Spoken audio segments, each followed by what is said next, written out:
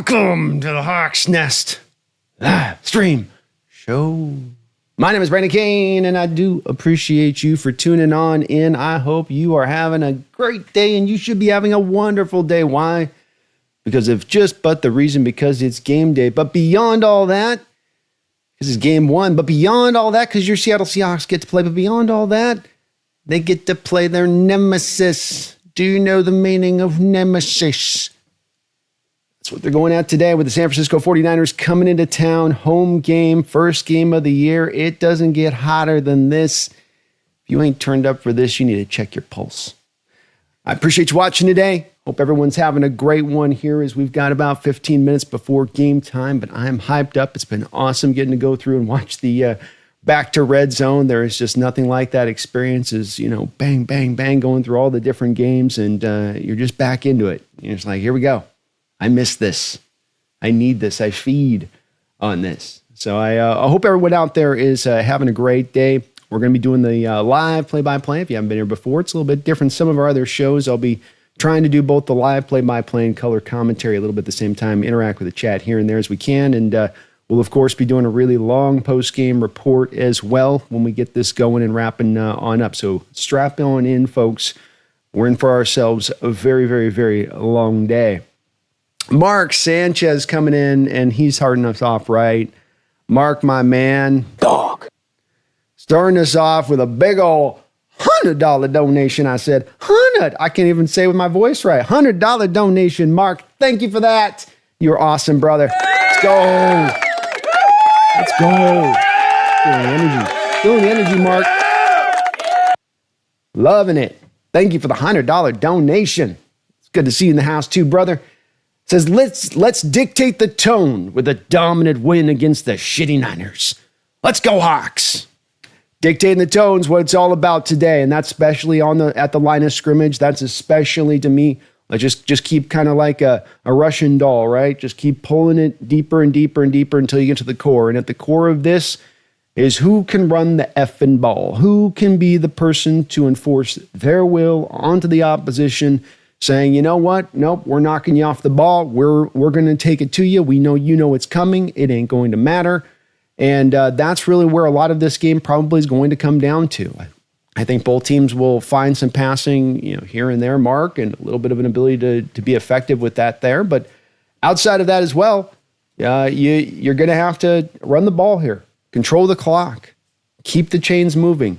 Get yourself into third and short situations so you have the opportunity for easier conversions. Those teams that live in 3rd and 7, 3rd and 8, 3rd and 9, well, those are the teams that aren't very good at converting third downs. And those, conversely, that can get into the third and shorts, and it's all how do you get into third and shorts? By being effective on first and second down, by sometimes not even getting to third down, just avoiding it altogether. Let's go get those first. But well said, Mark. Well said. Let's get these Niners today. Let's get right up on top of them. Let's start sending them in a bad direction this season to begin with, easy schedule or not. Let's take it to them in this way. And you got an opportunity here where you're very much primed because of the fact that they may not be coming in here maybe as walking wounded as they appeared a couple of weeks ago, I guess. But they are still not coming in here necessarily 100% full strength, and they're not anywhere near the type of teams that have come in here in other years that have given us so many problems. I remember just the one thing almost that stood out as much as anything in my discussion with Jesse the other day on Last Second Sports when behind enemy lines that we had was him said how, if you take the Niners, defense in that first run there or team in total in that first run there, what does this team percentage of that team? That's 100% of a team to what you guys were, is that you're full of strength. What's this team? And, he's kind of down like 65% or something. I thought that was pretty eye-opening. So there's an opportunity here. Doesn't mean the game's going to be easy. Doesn't mean this isn't going to be a battle. Doesn't mean it's not going to be a war. But it does mean you got an opportunity here, Mark, on multiple fronts to send a message. Send a message. But Mark, you are the man. I thank you for that big time $100 donation, brother. You're awesome. Awesome for that. Hope everyone's having themselves a great day. And Mark, you're just so kind with all of your support to the channel, brother. I appreciate you. Want to do a quick sponsor drop to the show because we're getting sponsored this year by a main sponsor who's been very kind to us over here at the Hawks Nest. So I want to give them a shout out. You'll notice their emblem over my left shoulder, Sleeper and Hog Media on that side of it. But as well, we got our picks today. I'm going to give you some picks, and this is built up here through the Sleeper app. Really, really proud here to be hooked up with Sleeper. I've got a code with them that I want you guys to utilize if you can for me. So please do utilize my code NEST. NEST. Want to do this? Going to match you up to $100 of your first deposit. 100%. That's $100 in your pocket from me to you. Now I know what you're saying. Hey, in Washington, we can't use it yet, Brandon. Well, I'm priming you to say that we're being told in October this thing's going to open up. So it's getting you prepared now, getting you ready now. Big shout out here to sponsor being Sleeper. The NFL season's here today, right now, which means you have a chance to 100 times your cash on daily fantasy football. Football has never been more exciting than it is now with players like C.J. Stroud, Patrick Mahomes, Lamar Jackson, Justin Jefferson, etc. Pick up on stats for these stars like touchdowns, passing yards, receiving yards, fantasy points, and more for up to 100-time payout on Sleeper. Get your picks right, and you could win big. Use promo code NEST, and you'll get up to $100 match on your first deposit. Terms and conditions do apply. See Sleeper's terms of use for details. So this is really something I'm super proud about with them hooking on here. I've been waiting to kind of get the right kind of sponsor in-house here for a while. And I think we got the right one here with Sleeper. Please do use my code again. I know right now you can't necessarily maybe use in Washington. You can in a casino in Washington. So they got their little cages there you can use. But please do use my code on that side of it. As far as for my picks today, you can see over here on my little phone thingy dealy, I've got my picks rolling here. So I'm going to go first up with Cooper Kupp over 39.5 yards. I'm feeling that pick. I think he's going to get up over that side of it. I'm also going to go with Ricky Pearsall more. Well, no, I'm not doing that one. What was the other one I wanted to do here? So here's another easy one for me. Zach Charbonnet is getting at least one catch as your third down back in this game. So I'm going to go with 8.5 yards to him because I think that's pretty easy peasy right there. We got Nick Bosa at 3.5 tackles. That's certainly one you want to look at maybe. But I'm going to go again here. A.J. Barner, 17.5 yards. Try to go on some of the low-hanging fruit if I can with this. And we got to add one more pick from the other team to make this stand. So I'm going to go. Really want to go with Byron Robinson with the 22 yards rushing. But let's do this. I don't trust McCaffrey. Let's go with Juwan Jennings. He's back. Purdy's going to use him. And we'll put so we put a 5er on this one. And as you can totally not see on my deal here, we got 9.27 times my entry on this one.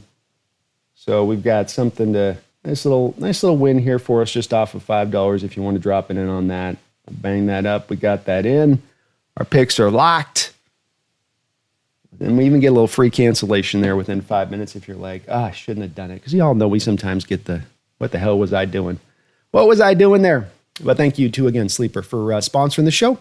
And we'll probably be playing with that around a little bit here and there throughout the stream and whatnot. Let me say what's up to my people. Motive in the house, Brian. Hello, Art, Herbicide, Ozita. How you doing? Says, I'm here for the cat-related moments on today's stream. I hope I can get her out here. Right now, it's just the perfect ideal summer, so she's been laid up, Osito. It's going to be tough maybe ringing her in here, but we shall try. I will grab her at some point if we need her just for the luck factor alone. It's good to see you, though. Matthew, how you doing? It's good to see you, too. 12 for life. Brian Myers, low-key. Hello. Yeah, the Dolphins... I think we don't always learn a lot in the first week of the NFL season, but I think that we indeed did learn that the Dolphins aren't particularly a good team this year, and that they may be right there with maybe even overtaking the Saints as the worst team in the NFL as it kind of stands right now, unfortunately. Sort of the way it's looking here. See, this is a brick top quote to start off. Hell yeah, you got that. I love it. You know it. I love myself some brick top. Such a good part. Such a good role.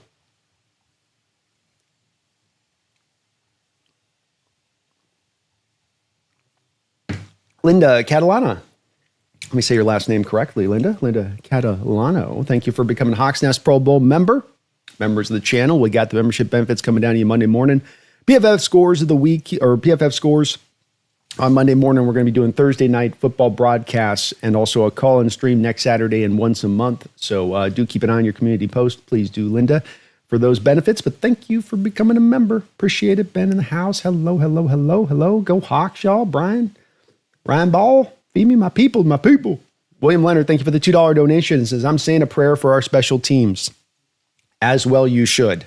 I am a little bit worried about that. That is, I'm a little bit worried it's going to be a little bit like this on that here, William. 60% of the time, it works every time.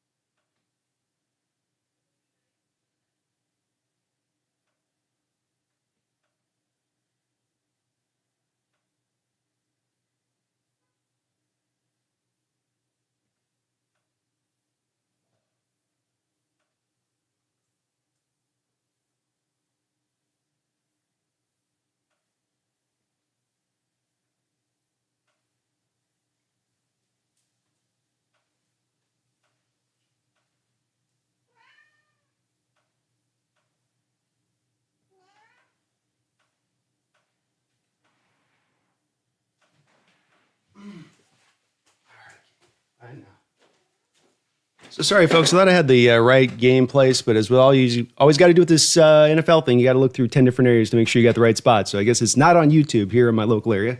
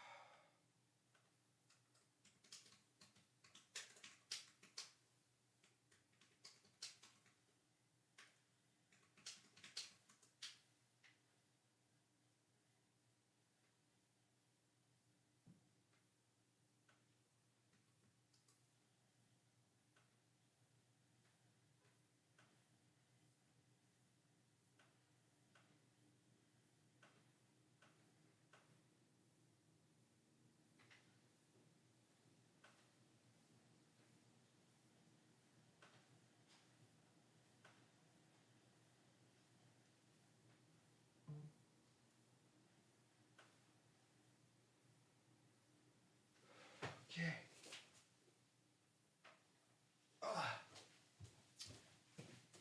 Whew. All right, I think we've got that solved.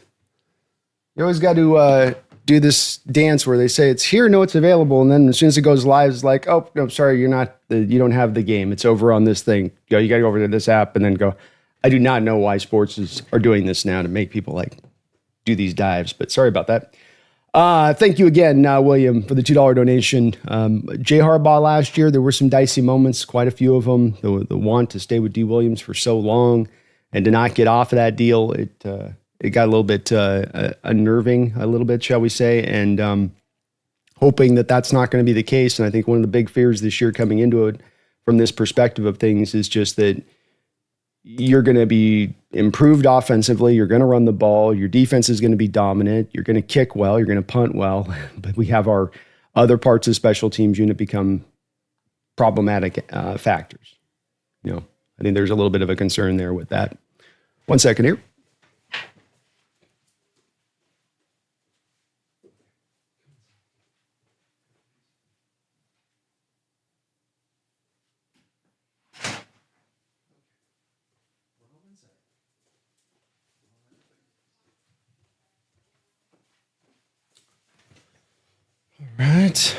right. All right. Let's see here. Michael Austin, thank you for celebrating 9 months as a Hawks Nest member. I appreciate that. Says, hey, Brando, let's go Hawks. Make Jesse wear that hat. Indeed. So if you guys are not aware, I have some things riding on the line in this game. I have a little bit of concern in this game. I have made it all of my life.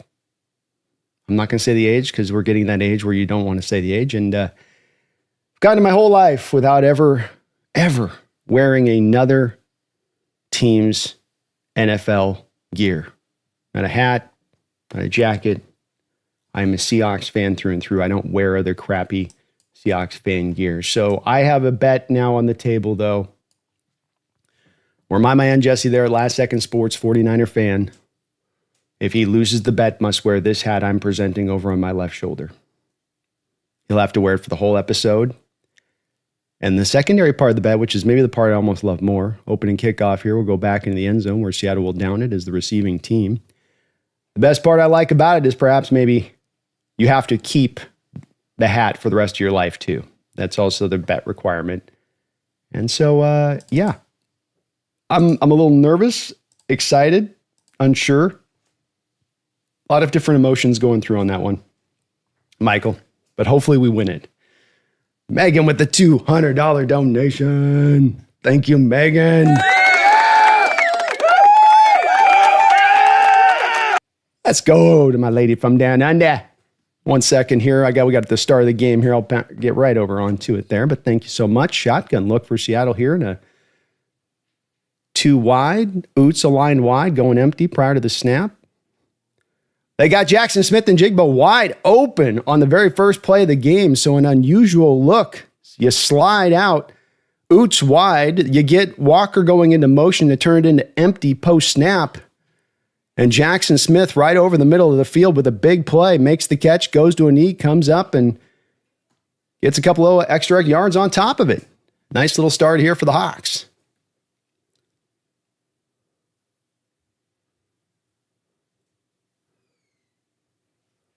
First down and 10. Seattle's going to go a little heavier now. 2 tied, 1 fullback. Walker with the carry.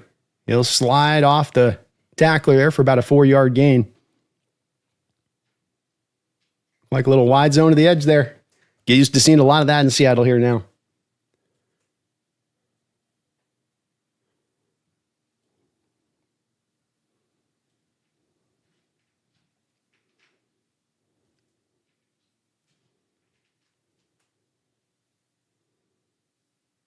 And you got your first Jalen Milroe package here right out the gate in 2nd and 6.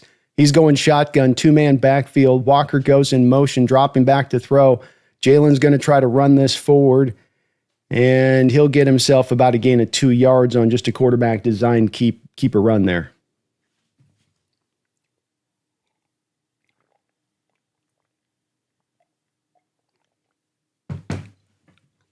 Right out the gate.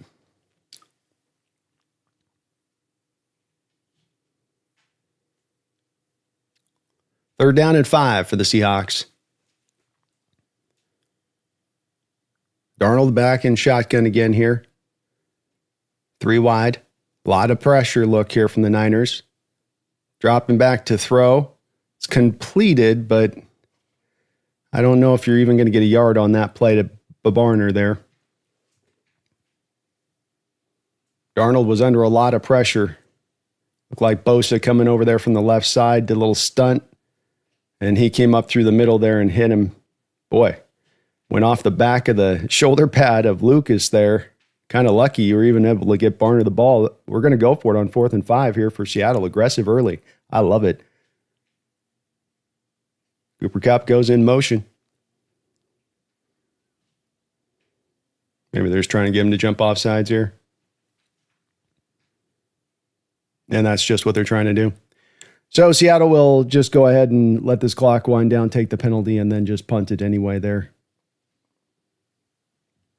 Nice completion there to Jackson Smith, but then quickly got a little pass happy on that drive out the gate. What if thought, let's establish some run, let's go, but we're going to throw a little bit here. Okay. Megan, thank you for the $200 donation. That is so very, very kind of you. I really appreciate it. It says, hey, 12s, football be back.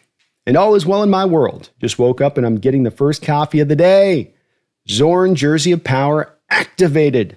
Let's effing go. Let's effing go, Megan. Thank you for the $200 donation. Dixon with the pun here. This one will settle in. Nice job by Dixon. Get some bounce back on the initial carom. We do have a flag on the play.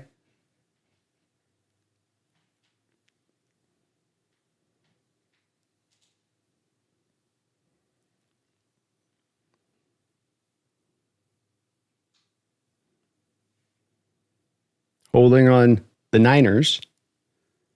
So it'll be a half to distance goal, and that should put them just inside the 10-yard line. But thank you again, Megan. You're always so kind and awesome. You've been dropping $100 donos over on the round table as well. Thank you for that.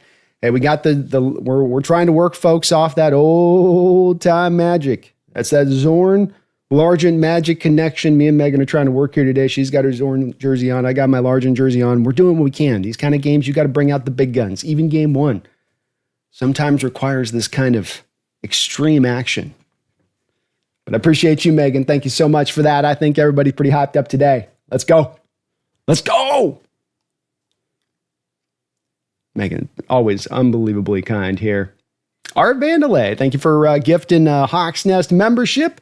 You're awesome for that, Art. So Byron P., you've just been gifted a membership by Art. Again, we got to Monday morning. Keep an eye on your community post. We're getting out the PFF scores. Thursday night football for members of the channel, and then we're going to do a call-in show once a month here this season. So trying to line up quite a bit here for you guys on the membership benefit front. But thank you for that, Art, as well as being a member of the channel, of course, too, as well. You are the man. Yeah, Charlie the Unicorn, it was a very entertaining game there between the Steelers and Jets. It's going to be fun going back, kind of watching that game all the way through, seeing kind of how that thing played out. But how impressive was Justin Fields today and how he was playing? That was just awesome. Martin Lawrence, thank you for 8 months as a Hawks Nest member, says, I'm just hoping for an effective, no-frills winning football game. Me as well, Martin. I'm in the same boat of it. And I just, let's well-played game. Let's come out. It's going to be always a little bit of sloppiness game one. You kind of can't get around a little bit of that. But just come out and, play that disciplined ball. You put the hard work in as a football team by all accounts here. Trust in that. The players seem to be saying the right things. They're working in the right ways. And, let's let the chips fall where they may at that point. But well said. Duquan Quack 2498. Thank you for the 45 months. My man is working his way into like freaking 5 years here soon on this as a Hawks Nest member. Thank you for that long time support. Says too much red in the stands. One word. Disgusting. I don't disagree with you. It's something I've lamented as well, and we've walked around a couple different times on trying to kind of understand what's driving the force of it and what's at the core of why this is occurring. But there is indeed, as I look at this stadium and I'm looking in that, there's a lot of red. There's a lot of red. 12:05 to go here in the first quarter. Niners with their first drive. They're going to line up here from the 5-yard line. McCaffrey goes in motion prior to the snap. Purdy under center. Seattle bringing some pressure early on from Jaron Reed and then throws off his back foot, does Purdy, with a very short completion of about 3.5, 4 yards. Jaron Reed able to get some nice push there right off the jump.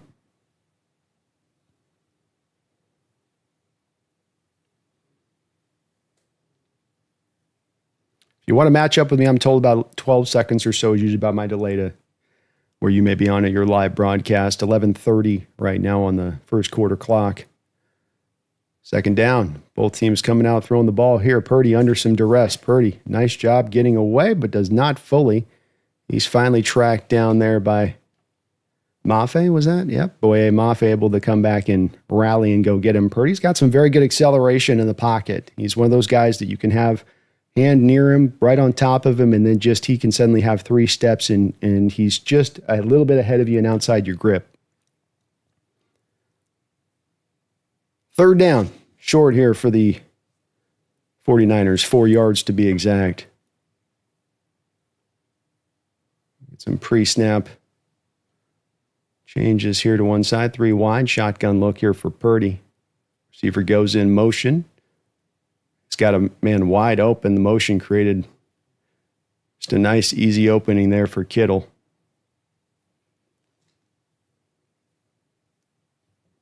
Hey, Pumpkin. There we go. We need your luck right now. We need your luckish. Here. Come on. There we go. I know.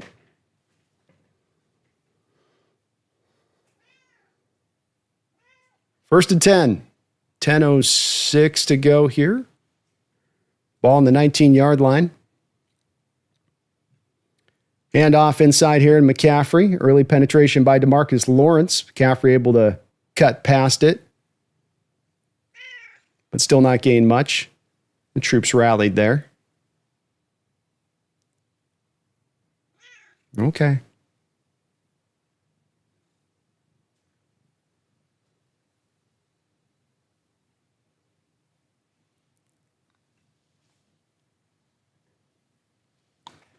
Second and 6.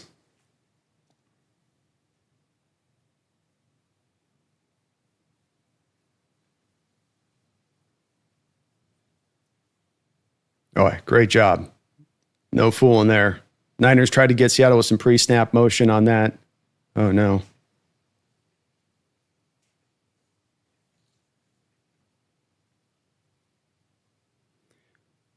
Boy, Nick and Mawari made a really nice play, but he's gimping. He's gimping just a little bit. Damn.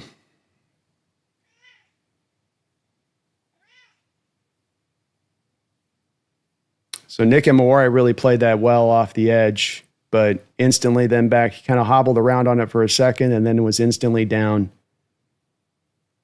Not instantly down, but then sat down here. They're feeling up on his ankle. Damn, dude. Right out the jump. Yeah, see, my cat's freaking busted up over that. Joshua Carlisle, thank you for the $5 donation, says, let's go. F those whiners. F them. F them. F those whiners. Damn, dude.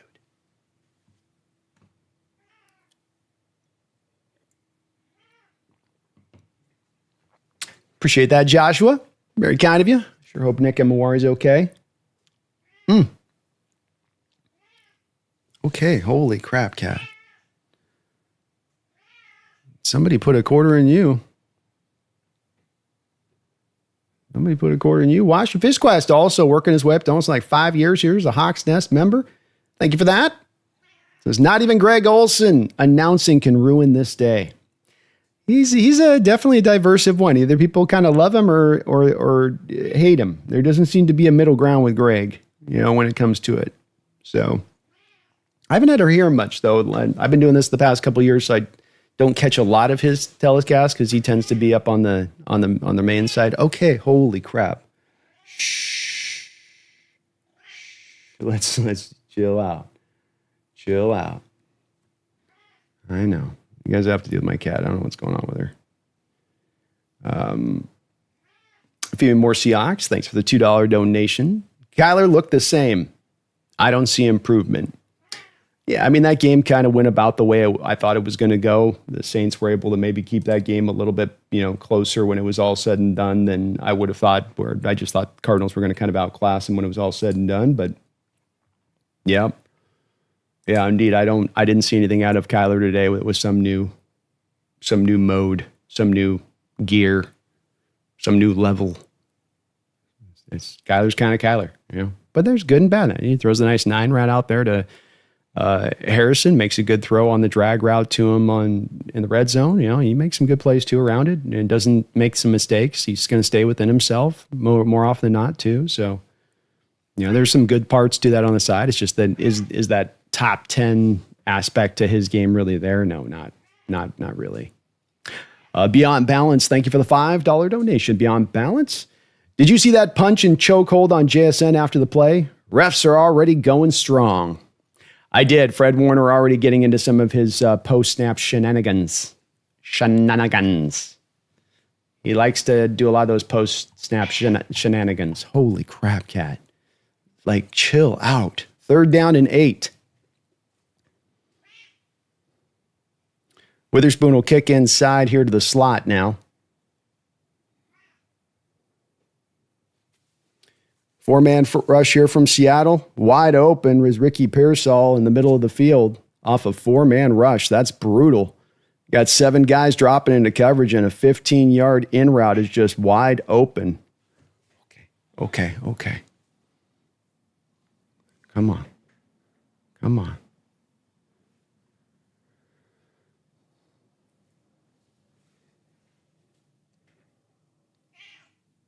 Not a great start for the defense here. 1 man goes down, multiple first downs after starting the ball at the 5-yard line. Come on, D. Play action pass.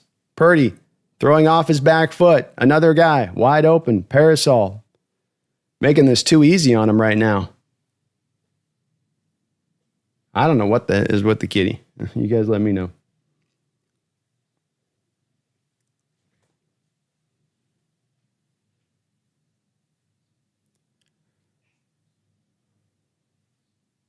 I don't know how we end up with Tyrese Knight trying to cover our slot wide receiver there. Again, you're not bringing a blitz. It kind of doesn't seem, it seems sort of strange. See, onto the Seahawks side of the football field. Purdy with the jump pass almost picked off by Ernest Jones. I hate the jump passes. They're so stupid. And Jones, I think Jones was almost surprised as much as anybody that he even threw it.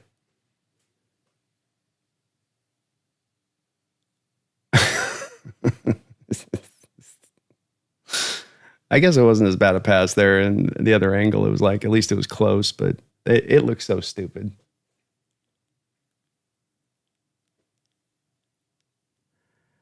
Second down and 10.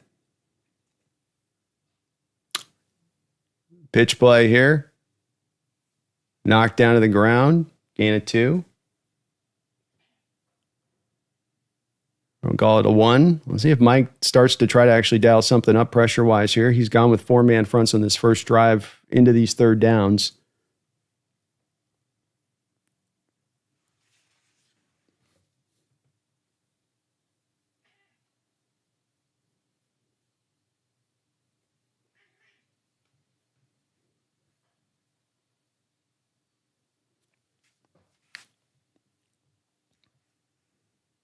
Four-man front from the Seahawks. Press coverage. Purdy looking. Can't find anyone. Seahawks defense gets stifling, though we do have a flag on the play.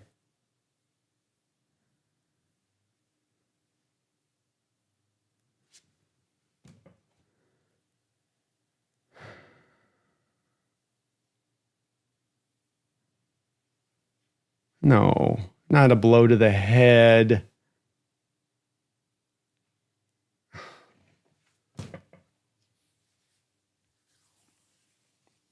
Oh my God, dude.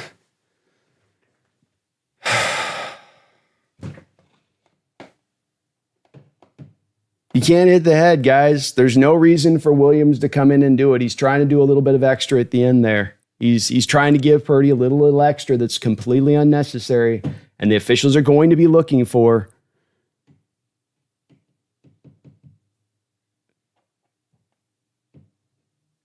You got to be smarter than that in that moment. He's 3 steps away. You got to be smart.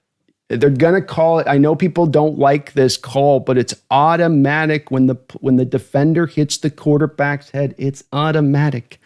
It's you cannot like it, but the not liking it doesn't mean it isn't part of exactly the letter of the law of the rules. You can't hit the guy in the head, period. He could have held up. He could have kept himself back. He was out of the play. 1st and 10, handoff inside. Gain of about 3 or 4 yards.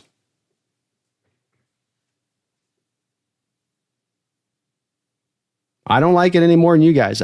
If you want to sign a petition for getting the blow to the head of the quarterback out of the sport, out of the rule book, I'll sign it right next to you guys. But it's at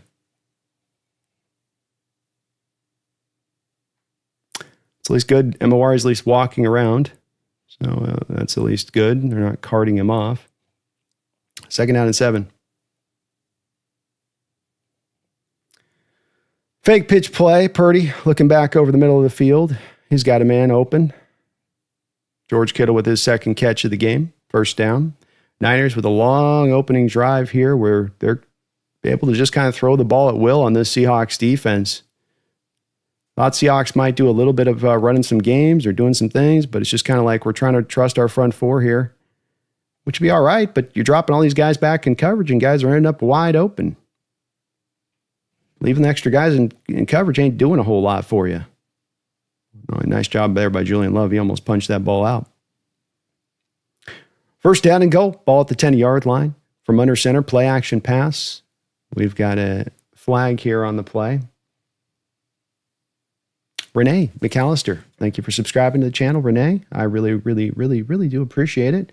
If you can for me, please do join Renee, folks, and hit that like button if you get a chance as well. It does, of course, help the channel out. People are looking right now for good content on YouTube, and this will help them see that. We got a 5-yard penalty here on the Niners there. 1st and goal from the 15.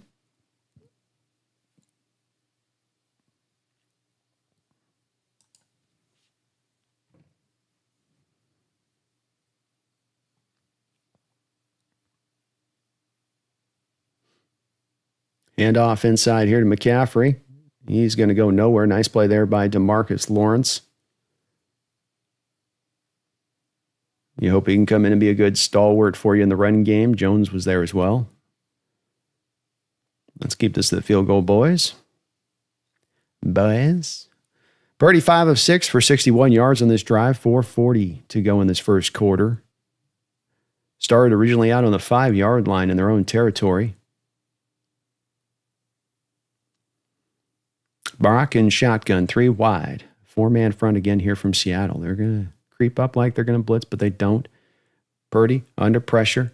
He's able to elude Ernest Jones, still on his feet, down to the 6-yard line, gain of 10 on the play.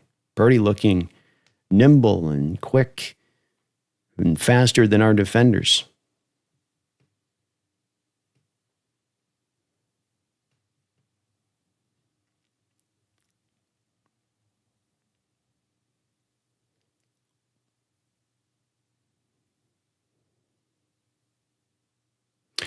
Third down and goal.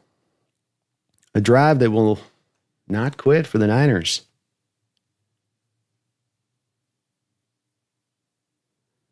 .348 to go. Shotgun look here for Purdy. Drops back, hits his back foot, finds Kittle for his 3rd catch and a touchdown for Taya Akata in the game out there.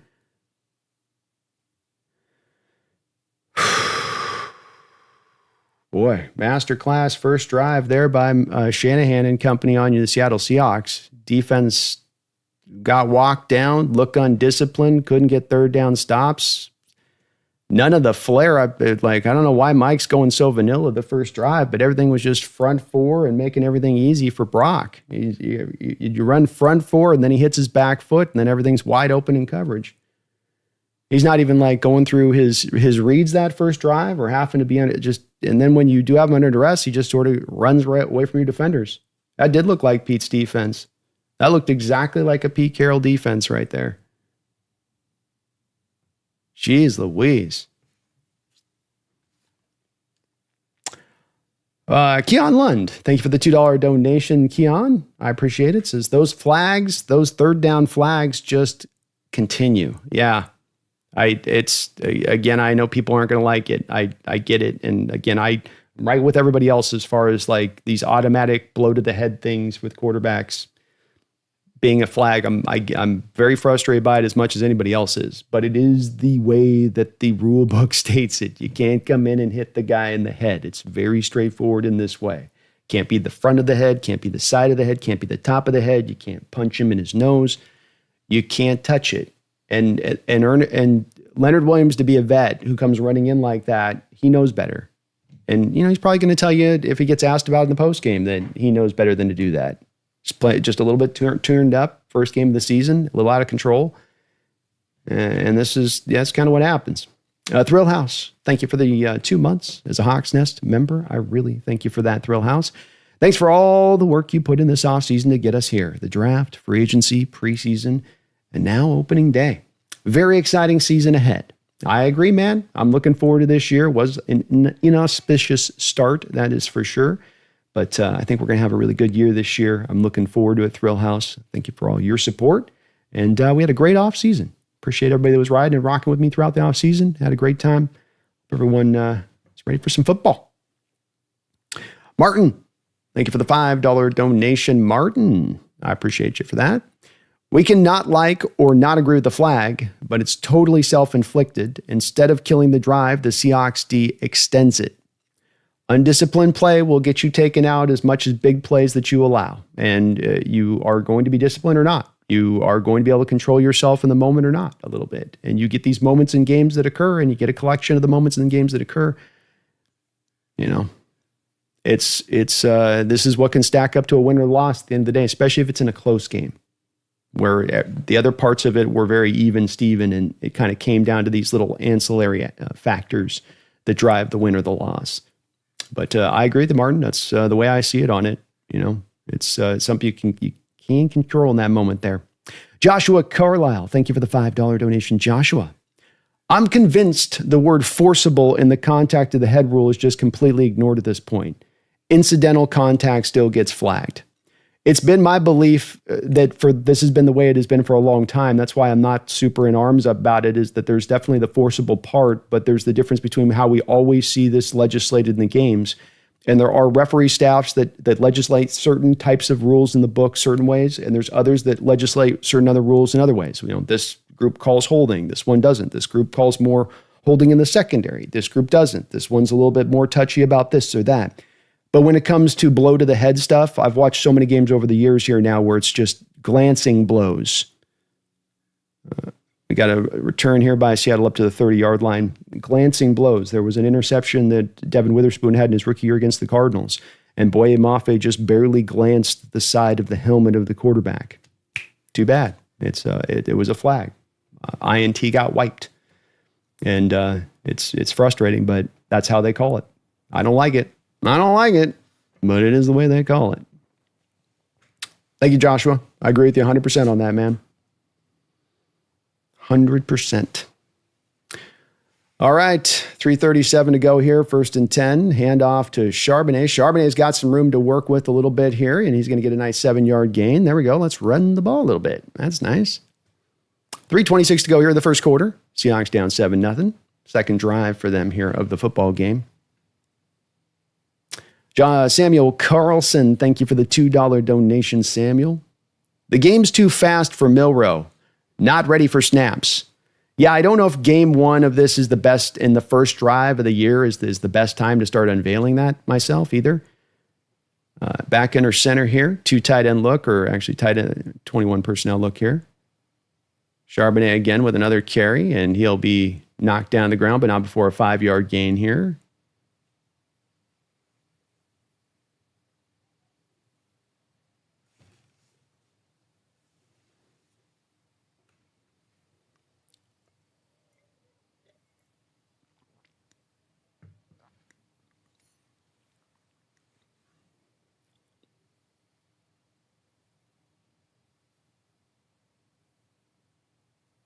Uh-oh. We just get a 15-yard flag here on Lenore. Was he doing too much hyena? Yeah, well, you knew this was coming at some point. Yeah, he tried to throw Jackson Smith over the top of a pile. What a punk. What a punk. I'll cost you 15, idiot. Seahawks onto the Niners side of the football field. Play action pass. Darnold dropping back to throw. He's going to loop this up over the top. Go right back to Jackson. Suck on that, bud. How do you like that? How those nuts taste? That's it, Jackson. Little wheel route here. Kind of set it up to look like he was going to block and then just ran to the wheel route. Very creative little play. And boy, very nice touch on the ball there by Darnold. Yeah, that was a little pillowy, soft, layered football there.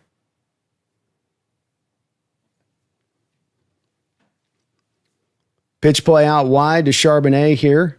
He's going to cook his way through traffic nicely. Get 5 yards, finish the run nicely. I don't know. Hopefully nothing's bad with Walker. 2nd down and 5. Nice answer of a drive here by the Seattle Seahawks. And Fred Warner is on the ground for the 49ers, writhing.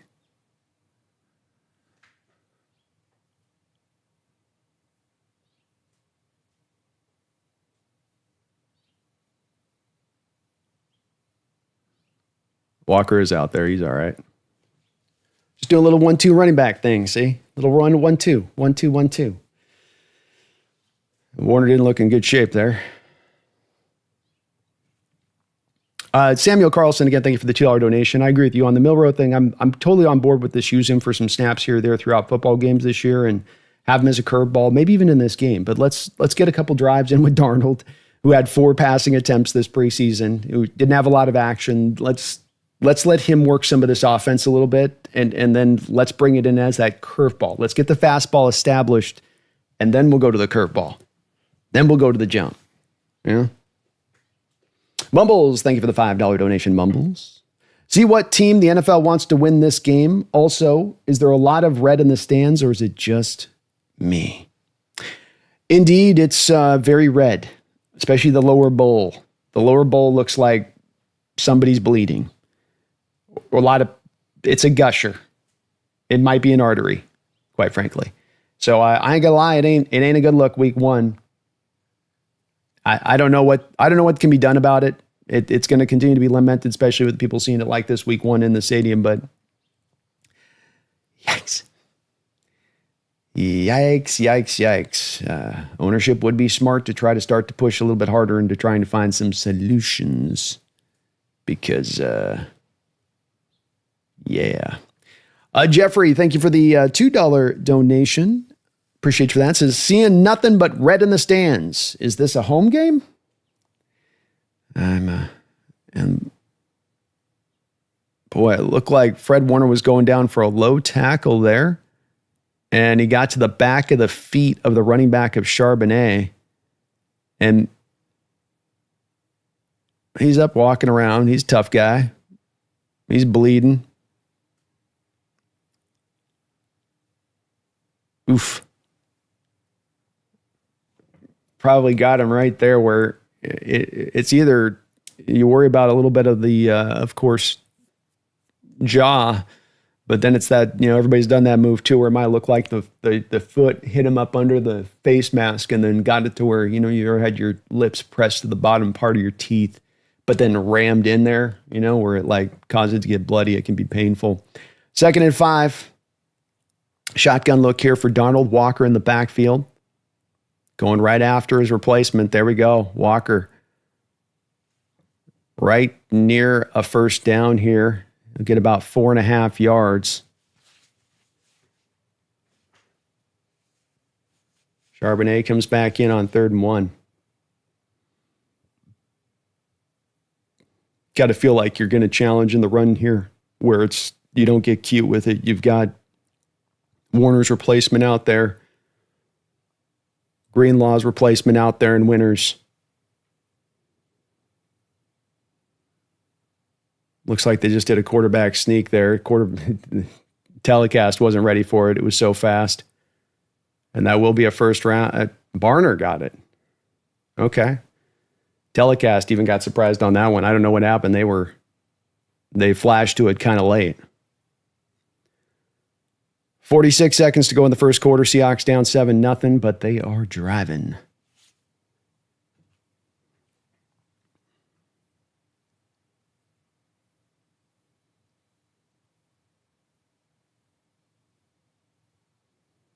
I formation look here. Darnold, he's going to change the play. He's got a 5-man front by the Niners. Maybe he doesn't. That might have been a fake change. 4-yard gain up the middle there by Charbonnet. I think he was trying to see if he could pull the 5-man front off a little bit there and sort of fake called the Niners on that a bit. Running game's working here, Clint, especially with Warner out of the game right now. I think Mike's in Kubiak's ear right now, like, all right, just Maybe they called a timeout here. Or no, end of the first quarter. End of the first quarter. All right. Nice answer here by the offense. I like this. Robert Pennington has been celebrating my brother in the house. What's up, Rob? It's good to see you, brother. 50 months. Of course, that's my blood. Let's put some good vibes out there for the Hawks. Good vibes only out there right now. Let's go. Let's go. Let's get a little Seahawks chant here. Let's get that Seahawks chant going.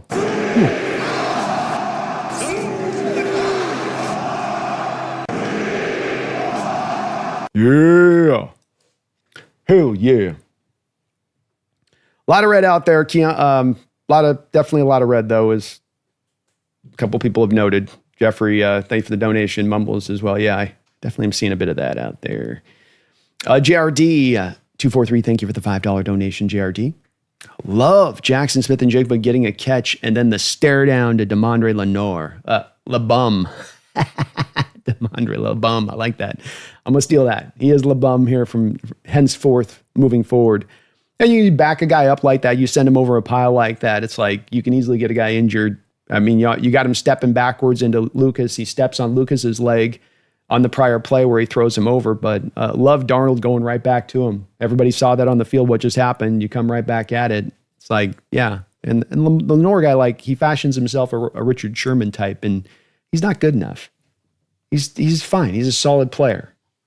But the way that guy talks, you'd think he thinks he's the greatest things in sliced bread. I mean, come on. Come on. You know what I mean? But thank you, JRD. Appreciate the $5 donation. Shadowbot, celebrating 25 months, 2 years as a Hawks Nest member. Appreciate that long time support. We've waited so long. Here we are. Opening day against the Whiners. I wouldn't have it any other way. I wouldn't either. Starts us off with a bang. Gives us a hell of a great test to see where we are. No false wins, no sort of 3 wins last year on the back of facing some down opponents. I know Denver ended up good, but you got rookie quarterback in your stadium first game. That was good for you. That worked in your favor. And then when you started to get really tested by the good teams, you just didn't really know you didn't know if you really stood up to them. This is a chance for us to kind of see on that. I like that part of it. Certainly like to play maybe the Niners a little later in the year, but I'll take the test. Warner is back out now. He's got gauze on his lip. Ew, maybe he split his lip. Yikes. 2nd down and 6. Hand off here to Charbonnet. Charbonnet pushing forward here. Another 4 or 5 yard gain there, bringing us up against down to 3rd and short. Love the commitment here with Kubiak staying with it on this drive. First drive, you got out a little bit shotgun, pass happy. Coming back into this drive now, just rerouting back down to the running game.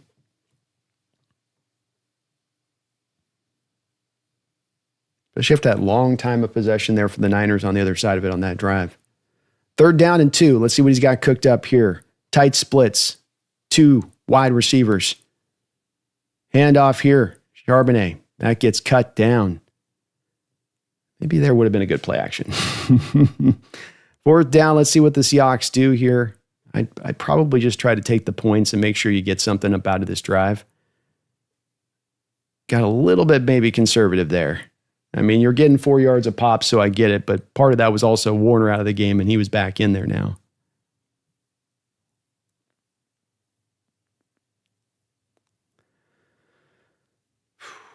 Fourth and 3. Seattle's going to go for it.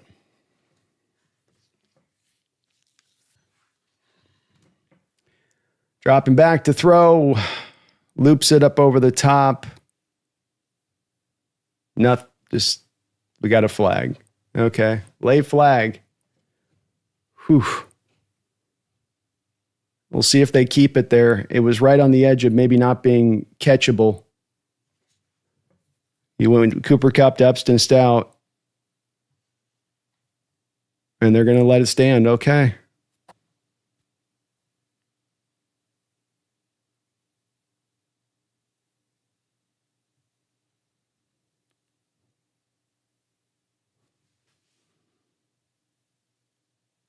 Yeah, okay. I see it there. I didn't catch it before, but he's got his arm and he's pulling it back like a rope on a chain. I mean, he's got the 1-2 on the arm as Coop's going to the back on the fade route back there. So it was pretty blatant. First down and goal. 13:41 to go here. Goal line look. Back into Charbonnet. Charbonnet hammers it home for a touchdown, Seahawks. Kubiak ain't playing. He ain't messing around. He's not going to try to throw here and throw there. If it's going downhill and we're getting yards, I'm going to keep it cooking. I'm going to keep it punching through. Just kept it rolling through that drive nicely. This is the commitment to the ground game you knew you were going to see. And nice run there by Charbonnet.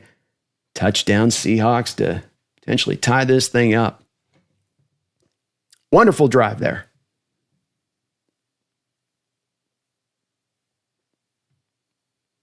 And they go to some inside stuff here on the Niners. So testing and probing a little bit of those. This is a little bit less of the wide zone stuff you're seeing. That's been mixed in just a tiny bit. And the kick is up and through. So there is some mixing in of some of this outside, wide zone stuff. But there's a lot of this as well that's just getting into the A and the B gap. Just getting in after the Niners front right now with those youngsters up there. And that went right over Zabel's side there. But a nice drive. Very nice drive. I'll take that. I will take that. Watch Visquest. Thank you for the $2 donation. Says, woo! I love Charbonnet's run. Walker too. Got to watch out for the Cambodian beef stick when it's coming downhill. You don't want none of that. You don't want none of that action, boss. Charbonnet, my man, he comes from the Marshawn Lynch philosophy on running the football.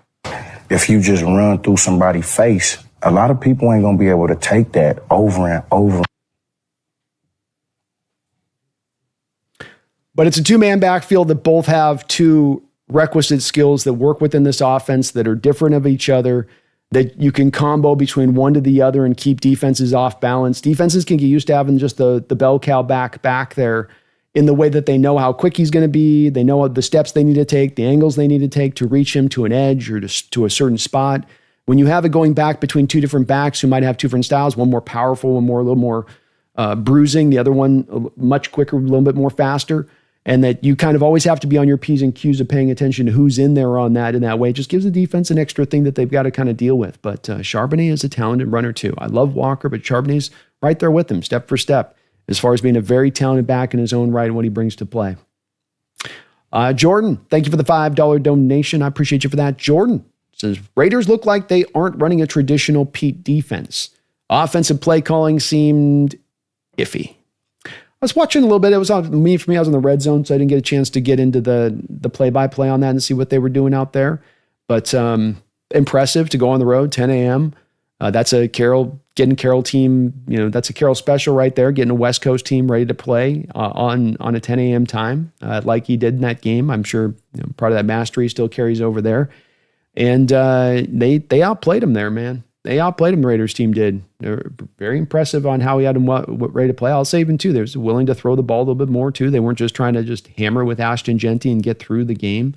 And this is at least the stuff I saw, Jordan. But impressive win by Coach Carroll. Maybe ready to make some noise in the AFC West. Year one.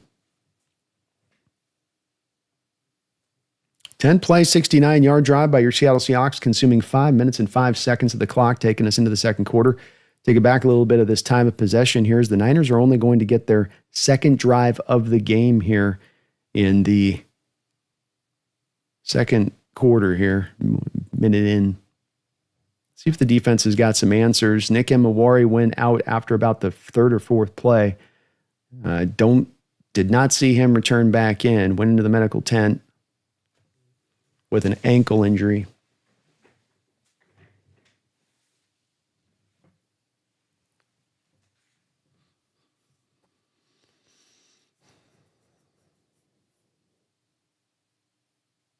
Purdy, 6 of 7 on that first drive, 67 yards and a touchdown. Had his way a little bit with the Seahawks defense. Still no Nick Emawari.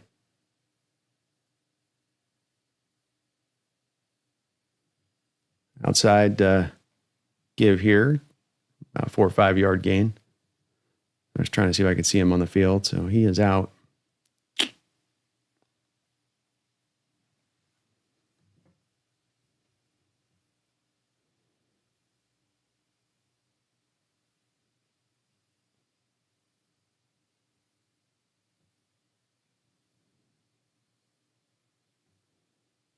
Second and 6 here for the Niners. Ball on the 39-yard line, their own territory. We're going to go with a inside pitch play, a little razzmatazz there. Try to fake the fly sweep and come back inside. Leonard Williams wasn't having it. He stops him for a 1-yard play. Nice job by Leonard. A fly sweep to Christian might have actually gone for something there. If I'm Shanahan watching the last two plays, I'm noticing that the outside runs there were working there. And boy, geez, Warner's got some bandages on his face. Holy mackerel. All right, 3rd down and 5. Niners already with a couple of conversions here on 3rd down. Seahawks bring a stack front, drop out of it. Purdy under pressure. Purdy throws a prayer up into the sky, and it is not answered. He gets taken down on the hip by Jaron Reed. Hey, look at that. Stack boxes. Look what that does for you. I know you got to set up a little bit of it, but just there's your night and day difference between coming up there with just the front 4, dropping off in soft zone coverage to depth and coming up and actually squeezing the wheels a little bit. You know, with this Niner receiving core right now, you don't have any burners. You don't have any guys that are going to really take the top of the defense off. You can afford to squish some things down here on Purdy. And they did on that drive. I think they still ended up coming with just the front 4 post-snap there, but you're bringing the simulated pressure up, or at least to the stack box up there. And you can see with Purdy, it made him very uncomfortable the moment you did it. Here's the punt here to Horton. Horton takes it up. He's got a little bit of space to work with. He'll take it up to the 30-yard line there with a decent little return. And Seattle will take it over, hopefully with a little bit of momentum. Defense getting a 3-and-out fast. And offense hopefully in a position now to make this go. Uh-oh, do we got a flag? We do have a flag.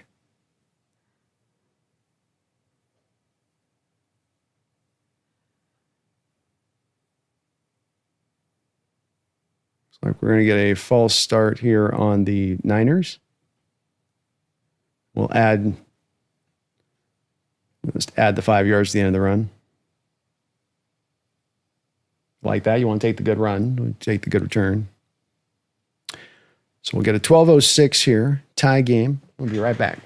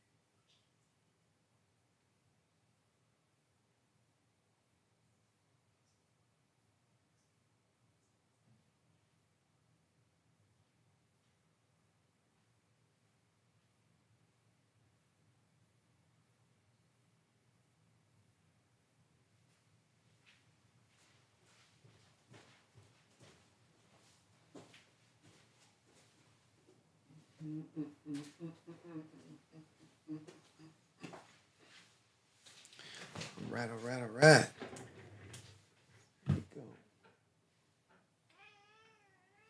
Oh, that was dramatic. That was super dramatic. Now, Peter Van Gent, thank you for the $5 donation. Peter says, we back. Go Hawks. Hey, go Hawks, Peter. Thank you for the $5, man. Appreciate that. Martin Lawrence, that was a really nice answer by the offense. Thanks for the $5 donation again, too. The Double Dip, he says, that was a real nice answer by the offense. We ran the damn ball, and Charbonnet takes it home. Now defense, please do your thing. Well, they answered your call every which way on that one, and definitely the nice to see the running of the ball getting into play on that drive in a major way. It's not even that you're busting off big chunks. The longest run that Charbonnet had on that drive was 6 yards. 6 yards. But you just stayed with it. You kind of kept pounding away on that one. You kept going on that one, and it paid off for you for doing it. Sometimes it's the commitment as much as the effectiveness in running the ball that can get you there. Well, let's see if the offense can keep the momentum going now. Ski Nation, thank you for the $10 donation. Ski Nation says, maybe McDonald was just probing Shanahan with Pete's defense. Psychological warfare. Laughing out loud. Darnold under center here, I formation look. They're going to try to pitch this out to Walker. Walker's got nowhere to go. Niner jerseys all over the place in the backfield on the pitch. Too much penetration. Warner making the play. Boy, he is tough. That face has got to be hurting. But maybe that is what he did, Ski. Thank you for the $10 donation. Just a little bit of, McDonald probing Shanahan with Pete's defense, getting him with a sense of comfort. Drop the guard a little bit if you were. I love it, man. You got to set him up, right? All right, 2nd and 12, 2-yard loss on the play. 5-man look here from the Niners. Warner standing in the gap. They're going to bring 6. Darnold's got to get rid of it. Darnold ends up sort of throwing it away there. I don't think he was expecting the blitz on that one. Sometimes that's with Sam, where it's just, I saw this last year with Minnesota, one little place that he sometimes can take a little bit too much of a quicking path to get the snap off. Too much of, I got to get the snap going. Take a little second, read it right, see it true. And a couple times here, the Niners are going to bring these pressure looks now with Salah. That's the new development with him. You got to kind of keep an eye out on it. All right, 3rd and 12. Again, showing a little bit of the 5-man pressure look. They're bringing another corner up there, threatening to blitz as well. They're bringing it. Sam's got to have an answer. And he's trying to find Jackson. Jackson looks like he might have slipped out of his route there. Trying to hit that timing route on an out route. So a quick 3 and out.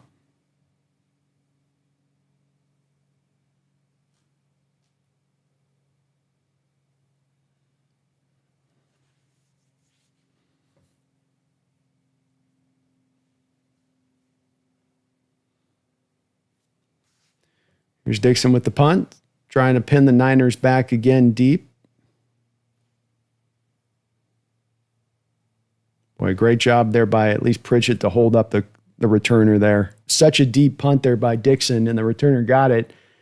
Pritchett was down there kind of alone as the only guy to sort of try to wrangle the punt returner one-on-one in space. And while he didn't bring him to the ground, he was able to get his arms wrapped around him and hook him up just long enough for the cavalry to arrive. But thank you again, Ski Nation, for that $10 donation. I appreciate you for that, man. And maybe that is. You guys got to learn what the coaches are doing on the other side, then you adjust to it. That's one of McDonald's, strengths. That's for sure. Ed Myers, thank you for becoming a member of the channel, Ed Myers. I appreciate you for doing that. You are very, very kind. We've got just PFF scores Monday morning. Look for your community posts. I'll be putting them out over there on that side of it. Then we've got Thursday night members only, patrons only football, and a call-in show on Saturday. Once a month, we're doing that for members of the channel. So be on the lookout for that. But thank you for your support, Ed. I really do appreciate that. Jeffrey Thistle, thank you for the $2 donation. Jeffrey says, hate to say it, but Purdy's looking good so far. Got to give Purdy some credit here, man. Absolutely you do. I think he has played good, especially you're giving him a clean pocket, and he'll kick your butt on a clean pocket. I think that's for sure. Oh, 1 second here.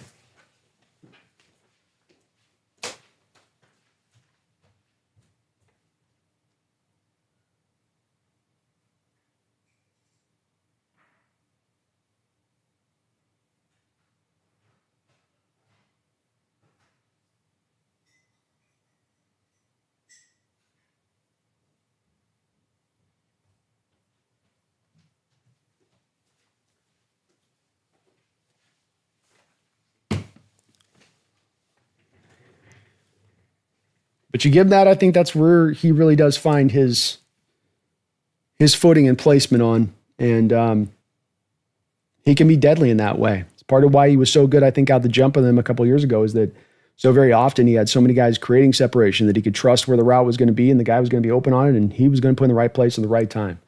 And he was going to process well and figure that stuff out. So there's some parts of his game that he can definitely get after if you let him. It's about whether you can kind of, to me, make him discomforted or uncomfortable and now have to kind of get outside that range of things to where he can't just read it true, and he's got to process much more post-snap and dealing with more hands in front of him and pressure in front of him and less passing lanes, those kind of things. But he's looking pretty good, Jeffrey. You're right about that. All right, so the Niners will line up here with their third drive of the football game, coming out with a three-wide look here.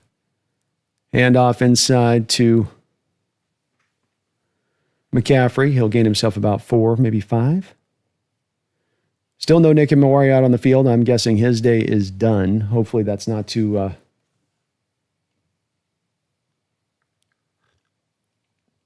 It did look like more of a rolled ankle type situation to me, Lord, than an actual Achilles thing. So definitely not the knee. Just kind of comes down to what kind of ankle thing. But if even a high ankle sprain can be pretty tough. Oh my goodness, Derek Hall's lining up in the neutral zone, and he got called for it. Freaking idiot. Well, there's my come on man moment of the week.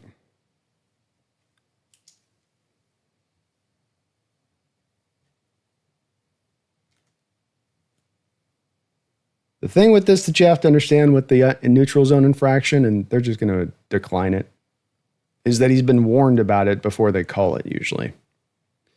But boy, you could see that on the telecast prior to the play. Hall was living in the backfield back there. Yeah, Brian, definitely not an ACL. And he was walking around. He walked to the tent. So that also kind of speaks a little bit to this, usually the severity, even if it's a high ankle sprain or just maybe a rolled ankle. All right, 1st and 10 here. Niners back under center. Going with the 2 wide receiver look here. Seahawks bringing pressure. Love there. Love brings him down for a sack. Getting into the backfield quickly. He was shot out of a cannon there post-snap. Well-timed on the blitz. Niners weren't ready for it. This is what I'm saying. Bring the pressure, baby. Dial it up. Cook them up. Heat them up.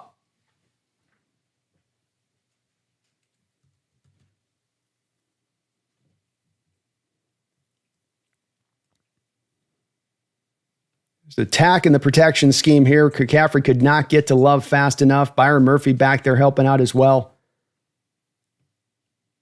Help make sure that Love could clean it up, but that was all Love. 2nd and 22. They're going to go with a handoff here to McCaffrey. He spins around, but he's not going to get maybe about 5-6 yards there.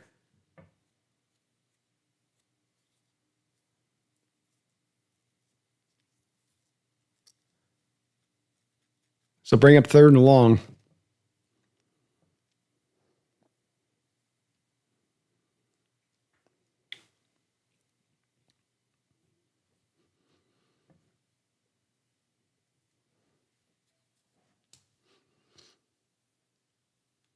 .844 to go here. The 12s getting loud as they can.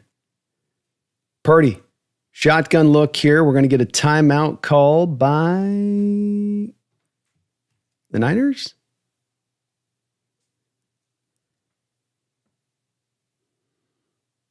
Niners will call a timeout here.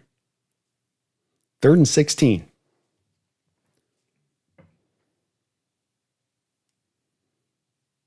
Peter is, thank you for the $2 donation, Peter. He says, is Sam Darnold still 100% completion rate this year? He did have 2 incompletions that last drive, unfortunately. Started out 3-3, though. It's a nice little start. A nice little start. Peter, thank you for the $2 donation. He says, well, not now. Thank you, man. He'll get it back here. 3rd and 16. 12's getting loud. 3 wide for the Niners. They're just going to hand this ball inside and just kind of get what they can. That'll be far short.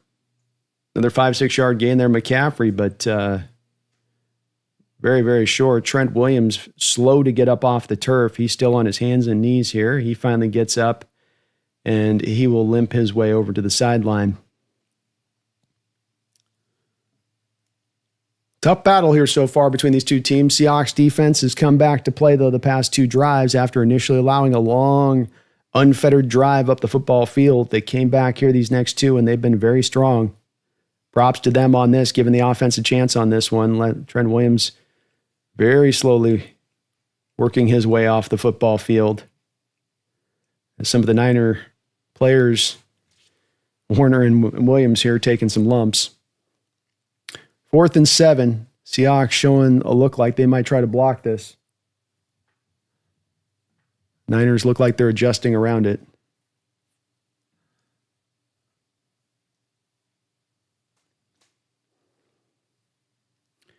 Here's the punt. Horton is going to fair catch this. Nice kick by Morstead. Deep kick. Drives him back in, and Horton's got a fair catch it. Horton might have been able to kind of give a little shake there and get past that. He played that a bit safe.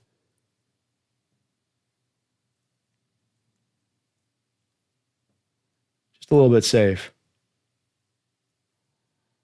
Norseman Gaming. Thank you for subscribing to the channel, Norseman.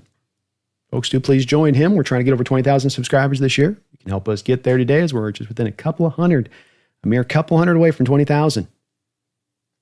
All right, Sam back out here. 3 of 5, 39 yards in the football game here so far. Seattle's definitely been heavily running the ball. No surprises there. He's going to start out an empty look here in shotgun. And just give him a nice, quick little throw over to Walker. Love the call there by Kubiak. Let's get him empty. Let's start getting him into a little bit more of some rhythm here. We've been very run heavy on these drives. You want to be run heavy, but you're 13 passes up until that point to 5 passing attempts. So way past even the 2-to-1 rate on that one. 2nd down and 5. Walker in the backfield. Pistol look here for the Seahawks.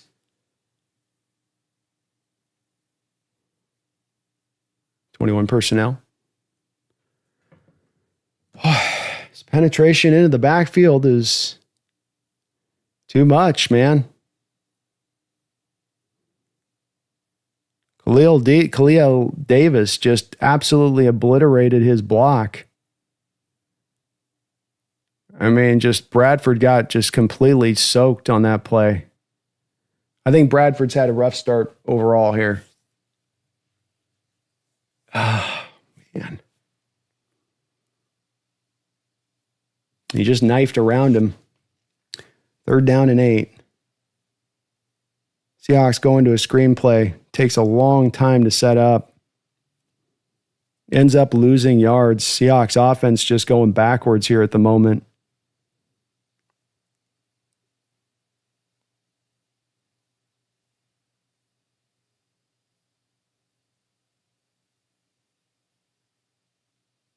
Too many negative plays in the running game. Too much of the offensive line allowing too much of that penetration. You just got to, you can't be living in this offense in 3rd and 12 and 3rd and 8. It's not how the offense is designed. It's designed to be in 3rd and 5s, 3rd and 4s. And it's just that it's not built to be with these negative run plays. I know we've seen this in years past, but Bradford's got to get his hands on that guy there. If you don't lay the block, that's one thing, that's fine. But the kick will go here nicely to where not returned far, but decent field position here for the Niners. Probably about as good as the Niners have had all day as field position here to start this out. It's a couple of these negative runs that have been in place. And boy, I don't know who Walker's got to pay to get a hole for his life. I don't even know if he knows what a hole looks like anymore. You know? I just you cannot seem to get this guy any space to work with at all. He's just swallowed up instantaneously. And if I'm Kubiak, I might be probably thinking a little bit about the fact that this thing's getting so compressed. Maybe I needed to take a shot here down the field a little bit. It worked well on the one you went to Jackson Smith earlier. Maybe some of what this is, the Niners are kind of pressing up a bit tight on the run.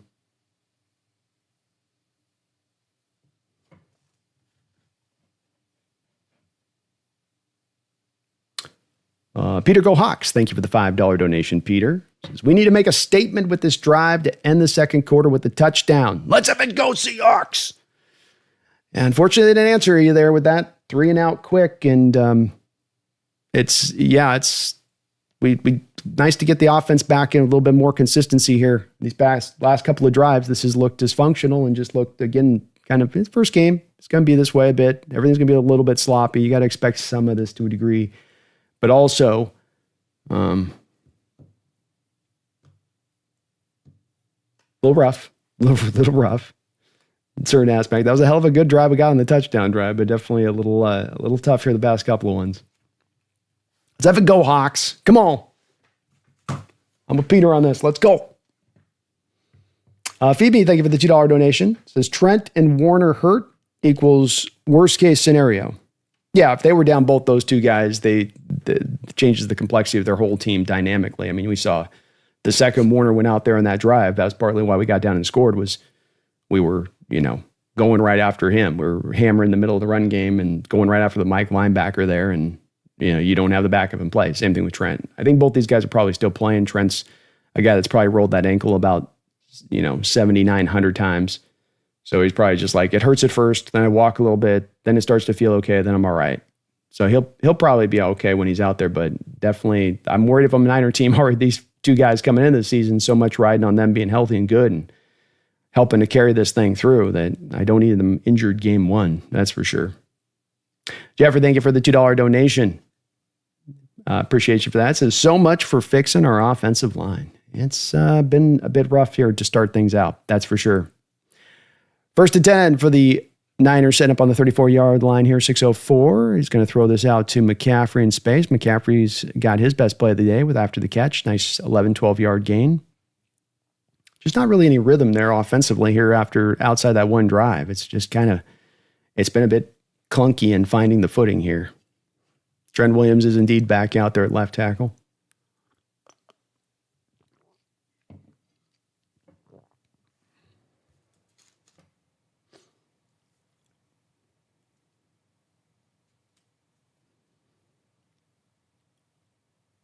First and 10.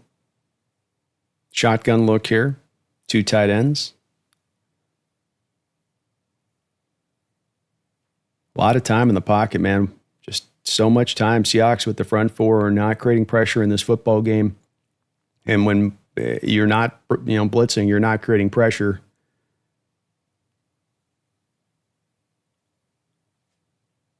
George Kittle is standing on the sideline for the 49ers right now. So yet another Niner player maybe banged up here. He's got a hat on his head. On to the Seahawks side of the football field with 49, 2nd and 4. Witherspoon knifes in the backfield. Leonard Williams is there to drag him down.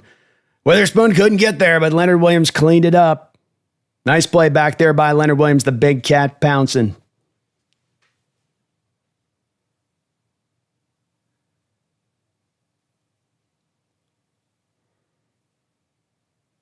Beautiful play by Leonard Williams there, knifing his way into the backfield.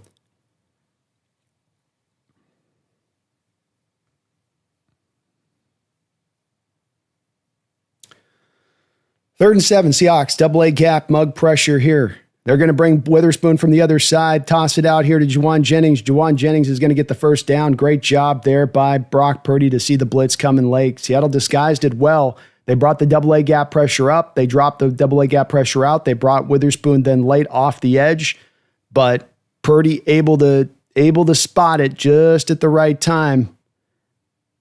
Just at the right time. I don't know, a lot of quarterbacks would have always caught that there. Spoon just missed getting his hands up in time.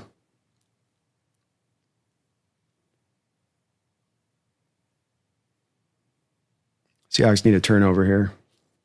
1st and 10.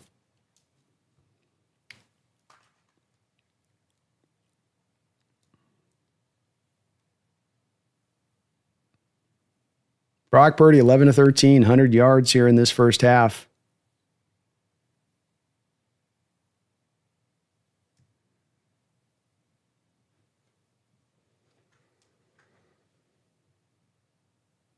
Just forever to sit in the pocket here. And finds Kyle Juszczyk after about 3 years of sitting in the pocket. The guy talked about having enough time to bake a cake.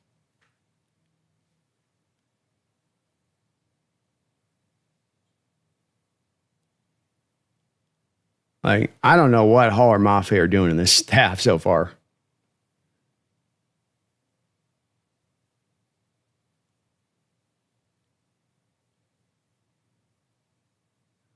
First and 10, ball at the 16-yard line. Hand off to McCaffrey. He's pulled down by Witherspoon for a gain of about 3 yards. Clock 2:47 continues to roll. Seattle's got 3 timeouts, but the Niners, no doubt here, would just love to just pull this clock down to nothing, come back and get the ball at the start of the next half. We're getting reports that Kittle is out with a hamstring injury. All right. Well, it definitely supports what we're seeing on the screen with him here, which is he doesn't look like he's coming back to play anytime soon.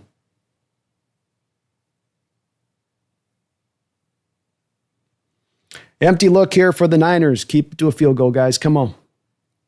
Dropping back to throw. Purdy's going to run around. He's going to run around. He's going to run around, and he's going to be stopped short. Good job by Julian Love to close and keep him off of getting the first down there. This is going to be a big third down now because if you let him have the conversion here, we're going to the 2-minute warning. You give them the conversion, and they're going to be able to bleed this clock down to almost nothing potentially after that, or at the very least get you to use every one of your last timeouts.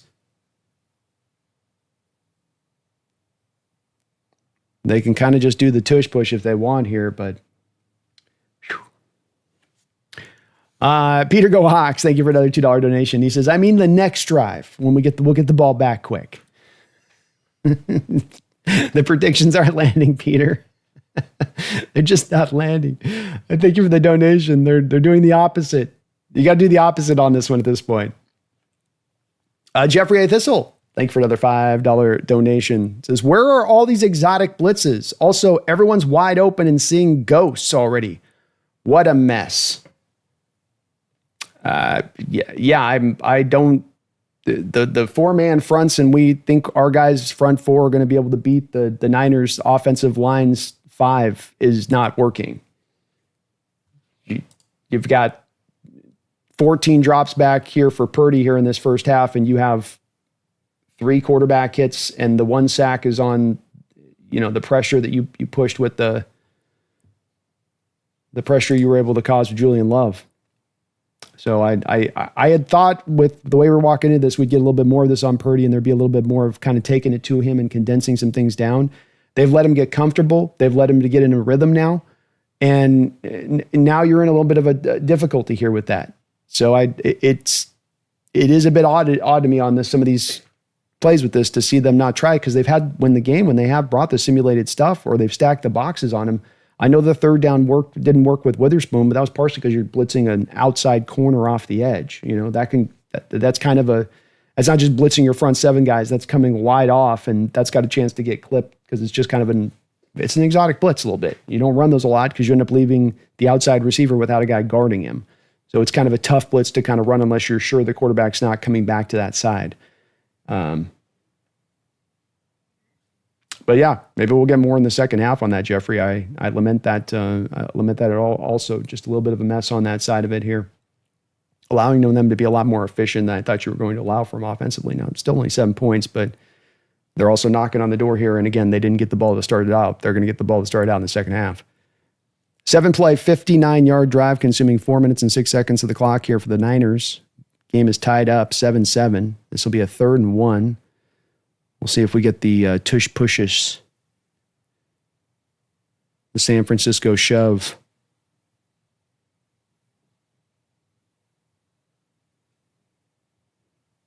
The candlestick cowabunga. Yeah, all right, here we go. 3rd and 1. Purdy lined up. Looks like he got the first. It was close, but it depends on the spot. Does got the spot. That'll be a first. It was close, but what are you going to do?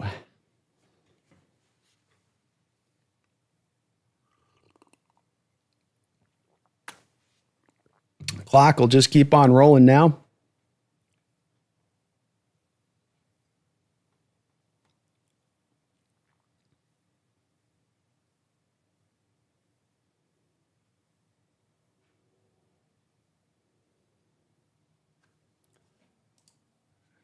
Niners 16 rushing attempts, 54 yards in this first half. Brock under center, hand off to Christian McCaffrey, swallowed up. Time it out now, Mike. Time it out now, Mike.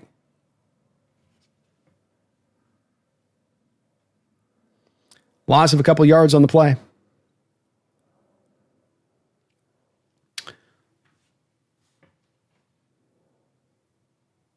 Phoebe Moore Seahawks, thanks for the $2 donation. Says, Mike McDonald is great with second half adjustments. Hope. Oh, yeah. Mike's very good on the adjustment front. I would imagine he's going to dial some stuff up. And, you know, you want to set some things up for the second half, like you did the first drive, the second drive a little bit. So there's maybe a little bit of that layered in here into the second half. We shall see on that part. But yes, sir. I agree. Shadowbot, thank you for the $2 donation. Says 7-7 in a damn dog fight in the opener. Go Hawks. Go Hawks, Shadowbot. Indeed. Indeed, we're in it. We're in the pit. Second and goal. Purdy in shotgun here, 3 wide, drop it back to throw. He's looking, and that ball's going to be floated out wide of Juwan Jennings. Not really even close there. Josh Jobe in coverage. Let's bring up third and goal. Let's keep it to a field goal, boys. Come on. Jeff Jennings with a $2 donation. He says, RELAX. Relax. I'm with you, man. I'm with you. We're chill. We're chill. 12's on their feet. 1:08 to go here in the second quarter. Ball on the 8-yard line here. Third down and goal. Shotgun look. Purdy dropping back to throw. He's assessing. Throws it off his back foot into the back of the end zone. And no one is home.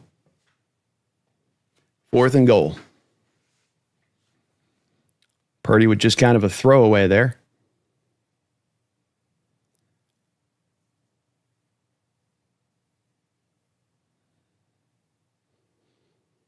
Looks like Leonard Williams was able to supply the pressure mainly. Ernest Jones also coming there. Williams has played a good half here. He's been a factor in both angles of things. 27-yard attempt here for the Niners. Miss it.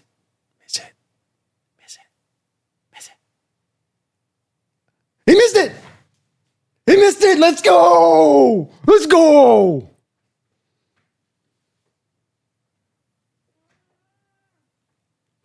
Jake Moody.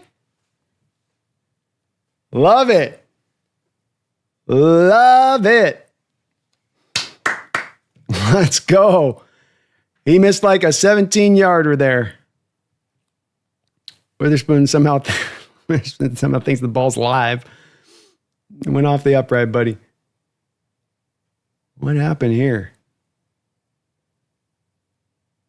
Yeah, he doinked it.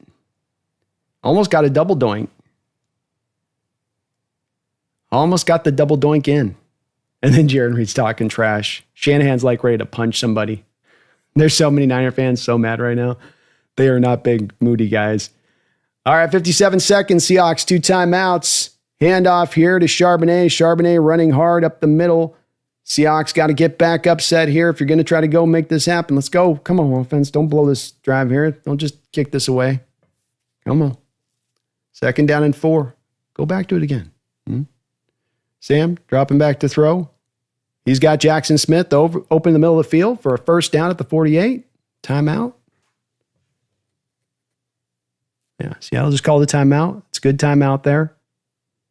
Ball at the 48-yard line. Another big play in the middle of the field there to Jackson.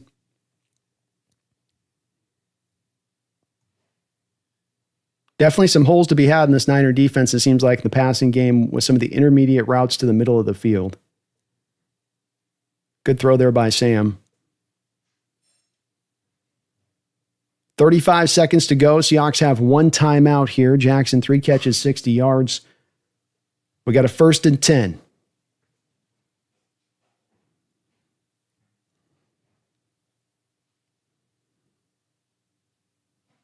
Empty look for Seattle. Charbonnet lined up, coming back down to the backfield. Niners showing a pressure front here. They don't bring it. You got time. Almost had him. Tried to run another wheel route out there to Jackson Smith and Jigba, and he did get free. Darnold just got it a little bit too far out in front of him. It's a tough touch pass. I mean, that's why it was so impressive Sam hit that so easily before. It's a very high-level throw to have to kind of make because you got to throw it with such anticipation where essentially as soon as he's making his break, you have to throw the ball because you have the safety closing down from the top side. And so it can be a challenge in that way. And the Niner corner saying, you're not going to get me again with that. You got me earlier. You're not going to have me twice with that. 2nd down and 10. Again, the Niners showing a pressure look here. They don't really bring it. The ball is caught and completed to Cooper Kupp. This will bring up a 3rd down and 1. Clock continues to run. I guess, is Seattle going to call a timeout? Yeah, it's probably a good time to call a timeout on that. You can get the 1st down and clock this. Gives you a chance to make sure that you can get to the right play that you want to get to here too as well.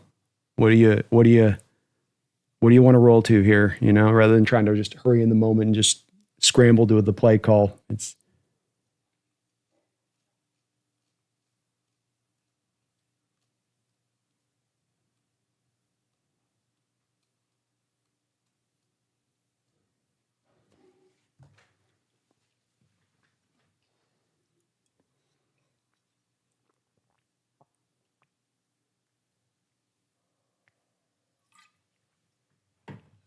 third and 1. 3 wide look for Seattle. Charbonnet in the backfield. Hand off here to Charbonnet. Charbonnet will go and get the 1st down. Come up and clock it now. You got to clock it.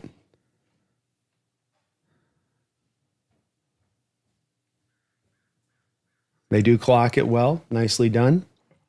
We got 12 seconds left on the clock. Technically speaking, you are in Myers' range here. You sure would like to get him another about 7 or 8 yards here to make this maybe just a little bit more feasible. It's a warm day here in Seattle. But this is kind of to the end of the stadium where usually it's most diciest, making these kind of long kicks. A little out route here to Cooper Kupp. Niners are calling timeout. I think they caught that. So they had Cooper Kupp uncovered there, just dying for an out route to be run off, kind of a flood concept with the top. If I was at Donald there, I'd be just licking my chops. That's my play right there. I'm going to hit him to the out route on a little 8-yard out. I think that Shanahan saw it and was like, no, I'm not doing that. I think that'll be a no for me. We have multiple timeouts. We'll just reset this. 2nd down and 10. 12 seconds to go in the second half. Ball on about the 39-yard line in Seahawks territory. About a 55-yard, 56-yarder from here. Sam dropping back. He's going to run this. Nice. Creative little play design. Love it. Sam runs a sweep to the edge. Blockers leading out in front, and he's going to go steal himself 9 yards on the play. Niners came out with a wonky front, trying to get a little too exotic there. You had one guy standing up, no men on the line of scrimmage, and the Seahawks said, all right, cool. We'll take the 9 yards and call it good, baby. What a brilliant play there. I mean, to see that live and to figure that out on the fly in the moment, or maybe they were just prepared if the Niners give us this look. If the Niners don't line anybody up on the defensive line, we're just going to have Sam run a sweep to the edge. All right, 48-yard attempt here by Myers. Holds down, kicks up. Kick is through. Seahawks with a wonderful, wonderful drive here at the end of half. Go back and get a field goal. I would really love to know the adjustment or what the details were behind that play. If you actually saw that on tape prior and you had made this adjustment, because the timing of it, to be able to run that play at that time with the clock and no timeouts, that's great football right there. If you don't have that prepared, and that's the part I'm wondering about, is if you don't have that prepared, you're walking up there and just kind of saying, I don't know if it's adjustment to Sam. It's got to be that they saw it. It's, yeah, like Catalyst says, designed run to Sam Doorknob is out of nowhere. It came out of nowhere. Like that's some stuff that you don't have that just naturally on like page 3 of the playbook.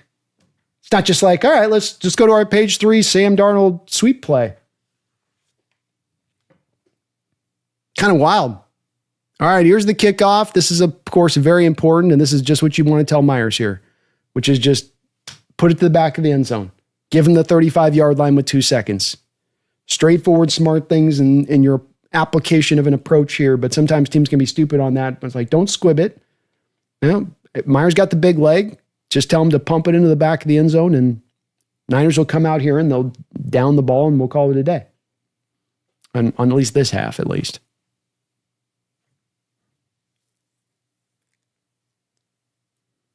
That's just what they're doing. They're coming out to sit down on this football. So the Seattle Seahawks, grindy, hard first half, really having to fight your butt off to find some footing here, and able to make some hay there at the end with a very nice drive conducted by Sam Darnold. Very, very nice drive. First half team stats here in the books. Seahawks 2 of 6 on third down. Niners 5 of 8. Niners have 34 total plays to Seahawks 27. So not a ton of overall plays there in that first half. Total yards, Niners got 165 to Seahawks 122.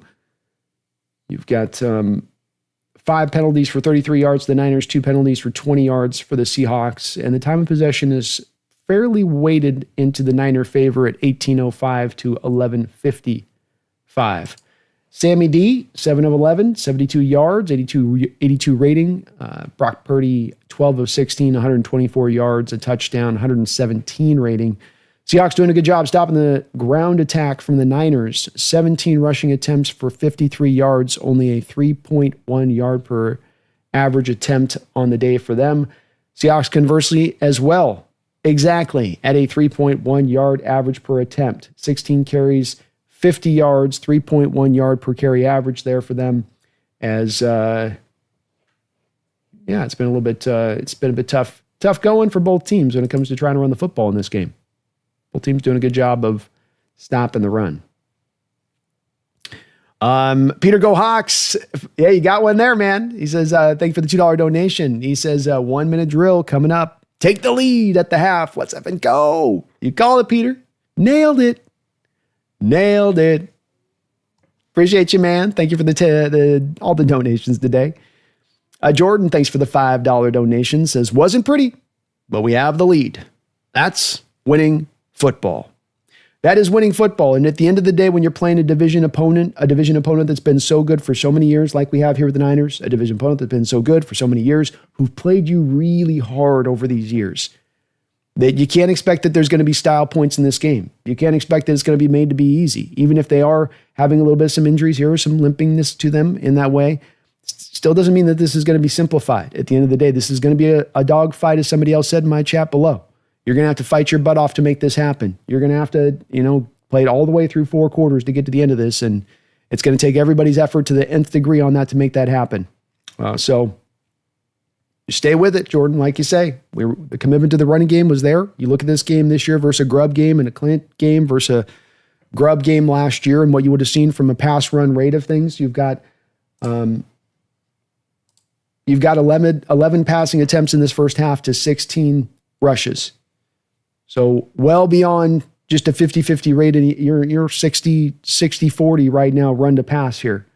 And that commitment's going to be there with Kubiak. He's not going to get away from this. He's not going to suddenly just go off on tilt and start throwing the ball all over the football field.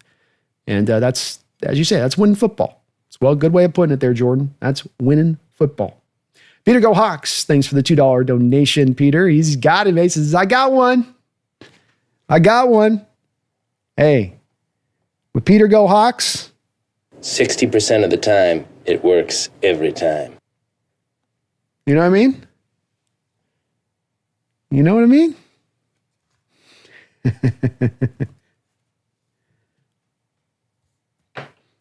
It's going to be a tough one, though, folks. Strap in the second half, okay?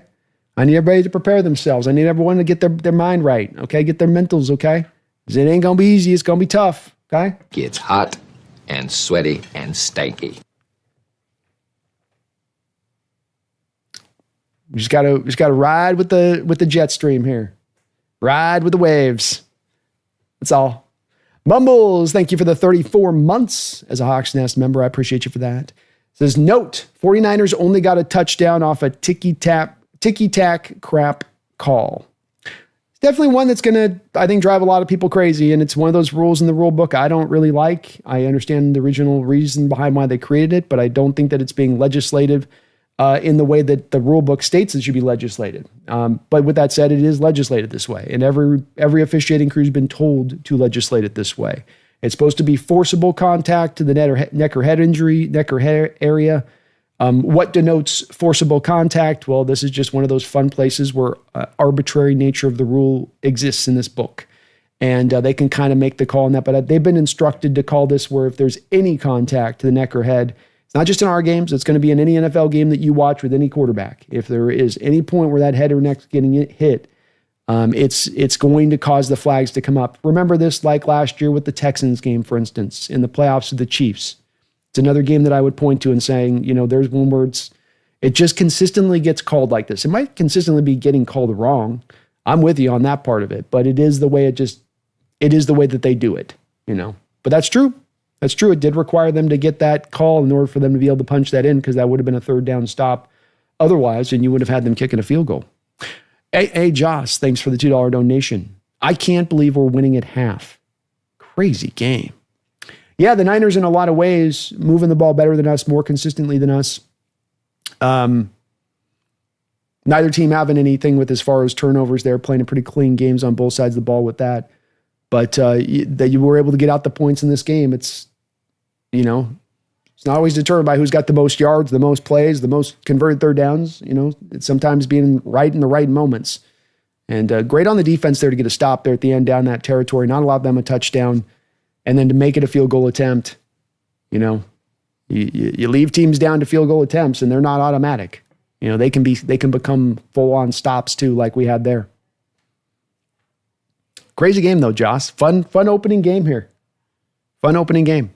Frank Woolsey. I probably pronounced it right the first time there. Frank, thank you for subscribing to the channel. I really appreciate you doing that. If you can for me, folks, as we get into half here, moving into the second half, hit that like button for me. Sub on up if you get a chance. And hitting that like button's a big deal. Helps me show up on the algorithm here for people that are looking for the Seahawks game coverage right now. They're looking for game coverage. There's nobody out there to show them the way. You can help them, guide them, give them a torch in the night. And hit that like button for me. Frank, you are the man, though. Appreciate you doing that. Washington Fish Quest. Thank you for the $2 donation, Washington Fish Quest. I was wrong about Olsen. He's doing well on color. Oh, okay, there we go. As I said, with it, there are people that like Olsen a lot. I feel like he should be over the top of Brady in the pecking order on the color commentary. But that's good to hear. That's very good to hear with that he's doing well. I haven't had a chance to hear a lot of him. So a lot of times I'll watch my games. I'm watching even live games off stream. I'm watching sometimes on silent. Megan, thank you for the $2 donation. And Megan, thank you again for that big old $200 donation drop at the start of the stream. Just starting us off right. So glad I dropped Moody in Fantasy B. Yeah, that was a winner. And if you guys want some fun here after the game today, is watching the Niner fans talking about Moody.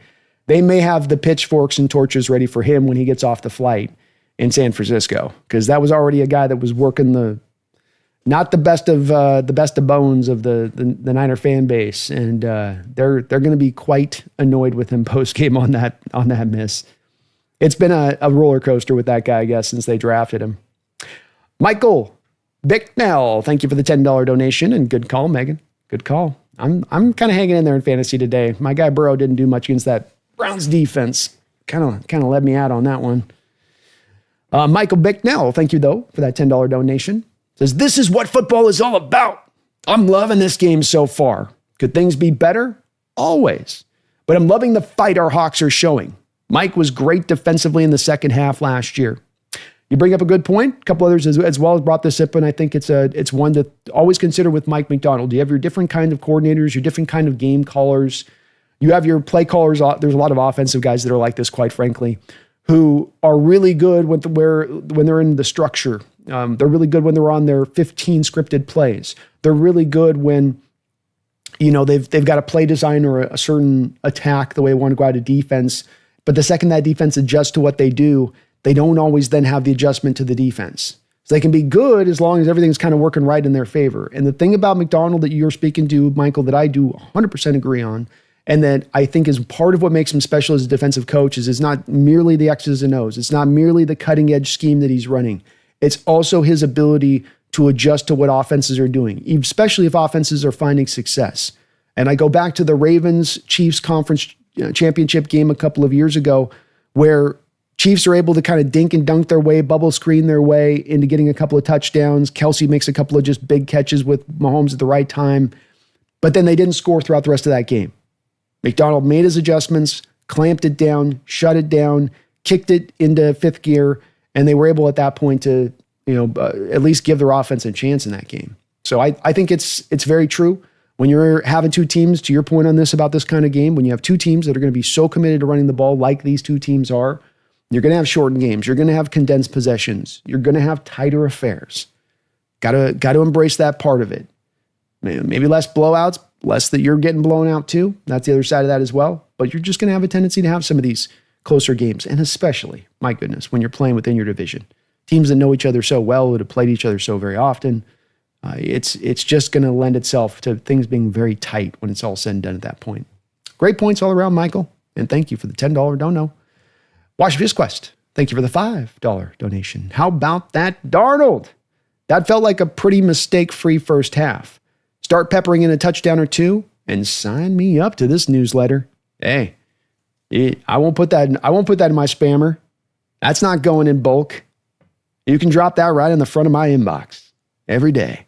And yeah, this is the competent, capable Sam Darnold that we had hoped that we were going to get. They're obviously not having him be pass happy. Some of this comes into the play where, the pass rush has been a little bit effective for the Niners at times in a couple of these dropbacks. But he's steady. He's steady. And this is his first action. He's only going to get more comfortable. He's only going to get more settled in. I think that everybody had a little bit of the nerves there on that first drive, especially. How can you not? New in the stadium, new uniform, new team, new offense. You need a little second to kind of catch your breath a bit. But I like how he's playing. I like his playing. Smart footballs. Made some good throws in that half. Almost hit that wheel route to JSN there on the second one, and made a nice throw in that first one to him. He shows you he's got a good arm, good lively arm getting down the field, and he can make some smart, quick decisions, and really giving you a chance to be successful offensively. I'm with it. Sanchez, thank you for the $2 donation. He says, bro, Wilson's getting benched. Yeah, you feel bad for Russ. It just didn't. It still just kind of looks the same way it's looked at Denver, the way it's looked at Pittsburgh, and now the way it's looked at the Giants. It kind of looks the same. And he really just lost his wheels so much to be able to get away from stuff. And the second that happened, how much it restricted his game, despite still having a pretty good arm and being able to make a lot of big time throws. But they're going to be chomping at the bit to get to Dart. And there'll be fans saying in New York all week that, well, if we had Dart in there, we'd probably win this game. I mean, that's going to be, and it's that New York media, man. It's that crazy, they'll come after you every which way but loose on that. The defense has to feel like it's done its job as far as the Giants go, where we held them to 21 points. You should be able to put up 24 on them. Come on. JD, Pacific Northwest, thank you for the $2 donation. Ton of Charbonnet today, very little Ken. I'm going to guess that what's going on here today is that you're using things based on with these two guys. Number one, so many people were caught up in who's the two, and I think it's more of you're trying to utilize both and get both of these guys a good amount of touches. What's happened here is that watching Walker's use, there's a try to get him to the edges here on this Niner defense, but that you're not getting to the edges are not working right now with Walker. You're not finding any success. There's too much penetration. There's too much stuff getting in the backfield. With Charbonnet, you're using a lot more of getting up into the A and the B gap, getting more downhill, more power-based runs. And so you just aren't blocking effectively enough right now for Walker on those outside plays. We'll see if they can find a way to make more of them work in the second half, but I think that that's what's instructing you a little bit of it. And I think that that's also a bit of the built-in plan with these two guys. If we can't get usage out here to the outside, we've got a tough inside runner that can work really well in there if that's where we can make our due. And remember, again, with this Niner team in the front, the thing to always consider with this front is it's a wide 9. So you have your typical alignment that's nice and tight with the front 4. With wide 9, they're always stretched out a little bit, like you take an accordion. And we've got a opening kickoff here to the Niners. Nicely done. Tackle at the 20, and there's going to be a flag here. We'll see who it's on. So you stretch things out, and what that allows the Niners to have with that is an ability to really then be able to get to outside stuff, ability to penetrate to more of the outside zone nature of things, especially when they put that fifth man up on the line of scrimmage like they can tend to do. And now you've got the fifth guy and a wide nine. But what that also then does when you go wide nine is it opens up natural gaps in the A and the B gap because you just have more space between the defensive tackles. Hand to the face on the Seahawks. Yikes. So a good stop takes this up to the 35-yard line for the Niners after that. It looked like it might have been Brady Russell that got in there. Let's see. No, they're going to get Saubert. Saubert got his hand up in the head area, and that's a good call. Can't do that. Close pin free. Thank you for subscribing to the channel. Close pin free. Appreciate you for that. Shotgun look here for the Niners. No George Kittle here in the second half. Purdy dropping back to throw. He's under a little bit of pressure. He looks out. He finds McCaffrey as his third or fourth read. McCaffrey is still on his feet. Leonard Williams tried to hit McCaffrey from behind and ended up rocketing him forward for a big gain.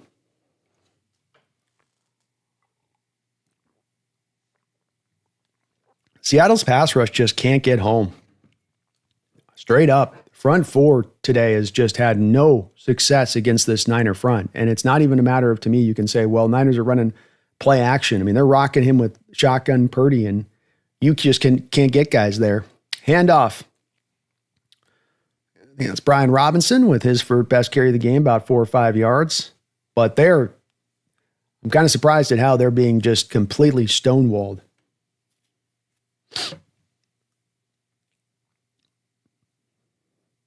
Second down and 6. Ball quickly onto the Seahawks side of the football field here in the second half.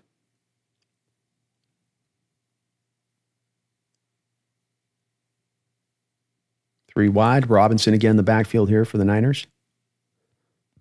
Play action pass. Wide open is Juwan Jennings. Seahawks rally up well, though, on him and keep him just short of the first down by about a yard or two.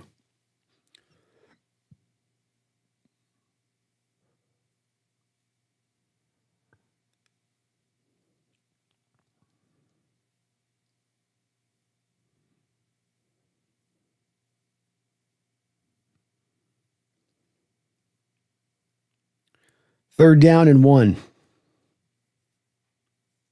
It's a long one.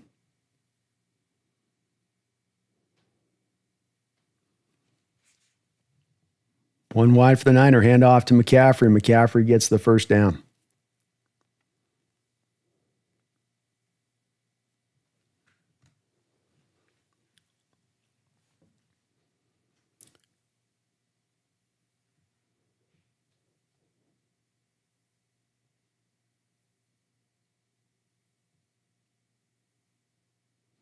$12:32 to go here in the third quarter. Seahawks up 10-7 here, but the Niners are driving.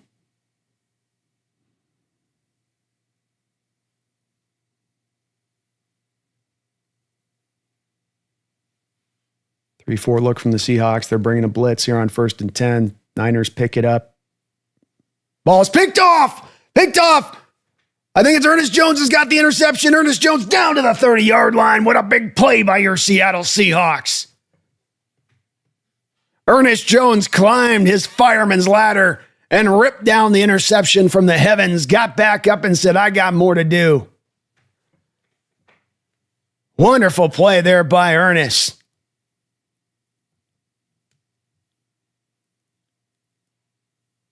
Woo! Great interception. At the top of his leap, arms extended over his head, fingers extended as far as they will go. In fact, he probably dislocated a few to further extend them just a little bit more to get him a little bit further out and able to wrangle that thing in. Big play when your defense needed it. The Niners are knocking on the door, 1st and 10. And again, not to hammer this too much, but you bring a blitz on 1st down. You don't just say front four, go forward here. You got the 3-4 look already. You got 5 men up there. You bring the 6. Purdy's going post snap. Oh, hell, they brought the 6 right after the snap, and he's seeing it. That's the thing about Purdy with the recognition of the stuff, is you can use that against him a little bit too, where then he can sometimes be just a little bit of hyper too aware of the blitzer coming and then letting them affect. Whereas there, the Niner team blocked it up. He didn't need to be as much affected by it. There wasn't the pressure as much there on Purdy in that moment.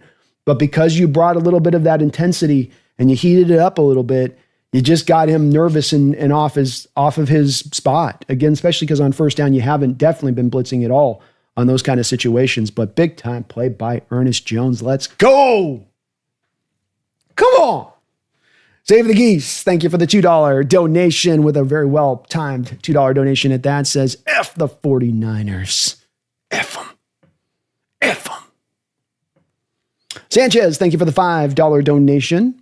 He says, it seems like Sharbs makes the holes by hitting them hard, and Walker expects them to be there. Well, it's the nature, I think, a little bit of the two types of runs that you're having these guys do right now. I mean, I think in the past, there certainly has been a part with Walker where, he can dance a little bit too much, look for the big play a little bit too much in years past. So I'm not kicking that at all. That's definitely a truance. But when you're running outside zone, there's going to be a nature of outside zone taking a second to set up and those creases that you want the running back to read to open in the right way. With the downhill runs, you're just going downhill. I think you're right. I mean, Walker's a little bit more of a just get after a guy in general neighborhoods. That's true too. I mean, that's absolutely a truism too. That's also just a bit of the difference of styles. But I think they're also running two different types of play. If I'm running power and A in the B gap, that's a quick hitting, get downhill, get after it. If I'm going more to these outside zone, it's a little bit more of stretch. Okay, hit it now, go. Stretch, hit it now, go. It's a little bit more of that. All right, 1st and 10 for your Seattle Seahawks. Thank you, Sanchez. Good to see you in the house too, brother. Appreciate the $5. Evan Raimondo, thank you for subscribing to the channel, Evan. 1st and 10 for the Seahawks. Under center here is Sam Darnold. Dropping back to pass. Little wobbler there.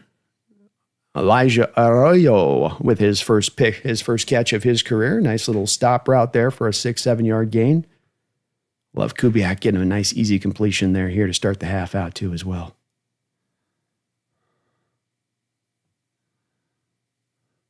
Drake Thomas did a great job on the blitz there. Forcing that action with Purdy. Just a great drop by Ernest Jones. Fantastic drop. 2nd and 3. Niners bringing a blitzer up around the line of scrimmage. Darnold recognizes the blitzer and changes the play. Handoff here to Walker. Walker just nowhere to go. I mean, he got downhill there fast, and there was just clogged up completely. Jordan Elliott in there. I'm very surprised at how well the interior of the defensive line of the Niners have held up here in this game.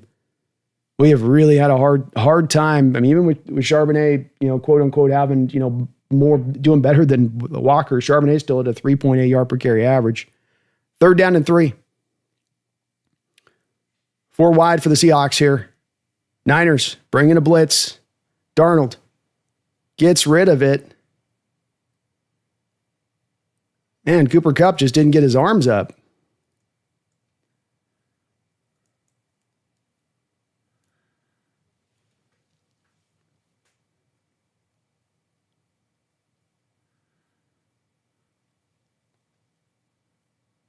Oh, just a poor drop by Cooper Kupp. I mean, it's a well-designed route, well-designed play. The ball's there. Cooper stumbles a little bit out of his route and just doesn't get his hands up right to be able to make the play.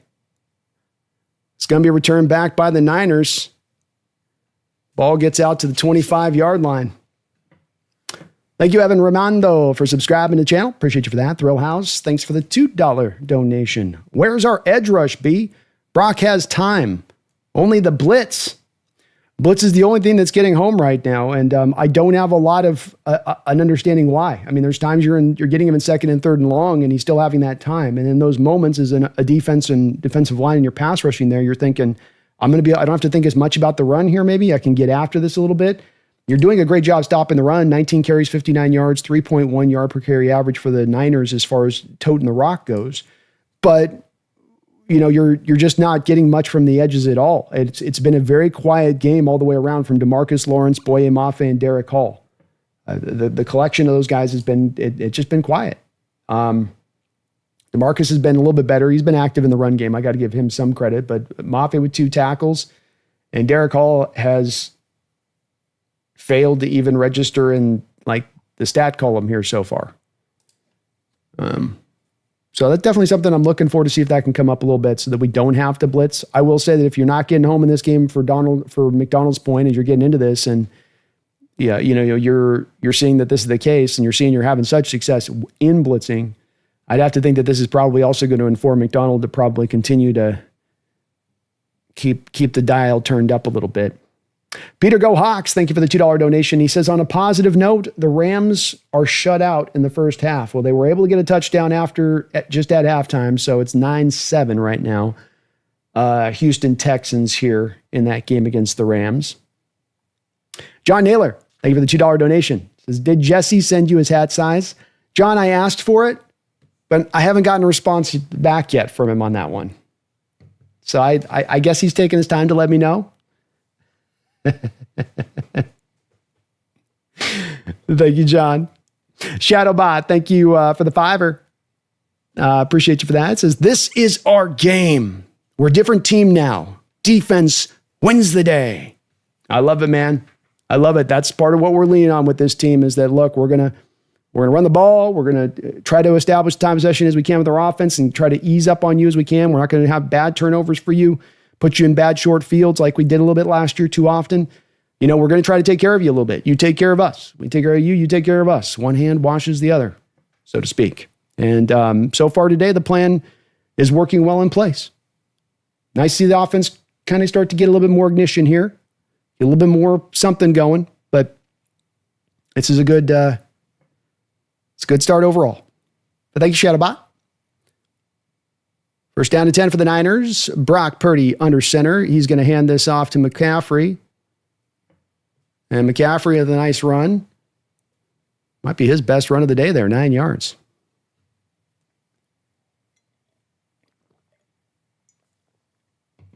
Seattle looked like they were loading up a little bit for the pass there. No George Kittle here for the Niners. No Brandon Ayuk for the Niners. McCaffrey with the gimpy leg, and that they're still giving you all you can take here. 3-4 look from the Seahawks. Purdy in shotgun. Hand off here to McCaffrey. He'll get the first. Not much more than that.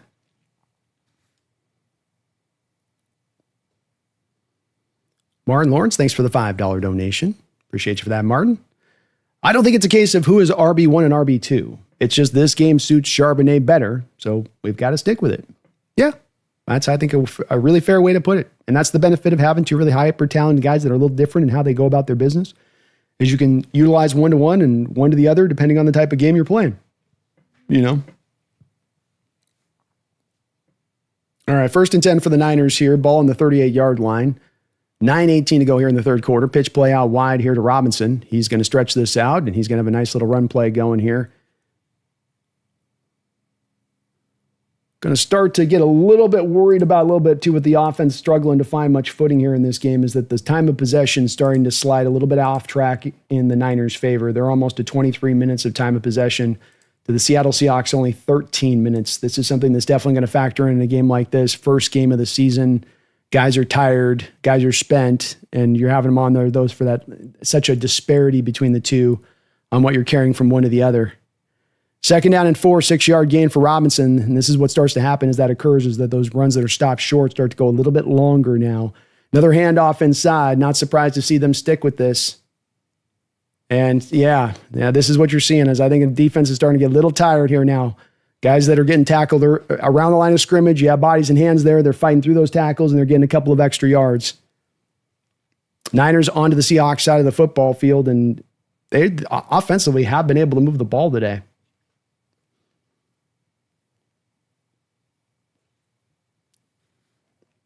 Well said, though, Martin. Charbonnet may just be a better fit here for this, what you got to play against this team today in the Niners.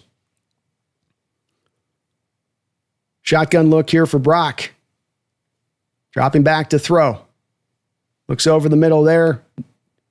Don't know what Witherspoon was doing. They just kind of let McCaffrey leak out of the backfield uncovered that time. He set up 6-7 yards off the line of scrimmage and was right there for an easy completion. 8-yard completion there. That was just too damn easy. Shadowbot, thank you for the $2 donation. Says, picked off by EJ. Peter Go Hawks with the $2 donation says, Sea fans, baby, go Hawks. Pick was big. Let's see if they can keep this stand up. Come on, D. 2nd and 2.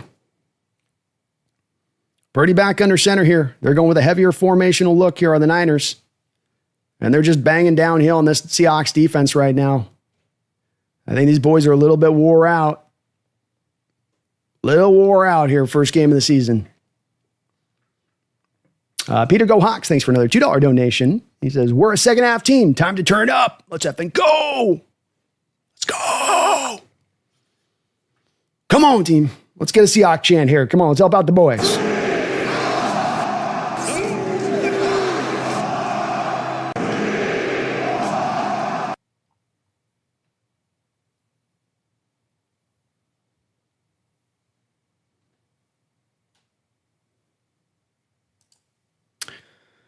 Oof. Off tackle run there. Another 9-yard gain. Niners kind of starting to put their will to this Seahawks defense on this drive. Come on.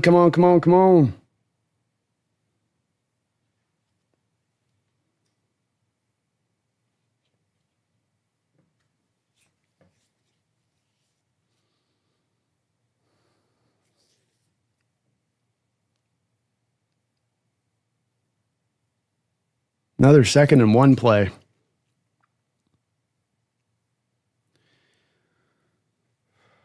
Ooh, great play there. Ernest Jones, let's go. Jones meets him in the hole and says, no easy first downs on my watch, sucker. Loss of 1 on the play. So a very, very, very important play coming up now with 5:15 to go here in the third quarter. Good job of scraping through that line, finding the ball carrier by Jones. Meeting him head on. Well done. Eric Hall helping him out. 3rd and 2. 8-play, 45-yard drive, consuming 5 minutes and 17 seconds. They got him. Got him! Stuffed him on the play in the backfield. McCaffrey goes down. Kobe Bryant there to make the play. Cut his way into the backfield and took him down. You got to think that this makes this automatic for the Niners to go to Moody, though. How much faith do you got in Moody right now? Multiple guys getting back there. DeMarcus Lawrence also helping to collapse. 4th and 2. Are they going to go for this? They're going to go for this. Ballsy play by Shanahan. How much of this is informed by the lack of faith in Moody here? Dropping back to throw. Pressure. Finds his man. Holds on to the ball. First down. Witherspoon gave Farrell a hell of a hit. The tight end was able to still hold on to the ball. Wow. Gutsy call pays off for Shanahan. Bang, bang. If he's there a half second earlier, you can see the ball takes a second for the tight end to reel that in. He could have knocked it out. Just a blink of the eye. Long 10-play drive continues. Purdy checks the play at the line of scrimmage here. Pitch play wide. Seahawks rally around it there. Again, Kobe Bryant in the backfield.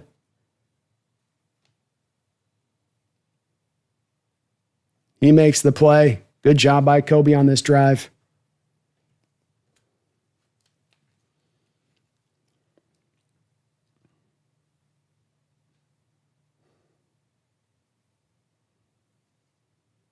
Marcus Lawrence also being physical there. Job by his part. 2nd and 9. 3:16 to go here in the third quarter.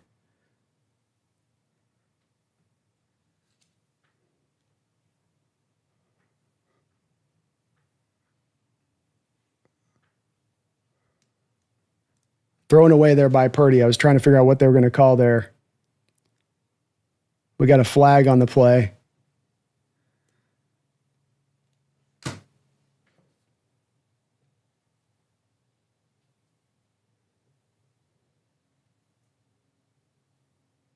Hall got some pressure. Nice job by Hall there to get something going. Purdy just throws it away there. And they're going to give him an intentional grounding. Hell yeah.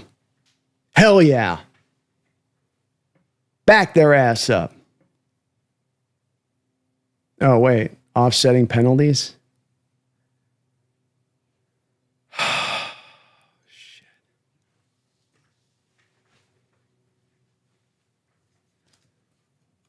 Second down and 9. Replay the down. Damn. Come on. Come on, D. Rise up. It's like they got Woolen for something there, holding or whatnot. Second and 9. Purdy dropping back to throw. Seahawks completes it to McCaffrey. Big play down the field for, not big play, but a 7-8 yard gain.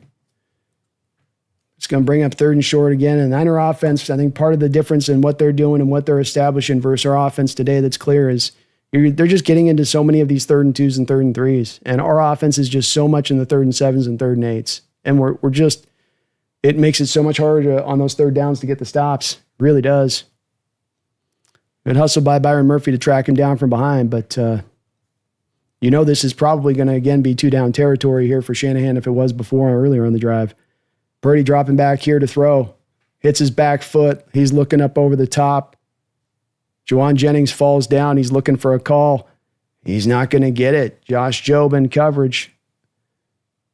Definitely very physical down the sideline there between Jennings and Jobe. And maybe they will go for the field goal here with it being a little shorter. Shanahan wanted a call in that play. And again, they're going to come out here to Moody. You're in your head. You don't even know how to hit a field goal anymore. You don't even know how to kick anymore. What is your foot? What is this turf? What is this field? Who is this crowd? Who are you? You don't know. It's all in your head. You just don't even know what's going on. What's happening? It's blocked! It's blocked! Pick back up to the 31-yard line. Blocked on the play by the Seahawks. Let's go! He heard me. He heard me, man. Oh, my goodness. Is that Love? Love just went Superman over the top to come in and block the play. Oh, yeah. Let's go.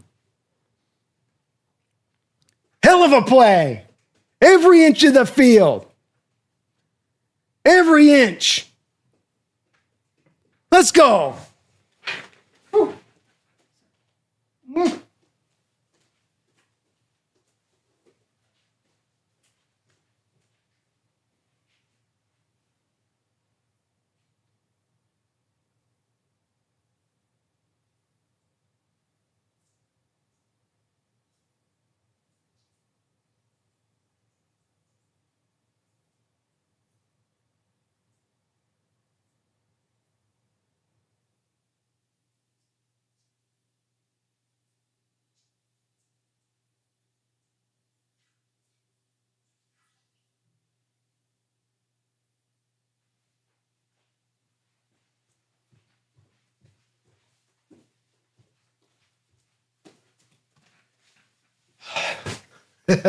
Hell of an opening game, huh? Are you not entertained?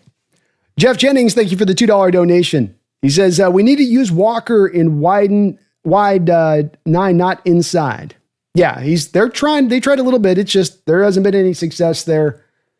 And anyway, they've used him today really at all. It's not Walker's fault either. There's just no holes. And the thing, I'm not blown away by the lack of holes for him as much of some of the penetration he's had to deal with today, Jeff, has been a bit odd. That's so dialed up. I thought some of that stuff would be cut down just a little bit for him, at least, to give more of those opportunities for the 3 yards and the cloud of dust and whatnot on that side. Shadowbot with the $2 donation says, blocked by Love. Hey, Love is quietly playing a hell of a game. He's leading your Seattle Seahawks in tackles with 9. He's got a sack in this game, a tackle for loss, a quarterback hit, and oh, by the way, yeah, a blocked field goal too. Just that on top of everything else. Man's maybe playing one of the best games he has had as a pro here. And boy, do we need it.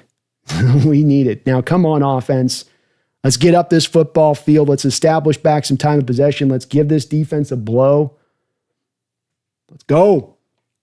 Duquan Quack, 2498. Thank you for the $5 donation. Says, I love the cut to Shanahan after the blocked field goal, where you can see him mouthing the words, ah, ah, ah.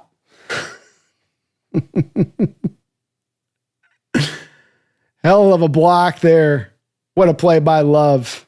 Just diving through, selling out. Pistol look here for Sam. He's dropping back to throw. He hits Charbonnet. Charbonnet makes a nice catch. What a great catch by Charbonnet. Very, very creative play there by Clint Kubiak. He sends Oots and Charbonnet to one side of the field post route into the flat.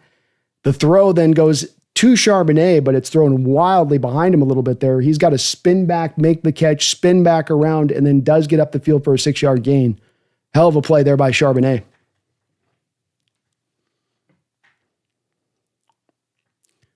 Outside zone run here to Charbonnet. Boy, nowhere to go. Nowhere to go. The Niners just continue to, and I'd got to get to a point if I'm the Seahawks in this game and trying to get to the outside, if I'm Clint, where it's like, we just might have to keep trying to just hit the middle of the field on this and just run this up through the A and the B. Like we're getting nowhere on these outside zone runs. There's no push, and the running backs are getting to the hole, and there's 2-3 Niners, and that's if they haven't gotten into the backfield on the play. 3rd down and 4. Darnold, empty look here in shotgun. 4 wide. Dropping back to throw. Darnold gets out of the pocket here. He's looking. Nice catch here by Jackson Smith. We've got a flag on the field, but he does make the catch.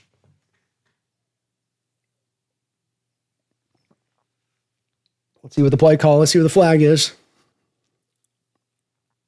Usually that would indicate it's probably holding in the secondary. But Darnold had a long time, and that tends to get the cornerbacks a little bit grabby. And indeed, that is going to be the call. That will be declined because Jackson did make the catch. Ricardo Green hit for the hold. 1st down, Seahawks.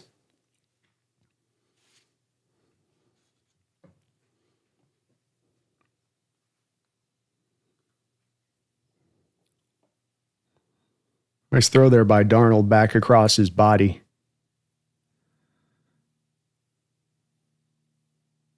First and 10. Dropping back to throw. Hits Walker in the flat. Walker can't quite get out of the first tackler there. Winters made a nice tackle in space on Walker. I like the approach here, though, is that's a purposeful play to get the ball into Walker's hands in space. See if he can cook something up. Seahawks are going to go hurry up here. Onto the Niners side of the field at the 46-yard line. Darnold in shotgun. He's adjusting the play to what he sees off the Niners. They're a little light in the box here, probably going to a run play.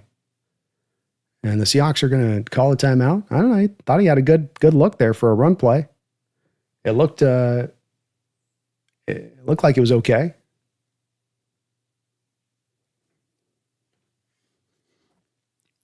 But Seattle will go ahead and let that just run. Oh, I guess they ran that out to the end of the quarter. Okay, they just want to see if they can get a look on that. All right, that makes sense. That makes a ton of sense. Can for you folks, hit that like button. I would really, really, really appreciate it. Thank you too as well to all of you guys that are so kind on the contributions to the channel. But we got well over, I don't even know how many people, 800 people or whatever in here. Let's hit that like button if you get a chance. Just helps me out. So we'll move into the 4th quarter here with Seattle with a 2nd and 9.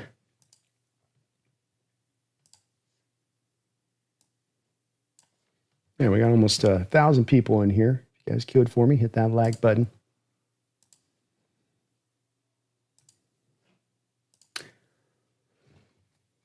Sam Darnold today, 10 of 15, 97 yards, 19 rushing attempts for 56 yards. Hawks only averaging 2.9 yards per carry, and that's buoyed, by the way. That's pushed up, by the way, by a single carry by Darnold for 9 yards on a single carry. He's got the longest rushing attempt of the day so far here. So it's been tough sledding against this Niner front. They've done a very good job, this rebuilt defensive line, to be, they're just making it difficult here on your Hawks. Uh-oh.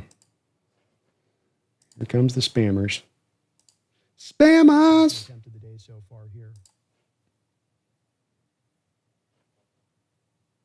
Thank you, Rob. Gracias.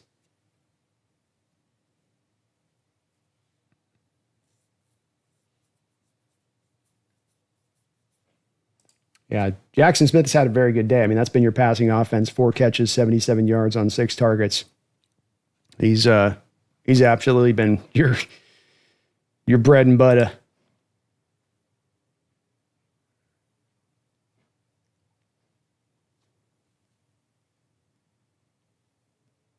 He has been the bread and butter.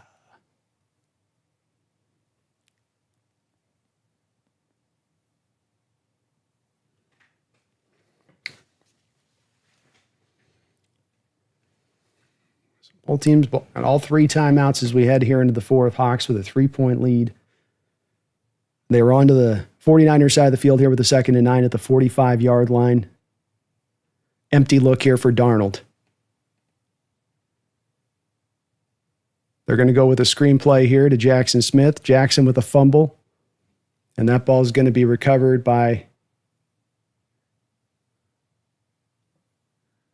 the Niners.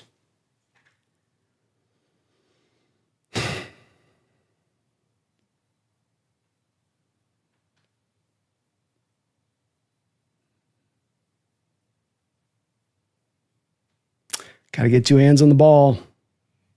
He's trying to keep his feet there, and tough ass Fred Warner, man, causes the penalty there.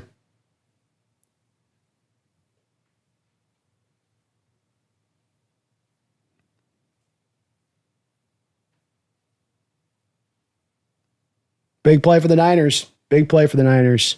You're just cracking on the outside in on the field goal range right there. And 6 points changes the complexity of this game big, not to mention you get him good field position here at the 34. 1st and 10 for the Niners. I formation look. Purdy, play action pass. All day, all day, all day, every day. And we get a flag here. So much time in the pocket for Purdy. He just feels under no duress at all. Hands to the face by Seattle. That's going to be a flag on them. Automatic first down. They're going to get Julian Love for illegal contact. Sorry, not hands to the face, illegal contact.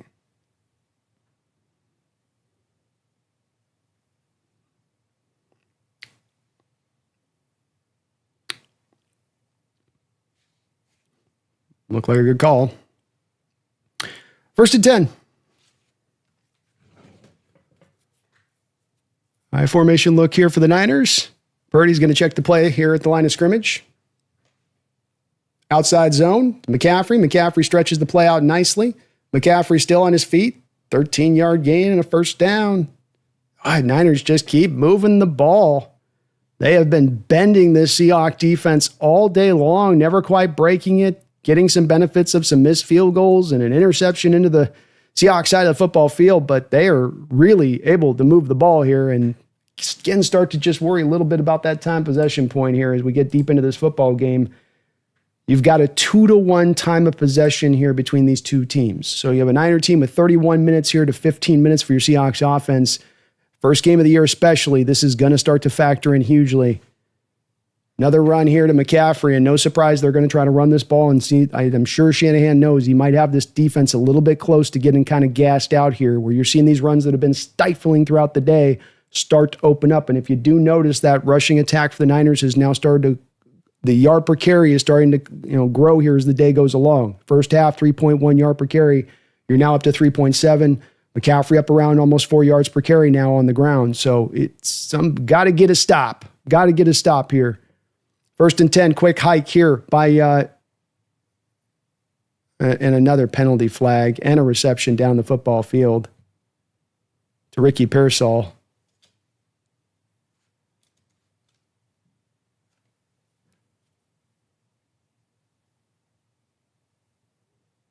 Trying to see what the flag is.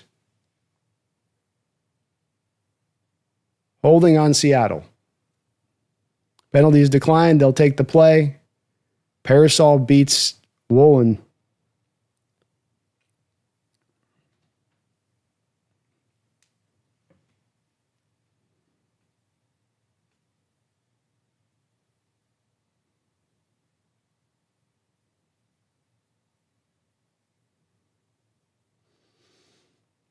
First and 10 for the Niners here at the 22-yard line. Purdy, handoff inside here to Robinson. Robinson running wild and free, 9 yards.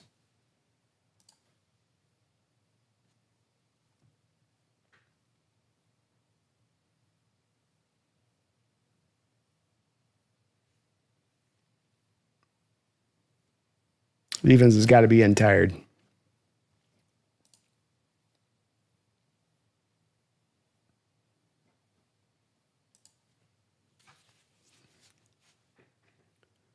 Second down and 1. It's about 17 of these in this half for the Niners, it feels like. Handoff inside.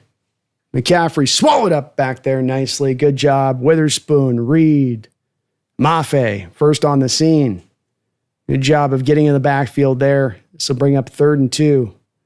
Well, the defense has been able to dig deep at big moments in this football game, has been able to call upon that warrior spirit when it does seem like it's getting dark. Here you find yourself up 10-7, 3rd and 2. Do you got another stop in you here? Come on, 12s, help them out. Under center is Purdy. Pearsall goes in motion. Hand off to McCaffrey. And McCaffrey's going to be brought down there. No, sir. DeMarcus Lawrence and Jaron Reed and Ernest Jones say, nah, nah, nah, nah, nah. Now, what do the Niners do? Do you got faith in Moody for another chip shot field goal here, or has your confidence been eroded so thoroughly and fundamentally that you feel like you just need to go for it 24/7? Well, we've got Dominic Pooney on the ground here, so this will give Shanahan some time to think this thing through. Big play there by the Hawks defense. You got to give them props in the respect of the bend is up, maybe happened today, but the break has never really occurred. Does look like I'd have to think if Pooney's out on this rep too, and you're thinking 3rd and 2 is probably going to be a run anyway, that you got to figure you're going for the field goal here, but maybe not. Maybe Shanahan has just completely had his confidence blown out by Moody at this point. It is a very short field goal. So this isn't like it's at the 30-yard line and you're going, well, it's a 50-yarder. What are you going to do? I mean, we might as well just go. They're going for it. 4th and 2. Part of me wonders if this is a little bit to see if they can draw Seattle off sides, if that's a bit of a part of this. But we all know that this could just as likely be, just a complete and utter lack of confidence in Moody at this point, or the kicking game in general from the Niners.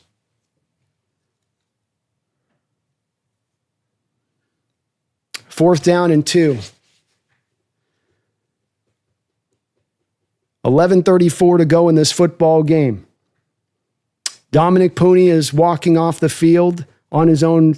And boy, it speaks to how much your confidence is that you're going to your backup guard here now with a chip shot field goal, where it's like, if this is a running play, it's like, whew, that's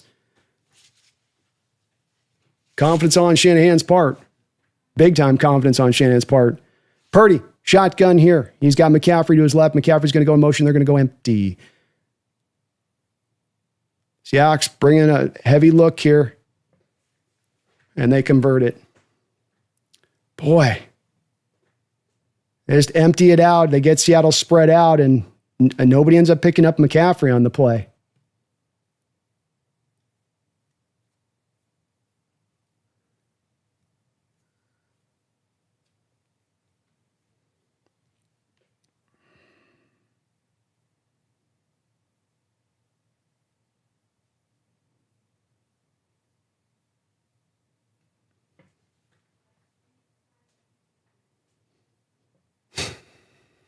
Yeah, Spoon hasn't had the best day in coverage. 1st and 10.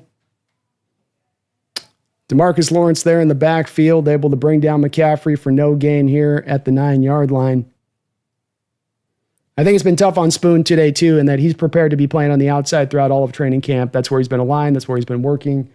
And the MORI goes down and play 2 or 3 in this football game, and now he's got to go back to playing to the inside in the slot, which I think he's accommodated to play in the slot. It's just he hasn't been doing as much of that, I don't think, throughout camp. 2nd down and goal here, 10 minutes and 3 seconds to go in this football game. Purdy back in shotgun. Brings Parasol in motion. It's got him wide open. Oh, Woolen get his hand on it. I thought he was open there. Woolen just got that long-ass arm out there to knock that thing down.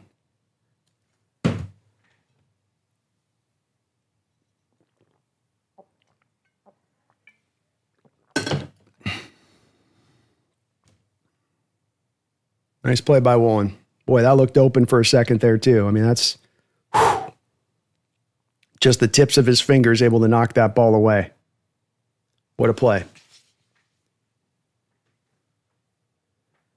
3rd down and goal, 9-play, 54-yard drive here for the Niners.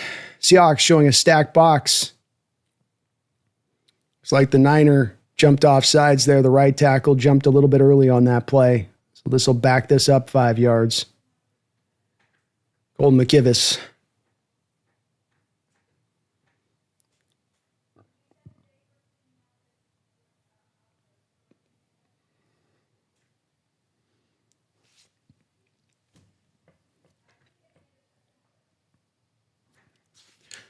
.952 to go in this football game. 3rd and goal. Ball will be at about the 14-yard line here. 12's getting loud at that end of the field.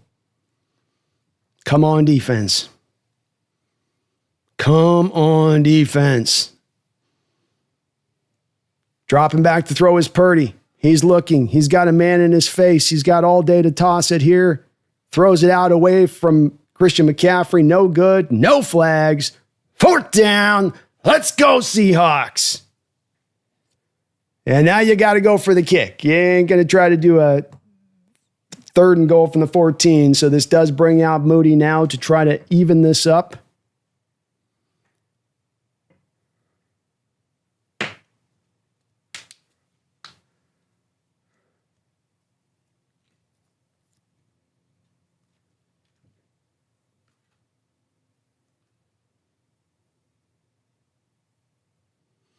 Almost another block.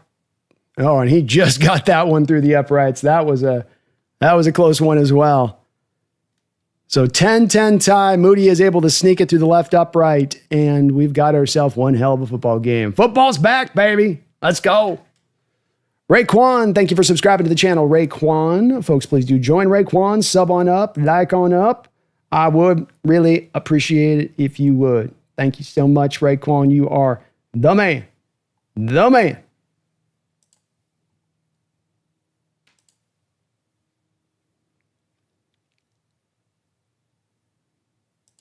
Thank you, too, to the sponsor of this stream, Sleeper. Sleeper sponsoring right now. You can get a 100% match when you use my code NEST on Sleeper. Just use that promo code. Get $100 matched up to $100.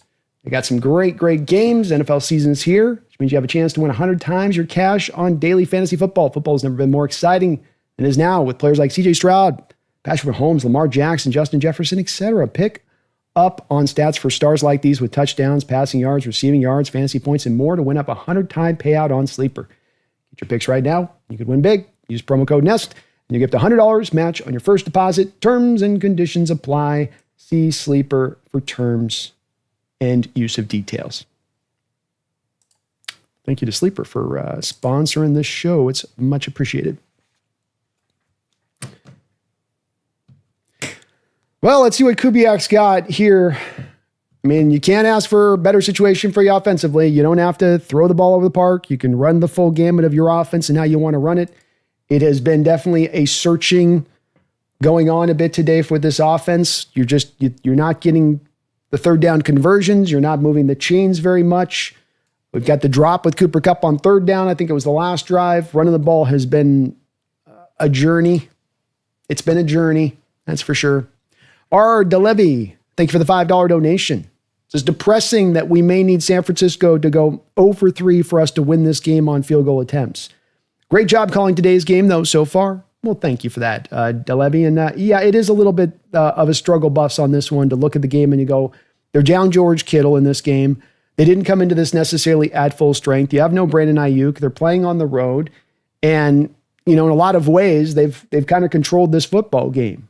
And, you are tied and you're benefiting from those missed field goals, but that is a bit of the way it is here up to this point. And that is tough. It is always going to be hard, these divisional games, that's for sure anyway, just the way this stuff matches up and stuff tends to be pretty even. But you would have liked with some of the opportunities you had on this to be able to kind of get out in front of this team in this game, especially with some of the defensive stops that they've had in the second half.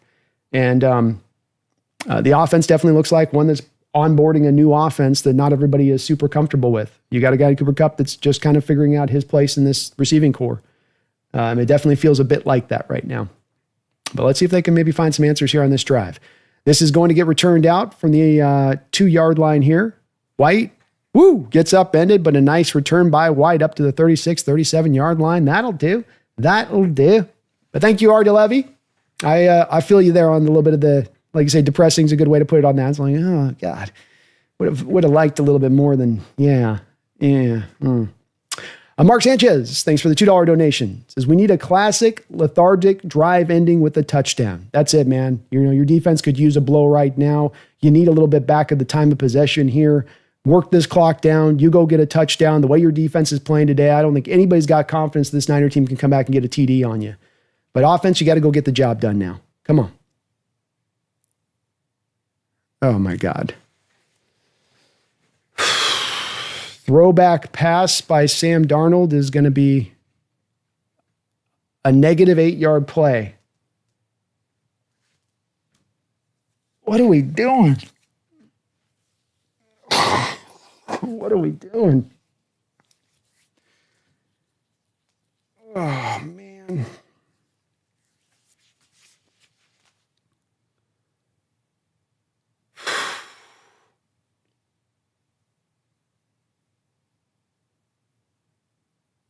Dropping back to throw is Darnold. He's going to let this rip up over the top.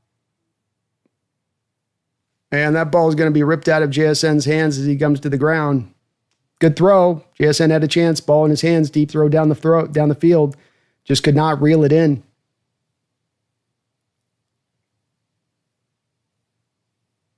Darnold could have probably put that ball a little more out in front and given him a chance there, maybe. Yeah, he's got that thing in his hands. He just tears it out.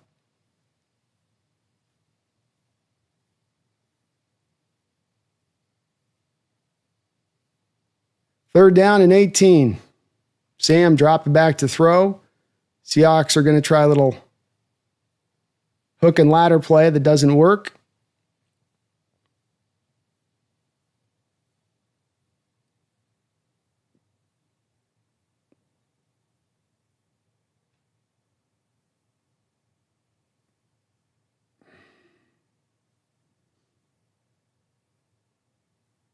Weird play calling from Kubiak on that one, man. I get the hook and ladder try. I don't mind that. That worked last year a couple times for us, but he just basically said the start of that drive, you said that we can't run the ball on this team at all. We can't even try anymore to run it.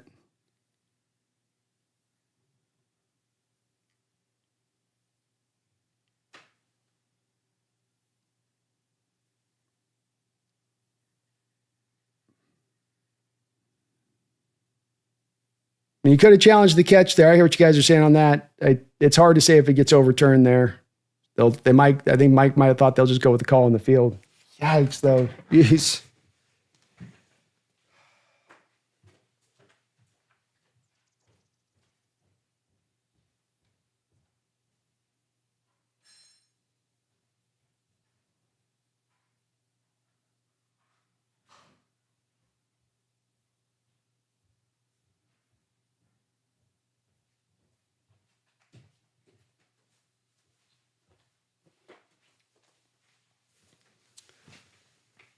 Oh, man.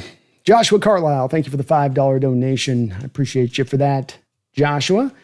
Turns out Jackson Smith and Jigba underwent cutting-edge hand removal surgery in the offseason. Strange that one there that got pulled out. He had both hands on it. It's in his hands, and the guy just completely tears it out.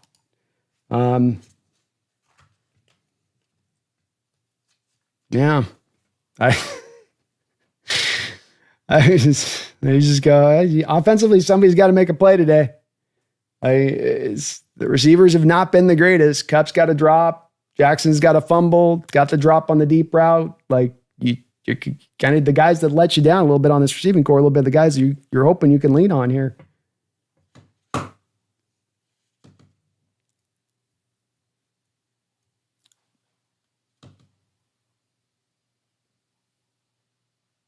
Sanchez, thank you for the $2 donation. Is Kubiak a Pete hire?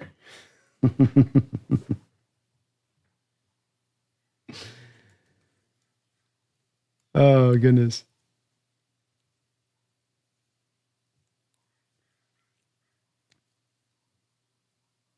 I think Kubiak got to that drive and he was just like, we can't run. I cannot run on this defense right now, which is a little bit troublesome.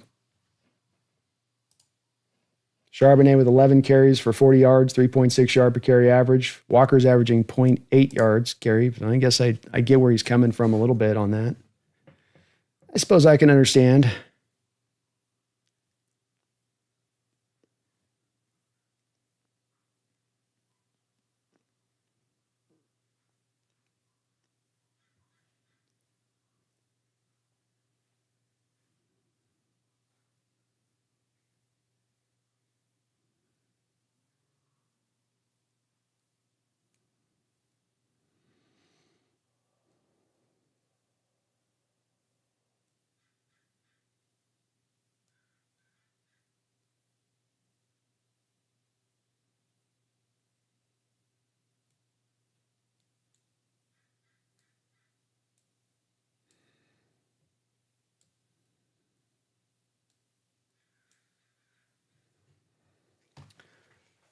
All right, 1st and 10, ball at the 30-yard line here for the Niners. Play action pass, throw the ball back out in space here to Juszczyk. He'll gain about 7 or 8 yards.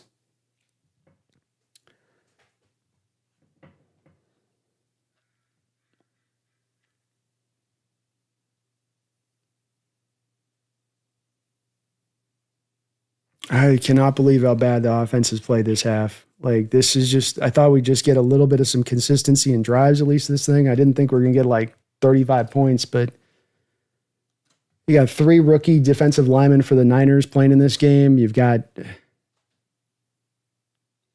all right, handoff here. Caffrey will get 5 yards on a first down. We do have a flag. It might be called for tripping here. It looked like one of our guys kind of tried to leg whip him as he came across.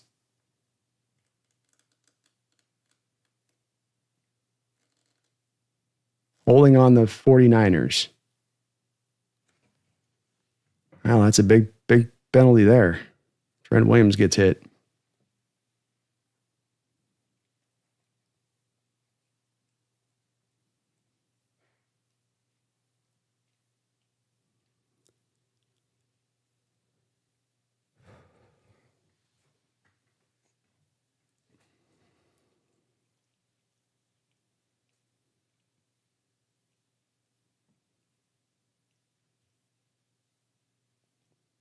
Second down and 13. Clock continues to roll. 7:18 to go in this football game. Both teams with all 3 of their timeouts. Purdy dropping back to throw all day and a dinner to do whatever the hell he wants to go out there and do. Ball's picked off. Ball's intercepted by Job. Job is going to try to run this back. Gets it to the 50-yard line. Let's go! Let's go! Seahawks with a big-time pick when they needed it bad. Purdy just tried to throw that up for grabs down the football field. And there was a sea of Seahawks defenders down there. One of a couple guys almost seemingly could have made the pick a little bit down there, but Job goes up, much like Ernest Jones, high points the ball and reels it in, showing off some great hands to get it done. Big play. Let's go. Woo! Let's go!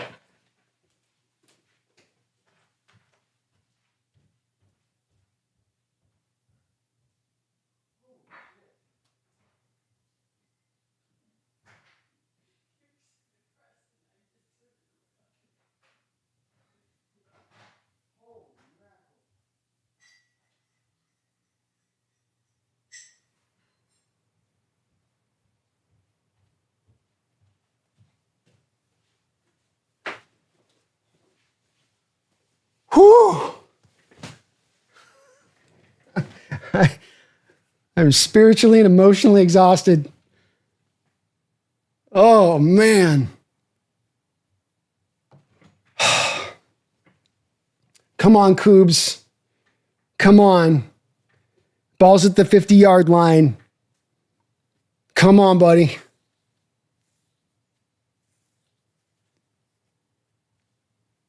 I mean, let's get back into the middle of the defense. Go back at the end of the B gaps on a couple runs in there. Give me some play action rollout to Sam in space with a tight end on a drag route across the field. Give me something I can work off of, just something steady right out the gate here a little bit. Don't overthink it. Pumpkin's totally stoked. Look at that leg over that. That's excitement right there. That is edge of her seat excitement. What you're seeing right now. Keon Lund, thank you for the $5 donation. Keon says, this game reminds me of every year from 2016 to 2022. Flag at bad times, offense that stalls, 3 pass, 3 and outs in critical moments, 0 holds at least. Yeah, it's definitely, as Sanchez was saying, as this a Pete hire, it's definitely got a lot of familiarity with offenses of the past and issues that we've dealt with on that. I agree. And just everything kind of a bit out of sorts. And first game with Kubiak, first all that, I mean, there's maybe a bit of that should be built in expectations that you're going to see some of that, certainly. But you're looking for a little bit more, I think, than what you've got here. I mean, there's just a little bit more. You go, just come on, give us just let's go just a little bit more here, you know? But we got a grand opportunity now. We've got a prime opportunity here. Get this stupid stuff out of there.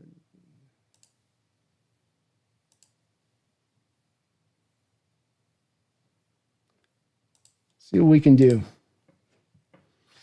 7:06, 3 timeouts, all the time in the world. 2 tight end look here to start things off. Hand off here to Walker. Walker in space. Got a little bit of something to work with. Gets himself a nice little 7-8 yard gain there. All righty. Keon with another $2 donation says, Brock Turdy, more like it. Thanks for the double dip dono, Keon. Definitely is throwing a couple of them up today. He's got the 200 yards passing, but with it has also come the 2 interceptions. It might prove to be a big difference in this football game when it's all said and done. All right, come on, Hawk offense. Got himself into a rare second and short here. Again, 2 tight end look, 1 wide receiver. Play action pass. Purdy, there we go. Just run it. Love it. See, roll him out in space. Give him an easy read. If the easy read isn't there, let him use his legs. Give your quarterback some of those kind of easy wins like that on that play. And Darnold already the good run in this game earlier. Yeah, he's got some legs. He's not hypermobile, but he's got some mobility. 5 minutes and 58 seconds to go, and this football game clock continues to roll. Seahawks, 1st and 10.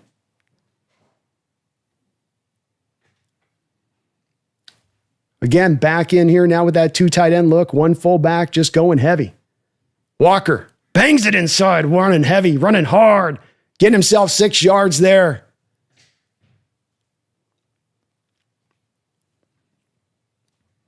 Second and 5. They'll give it a 5. Long 5. That's what we're going to call that.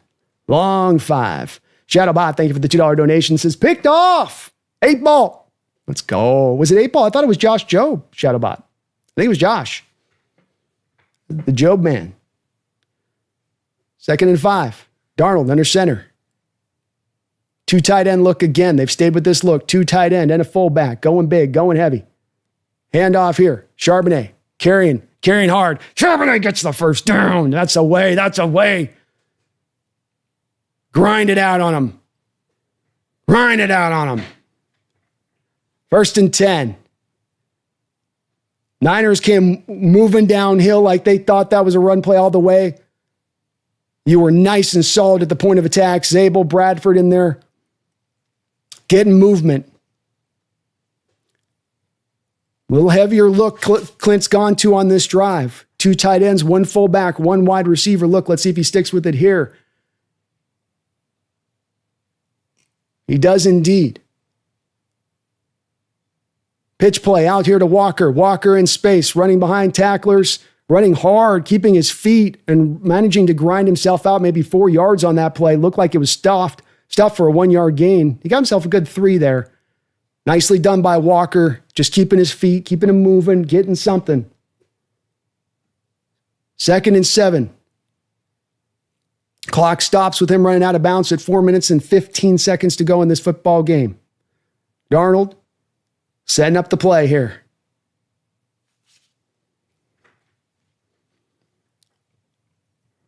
Second and 7, quick snap. Walker, nowhere to go. He's going to lose a yard or two potentially here. No, he actually ends up pulling a yard out of it. Again, fighting hard there just to get something out of nothing. Turn that from a 3rd and 9 to a 3rd and 6.5-ish. Maybe they'll go, they're going to call it 7, short 7. Big play in this football game. Big play in this football game.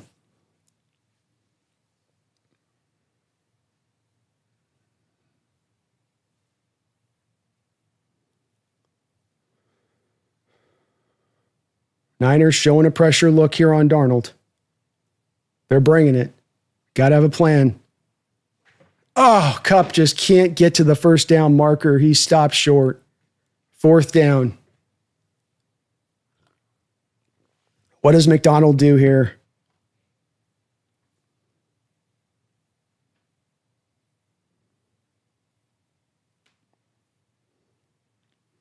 And they're going to go with a field goal attempt here. It makes sense. This is something where I think if you were in a high-scoring game, if it was 27-24, if your defense hadn't played like they've played, I think that you're a little bit more driven in this moment to not take this approach, to go for it. But when you're in a tight game, when points have been hard to be had, snaps down, kick is up, kick is good. All right, there we go. So the Seattle Seahawks get themselves 3 points, would have liked a touchdown, would have liked to have gotten the defense a little bit more and reward them back for another turnover on the day here today, but it is what it is. You got 3. Niners got 3 timeouts. So they got a lot of headwind here to work with on this, but boy, has your defense played well. Mark Sanchez, thank you for the $2 donation, says this defense is special. It feels familiar. Well said. I love what you're intimating there, and certainly you got to give a tip of the cap to defense today. Yeah, there's been some bends that have happened at times, but you've gotten the turnovers within those bending. And that's if you're going to be a bend but don't break on a game, and you're not as much stifling throughout a day. And some of this is the offense's ineptitude, and just they've given them a lot of opportunities on the other side of the ball. But if you're going to be that way, go get yourself a couple of interceptions. Get yourself some turnovers to flip a little bit that productivity or effectiveness of the offense you've allowed to be stifled a little bit to the other side of that. And they've done that. And made both of these 2 interceptions on their side of the football field, which is also a big part of this. So here we go. 3 minutes and 24 seconds. Short kick by Myers. Don't like that. Brought out to about the 32-yard line here. Jesse Castaneda, thank you for subscribing to the channel, Jesse. I really appreciate you for doing that. Very kind of you. Wind G, thank you as well for subscribing up to the channel. Very, very kind of you, folks. Please do join these fine gentlemen and folk who have subbed up to the channel. Sub up to me today if you can. Hit that like button if you get a chance. Pumpkin puts a smile on Pumpkin's face. She loves to see it. And I do appreciate it. All right, here we go, D. Do you got one more in you? Do you got one more stop in you? 3:19 to go in this football game. Purdy and shotgun to start out here. Juszczyk goes in motion wide. They'll go out here to McCaffrey. He gets chopped down by Josh Jobe quickly after the catch for only a gain of about 1.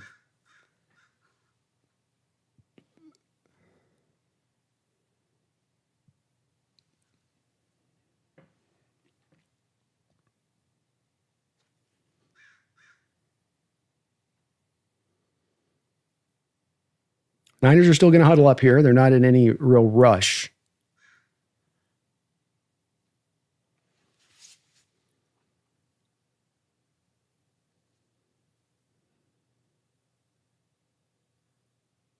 Dropping back to throw is Purdy out of shotgun. He's looking, pump fake, looking to hit this now back over the top. Oh my God. Woolen blew it in coverage. Woolen got smoked over the top on a 9 route in coverage. he did that last year in the Packer game too, where his feet just stop. It's almost like he's not tracking the ball well, and he just kind of he starts to slow his feet down as the ball is in the air. I mean, he gets beat on a stop and go route here, but he just seems to kind of slow down a little bit, but they also just get him on the stop and go. I'm sure they've been setting that up all day with Parasol. And that's what you do with a bigger corner like Woolen there on that. Well thrown ball by Purdy. Just seemed like he slowed down a little bit to me. 2:30 to go on the clock here. They're going to try to throw this out and come back underneath here for a gain of about 2 yards.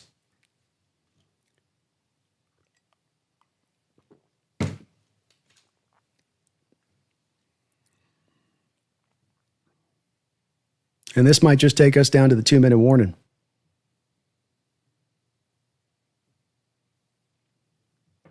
Jay Silk, thank you for celebrating 22 months as a Hawks Nest member. I really appreciate that long-time support.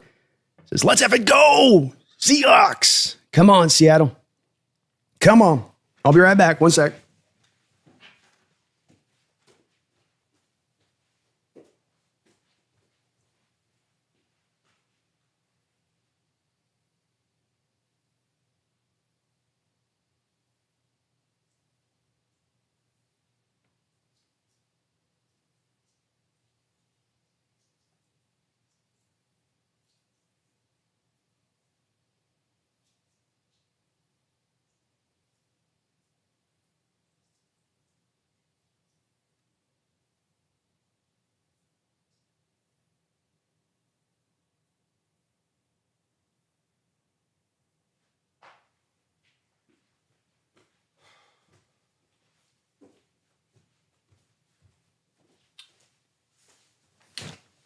All right. Oh, boy.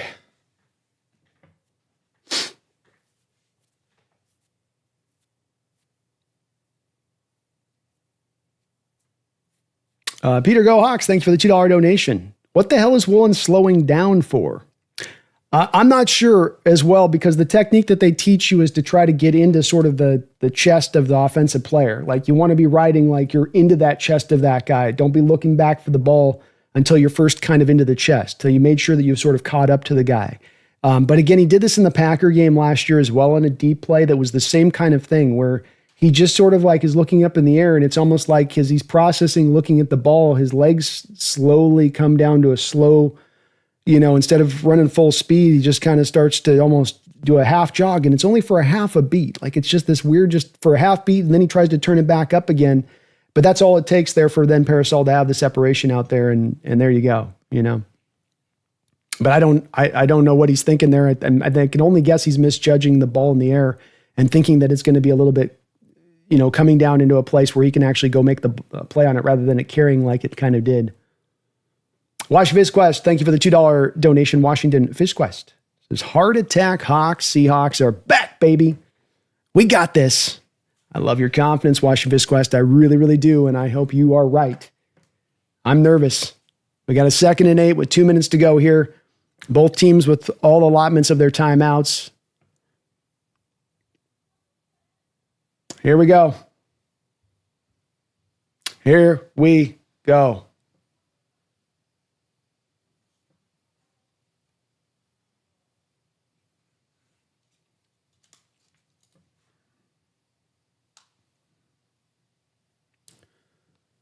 Second down and 8. Purdy drops back in shotgun. Back inside, finds a man open there. First down. Ball at the 11-yard line. Yeah, they're going to use all this clock up too.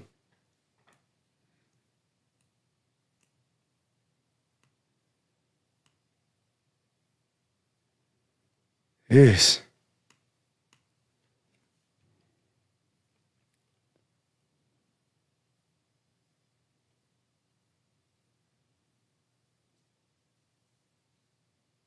First and 10, 155 here. Somebody call a timeout. They're not showing anybody who's calling a timeout. I don't know why the clock stopped exactly.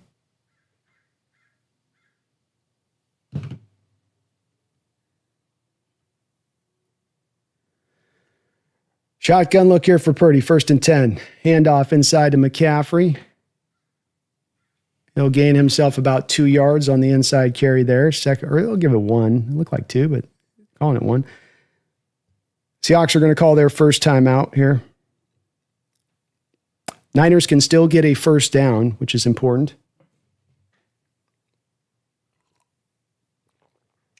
As Ryan said, we got over 1,100 people watching right now. If you can please hit that like button, it would help me out considerably. I'd really appreciate it. Maybe sub on up if you get a chance to. Seahawks did call that timeout, trying to preserve some time for their offense here to the other side of the ball if it's got to go that way. Many big plays made by the defense over the course of this game. Do they got one more left in them? 3 wide receivers to the far side of the field. Purdy and shotgun. One of those wides goes in motion here prior to the snap. Like a false start there. Didn't get called. McCaffrey with the catch inside for a gain of about 5 yards. This is going to bring up 3rd down and short. 3rd and 3.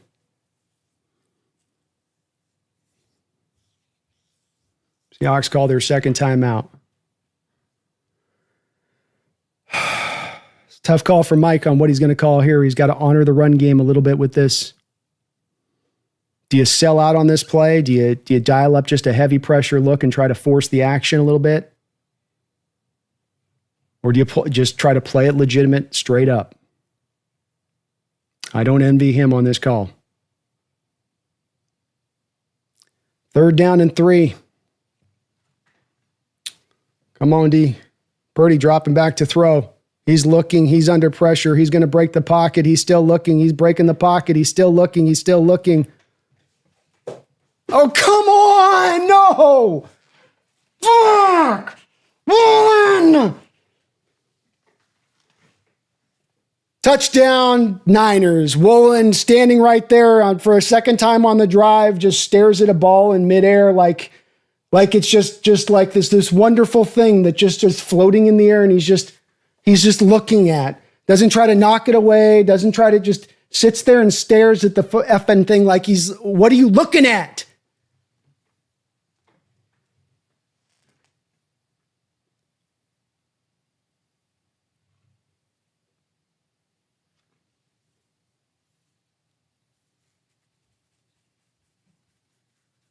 Gosh, Woolen killed us on that drive, man. Woolen just killed us on that drive. You're in position to make the play. Just knock it away. All you've got to do is just knock the ball away, man, and it's cleared. What are you doing?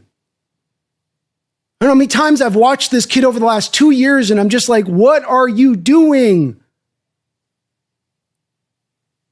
Like, dude.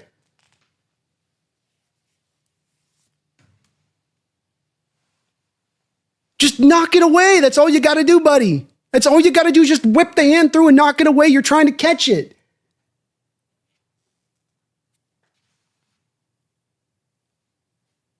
Just like the Rams play last year at home. He sits flat-footed. For some reason, he jumps up and goes backwards. And then he does that. He allows the offensive player to undercut the ball because he's just kind of slow playing the thing. Oh, man.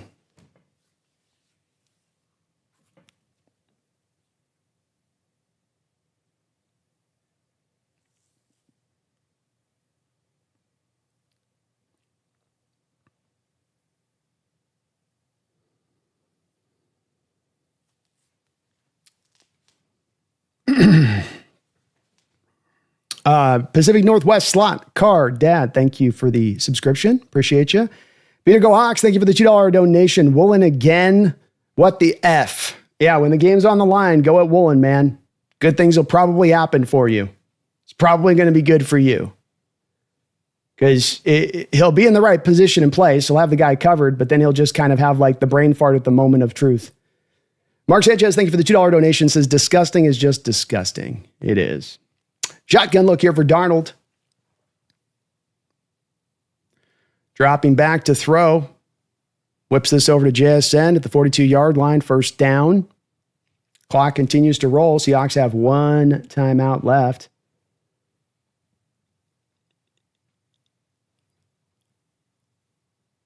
Darnold dropping back to throw here. Ball's tipped, knocked down, incomplete.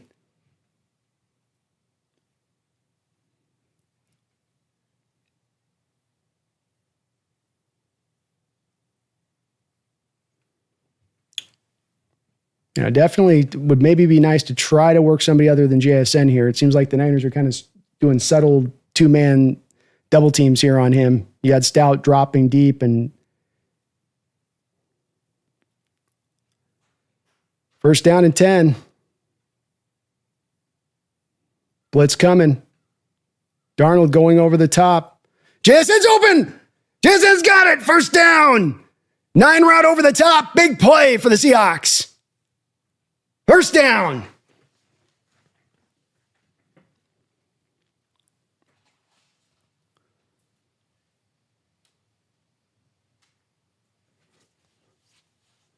Gets out of bounds as well, so the clock is stopped.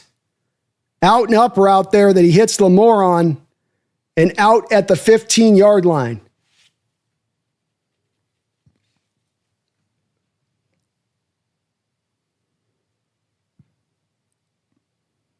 First and 10. Walker goes in motion prior to the snap, dropping back to throw.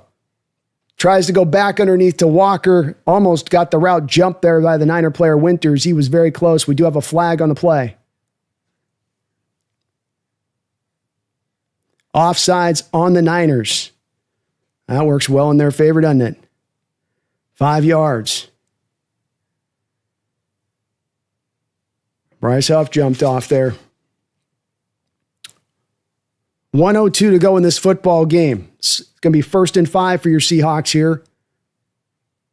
Was Huff lined up offsides? Or did he jump? Must have lined up offsides there. We got caught on that earlier in this game. Walker goes in motion next to Darnold in shotgun. Handoff here to Walker. Walker carried down to the ground there by Bosa.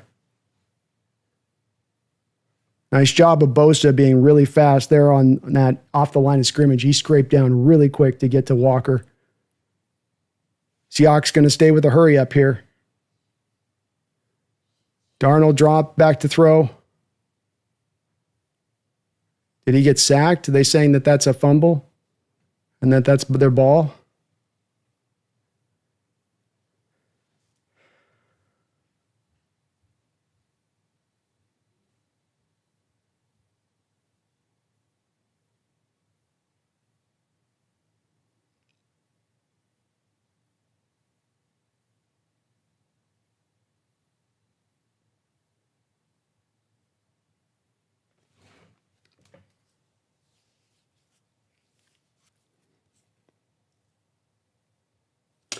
All right, well, game over. Game over. Aaron Goings, thank you for the subscription. Daryl, thank you for the subscription. Scuba Jimmer, thank you for becoming a member of the channel. I really, really, really appreciate that. I do. Mumbles, thank you for the $5 donation. Says, bro's trying to get the bag. I don't want to extend him no matter what he does. He's a liability on the D. It's going to be a lot of talk about that tonight with that.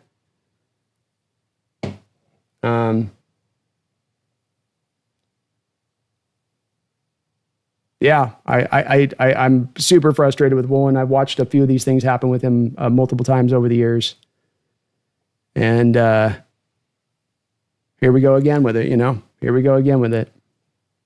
I'm almost thanking for the $2 donation. Says no other reason why he wouldn't just knock it down. I don't. It's what it is he's not thinking about the moment, the scenario. He's just thinking I'm going to go make a play.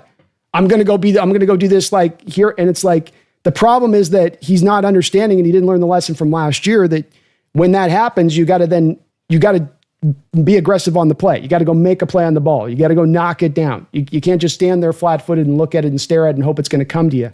He did this multiple times last year.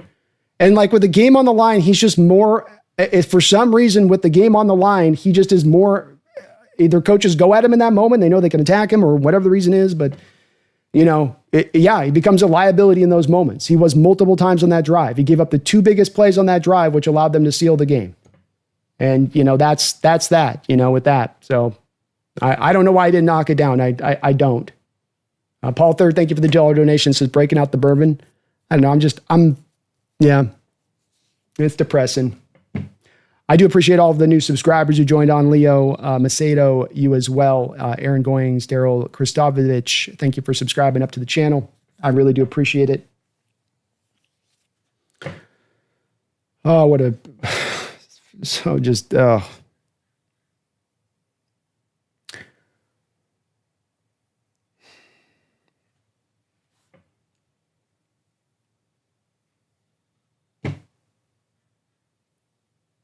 Keon Lund, thank you for the $5 donation. Keon says, what a shame for Darnold.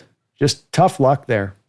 Yeah, it's hard. I mean, he's not holding on to the ball long there. As somebody else said, Lucas got walked into the backfield by Bosa, and he didn't try to route him out around the pocket. He just kind of tried to absorb the contact, which got him then sent into the backfield into Darnold's arm.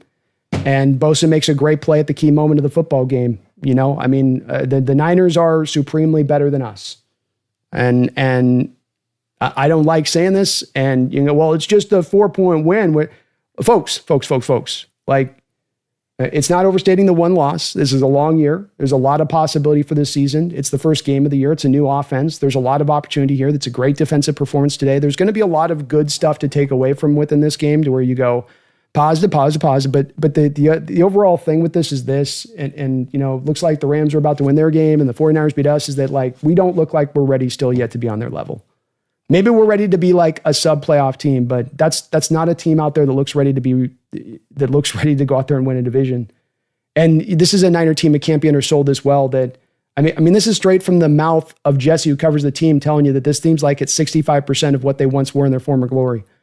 You know, they have no Brandon Ayuk in this game. They lose George Kittle after like what's basically the first quarter. They have Juwan Jennings come into this game without any training camp. He was obviously not at his prime self shape. You've got 3 rookies starting on that defensive line. Bosa is really the only true threat that you have to worry about, and you managed to let him get you beat there at the end. You feel still very much short of these football teams watching this game today. And that's a great defensive performance. Don't get me wrong. Don't undersell that part of it either. But even within the brightness of the defense, you've got, you know, a lot of the bend but don't break going on throughout this game, where you just couldn't get stops, couldn't get off the field. Conversion. Defense did enough in this game to win the game. Don't get me wrong. Offense certainly is at the head of the stack as far as the biggest problematic issues that go on here. And the fact that you couldn't run the ball at all, that there was nothing to be had in the running game in this game at all. And that's the surprise part to me as well, coming out of this, that you had nothing that you could work off with that as well. But I think you're right, Keon. I don't put much of this on Sam Darnold, really. I thought he played well in this game. I thought he made some really good throws. I thought he gave you some opportunities and chances, and you know, the rest of the team let him down. It's a Jackson Smith fumble. It's a Jackson Smith not able to reel down a 9 route over the top where he's got the ball in his hands. Perfect throw by Darnold. You know, no holes created in the run game. No run game to fall back on in this game from Darnold's perspective. You did not run the ball at all. And just at all. Counterspell Goon, thank you for subscribing to the channel. I appreciate all of the folks that subscribed up today and hit that like button and did all that good stuff for me. I really, really do appreciate it. We're trying to get over 20,000 subscribers this year. You're helping us get there just a little bit sooner, a little bit faster, Counterspell Goon, and I really, really do appreciate it. Washington Visquest, thank you for the $2 donation. That's Nick Bosa for you. Game wreckers wreck games. Indeed, they do. There's a reason this guy has been one of the best pass rushers in this sport the past few years. A lot of times being a great pass rusher is knowing the right moment for you to pull the move at just the right time to be able to get the win that you need in the moment that's absolutely crucial. And it felt like a little bit of Bosa had set that up for that to occur in that moment there, making that happen. You give a tip of the cap to him. He's a hell of a player, made a hell of a play in that moment. Certainly did. Jason Chair, thank you for the $2 donation, says, hope you didn't buy Jesse a hat. No, I didn't buy it yet. I was going to wait for the game. I didn't want to jinx it, because that'd be a jinx move, definitely there, Jason, and I didn't want that to occur. But no, sadly, I will be buying a 49er hat now. Boy, hits just keep on coming. Sean McLeod, thank you for the $2 donation. No run, had a timeout left, 1st and 5. They lied to us. Yeah, I would have maybe thought about going back a little bit to the run there. I think it just speaks to a little bit of Kubiak's lack of confidence in his ability to run at all in this football game, that he just didn't think that they could get it done when he needed to at all. And a couple moments in this game really stand out that let you look into the fact that that's the way Kubiak saw this one. But definitely just getting a quick pass into somebody's hand, maybe at fast, and then neutralize a bit of the rush in that moment would have been nice, but hard to second guess. It's tough moments, like hard to anticipate that happening in that section of the moment, 12 for life. Thank you for 17 months as a Hawks Nest member. Says, I fear we might have taken more than one step back. It's possible. I don't know on that front of it. It's one game on this, so I'm trying not too hard to draw too many conclusions with it 12-4, but it's very possible. We're going to have to see the way that this team comes back and how they can play now as we move forward. You got a very tough game on the road against the Steelers next week, and you've really set the Niners up at this point, in my opinion, in a lot of ways for going and taking a stranglehold of this division if the Rams aren't the team to go and do it. So, probably does feel a little bit like that. Noah Lansing, conservative play calling, and Woolen lost that game. Definitely, when you're not running the ball well like that, staying with the run is one thing, but not finding anything within it. It did seem like, too, they didn't have anything that they really had drawn up as far as to feature anybody else in this offense in the passing attack. It was just Jackson Smith and Jigba all day. I mean, it's kind of wild that you had nothing else within your passing attack scripted or planned or put together, but just Jackson Smith, 24/7, 13 targets, 9 receptions.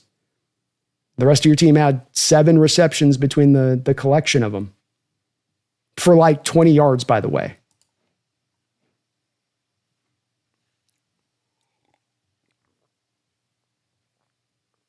And Woolen at the end of the game is just, he drives me crazy on his mental moments, because when he can play really, what's tough about Woolen is that he's a good cover man. He can go make plays for you throughout the game, but then you'll get these big moments in these games. And it's now over the last couple of years, I can go to a couple of them. I mean, the Ram drive last year at home, Woolen had 2 throws on that drive too, remember? It wasn't just getting whooped by Demarcus Robinson on the 9 route when you're running a cover 0 blitz and he's in man on man and he's looking in the backfield for some weird reason. It's also where he had the interception on that drive where, just like that play at the end, he's standing there looking at the ball and he's drifting backwards. As he's looking at the ball, he's drifting backwards. Meanwhile, the offensive player is jumping forward towards the ball, and he allows the reception. Yeah, that's tough. Shadowbot, thank you for the $2 donation. Says that was the game of the week, easily. Probably so. Sure does suck to be on this side of it. Hard to. It's always hard for me to. I'm always just like, it's a horrible game, but it's probably the best one of the week, maybe. On that. It looks like the Rams and the Houston are having a hell of a game too. Kyle, thank you for the $2 donation. Says Woolen deserves to be benched. Well, sadly, that's whether that is the truth or not, that's not going to probably happen. You lost Nick and Mawari in the third play of the game here, so you're probably going to now have to put Witherspoon into the inside and Woolen back to the outside, and you don't have a lot of the depth to call upon unless you think Shaq Griffin's going to be better. And I don't think Shaq Griffin's going to be probably better, or Nehemiah Pritchett. Jana, thank you for the $2 donation. That offense was no better than last year's. Indeed. This was not an improvement today on what we saw from this offensive puzzle. And there's a long year, and hopefully there'll be more room for growth after this and that they can start to look better as we go along. But it does stand out diametrically different than looking at Kubiak and how he had that offense running with the Saints in game 1 last year, where they were cooking it up. They were putting 40 up on the board. Now, that was the Cowboys defense you're playing and not the Niners defense. But again, this wasn't the Niners defense at the height of their powers. This is a Niner defense with no Malik Mustafa, with no Hufanga, with no Dre Greenlaw, with 3 rookies on that defensive line you're starting in this game. It's one where it's like, come on, you 13 points against that defense at home.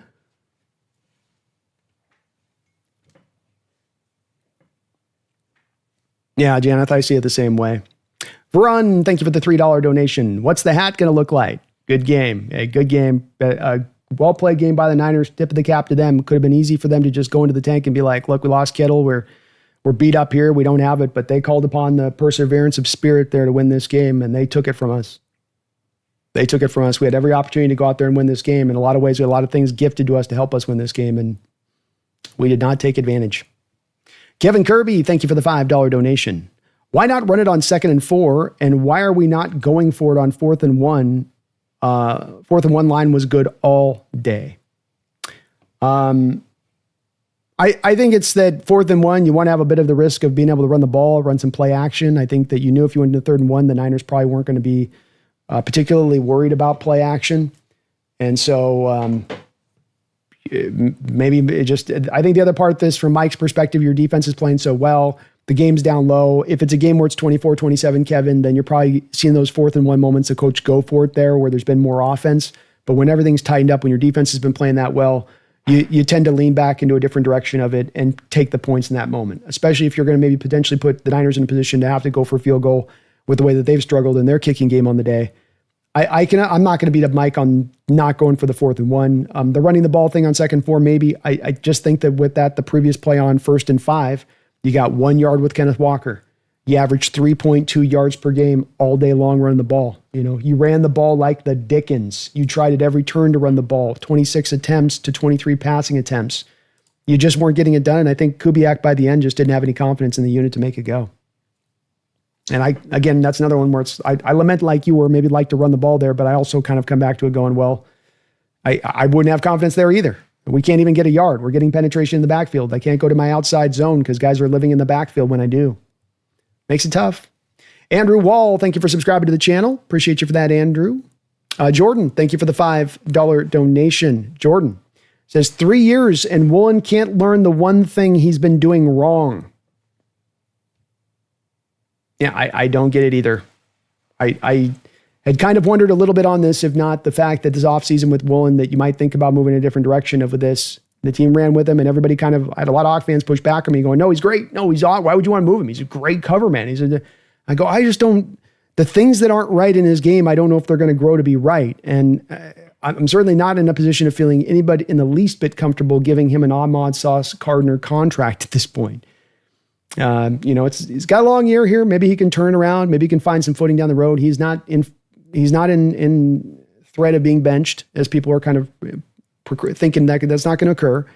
But the moments there on this drive that happened there at the end, it was hard to watch because I can just see right in my mind those exact moments from last year. And then you go, so he can't fix it. He can't, he's not going to recover that. That's just kind of a part of his game then. It's what you start to think at this point. Not a rookie anymore. David, thank you for the $2 donation. So sad to start the season behind the division already. Yeah, it is. Looks like the Rams are going to win their football game against Houston. Niners, Rams win again.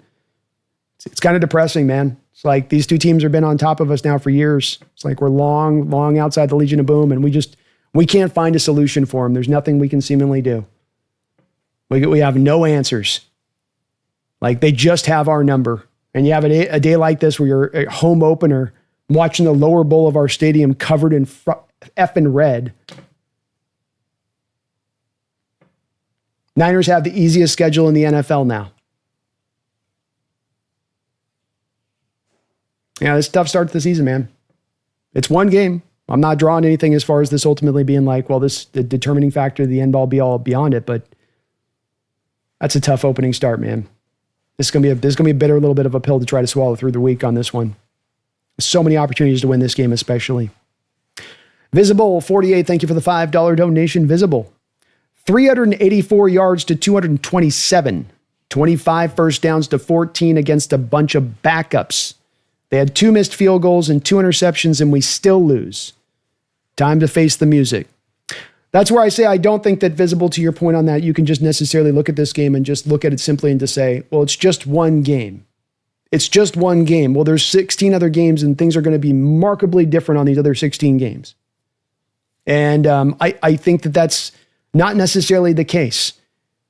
And as you said, this isn't the Niner team at the fullness of their strength that they took you on in your house in the way that they took it to you. And yeah, your defense made some big plays at times in this game, but you mentioned, man, almost 400 yards of total offense. No Brandon Ayuk. Juwan Jennings clearly diminished. George Kittle out after the first quarter. Almost 400 yards of total offense. There is, unfortunately, reverberations of this game that go beyond just one game. It's a long year. Season's not over. This isn't jumping to conclusions point on it, but there's a place of nuance you can find on this where it always seems to have to be where it's, well, that this means we suck entirely to go, or it is, oh, we're amazing, we're the greatest ever, whereas it's not everything, but there's something within this too that's some indicators that are a bit problematic on this. And I thought we would look better than we looked offensively in this game. I thought defensively we would be able to Be a little more consistent in getting off the field against this Niner attack that was diminished. I mean, what would they have done to us at full strength? They put 400 yards. What if you had Ayuk and Juwan Jennings out there? Not even Kittle, just those two guys. What does it look like? Lou, thank you for subscribing to the channel, Lou. I appreciate you for doing that. Very kind. John Naylor, thank you for the $2 donation. I'm puzzled by the tight end plays. Plays alls. Did the tight end play at all, I think is what you were saying? I don't know if they did. You had one catch to Barner for 0 yards, one catch to second round pick, dynamic second round pick, Elijah Arroyo. Sure didn't need that extra offensive lineman today, right? Right? And this, we just got to see what a game-changing tight end could do for you today, didn't you? Yeah, a bit puzzled by the tight end usage as well. It seemed like the passing attack was entirely Jackson Smith-Njigba and Jackson Smith-Njigba. Beach Lover 3, thank you for the $5 donation, Beach Lover. Good game, Hawks, but y'all hyping up that D a little too hard. Little too hard. Kittle hurt. No BA, Kittle hurt, and Juwan Jennings hurt. All we had was Parasol and CMC. Just stop CMC. He carried the team.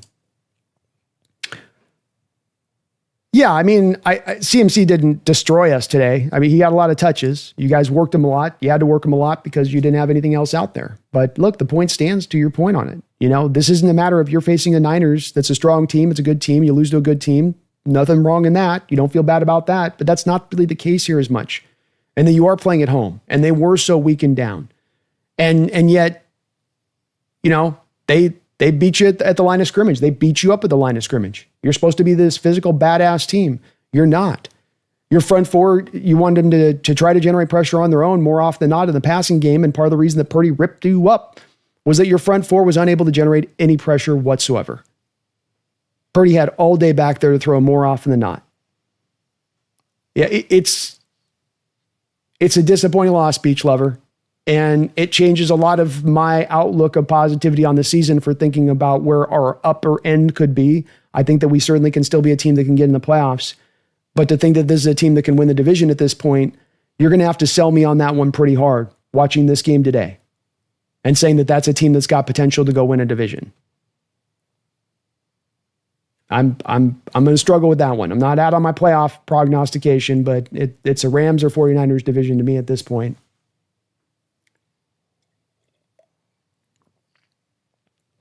Jordan, thank you for the $5 donation. At least we got to see Purdy not look like a $52 million a year quarterback. I mean, yeah, to a degree. I mean, the interceptions are bad interceptions, and that's what you get with him with the arm strength stuff, is it allows players to make plays on the ball in the air, because that ball is sometimes going to float up there on him a little bit. But I will say as well that, like, you know, looking at Purdy's day, like, in some ways he kind of did. In my opinion, you know, he only got sacked once, got the ball out of his hands, neutralized your pressure, scrambled when he needed to. He moved the ball capably and competently throughout the day, converted third downs, made the right throw at the right time, made the right read.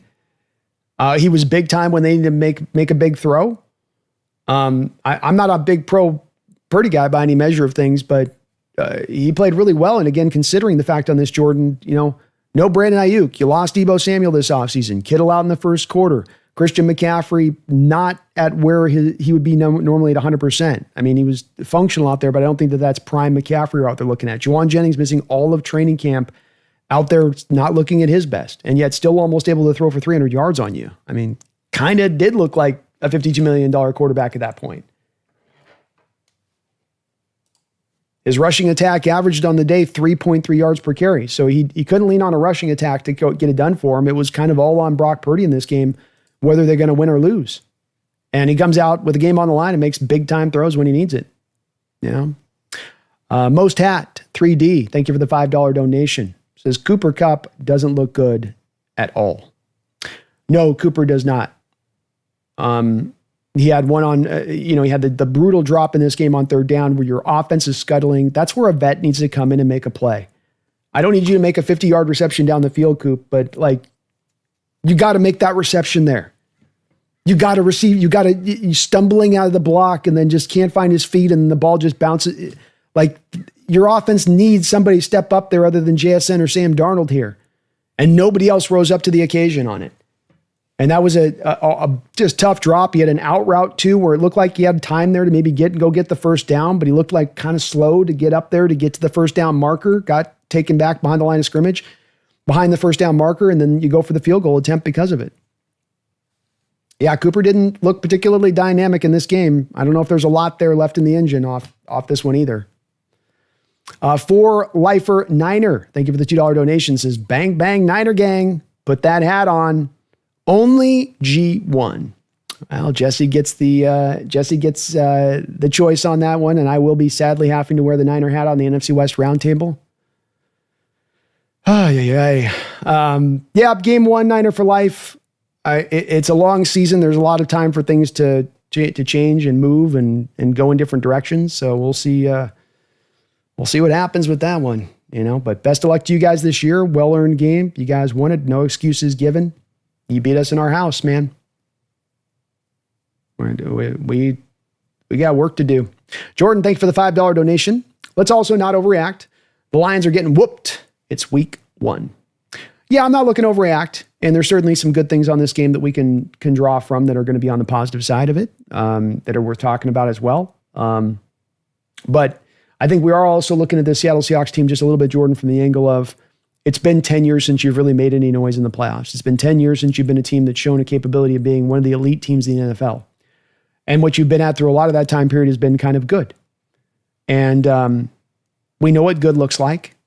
We've been through the ups and downs of the good and getting to the seasons of 9 wins or 10 wins or 8 wins, wherever you may find yourself kind of at.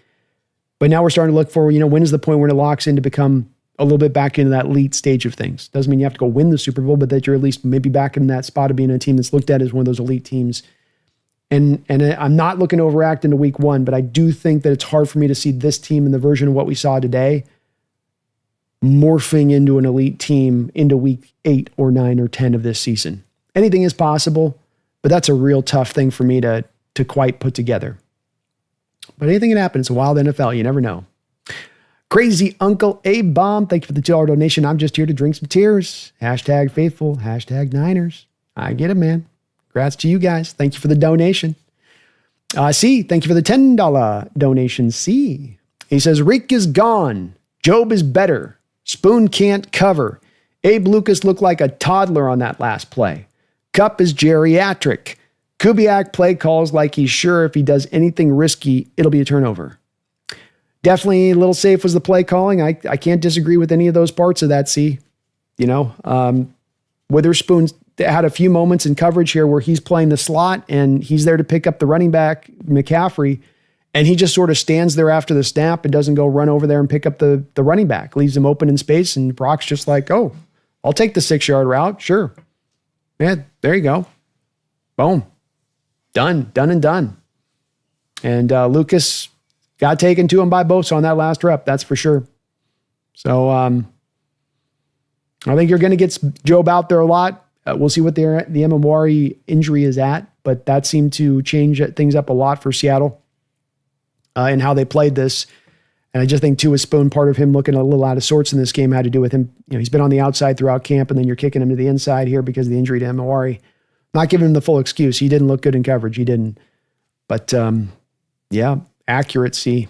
Accurate. Beach Boy 619. Thank you for subscribing to the channel, Beach Boy. Appreciate you for that. Mark Sanchez, thanks for the $2 donation. Says Rams, Cards, Niners win, and we're last. No words. Rams get the win. 49ers get the win. Cards get the win.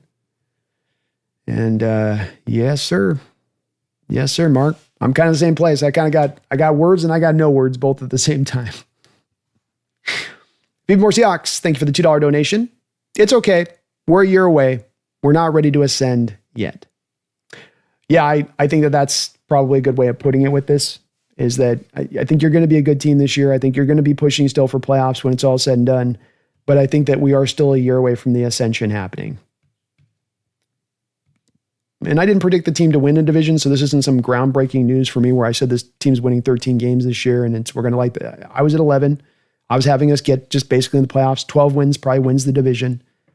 But yeah, you're probably still a year out from getting to that elite stage of things by the looks of things. Chris Cam, thanks for the $5 donation, Chris, and I appreciate all of your guys' support today. You're all very kind, even in a loss, and I really thank you for that. Says, we should have went for it on 4th and inches instead of kicking a field goal. I can be sort of talked into the both ways of it. A few people have definitely mentioned along with you on that one, Chris, and that's your guys' outlook of it. I could understand that completely there in the look of it.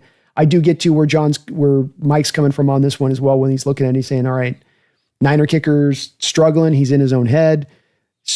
Not many points are being scored today. Points are at a premium. We're not moving the ball particularly well. It's not like a 4th and 1 is a guaranteed dub for us on a play right now with the way our offense is playing. I can kind of understand where McDonald comes from and just taking the points there on that one, especially with how his D's played up into that point. But I can also be talked either way on this one a little bit, Chris, not to try to sit on the fence on this one, but I can kind of be brought either way. If it had been a game to me where you're at like 24-27 or something, and both offenses have actually moved the ball and you'd have a little more success offensively, I think I'd be a little more hardlined in saying, yeah, you got to do that there. But being that wasn't the case, I was like, well, you might as, you sort of just take the points. Roman, thank you for the $2 donation, says, get rid of John Schneider right away. And thank you for subscribing to the channel as well, Roman. Well, I just got the extension in training camp there, Roman, so I don't think that there's going to be any hot seat under John right away. But I do think that the fans are going to get pretty frustrated if we're going to have to watch an offensive line perform at the way we saw them perform again today, as the way we watched him perform last year, as the way we've watched him for many years perform. And, I got ripped a little bit at the time of the draft. I got ripped pretty hard, quite honestly, by a lot of people in my own chat for not being as in on the Milroe and not as in on the Arroyo picks. And the reason being is that if you want good offensive line, you got to pick them early because they're going to be gone by the time you get into the 4th and the 5th round. And so that was the place, if you wanted to reinforce this offensive line, go with Zabel and, and you didn't do that. Instead, you got kind of cute with it to me. You went for a second tight end that was kind of a luxury pick. You went for a Jalen Milroe that was kind of a luxury pick. And I'm wondering if this year, especially, we're going to come to find a little bit that those two selections in particular, especially if a couple of the offensive linemen we could have had on those picks do well, that would have been maybe a little bit of a better way to go to make sure that this line was just functional throughout the course of the year, because that was dysfunction today. That was complete dysfunction right back to where we were last year in so many ways. Maybe not as much as far as from the pressure front of it, but quite honestly, when your quarterback only throws 23 times as it is, you don't really throw it enough for the pressure to test your pass protection. You don't. So it's even that we don't even know if that's really come forward on that. But the run game to have so much penetration, to be so unable to do anything at all to run the ball, speaks back to, again, that offensive line and ability to create those holes. Jeffrey Huggins, thank you for the $2 donation. Preseason got us excited. Falsely. It seemed we got a little bit too hyped up on it. And look, everything had been good vibes. Everything had been in the right direction of this team seeming to get it and understand what they need to do to accomplish wanting to become great, to turn in that team that they're trying to turn into. And I think these players understand it. I think they are taking on that responsibility, that they're doing what they can do. Sometimes this stuff takes time to come together, and it doesn't just happen overnight. And you need to let the process kind of play out to get there, to get where you wanted it to go. And we all want immediacy and we all want instantaneousness, but sometimes it just takes a little bit of time to get there. Primo, thank you for the $2 donation. Why didn't we run the ball with Charbonnet on second down and on second half with Charbonnet in the second half? I don't know. It was a little bit more back to trying to feature Walker a little bit. I will say with Walker and Charbonnet both, neither was really altogether hyper effective. And with Charbonnet, the time he was most effective was when Fred Warner went off the field for that one series that you got up and got the touchdown. So, you take that outside of it, and Charbonnet's right with Walker as far as the yards he was able to go get.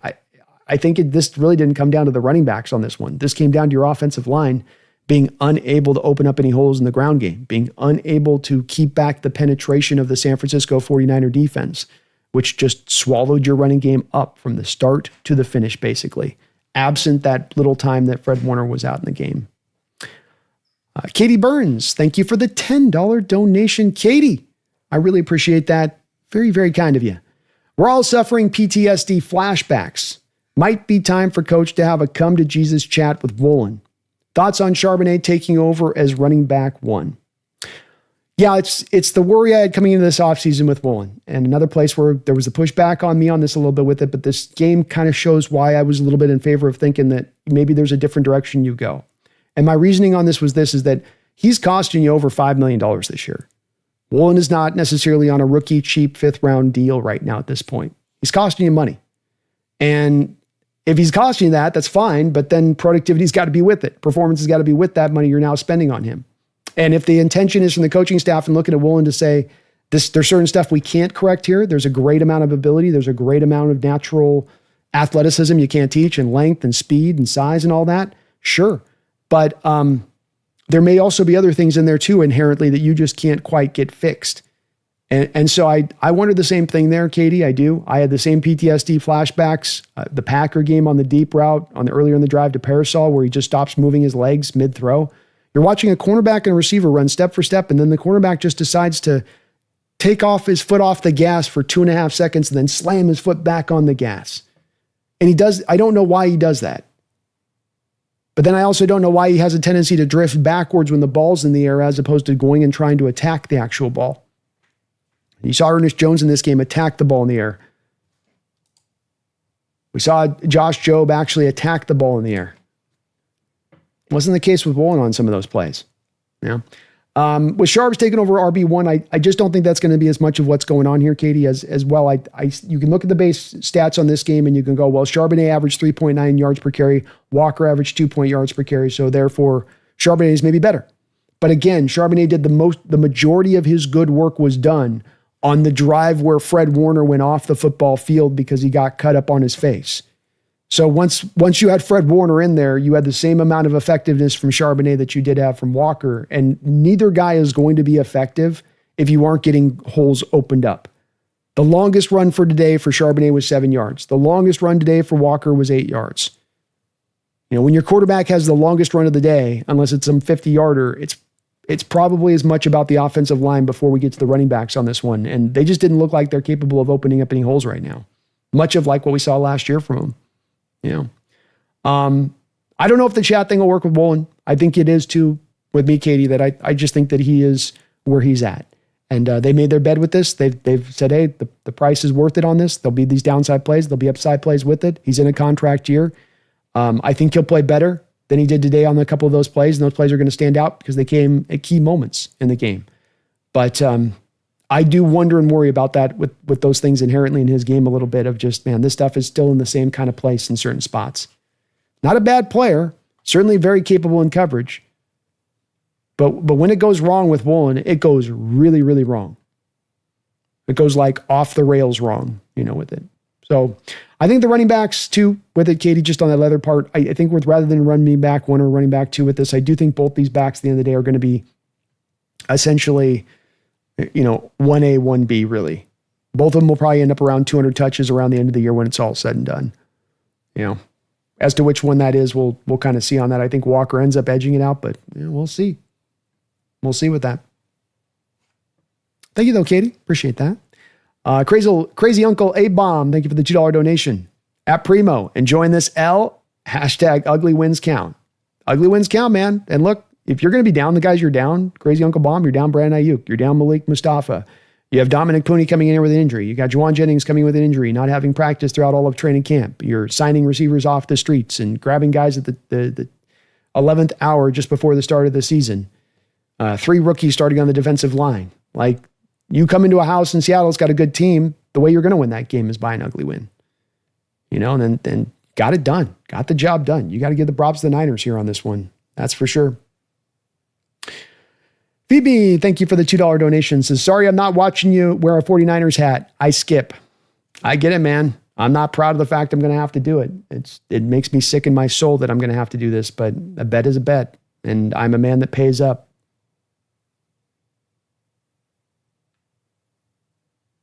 Oh, it sucks. Robs, thank you for the $7 donation. Robs.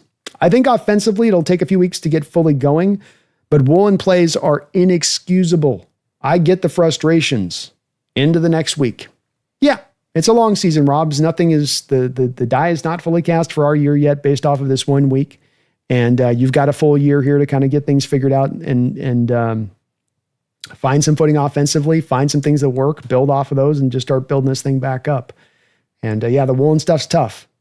If you didn't have some of those real key plays from last year, that Rams game especially, where, that was just shades of that Rams game in OT, where he has the one bad play and then comes back 2 plays later and then another just awful play right on top of each other. And you go, God, Woolen, come on, buddy.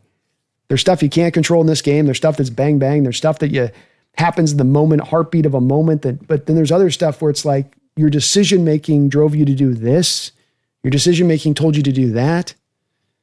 And he seems to have a little bit of that going on in his processing. Corsos D. Gutierrez, thank you for the $2 donation. Says, Woolen sold out. 2 easy picks, same drive, cost us a touchdown. Yeah, I think those 2 plays at the end of the game there, you just sit there and you go, they are what they are on it. You can't have a brain fart at the end of the game with the game on the line. Your defense has played their ass off all day, and you're going to let them lose because you can't be bothered to think about what's going on in front of you. I don't have a problem with the physical errors in games. It's more of the mental errors that you can see that drive me nuts, because that's the stuff you can kind of control. And especially for a cornerback, it's not like you're a quarterback out there processing it. You're playing a man. There's not a lot of processing required of you. It's kind of a bare minimum amount, really. But well said, Corsos. Northwest 12, thank you for the $5 donation. Northwest 12, thank you for this channel. Hawk fans need a place where we can celebrate and or share our frustration together. A lot of frustration today, obviously. Well, my pleasure, Northwest 12. I know I'm probably a little bit in a dour mood after a loss, like many of you are out there, but I love getting to do what I do. I love doing the play-by-play. Getting to experience this sort of emotional roller coaster with you guys at the same time has made it a funner experience for me, being able to watch the game, quite frankly. Because when I'm alone, I'm just sitting here frustrated and cussing, and my cats are huddled up in the corner going, what's wrong with him? What's wrong with him? But thank you. I really do appreciate that. And happy to be that place. Share the frustration, share the celebration, either or that we might be on either side of it as far as Hawk fans. I'm always happy to be that place where we can experience that together. Thank you. I really appreciate you for that. Very kind. Fire Poet, thank you for the $2 donation. It says the Rams defense shut down the Texans offense and saved us. Shut down Texas's offense and saved us? Oh, you're a 49er fan or Ram fan. Sorry. Well done. Holding the Houston Texans to 9 points on the day. That offense of the Texans, very, very impressive. It'll be interesting to go back and watch the tape on that one to see how they got it done. But that Rams defense is legitimate. Legitimate. Thank you, Fire Poet. Congrats to you guys on the win today. Very well earned win against a very tough opponent. Michael Hyde, thank you for the $5 donation. What do we do to improve the offense at this point? It seems like nothing will let us escape mediocrity. That's a good question. It's a really good question. I think the offense does improve in general terms as the year goes along. How big the improvement is, we'll see on that. But I do think that there's a lot of reason to have natural belief that the offense will get a little bit better as we go along. As you get more people more comfortable with the offense, Darnold gets more comfortable with the team. I think Darnold gave you a very impressive performance overall in this game when it's said and done. I'm not saying he lit the world on fire. I'm not saying that, he carried us through and did everything he possibly could, but I think he was stable. I think he played pretty mistake-free. I think he was smart in his decision-making. I don't think that the game was made necessarily very easy for him today, and how things were kind of set up here and put together here for him to either go out there and sink and swim. Much more of the parameters were set in place with 3.2 yards per carry average today from your running backs for you to be sunk, because it was going to then all be on your arm. And he found a way at the end to put you in a position to get down the field. Lucas just kind of blows the block there at the end, and that's just a tough break. So you got there something in your quarterback to build off of. I don't think that we're getting Sam from the New York Jets days, as many people had worried about. I think we get some confirmation of that at least a little bit. So there is some benefit there to it. But, Cooper Kupp didn't look the greatest. Elijah Arroyo didn't look like he's ready to provide some supreme Joker impact from the tight end position. Cooper Kupp didn't look great out there today. Just one game. We'll see with that. So we need more. We need more to go off of, I guess, a little bit on this. But there's some mixed bag side of this to it, I guess. Glenn Karn, thank you for the $2 donation. Says 2 picks in this game. We should have won it. Should have, Glenn. This is a game you should win. You're at home. The Niners have no Malik Mustafa, no Brandon Ayuk. George Kittle gone after the first quarter. Juwan Jennings very much diminished. Yet their offense kind of just moved the ball up and down the field on you all day long.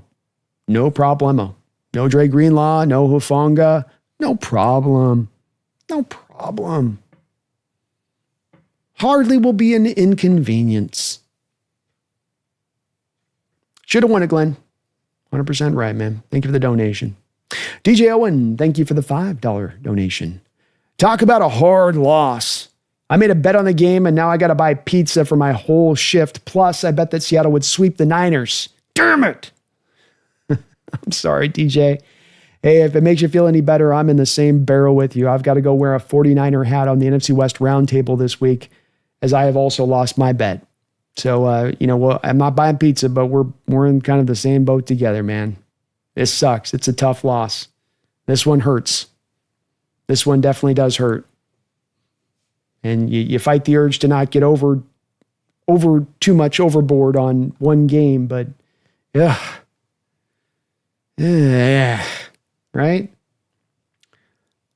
Just damn it. Damn it is right. Bamba Mary, thank you for the $2.79 donation. What about Woolen, though? Stuff's actually a joke with him. It is a joke. I don't know if I've seen a cornerback with exactly these kind of strange limitations in his game, being that he'll play really well for the whole game, and then you get to the end of the game, and then he's going to have some weird brain fart moment with like a game on the line. Or he suddenly has gotten weird with how he plays the ball in the air, and he can't seem to judge where the ball is at in the air, or he's got to slow if he thinks he's going to have an interception, like slows his legs down, and everything becomes discombobulated as far as his positioning to the receiver and being in the right spot. I don't know. I can't make heads or tails of it with Woolen on this one. He's playing for a contract right now, and I don't know if he's just thought he could get that pick there. Knock it away, though, 3rd down, then you got a field goal. The ball's back to your offense. Players have got to be aware of what's going on in a game. A quarterback's got to manage the game and be aware of what's going on in the game. You don't just you're out there just playing. You got to be thinking too. You don't just be autopilot just going through and I just react out there. I don't think. I just react. Like there's times you got to think a little bit. Down in distance, time and situation, 3rd down and 3. If we get this incompletion, it's a field goal. Like, let's go. But he's not thinking about that. Obviously, he's just out there just kind of playing. Otherwise, you would be seeing the windmill move coming down into play on that ball rather than him just trying to drift and get 2 hands on it like he did. Yeah, it was kind of a joke.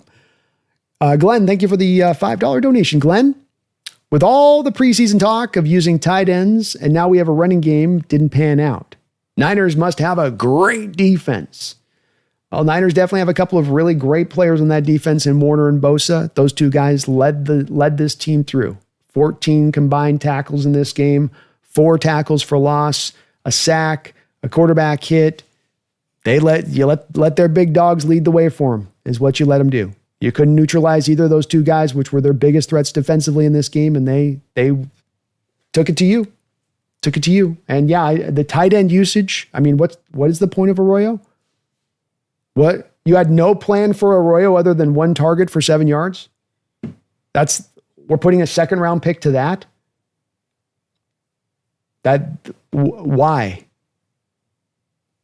Like, and I'm not saying on the failure of a lack of targeting on this one. I'm saying, why is there a lack of any kind of plan to utilize him at all in this game? Seemed like you just wanted to throw the ball to Jackson Smith and Jigba and call it a day on this one. To me. I don't get it. I don't get it either, Glenn. Kind of confusing on this one coming out the other side of it. Ryan, 2, thank you for the $2 donation. Why did we keep going back to Walker? Jarbs is the number 1 running back. Many people are lamenting on this one, Ryan. And it's just, I guess, I'm first time watching the game going through, so it's obviously a little bit hard to necessarily 100% determine this. My guess on this is going to be when people go back and look at the game on this, Jarbs wasn't going out there and averaging 8 yards a carry. 3.9 yard per carry average for Charbonnet on the day. He had 12 carries. Charbonnet had more carries than Kenneth Walker did. Now, Walker averaged 2 yards per carry, but again, the productivity from Charbonnet came mainly on that one drive, Ryan. So when Warner went off for that one drive and you got your touchdown, your one touchdown on the day that you got, it was when Fred Warner wasn't in there. And basically all you did is you just hammered the running. You just ran, and then you score. And that was Charbonnet getting those carries on that drive. So if Walker had been out there on that drive when Fred Warner wasn't out there on the field, he probably would have been decently effective as well. But you take away that drive of Charbonnet and you match up the rest of his carries with Walker's carries, they're doing the same thing pretty much. It boils down to almost exactly the same yard per carry average. It wasn't, at the end of the day, you just couldn't run the ball. Your offensive line couldn't create any holes in the running game. That's just, we can kind of get caught up on the running back on this, but nobody was finding effectiveness running the ball. You tried. You ran the ball 26 times in this game. There was just no ability at all to find any holes and too much penetration. Sanchez, thank you for the $5 donation, Sanchez. If we're playing like this, why waste $30 million on Sam Darnold? Well, it had been a little bit of what I thought they would take as far as an approach on this when it came to, sorry, one second, folks.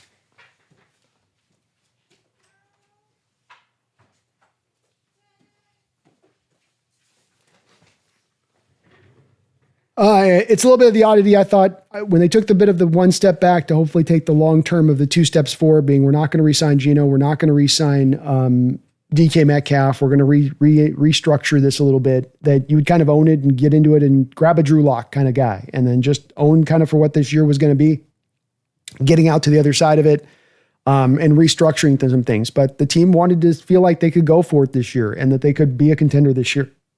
And that's really a large part of, to me, why you go at Sam Darnold on this is that, you think you can kind of be that team. He's a long-term signing too as well on this one, but that was a little bit of the oddity to me in signing it, is that if this was going to be in taking the step back, something that takes you through this year to get the team to the right place, to now be able to be a contender, well, then the Darnold thing doesn't always make as much sense on that one. But I think that they probably also thought they were going to be a lot better than they showed out today and how they played today, Sanchez, across the board. I would estimate if you asked both Mike McDonald and John Schneider, and you had them fully honest and, just able to be very truthful about it, they'd say that they probably both expected a little bit more from the team all the way around.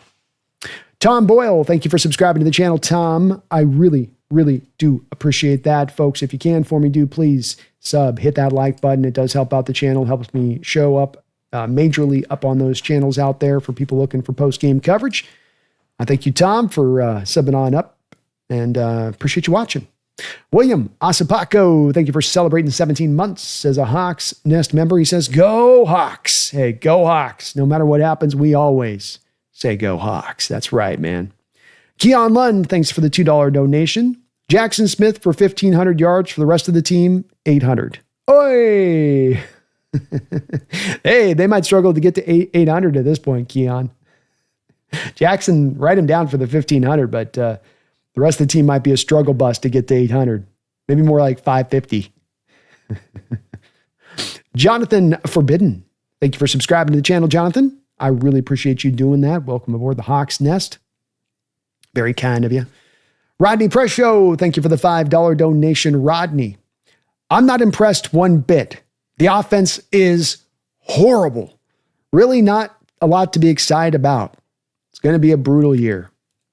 Yeah, I'm fighting the urge to kind of feel a little bit of that same way, Rodney. I'm finding a very big pull in me myself to say that I don't know if it's going to be a horrible year, but I don't know if it's going to be necessarily the fun year I thought I was going to be in store for on this one, as things just do look still too much out of sorts to believe it's a team that can be an elite team. And I mean, for some fans, it's fine for them to just be perennially good for years to come and that they're happy with that. And I'm just at a point for me where it's been 10 years of this. We have teams like the Jacksonville Jaguars who are looked at as being like one of those losers of the NFL. They've got more playoff wins than you since 2017. And the team that we saw out here today does not look like a team capable or ready to go out there and win playoff games. Maybe they can get back in the playoffs and like backslide their win somehow, but like Doesn't look like a team willing to be good against the good teams. And remember with this, the past couple of years is even as you have won more games than you've lost, when you go up against those teams that are playoff teams, when you go up against the quality teams, they beat you. And a lot of times beat the doors off you when they do beat you. So you just, it's the hard part of coming out this game for me, which is I'm with everybody to say, be patient. Don't jump to conclusions. I'm with that. I'm completely with that. But it's also a part of the feeling from my standpoint of this is saying, yeah, but I also think I see enough to know that it's not a team that's ready to be elite. And that's what we're trying to see about when this team's going to get to that stage of things. And I'm not impatient with it. I'm not calling for jobs or heads or anything, but it does seem like it's a year. We're going to be waiting a year out to kind of maybe get to that spot if at this point in the way it stands. So yeah, I'm not super impressed by this one either. You're playing this at home. And look, 2 years ago, we had the Rams come into our house. They didn't, necessarily completely blow us out, but by the second half, they kind of ran away with it. And you were able to take something away from that first game, weren't you? I mean, that was the one game in that first game where if you go back and watch my reaction to that Rams game 1, I'm coming off the thing saying, man, we might be seeing the signs of this being, Carroll's last year. Game 1, you can't beat this Rams team that, much like the Niner team, was weak coming into that game against you. Was in a lesser state coming into that game. And they took it to you in that game, much like the Niners took it to you here. I'm kind of a little gobsmacked by this just a little bit. And it's making me, definitely fight the urge to understand what the hell is what the hell. Paul Third, thank you for the $5 donation, says, Jesse called it. Game will end with a Bosa strip sack. Crazy prediction. Well, that's why Jesse is so good at what he does. And he did indeed call it. Jesse had them winning, and I think that he had the score right around the same kind of spot. So well done on his part. Very well done on his part. And he's going to be a happy man watching me in that Seahawks cap this week. Good stuff. Good stuff. Be calm, see clearly. I'm already tired of this team. Already garbage. We've definitely seen this version of this Seattle Seahawks team many times before. I mentioned about the fact it's been a while since we've gotten a chance to see a winner here in Seattle, but it also is a certain brand and style of team and the way they play, which is about the brand and style of team that we saw today. It's a bend but don't break defense. They can't seem to get off the football field. It's an offense on the other side of it that can't seem to stay on the field. Say nothing of having a real big inadequacy and actually just scoring some freaking points. We've been down this road many times before. And that's why for many of us out there, even for those that say, well, be patient, just understand on those folks that might be like, well, just be patient. Some of us are a little bit like at the wit's end of like seeing the exact same story playing out every single year. And we are facing again now the potential, once again, the offensive line might be just another catastrophe just about again, despite hoping and thinking this thing is going to be much more improved. Because if that Niner defense with its front four, outside of Bosa, which is pretty light and pretty lean, can take it to you in the way that they did today, what is a good defensive front going to do against you? Mick Frewer, thank you for the $5 donation. Says, what hurts is the Niners were down so many players and looked like a much better team. 2 bad field goal attempts, and the score's a lot worse. Yeah, this is the way I see it as well. This is not a Niner team at full strength. This is not a Niner team that's at the height of their powers. It's a Niner team that's clearly diminished. You got Trent Williams out there limping around, Kittle out with a hamstring. And they were still seemingly significantly better than you. At home. You might have more Ram fans in your own stadium. It's hard not on this one to just be like, dude. Yeah, I feel the same way, Mick. I'm trying to find the silver linings on this one, and I'm not out or anything on this, but there's definitely some bad signs coming out on this side of this game in the way that this thing played. Old School Seahawk, thank you for being a member of the Hawks Nest for 12 months. Says, cue the overreaction. Appreciate you, sir. 12 as 1. 12 as 1 is absolutely right. And that is where we got to be patient with it. Like you say, overreaction is the place we're always going to be at in these places. And it's the spot we always try to land at here in this channel, which is nuance. It's not to overreact and say the team is going to be garbage now. They're going to be trash. They can't ever do anything like that. It's still probably a playoff team. You still have a very favorable schedule in the way that this is set up for you for the rest of the year. So I think it's, for me, the overreaction isn't to say the team's bad with it. It's just a matter of, do we see a team that can be great at some point this year, or have the DNA within it that you can see below the surface of greatness is there? I don't know if we can say that to it, But got to be patient. Long season. You're right about that, old school Seahawk. Thank you for that reminder. Phoebe Moore Seahawks, thank you for the $2 donation. Says, at least the Steelers defense doesn't look scary. No, they definitely had the Jets team able to move the ball on them. And boy, Fields played so very well in that game. He was very impressive there with the Jets and what he did. And they took that Steelers team right up to the brink of it. So maybe there's a opportunity for us next week to make a little bit of hay against the Steelers, where maybe that defense isn't going to be as quite tough as it's been in recent years. Well said. Nicholas, thank you for subscribing to the channel. Nicholas, appreciate you for that. Folks, please do hit that like button, sub on up if you get a chance. I would really, really appreciate it. Mark Sanchez, thank you for the $2 donation. B, the game against the Steelers looks daunting. I'm not going to have any confidence going into this game, that's for sure. That's even with the Jets getting after the Steelers a good amount this week. You're going on the road, 10 a.m. It's not a good matchup for us right now. Not with our offense seemingly needing to find every part of itself. You have Darnold and somewhat of Jackson Smith in this game that you feel decent about, and the rest of everything down the line, you're kind of like, oh, okay. Work in progress. So really good chance at this point for our Hawks that we're probably, not that we're going to, but it's just good. You're going to come into this as not the favorites, and rightfully so. CD Woods, thank you for the $5 donation, CD Woods. Job was our best cornerback today. Need more from Spoon and especially Woolen. Heck, you could sell me since Job started. He's been our best cornerback. I think you could make that argument. Sure. You certainly could.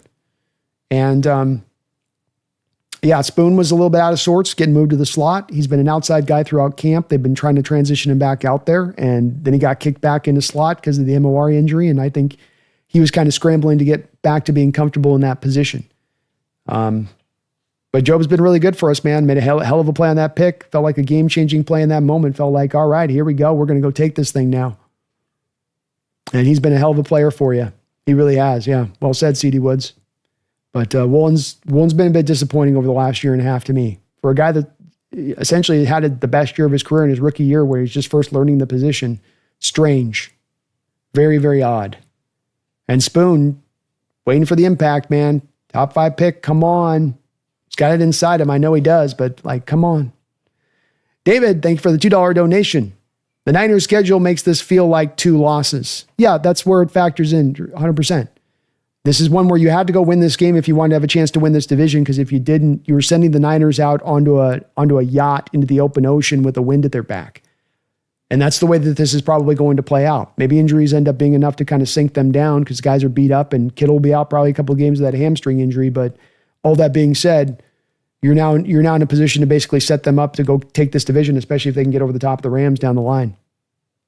Yeah, this is not just your typical one loss. This is the crappy part about playing a divisional game, first game of the year. This is the crappy part about playing the team that's set up by Vegas to be the divisional favorite going into this year and to lose that game. Is that it does carry weight to it. Games matter in the NFL. It's not basketball. It's not baseball. They don't play 172 of these games. Every game matters, and especially the divisional game matters.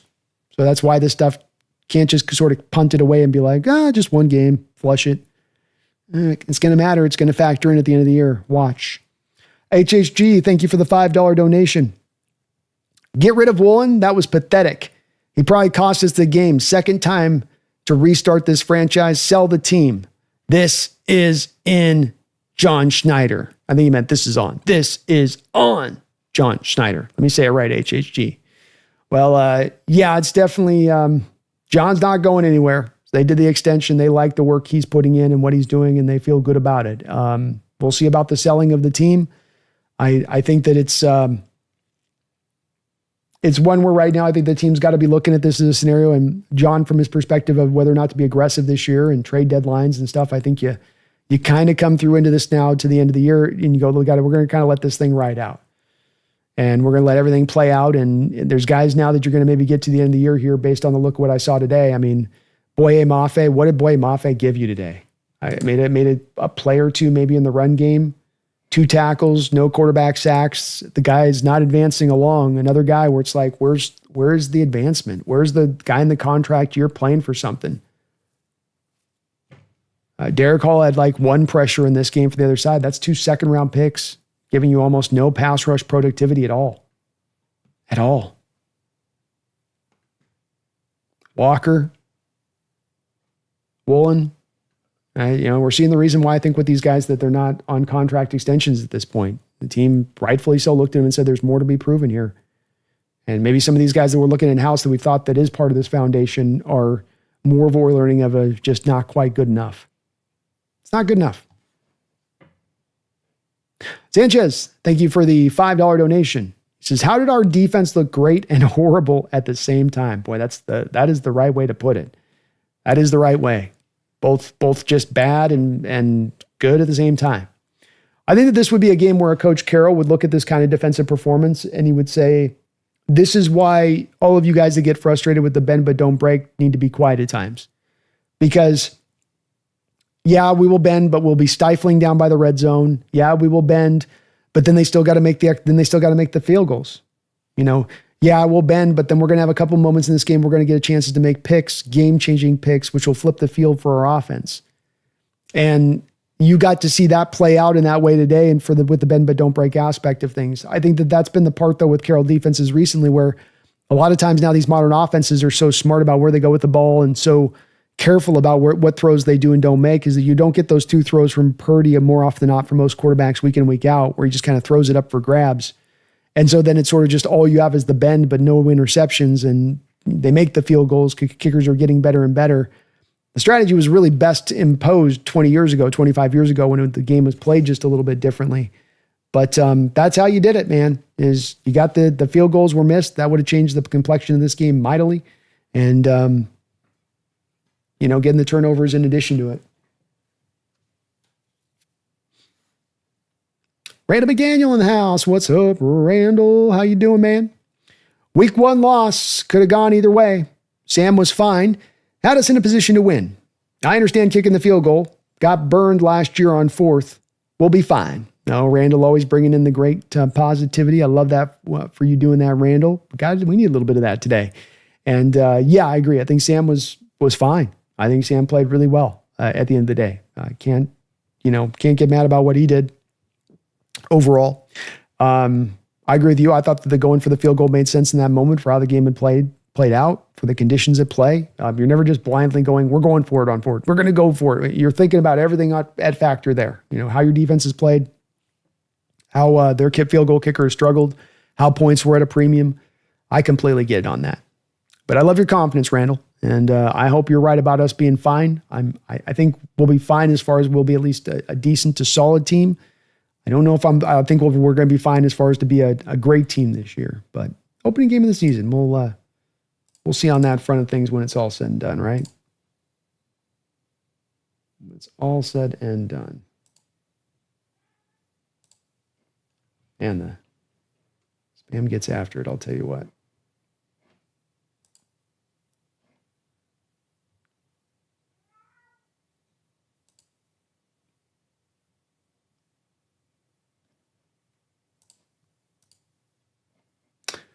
Yeah, sorry, we're getting a lot of spam here, so trying to get it out, but they come in full. They do come in full.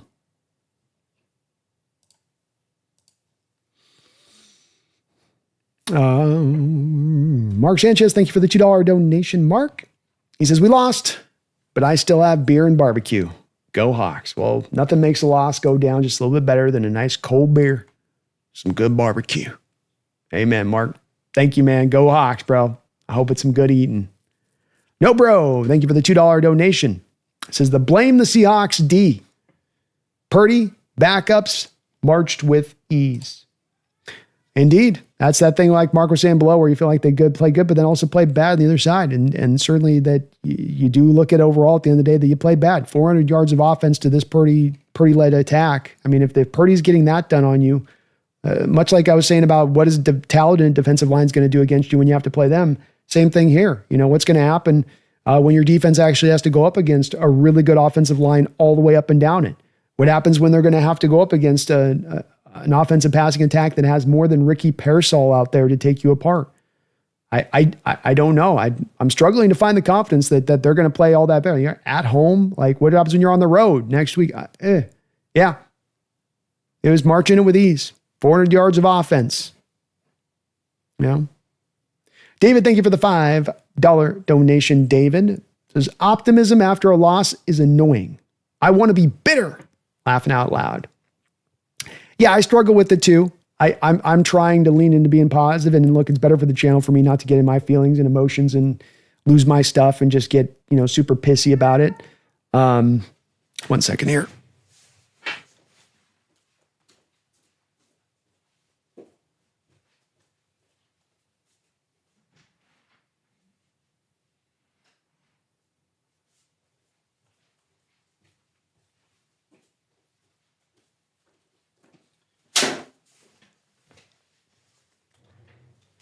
I think that there are times I can find optimism after a loss, and I can be in a place of going, well, look, there's this and this and this that come into play a little bit, and that factors in, and you sort of take some things into account. Bad injury here, bad injury there, a bad break here, calls that go against you at the wrong time, a poorly officiated game. There's some really tangible reasons you can come away with a loss, even a bad loss at times, to find that optimism.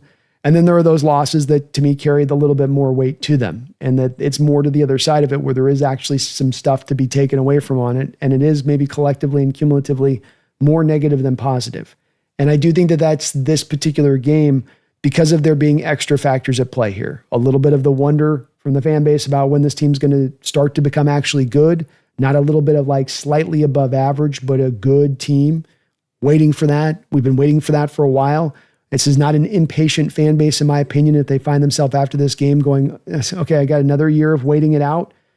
How many years do you guys get until we can finally get this thing back to a place where you're actually able to make some noise? And so I think that, to me, that's where a lot of my sympathies go out to the fans that feel that way coming out of this game. And that you go, man, at home, a weak and Niner team, and walking you up and down the field offensively, and your offensively just falls on its face all day. Save for a big throw here, a big throw there, and you can't run the ball, and the offensive line looks miserable once again. And it's tough for me not to be a little bit more leaning in that phase of it. I'm trying to find the optimism here, and there's some good things to build on from it in this game too. I do. I think defense had some moments in this game, and getting some interceptions and picks is huge, and Darnold played steady and solid. But yeah, I'm kind of more in that neighborhood probably to where you're at too on that, David, on that front of it. HD Easy Gaby, thank you for subscribing. Eric Howard, thank you as well for subscribing. You guys are so very, very kind. I appreciate all of that support here on the channel. Please do hit that like button. Please do get subbed on up. I really, really do appreciate it as well. Thank you for that. You guys, and Taker610, thank you for the $2 donation. Should have never traded Hal. Ha ha ha ha ha. Yeah, indeed. Vikings learned the Hal experience real quick. They couldn't get him out of town fast enough. And it was so bad for them with them. They moved off Hal so they could get to Carson Wentz. That's how bad it was for them. But yeah, it was Hal days, or at least not the Hal days, I suppose. At least it's not that. Jeffrey A. Thistle, thank you for the $5 donation. Jeffrey, he says 3 major takeaways. Bad quarterback pressure by the defense, bad offensive line play, and 5 6+ minute Niner drives. Can we stop with the screen passes and trick plays? Yeah, a lot of trick plays, and we're going to go over here and throw this over here, and a lot of trying to misdirect this way to that way, and didn't confuse or befuddle the San Francisco Niners at all. I mean, you lost 8 yards on a pass play to Jackson Smith at one point in this game, and yeah. I mean, this is the place you touch on, is the place that I'm worried about most with this team. NFL games are won and lost, especially this year, especially the running game coming to the forefront this year. It's going to be won and lost in the trenches. And you got your butt beat on both sides of the ball in your trenches in this game. You just did. And that's harrowing, especially defensively, to look at it with all of the assets you put into this defensive side of the ball. 2 second-round picks with Mafe and Derek Hall. Big money contract to DeMarcus Lawrence. Leonard Williams making over $20 million a year. First round pick to Byron Murphy. Big time money that you've given to Jaron Reed in addition to that. And what did we even have a sack? We had 1 sack today on 35 dropbacks from Brock Purdy. And that sack came by your safety blitz. The only time you got any pressure today was when you were blitzing.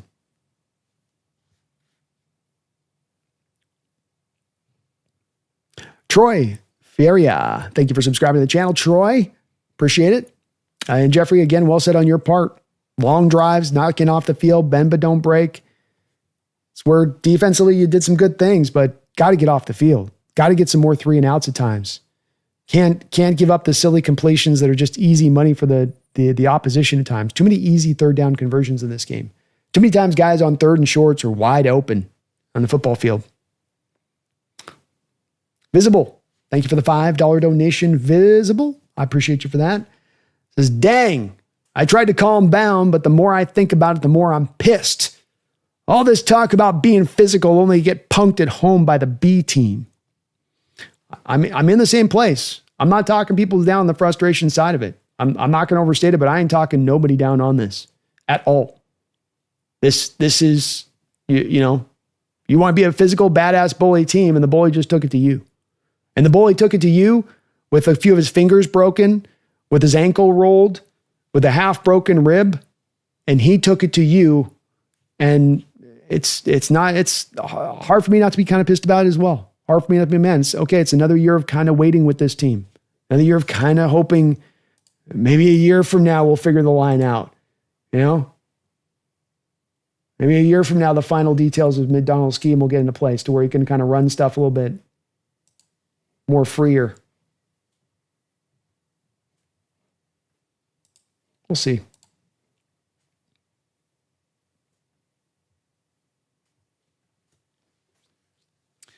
Sanchez, thank you for the $5 donation. I appreciate you for that, Sanchez. I distinctly remember wanting to take Tate Ratledge in the second round. Where was even Arroyo? Man, this stupid ass. I'm just going to find Spam. You want to stay in there? I'll just keep banging you out of here. Spam's coming hot and heavy today. I don't know even how they do that. How are they even doing it?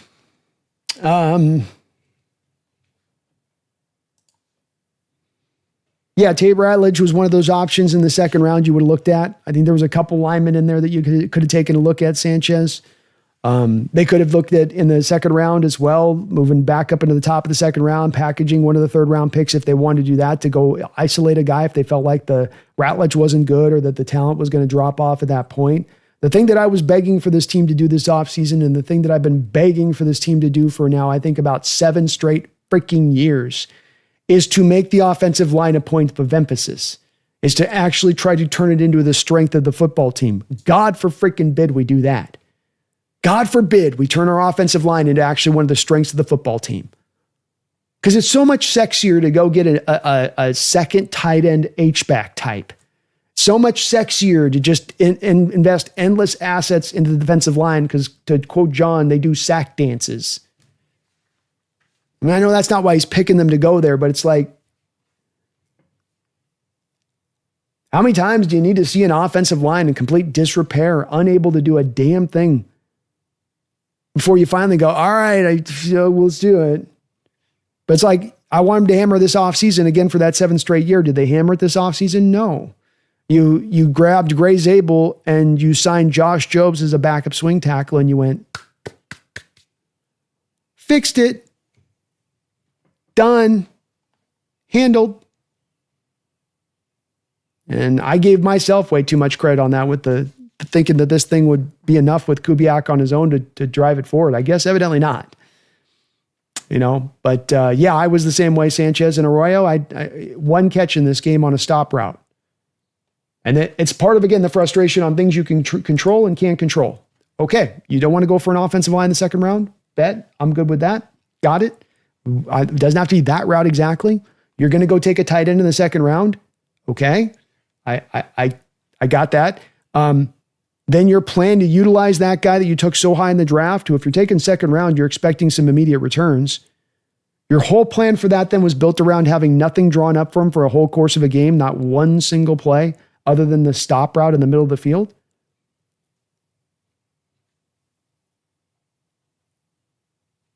Like, that's the part I don't get is you've got 5 days leading to the game. You've got a whole offseason crafting the plan of attack against this Niner team.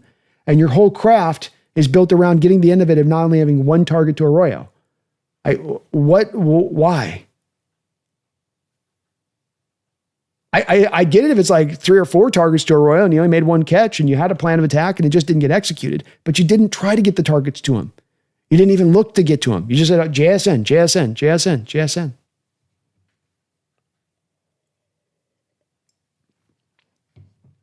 Kind of strange, Sanchez. I agree with you on that. I don't know what was going on there with Arroyo today and what the plan is there with him.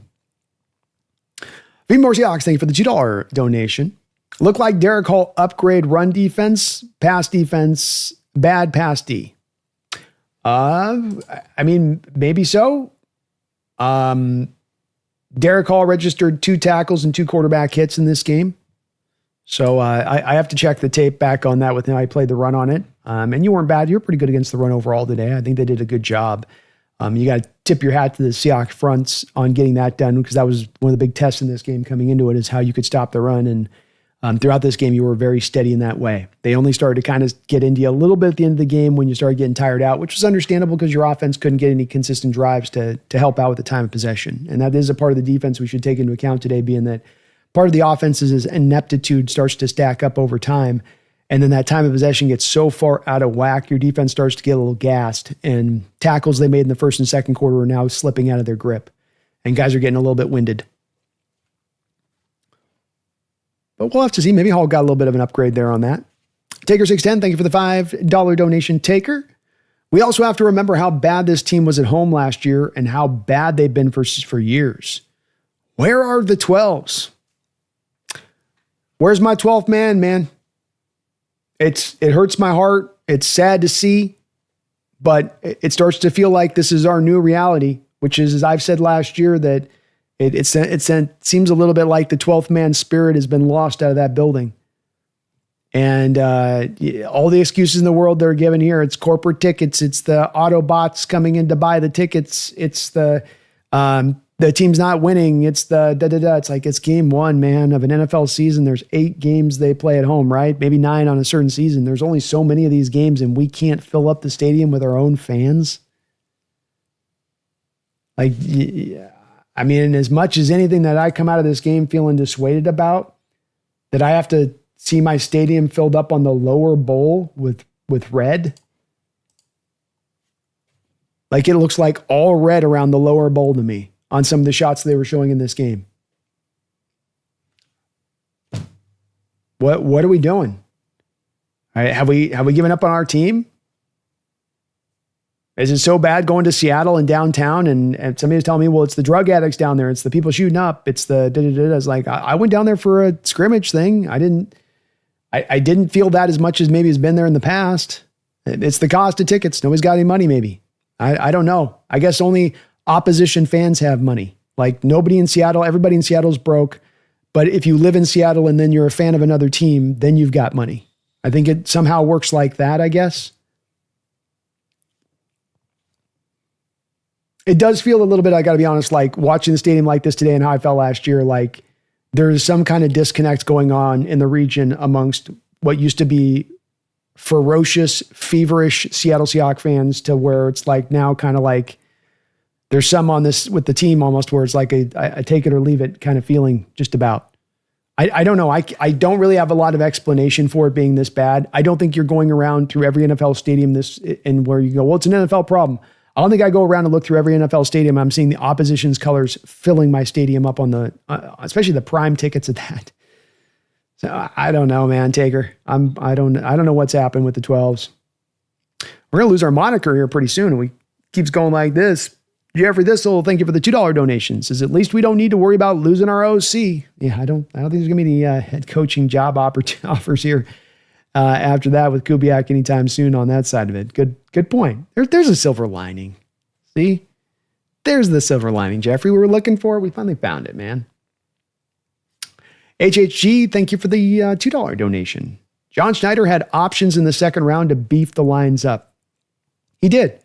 This is the thing is you were well situated with 5 picks in the top 100 to have an opportunity to be able to jump up in the draft and go and hit this thing and hit it hard and take care of it once and for freaking all. you know? Or did you say, okay, we've learned our lesson. Let's stop with the shenanigans and let's get to work here in it. And instead you got cute. You went with Zabel and you're like, all right, we did what we need to do. And I'll tell you, where John goes weird at times is that he will have an issue with the positional group. And where he's maybe at his weakest is he has an issue with the positional group. And rather than recognizing it quickly, pivoting fast, addressing it quickly and getting it hammered, he'll sort of tiptoe around it. He'll sort of dip his foot into the water, pull it out. He'll sort of try to soft serve it a little bit and see if he can just barely slowly get it up to just good enough. And I watch him do this at times to where it's really one of his Achilles heels as a general manager. And it's just with the offensive line in general here, it's one of his blind spots. He just does not want to make his peace with the fact that these guys, he's got to pick them high. He doesn't think he should have to pick them as high, overdrafted, overpaid, bop. But he had the chance this offseason. And instead you package one of your third round picks to move up and get Nick Imawari. I'm all right with that. Don't have a problem with that in retrospect. Okay. But then you're going Arroyo. And then you're going back to Milroe. And those were two, even at the times, those were two picks that were sort of like luxury picks to me. And I don't think you were in a position to take two luxury picks. You could have maybe taken one luxury pick there, but I don't know if you could have taken two. Remembering again, you packaged one of those top 100 picks to move up and get Nick Imawari. So you sort of burned 2 for 1 on the Imawari one to make that happen. You should have been much more driven at that time to go with O-line, I think. And we might really come to find that that's a big regret John's going to have from this past draft. We'll see. It's early. It's not necessarily finalized on that, but it is a little thing I wonder about too as well. Jeffrey, thank you for the $2 donation. Appreciate you that, Jeffrey, all your support today. You as well, HHG. Everyone in our Division 1 except us. That's nice. Yeah, it's a rough day. It's a rough day today here for our Seattle Seahawks. You lose your home opener, you lose it to your nemesis. The rest of the division all wins. The team that beat you today is the team that's going to go on to have the easiest record in the NFL this upcoming season. It's kind of hard to dress it up for me. I'm doing my best on it here with you guys today on the post game, but it's hard for me to look at this one and walk away and just feel nothing. Finding the encouragement. Holy crap, Megan, they are coming through. The spam today is off the hook. Like I got subscriber only mode on in there. Like they are here.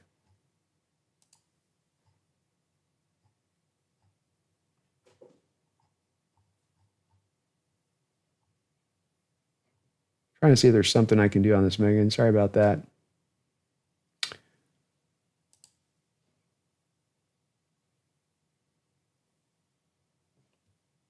Yeah, it's subscriber mode only on. I don't know why it's going nuts like that, Megan.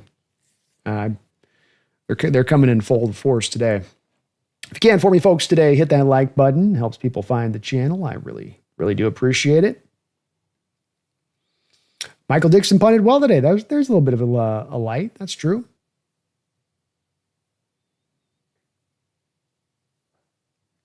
Thomas says, "I'm sorry, I can't watch the same excuse on how they lost it. It pisses me off losing anyone who, and today is one of the many examples why I don't want to watch Seattle play." I get it, man, Thomas. And I'm certainly not going to put any excuses on it on that for sure. I feel the same way. Gwen says, the funny thing is Seahawks travel well, at least in part because we do have money. Yeah, it's the part where I've always thought, well, we got money here. It's one of the more affluent places in the country. I don't know if that excuse always held up, but again, I know we are in a bad economy right now and everyone's struggling a little bit.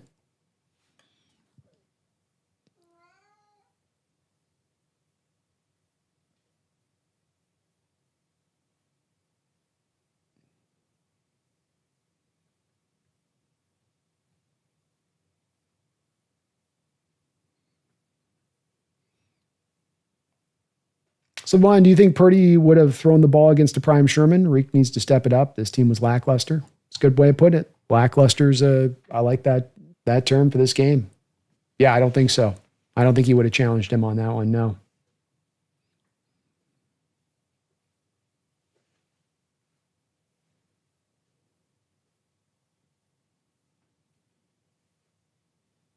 Amin's confidence is, it was not all bad. We got this. I love the confidence, Amin. Thank you for the good vibes.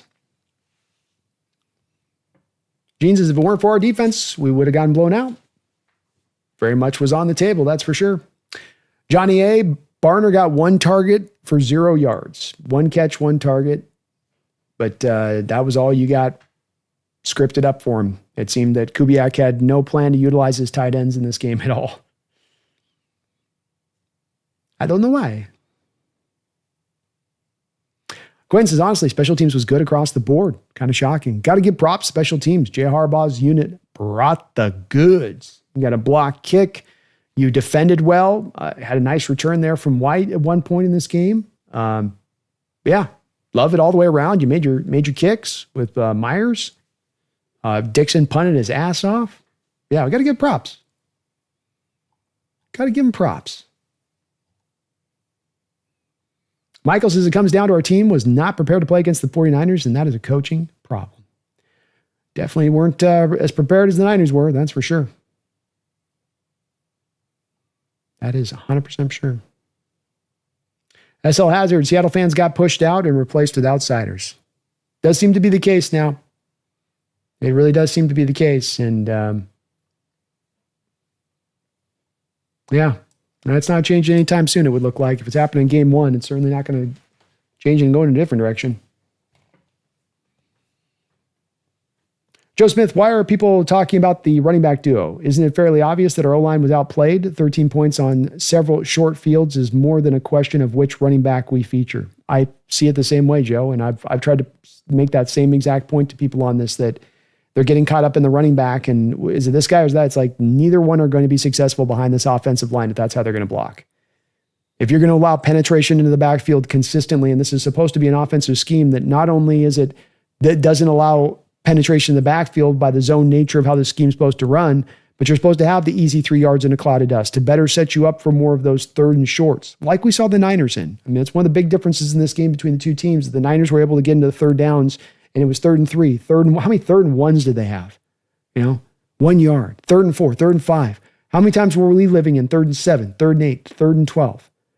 And it's all in the back of that early down penetration, your offensive line getting no push, getting pushed backwards. Very disconcerting to watch today. Very, very disconcerting. I'm with you, Jaleel. I'm very frustrated with this offensive performance today. That's not good enough. It's not good enough to just say, well, the excuse is it's a new offense, new Kubiak. They're just figuring it out. They just, they got to learn what they got to learn. No excuse. No excuse. Not at home, not playing that Niner defense for where they're structured and set up right now. Not with 3 rookies, they're playing significant snaps on that defensive line. No, and no. You got to do better than that. Especially as your defense, as has been said, gave you short fields a couple of times in this game, gave you prime opportunity to go out there and make some noise. They just weren't ready to go. We're ready to go. Or we're just that bad, one of the two.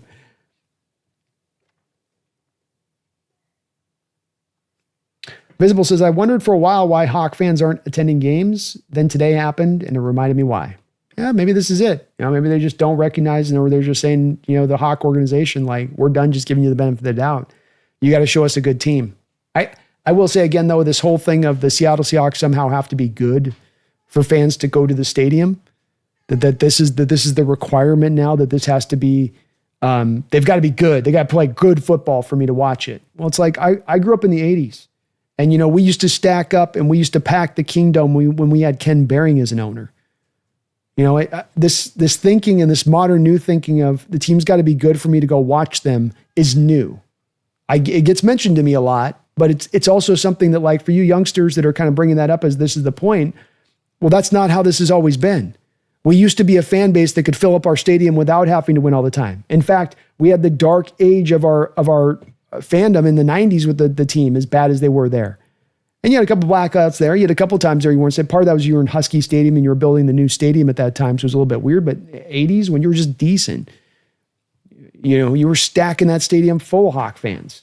So, like, why would it change then to now? Like, why now is it so different? That's the part that maybe the elevator doesn't go all the way up for me on that one. Judah says, I'm sick of being a team that plays like this.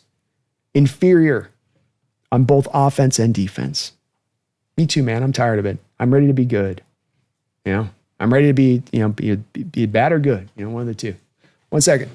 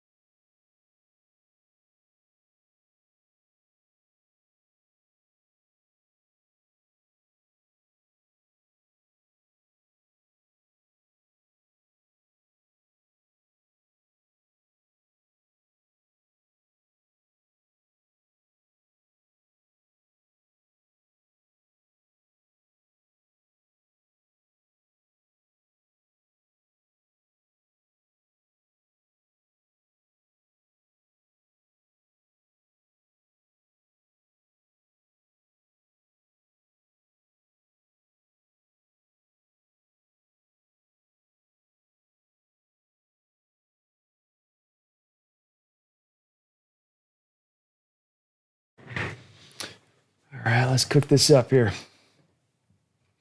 Thomas, the silver lining isn't what's always best. I wanted to call it like I see it. Yeah, and that's where I kind of land on this, Thomas. I try to be careful on it when I go too hard negative here because I know it's not always what people want to feel with it, but it's also I land back on, as you know with me, Thomas, on just being honest with you guys at every turn, and that's where I'm going to lean into. And I think that this is still a long year, and there's still a lot of possibility. I don't think the team's going to be bad, but I also think that it's fair to wonder when the team's going to start to actually be good. Not one step forward, one step back, one step forward, one step back, but actually be a good team again. And I think people are right to be frustrated at a certain point in time as an NFL fan, and that we both are lucky to have that Super Bowl win and back-to-back Super Bowls in the last 13, 14 years, and that does satiate you to a certain degree, as it should.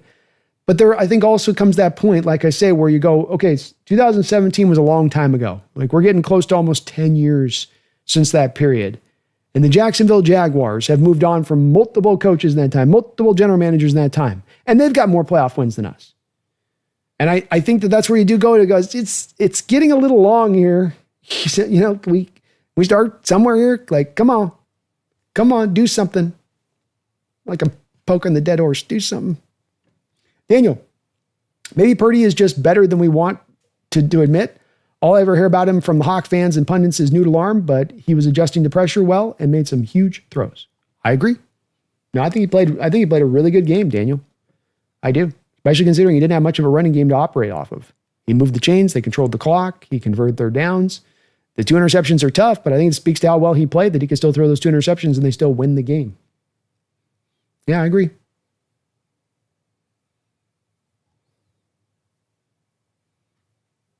Sean of Humanity, Seahawks are a bad team. Yeah, you can't expect people to watch a bad team.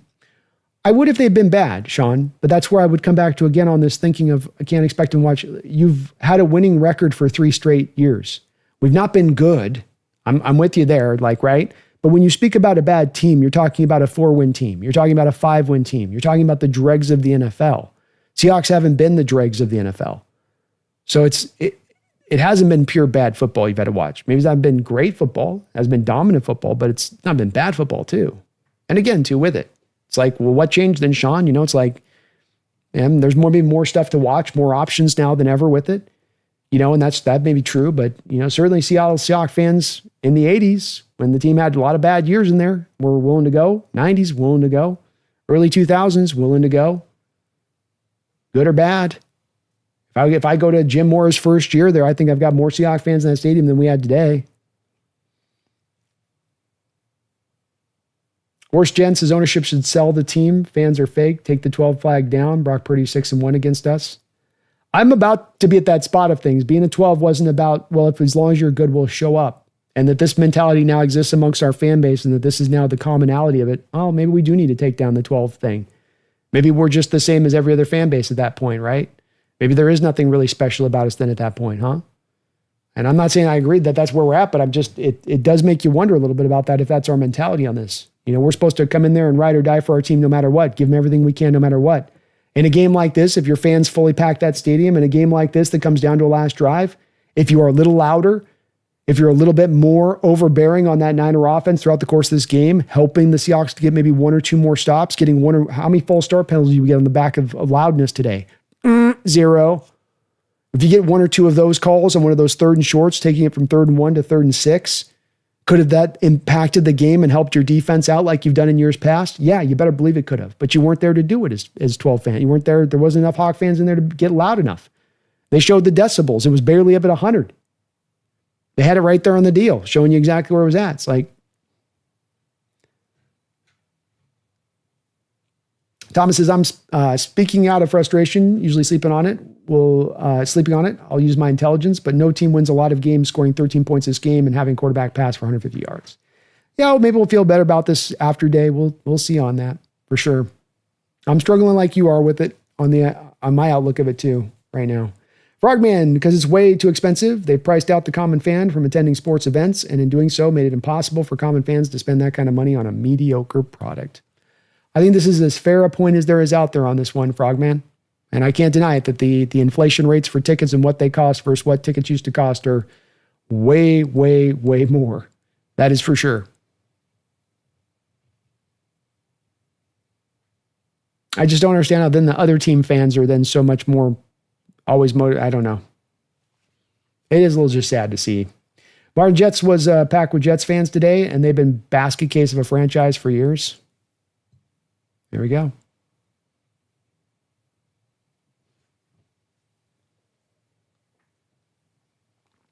SL Hazard, people have been hearing about how great Seattle is for a decade. 600,000 people lived in Seattle in 2008. Now 200,000 transplants are moving to the state every year.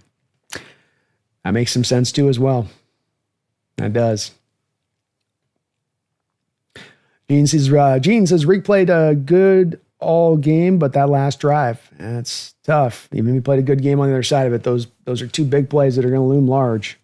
But yeah, he did play pretty decent up to that point, I suppose. Cameron, thank you for the $5 donation, Cameron.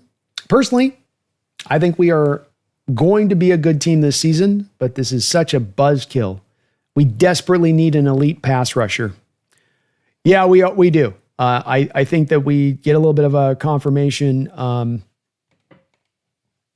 We get a bit of a confirmation. I see a couple other donuts below there, by the way. I see that. I'll get to those in just a sec. Yeah, we got to think more confirmation on this about what we sort of thought, especially when it comes to Derek Hall and Boye Mafe. Neither of those guys are bad players, but neither of those players give you much as far as consistent pass rush goes. And Mike McDonald wants to trust his front four. You saw that today. He'll give you stack boxes, but at the end of the day, he wants his front four to get it done so he can run his coverages exotically on the back end. And so you got to have the front four guys that get it done. You got to have dogs all lined up front who can get after it. And today, your edges just didn't give you much. They really didn't. The Niners completely neutralized you. And Trent Williams is a handful. He's hard to get past. So understandable to that side. But the other side, they're not that great at right tackle. You should have been able to get after him a little bit. And yeah, I think right now, when you look at this defense, what does this defense probably need to help take it over the top? To your point, yeah, probably an elite pass rusher at this point. You need to probably flip out one of a Mafe or a Hall for somebody that can actually give you something more legitimate, kind of play in and play out. Doesn't have to be full on to the TJ Watt, Myles Garrett side of it, but it's got to be better than what you kind of got here. Because this is not giving you enough. And it's kind of been this way for a couple of years with these two guys here having a lot of opportunities over the past couple of years. Mafe's been very streaky, and even Hall last year with his quote-unquote breakout year was awful against the run and took a lot of swings to get the pressures he got. And a lot of the sack production he got off last year was sort of secondary effort, quarterback leaving the pocket, and he sort of tracks him down eventually. It wasn't just pure, quick, easy pressure that you'd like to see at times from your edge rushers. Yeah, I feel the same way, Cameron. Try not to overstate it too much, but yeah, you do feel a little bit of that same way.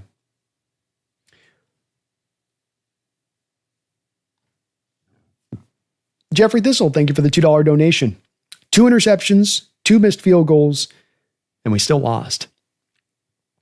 I don't know if I've ever had a game in my life I can remember watching where that was the case, where you had 2 picks and 2 missed field goals and you still lost the game in general. But yeah, Niners kind of beat you so badly in this game that they could do that. They have that much room for error. I mean, maybe that's the kind of baseline to this, and that why it's so disappointing from my standpoint on this, just being one game and the start of the game of the season, is that not only the Niners beat you, not only did they beat you in your house, they beat you in your house with room for error, with significant room for error. That's the part to me that really maybe gets stuck as much in my craw on this as anything else. Like them weakened, nowhere near as strong as they've been perennially, and they win with room for error. It's tough. Christian, thank you for the $2 donation, Christian. GM, general manager, sucks. Arroyo and Milroe, wasted picks. We'll come to see what those guys have to bring long term. But I like this draft overall. I gave your Seattle Seahawks a B grade draft overall. Felt pretty good about it. But there were 3 main picks that jumped out to me that were like, huh? One was Arroyo. And then, yeah, the other one is Milroe. And, okay.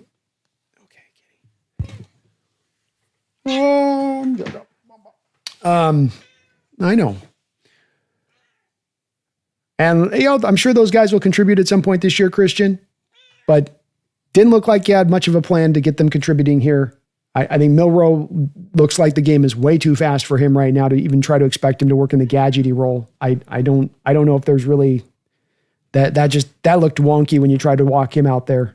But it's going to be really the key on this as we go through this upcoming season, I think, for this season's success. Long term, maybe we're great with Milroe. Long term, maybe we're great with Arroyo as those guys.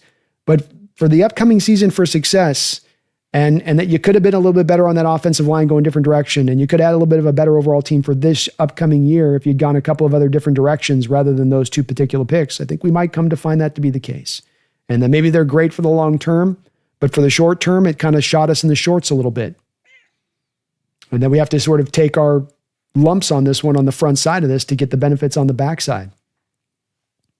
It'll be a very interesting, Christian, to kind of track those two particular picks over the next couple of years.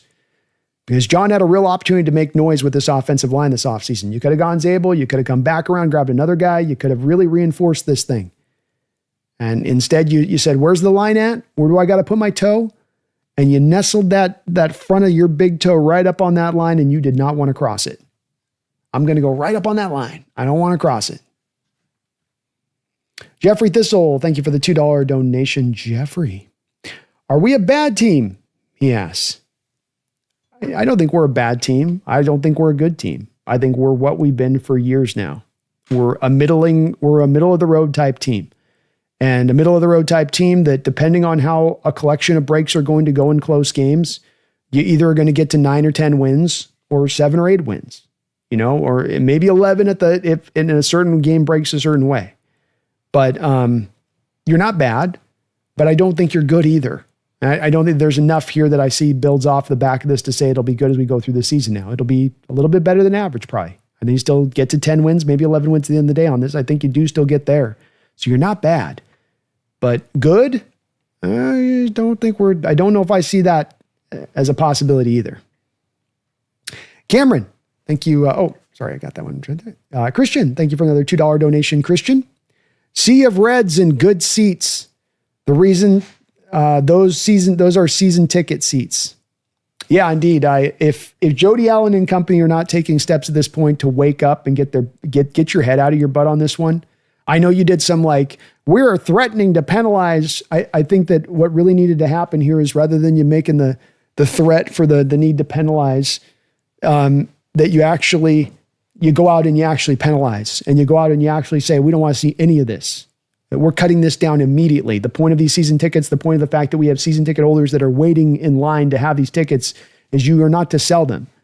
We're not allowing it. We don't want, but the NFL won't take these steps. The ownership won't take these steps. They could have taken it this offseason. All of what they told you this offseason was just a PR move because they saw people were starting to realize that this thing was going in this direction of it. So they wanted to start to show it looked like they're actually taking steps to resolve it. But it's all kind of just for motion. They're not going to resolve it. And if you can't get your fans in week 1 of an NFL season, as somebody else said in here, you can go, priced out, relocation. New York Jets got a lot of people that go to New York from outside in, and they stacked their stadium up today with a team that's been a loser, with a team that's not going anywhere this year. And they stacked their stadium up. It sort of reads to me a little bit like a hollow excuse to point to those things. I can't deny it. The money part's true. The many people coming to Seattle from outside in, completely true. And when it comes to, of course, absolutely with, Mark, one sec.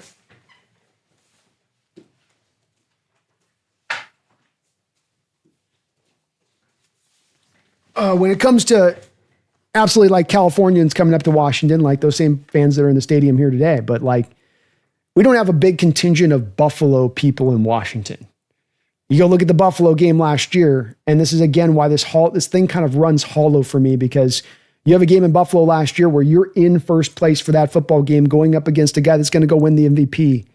And yet you still have almost as many Buffalo Bills fans, if not exactly as many Buffalo Bills fans in there as what we had, as our fans in there. So Christian.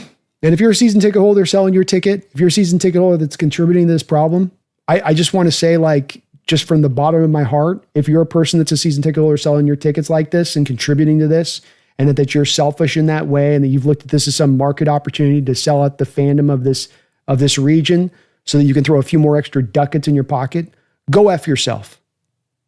From the bottom of my heart, I tell that to any of those people out there doing that. Go F yourself. Because you're destroying a tradition that lasted multiple generations before you. And all this new generation can come up with all the excuses in the books that they want as to why they can't go out there and do their part on this, like their fathers did, like their grandparents did. There's all these excuses in the world they can toss out. But at the end of the day, it rings really hollow because the prior generations found a way. They showed up. They made it happen. And we're just finding excuses, us, this generation. We're just trying to come up with whatever reason we don't have to just, other than just to show up and put our butts in the seats.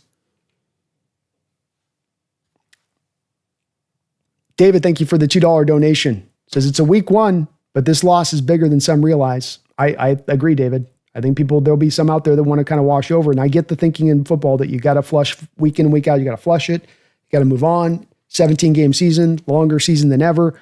It's a war of attrition. Things could look dark right now and injuries start popping up and you come to find the Niners are spent by week 10 and that this loss doesn't look bad at all. That can definitely happen. But there does feel like there's some factors here coming into play that both are troubling and both seem to be more about harbingers a little bit for the upcoming season in certain respects of things. Doesn't mean that it'll be necessarily to this high of a volume or this degree of it, but yeah, it does feel a little bit like there's a little bit more play at here. And this is a game you got to keep in mind with the Niners that, big win for them because there's such an easy schedule for them for the rest of the season. So very simple for them. Calvin Simpson, thank you for subscribing to the channel. Calvin, I appreciate you for doing that. Welcome aboard the Hawks Nest. I thank you all to those folks like yourself that have subbed up today, even in a loss. It's very much appreciated. Michael Hyde, thank you for the $5 donation. Michael says, not going to lie, I kind of wish we drafted Penix or Nix instead of Murphy.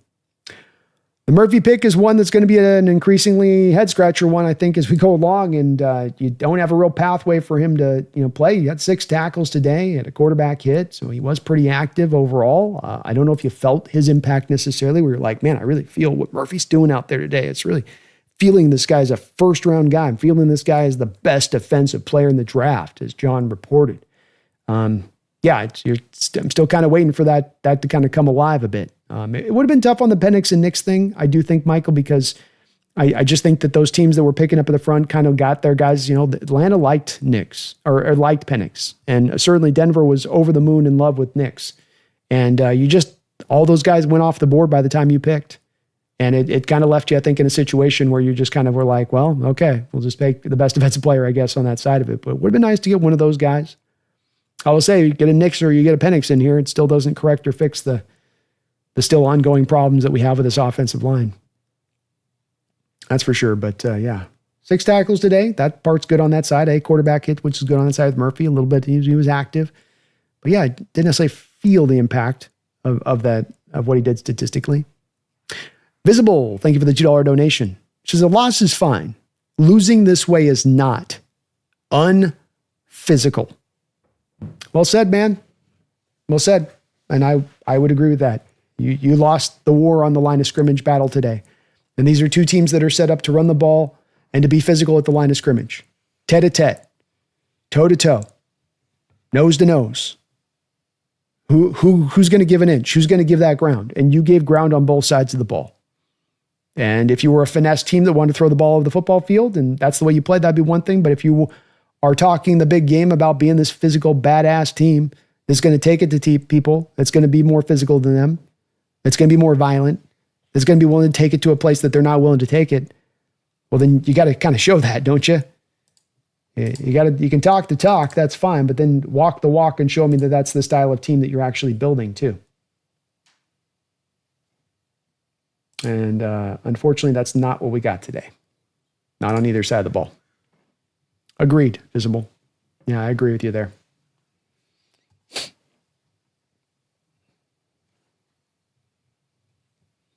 TWB says, we have the same problem in the Premier League in the UK here. That sucks. Sucks getting stuck in the same spot in the NFL. It's just much better to be in more of you're driving to something or you're rebuilding or we always seem to kind of get stuck into sort of a purgatory state. Brian E. Seattle market has changed since 2015. I just don't think there's enough people living in Washington and who even care about the NFL anymore. Too many residents resentful over the players, the money the players are making. Maybe so. I do think that there's a little bit of that I read into on this on my side of it, to where I think there's been a sea change here, where there's certainly some validity behind the ticket price. There's certainly some validity behind people moving to the outside of the region in. That's a part of it. But I do think that this is the other part of it too, where I think that a region that, as I was growing up in the 80s, was all about football. And football ruled the day, and basketball was kind of secondary, and then baseball was bringing up the rear. And it does feel like a little bit more now with maybe the baseball, it's become more of a baseball town, and that there's been a little bit of a disconnecting away from football over my lifetime here in Seattle a little bit, as far as the interest is concerned. I think it is fair. Yeah, I do think that's probably fair. Sean of Humanity, 49ers aren't a great team. A real contender would have blown them out after Kittle and Jennings injuries. Yeah. Yes, sir. Sean says, time to admit our offensive roster moves were terrible. Losing DK, Noah, Tyler, Geno all took us a step back. We're worse than last year. Certainly the way it looks right now. Daniel echoes that as well. He says, I also think we're downplaying losing DK, Tyler, and Fant. We replaced them with Cup and rookies. Yeah, I don't know if Tyler or Fant's the big losses. I think those guys weren't giving you a lot at the end on that. But definitely you lost DK, Geno. You felt probably a bit of that impact today. You had nothing else outside of JSN. Daniel says that Milrow play on the first drive was absurd. Underrated aspect of this loss. What a bad way to start the season. Led to a 3-and-out. Yeah, I didn't understand. I didn't understand it either. Wasn't a 3-and-out. We were actually moving on that drive a little, Daniel. Remember, he made a completion to Jackson Smith. So you did get at least one first down there. But I echo, when you bring it out on the very first drive of the season, you got Sam Darnold, who you've given 4 passing attempts in preseason, and you're bringing him out there at this point in time in the game. It seemed a little bit forced, and it was wonky, and it didn't work. It just didn't work.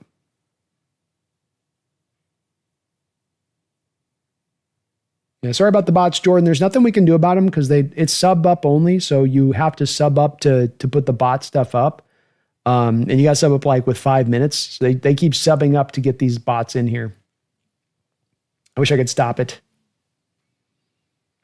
Daniel says, Kubiak maybe disappointed me the most. No adjustments, run, pass all day. If we do that, the season is cooked. Definitely some predictable play calling through this game at times with him. Some off-the-wall play calling where he's trying some wild stuff that I don't even remember seeing him do with the Saints. Yeah, it wasn't a very impressive first game there.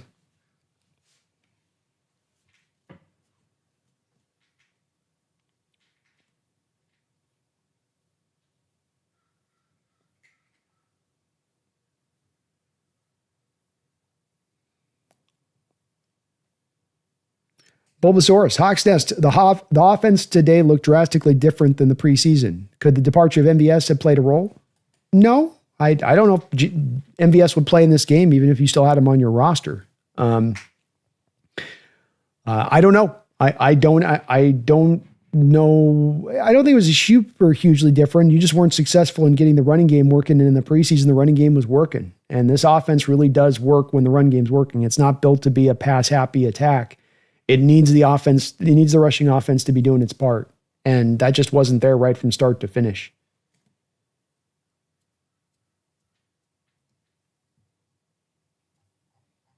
That is for sure.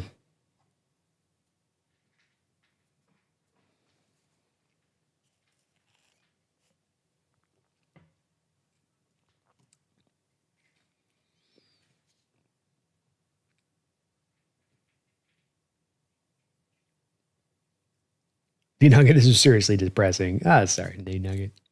Hang in there, buddy.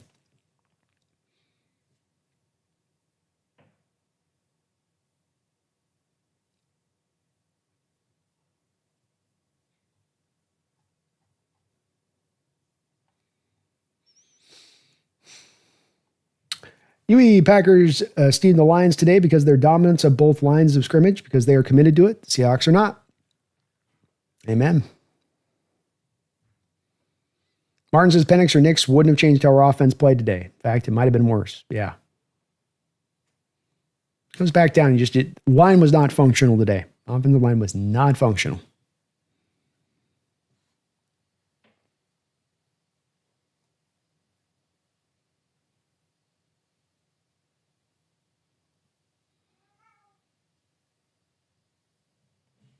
Martin says it's one of the big flaws that the NFL has. If you become a middle of the road team, then you might get stuck there. It is. It is, I think, the worst. It's the biggest mistake. I mentioned this before, but it's worth mentioning now that I think it's the biggest mistake every NFL team makes. That the most problematic issue or the biggest mistake that's more common amongst NFL teams when you look across the board is the misidentification of your team and how good you are or how bad you are, and then making the supplemental moves that are informed off of your first seeing the thing wrong at the start. So you start making these moves down thinking, oh, we're this good. We're one move away from being a Super Bowl contender when you're really not. We're close. Let's be aggressive to this and to that. No, you're not really in the position to do that. Well, 1 second.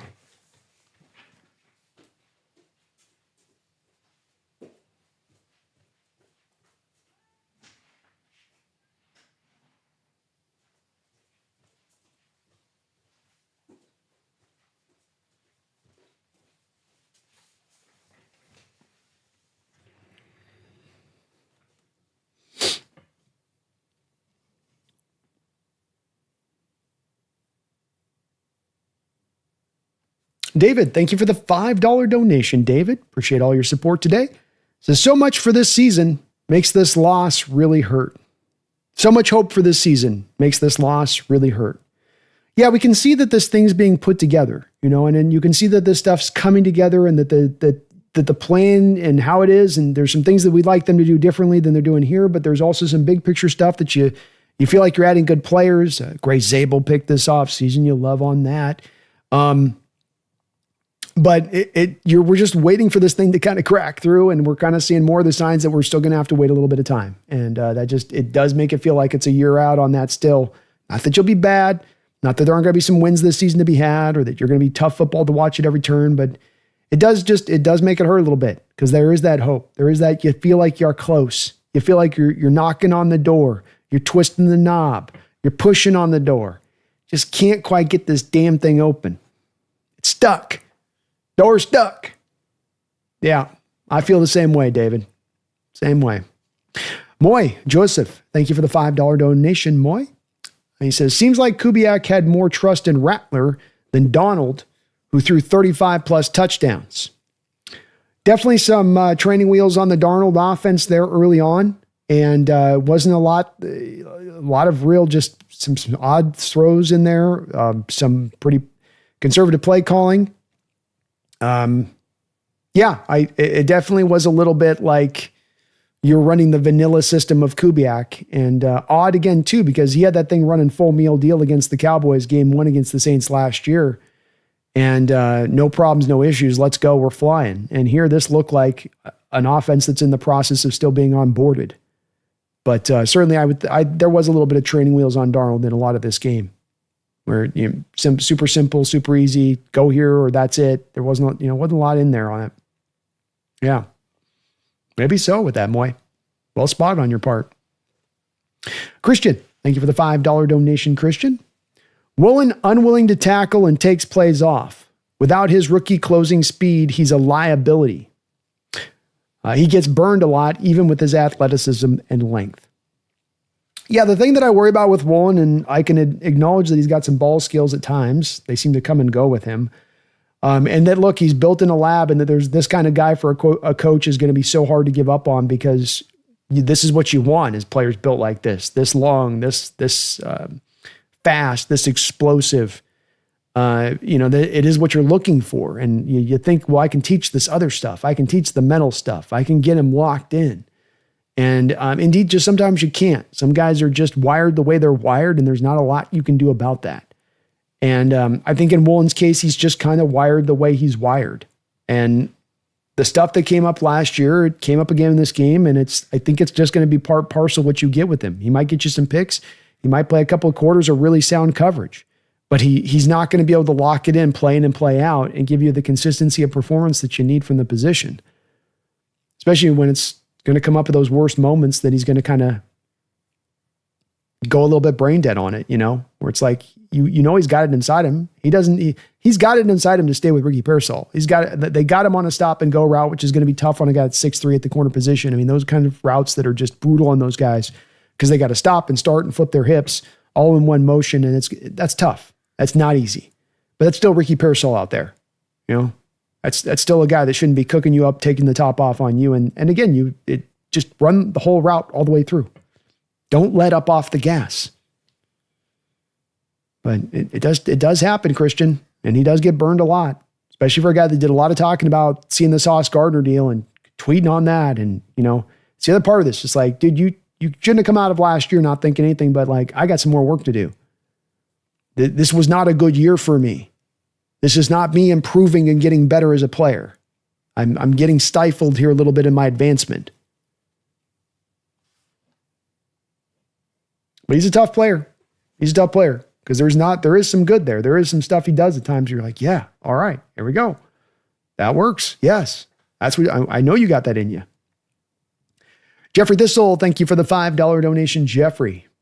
Can I just say, Steelers looked amazing today, and Rodgers looked like vintage Rodgers. Next week's going to be a clown show for us. Get ready. Certainly not going to be a game that I'm going to be predicting our Seattle Seahawks bounce back with a win. I'll say that, Jeffrey, on the road. It's the stage is not set very well for us right now. Rodgers did look good with that Pittsburgh team, threw like 4 touchdowns, 4 different guys. Managed to get DK on about 75, 80 yards, just a couple catches to him. DK wasn't even, ripping it up, just kind of working the ball over the field a little bit. I think the Pittsburgh's probably going to get you by 10 points right now in the way that we're set up here. On the road, 10 a.m. game.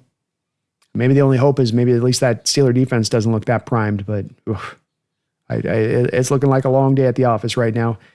Ketch is also on this train. Thank you for the $2 donation. He says the cornerbacks and offense were horrible. Pittsburgh on fire. 0-2 start. Yeah, guys, I wish I could proclaim it differently, but I can't. I wish I could see it differently, but I can't.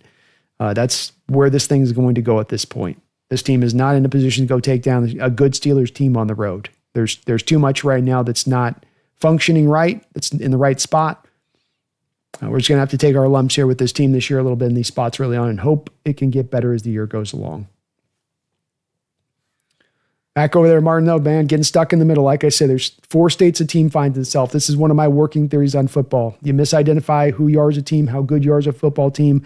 Why does that happen? Because there's only 4 places a team can be in football. You can be rebuilding, you can be ascending, you can be stuck in purgatory, or you can be elite. And you don't go from ascending to purgatory to elite. You go from ascending to elite. It's that you sort of you take that left at Albuquerque and you get stuck in purgatory. And then you just can't get out. There's just, sometimes you can't shake yourself out of it. It's part of why I said a little bit of wondering in this offseason where I was advocating for being okay with the Geno and DK thing. I didn't think that bringing back Geno and DK meant that you were going to be a Super Bowl contender this year with those 2 guys back here with the offense you were bringing on with Kubiak. I was okay with that. But then own it all the way. Take the full step back at that point. Don't go out and then do the Cooper Kupp contract and do the DeMarcus Lawrence contract and do the Sam Darnold contract. Save the money. Set the stage to roll money over. Own the fact the quarterback position won't be great for the immediacy, but that you're setting the stage to go get your quarterback for the future to then be right and ready at that point. Just go fully into that step back, but they couldn't quite fully do it. They still had to kind of put that foot into contention mode, and by doing that, you spend a good amount of cap space on those particular 3 players. You put cap space into the future for those 2 players where they will be on the books into the future. And that's the struggle part of this, of when you misidentify where your team is really truly at. As you make these moves and you end up getting yourself in Hawk, and you end up not able to get out of Hawk then for a couple more years, and you push off a decision that should have been made much sooner, much later than you should. Jordan says, remember how the offense was great the first 4 weeks and then was bad the rest of the way last year? Things can change quick. Yep, I do remember that was the way. I think some of that, Jordan, had to do with a little bit of you're not facing exactly the best of the best defenses out there in that first 3-week period. You got to take on a Miami team. I know Denver's good, but again, Denver, like the offense I wouldn't say the offense was great against Denver. They did enough. It was more of what your defense did on that day against Denver as much as your offense. So, they look functional, but against a couple of kind of weaker teams. You got against the tougher teams, the tougher defenses, and they got brought back down to earth fast.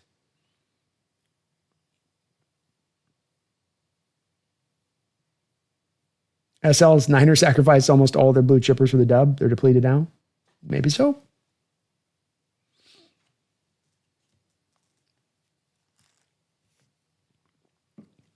Sean says, I can't believe we moved off Geno the second he beat the Niners.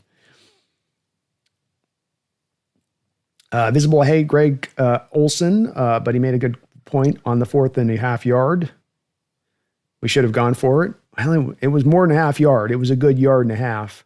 I'm okay on that one myself, Visible. I think that's one where, as a coach, you're not just making that call blindly of it's a tight game, it's tied up, let's just go for it. Just you're taking into account the factors that have been in play in the game. How has our defense played? How has scoring been accomplished here? How's our offense playing? How are we blocking? You're taking all of that into account to make that decision more than you're just saying, hey, let's just go for it with our gut. I want my coach taking those factors in. I want him to take into account, hey, has my defense been able to limit this Niner team down? Yeah. Hey, has this Niner team, if they go down and they are able to move the ball against my defense, which would be saying something, that they're then going to go to a field goal attempt. Their field goal kicker sucks right now. He's struggling right now. Let me take my chances on that. Let me roll with him, see what he can do on that. Let me lean in. I get a little bit of the thinking of what builds into that decision there. So it's not the one in a game where there's some things I can definitely second guess. To me, that's just one of the things that is, it's not one of the places where there is as strong an argument to be made that there was some big mistake made tactically speaking by Mike. You can kind of go either way on that one, but there's intelligence behind both sides of it and going either way on that one, I guess. Big Chris, how do I think Zabel played today? I think he was good in pass protection. I think he struggled to open up many holes in the run game.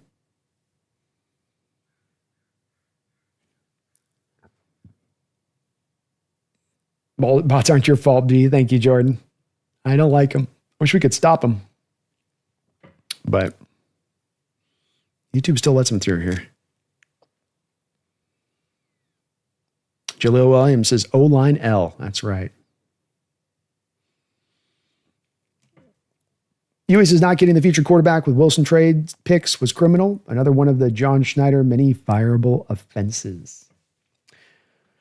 He's going to be here for a while, Huey, with that extension, that's for sure. But certainly the plan of attack to the quarterback position since Russell Wilson left has been a bit of an odd one, especially, again, as you've not really yet owned of let's be bad, let's get this right, and then let's turn this over. It's always there's a sense of trying to still be aggressive every year to at least a somewhat major degree. And it's kind of prolonged the process potentially to that.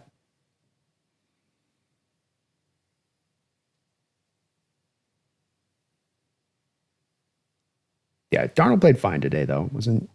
I don't know that Geno does anything more than Darnold did today. I mean, for those out there that think that Geno plays this game and we're going to be way back, I don't know about that.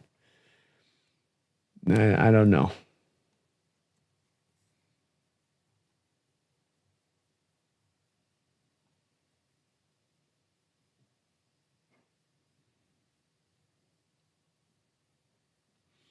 Thrill House, thank you for the $2 donation.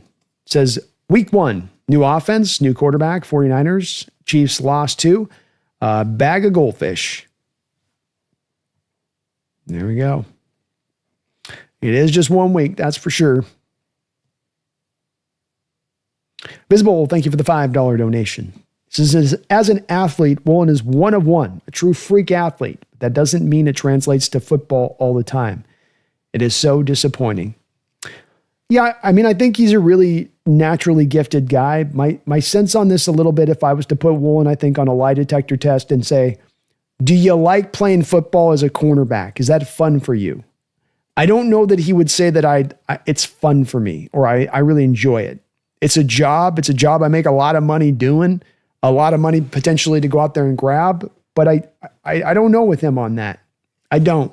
I find myself wondering with him a little bit, and especially in this day and age where football has become so rewarding to players for playing, and there's so many millions of dollars at stake. You're going to need a lot of players that are just coming in to just kind of punch it in and out a little bit. And I do feel like that a little bit with Woolen, and the freakishness of his talent is not to be undersold. But I would really struggle on this guy, even if he comes back and has a solid year this year, in feeling like you could feel comfortable paying this guy $20-25 million per year on a new extension. I don't know how you don't have enough worries and concerns at the point of, if he's playing like this before you pay him, how do you think he's going to be more locked in once you're giving him the millions and millions and millions of dollars? I don't know if I see it.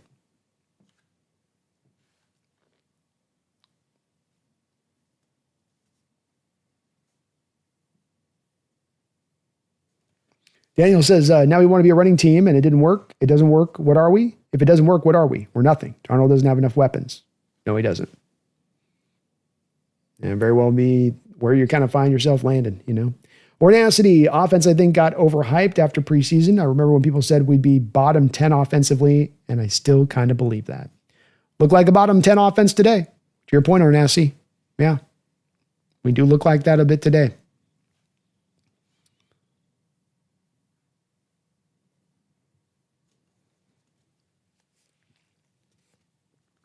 SL says, Kubiak was scheming scared. Kind of felt like that a little bit, didn't it? Realize it's hard to force a run game against the Niners, especially when all we talk about all of the season is newly formed super duper run game. Was hoping for simpler misdirection plays, not trick screens. Me as well. Yeah.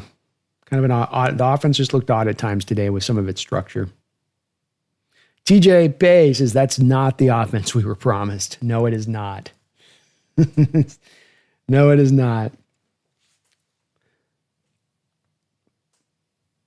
Daniel, if the team isn't a top 10 defense, then I don't see how the team makes the playoffs. The Niners were too hurt to look too far into their success today. Yeah, I agree. I agree there. And it's going to be hard for the defense to even hold up at a top 10 rate if offensively you can't be functional enough to, you know, move chains and keep them off the field. Because you just get the defense wore down over the course of the game, they might be good for three quarters, and then by the third quarter, they're just kind of gassed and done. Frogman, Brandon, I think another reason why Lumen seems to be filled with opposing franchise fans is that a lot of Seahawks fans don't live within a reasonable distance to Seattle and don't have the means to.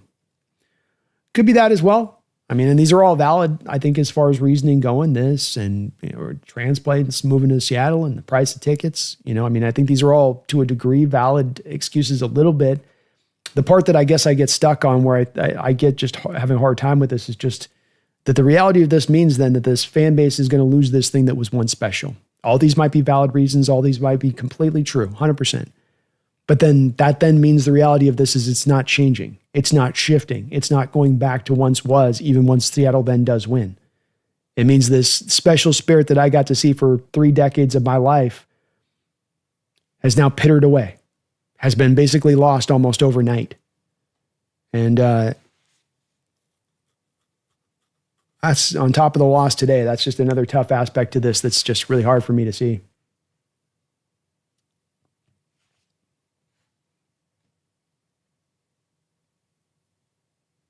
Thrilla says, I don't want to be promised anything. Just put the ball in the end zone and play good coverage. Lethal, any chance Kubiak went off from his base because the 49ers know his offense more than he does? No misdirection or players running across the formation for easy throws in the flats like we saw preseason? I don't know, man. I don't, maybe. That might be. It's just kind of back. It would come back to just be who you are. You got to be who you are, whether they're familiar with you or not. You know, the Niners ran their offense. They knew we were familiar with it. You know, they know we know Shanahan's scheme, but they run their stuff. You know, you just got to run your stuff. You got to ride it on the horse that brought you there.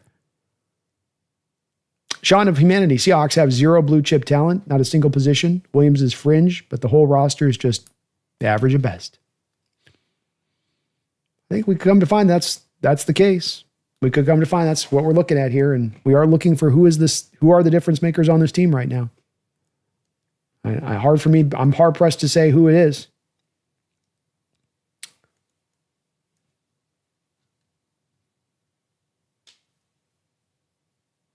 Jaleel, anybody complaining just doesn't know football. We didn't win it, but we're going to bounce back stronger. I love the optimism, Jaleel.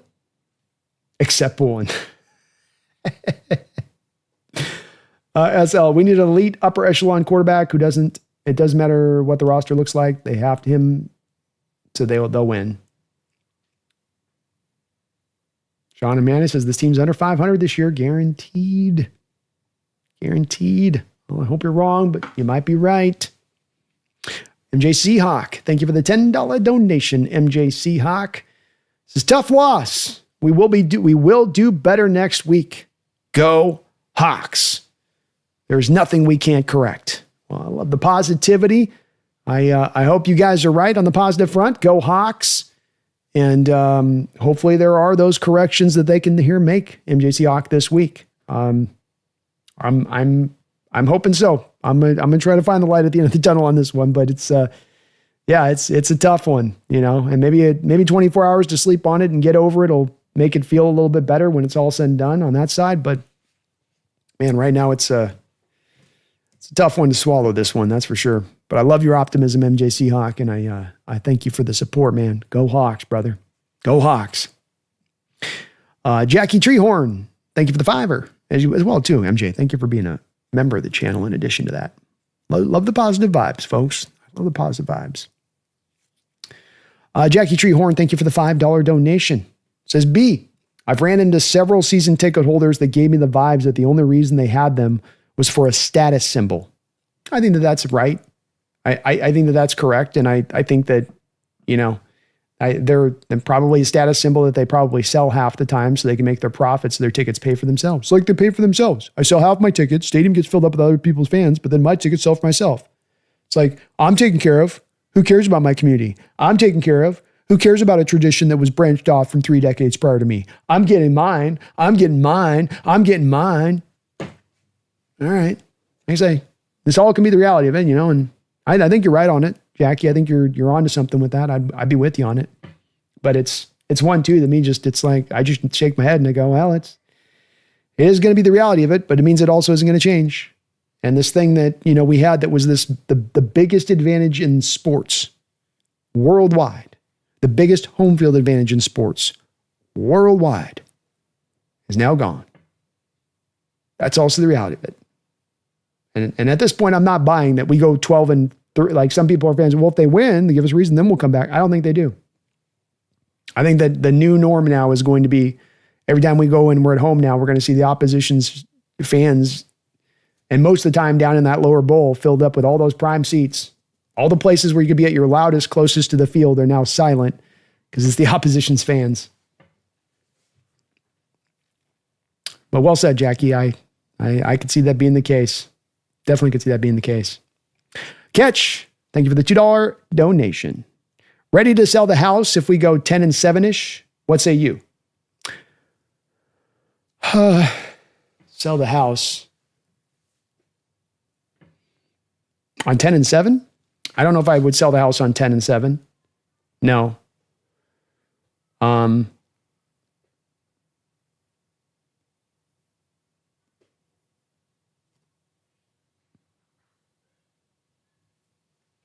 I don't know.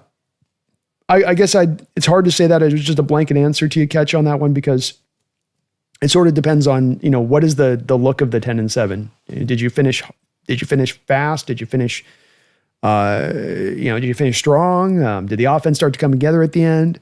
It kind of depends on somewhat of how that year played out that went that way. But no, I have said 11 wins coming into this year as a prediction. If you get to 10 wins, that's pretty close to where I predicted it. This was, at the end of the day, this year, a little bit of a take the one step back for the hope that in the future you can go this 2 steps forward. Now, if the team takes that 2 steps forward or not, we'll see. You could definitely be one of those ones out there saying, I don't buy the 2 steps forwards coming thing in the next couple of years. That maybe you don't have that confidence in John, that maybe you don't have that confidence in this organization. I can get that if that's your stance on it, but I do think from my stance on it could still be that you are building this thing and that you did take the step back. You did take your quarterback and you moved on from him and you moved on from your best offensive player. And you did say, we're going to have to reset this a little bit. You still tried to stay aggressive to the other side of it, but that was a little bit of a tangible choice that you made this offseason, which was going to bring up the potential of the threat of this being one where you were maybe not going to be as good this year, or you weren't going to take that step forward this year. Like many people have been hoping coming into this year when we started the offseason up, that they were taking for granted the fact that Geno was going to be signed, taking for granted the fact that DK was going to get signed. But I don't think I would be willing to sell. I think what it comes down to more at that point is just that you're going to need to change a little bit of your approach here because you're not cracking through. And just hoping it naturally cracks through isn't going to get the job done. It's going to require John to be a little bit more aggressive. And or pull down and go back. I don't know on that. Do something a little more extreme in one direction or the other, Catch, rather than playing the middle, which is a little bit of what this team has done for the last few years. They're kind of like, it's not risk averse stuff. It's a lot of 1-year contracts. It's a lot of prove it deals. You know, you're constantly shaving off bad, dead money from stupid contracts you never should have given out in the first place. Kind of just hard to say on a blank answer with that one, Catch. It sort of depends for me. I need to see the exact details of how that 10-7 plays out. But in general terms, it's just you're going to still kind of maintain, serve, and keep rolling the way it sort of is. Mark, thank you for the $5 donation. Mark, damn B. If we start out 0-4, do we need blow up the front office? The Saints didn't look that bad. Where do we go if we start 0-4? I still have hope. That's again where I probably have to see the full season to see how this goes. I mean, there's a really great chance at this point you're starting out 0-2. So does 2 more losses happen? I mean, if you lose to, I think, the Saints in week 4, it's going to be pretty dark at that point if that's the way that this is going to go.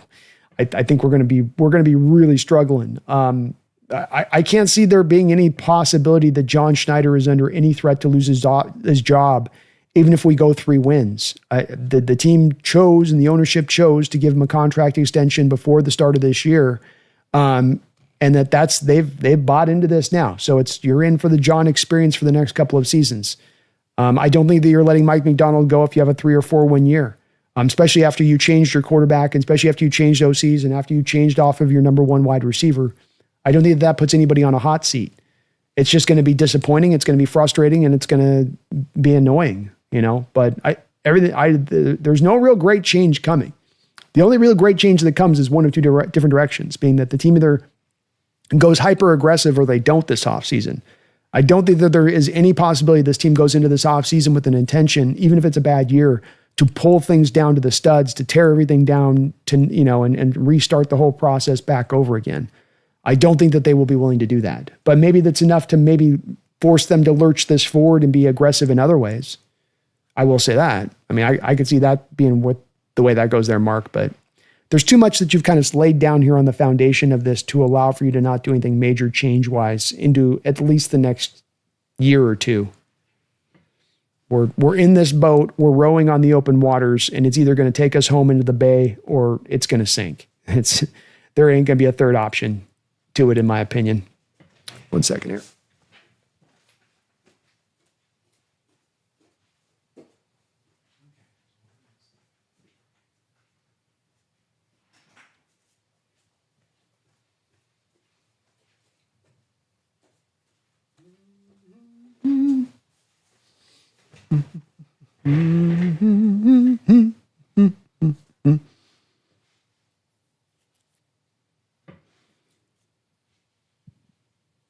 Jeffrey Thistle, thank you for the $2 donation, Jeffrey. Tired of being promised a fictional offense. Yeah, we keep looking for an offense that can be functional, right? I think that's what you meant, functional, not fictional. It's like fictional offense. Kind of works, though. We are being sold, Jeffrey, kind of fictional offenses, aren't we? I want some non-fiction offenses. Yeah, I want a good autobiographical offensive read. But yes, functional offense has been missing here in Seattle in quite a bit of time. And you're in an age where the big plays are gone. Offenses are more functional than ever. Offenses are able to grind out at least consistent first downs over and over again. And yet we struggle to find an offense here in Seattle for going on year after year after year of one that can just move the chains. I'm not even talking about getting and putting points on the board. I'm just talking about moving chains, getting first downs, converting third downs somewhat consistently, or at least like at a league average level. But it's been years of this, Jeffrey. It's been years. It's frustrating. Even when the offense has been explosive and good in times like the COVID year there, at least the first half of that year, it was all in the back of big plays. It wasn't, necessarily consistent offense moving the ball and executing well and the details and all of that. Instead, it was all just big play city or nothing. Jordan, thank you for the $10 donation, Jordan. Very, very kind of you, brother. I appreciate all of your support as well as you, Jeffrey, all being members of the channel as well. 2012, we weren't ascending until week 13 against the Bears. Week 1, we lost the Cardinals 20-16. We were struggling to score 20 points most games. We have to give this team a chance to grow. Beautifully put, Jordan. Beautifully put. And I don't disagree with anything you're saying on that. That's why somebody says, well, 10-7 wins. Like it all depends a little bit on how this plays out and what that final form of that team looks when you get to the year and then you got to kind of make the determination at that point of where you're at. You can't make it in week 1. It's a long season. Got to let this thing play all the way fully out until we can reach conclusions about what is what and where things need to go to get this thing rectified, or just keep going as we're going and let it roll, So well said on your part, Jordan. You're right. It took that team in 2012 time to kind of find itself a little bit right there. I think you felt a little bit better about that at that time, because when you saw the offense going through its lumps, you're at least going, well, look, there's Marshawn here, and there's a lot of offensive talent on this team, and Russell being a rookie quarterback is probably going to take through the first half of the schedule to kind of figure out just how to be a pro, how to be a quarterback. You knew that a little bit there. But with that said, I love your optimism on it. Let's keep some of that optimism and faith on this to see if this team can't have that opportunity to grow throughout this season, to continue to get better, especially offensively speaking, and get the scheme under better understood, better mastered, if you were on it. But well said, man, Jordan. Absolutely the way that it played out with that 2012 team that went on to make a little bit of noise in the playoffs, took the Falcons right up to the brink that year, but certainly not from game 1 were you dominant there. There were those games out there like the Packers game on Monday night that took a Fail Mary for you to go out there and win that football game.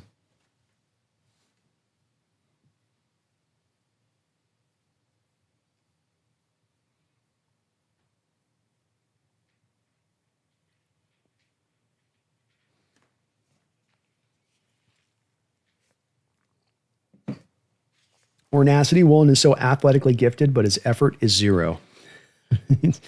Definitely a struggle with him at times on that front. It's not always locked in. Brian E. says, well, Baltimore's kicking the crap out of Buffalo right now, so at least we're not the only ones scratching our heads. That'll be a couple of us. That'll be good. Me and Z-Bot will be the only people in the NFC West roundtable in that area. At least I got one other guy. Got the rest of the NFC West will be high on the hog. Jaleel says, Woolen's too fast to be that bad. We don't need him. Yeah, he's definitely, this isn't going to work. Contract extension is not going to happen when we got plays like this that jump out from you. Can't be the as much bad with the good.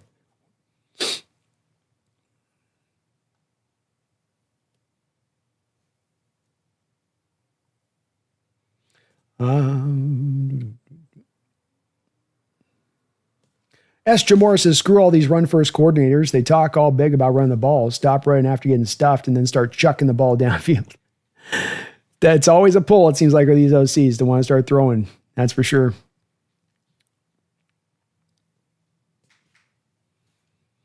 Huey Lucas is the first offensive line the Seahawks have offered a second contract to in a decade. Schneider is bad at his job, and what's worse is he thinks he's great at it. Remains to be seen with him, Remains to be seen if he's going to find the answers on this. Visible, I don't know, man, bury your rib, but as a cover guy, this game might cloud your judgment. Oh, you're speaking above to the formulae. Yeah, Woolen's fine as a cover guy. I mean, it's not that he's a bad player. That's that thing where it's like, as a fan, I think there's a draw always when you want to make your point. I'm guilty of this too, to where you'll overstate the case on it, and it's I think it's better played to make the case is to be exact in the wording and exact to what we, think about these kind of players on this, You might have had Woolen in this game prior to that last drive, maybe give up one completion in this game, a short completion probably at that. So it's, might have played a really solid game outside of that last drive. But unfortunately, that last drive and what happened on the last drive is also something that kind of comes with him too commonly, too normally.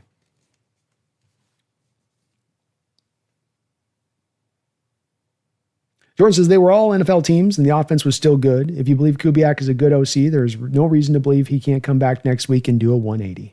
I love the positivity. Let's go, Jordan. Well said, man. Nasty, Lucas got beat at an important time, but otherwise looked good. I saw the thing. That's what I saw too. I thought he fairly solid. I think he struggled like the rest of the offensive line in creating much holes in the run game. But aside from that, I thought he was pretty good. Jesse, Brandon, do you think the defense is off to a better start this year than last year? Did they pick up where they left off? No. Nope. You gave up 400 yards of offense today. You needed to have two missed field goal attempts to even give you an opportunity in the game at the end of this one. You were unable to generate any pass rush in this game unless you were bringing blitzes. You allowed the Niners to control the clock and almost 2-for-1 you on time of possession because of it.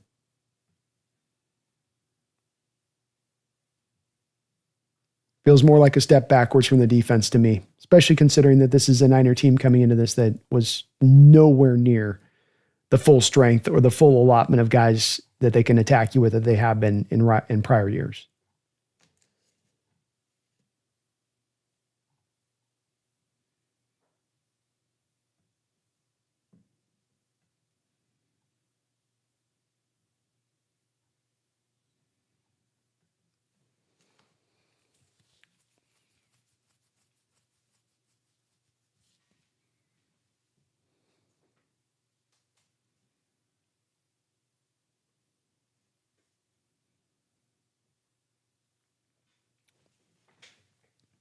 Josh Rowe says, I've been a Seahawks fan since they played in the Kingdome. Will be a fan in the good or bad seasons. This is a whole new coaching scheme. Offensively, give it time for them to gel. It's only week 1.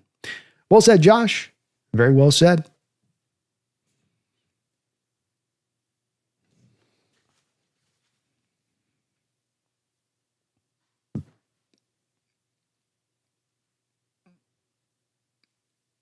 It's my understanding Jalen Carter didn't have a good visit with Seattle.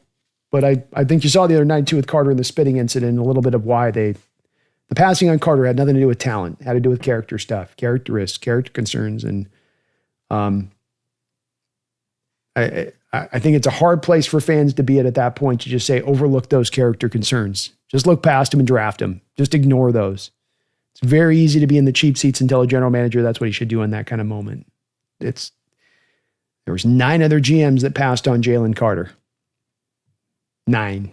And the off-the-field stuff was real. Jalen Carter Day on this football field does not mean the difference between you winning or losing this football game.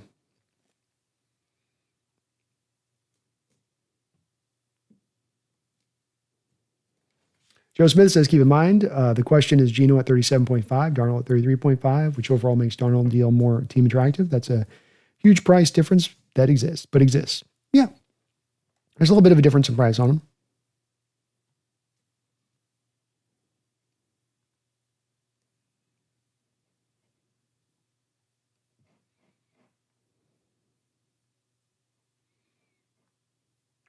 Ethan 14, thank you for the $5 donation, Ethan. Sam Darnold didn't do enough for me today. $100 million quarterback, play calling didn't help either. I kind of felt like Sam did about as much as he can possibly do. Ethan, you gave him 23 passing attempts in this game. So, there's only so much you can work with 23 passing attempts, as it stands. He tried to run the ball heavy. He had no running game to fall back on at all. The pass protection on those 23 dropbacks wasn't the greatest. At the end of the game, he had you driven down to go in there and go get the touchdown, and Lucas gets ran right into his back, right into the back of his windup as he's about to throw the ball. He's got the play he makes to Jackson Smith and Jigba where you're cracking into Niner territory. You're on the outside of getting in on a field goal attempt to take this to 16 points and give you a 6-point lead. And Jackson Smith has the ball knocked out from behind. You have another 9 route where you throw it down to Jackson Smith down the sideline. It's a perfectly thrown ball. Jackson's got it right in his hands and he gets the ball ripped out. It's Sam Darnold played a pretty good game here today. He did with what he could do with what you gave him to do. I don't know if I can really look at him on this one and go, well, that's Darnold with a $100 million quarterback. And again, to say it is $100 million isn't really kind of a fair way to put it, Ethan. It comes down to what's the APY, what's the guy making as far as the cap hit goes. Because if you're paying for a middle of the road quarterback, then you can't say, well, $100 million contract like you're trying to dress it up that he's being paid like a top 5 guy or something when he's not. He's gotten paid good money, but he's in a blue market kind of deal for quarterbacks. He's in that rare portion where you exist, where it's kind of a blue market deal, where it is significant money, but it's not like he's making more than double the next guy on the roster, basically. It is significant, but it's in a realistic place. But again, Sam played fine today. If you ran the ball even somewhat cogently, like if you just like a little bit of an ability to run the ball, just a tiny bit, like you probably could win this game going away. But you had nothing in the ground game at all that you could offer, and that's going to make it hard to play the quarterback position. I don't get a lot of passing attempts. I got guys kind of selling on me. I got Cooper Kupp dropping a ball on 3rd and short. I got Jackson Smith dropping a ball in a 9 route down. I got Jackson Smith having a fumble. I got Lucas getting dog walked in the backfield instantaneously off the snap. Like, quarterback's relying on the supporting parts around him too. And if they fail out, there's not a lot he can do about that.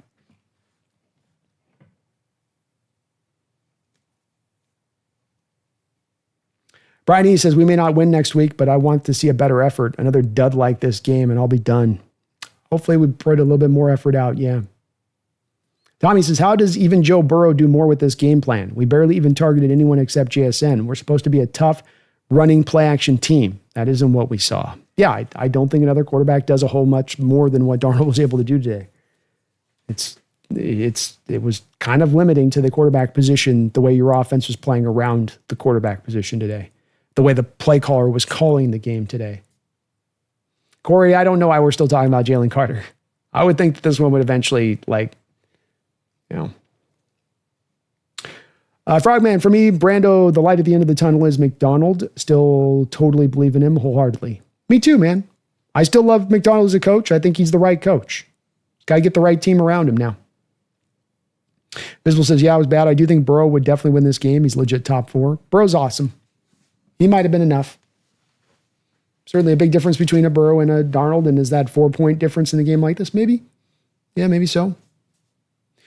Of course, living the past solves nothing. Yeah, the Carter thing and doesn't do anything. And again, it's the thinking behind not going with Carter wasn't a dumbass thing by Schneider. There's a lot of things you can rip on John for being not necessarily smart about. And like his approach to the offensive line, for instance, but not with the Carter one. Because whether you agree with it or not, there's a smart process that took you to the place of not drafting Carter. You don't have to agree with it, but you can't, there's no disagreement with the part that there was a smart process that brought you along to it. You didn't just haphazardly land on not taking Carter like, here's this sensational game-wrecking talent that we just want to pass on. It were factors at play that many other NFL teams would have been dissuaded by.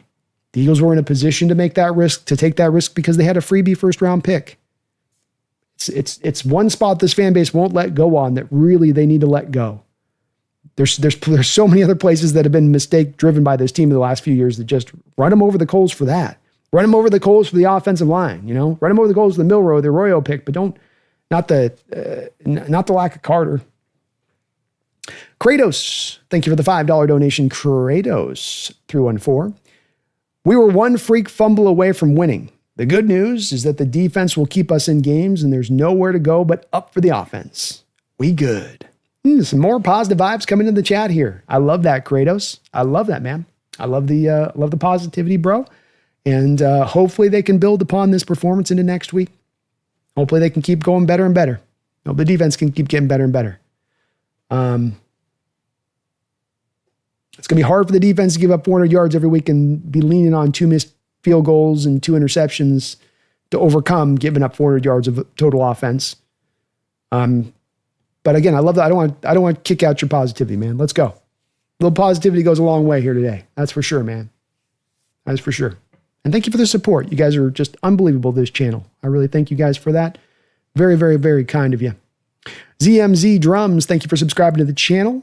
Folks, please do join ZMZ Drums. We're trying to get over 20,000 subscribers here. We are within about 200 away from 20,000 subscribers on this channel. So you can help us get there today by subbing on up like ZMZ has done. I thank you for that, ZMZ. Welcome aboard the channel. Appreciate you for that. Mark Sanchez, thank you for the $5 donation. Appreciate you. He says, B, you're awesome. Going through this way after the game. Other content creators would have called it a day a long time ago. Take it on the chin and keep on.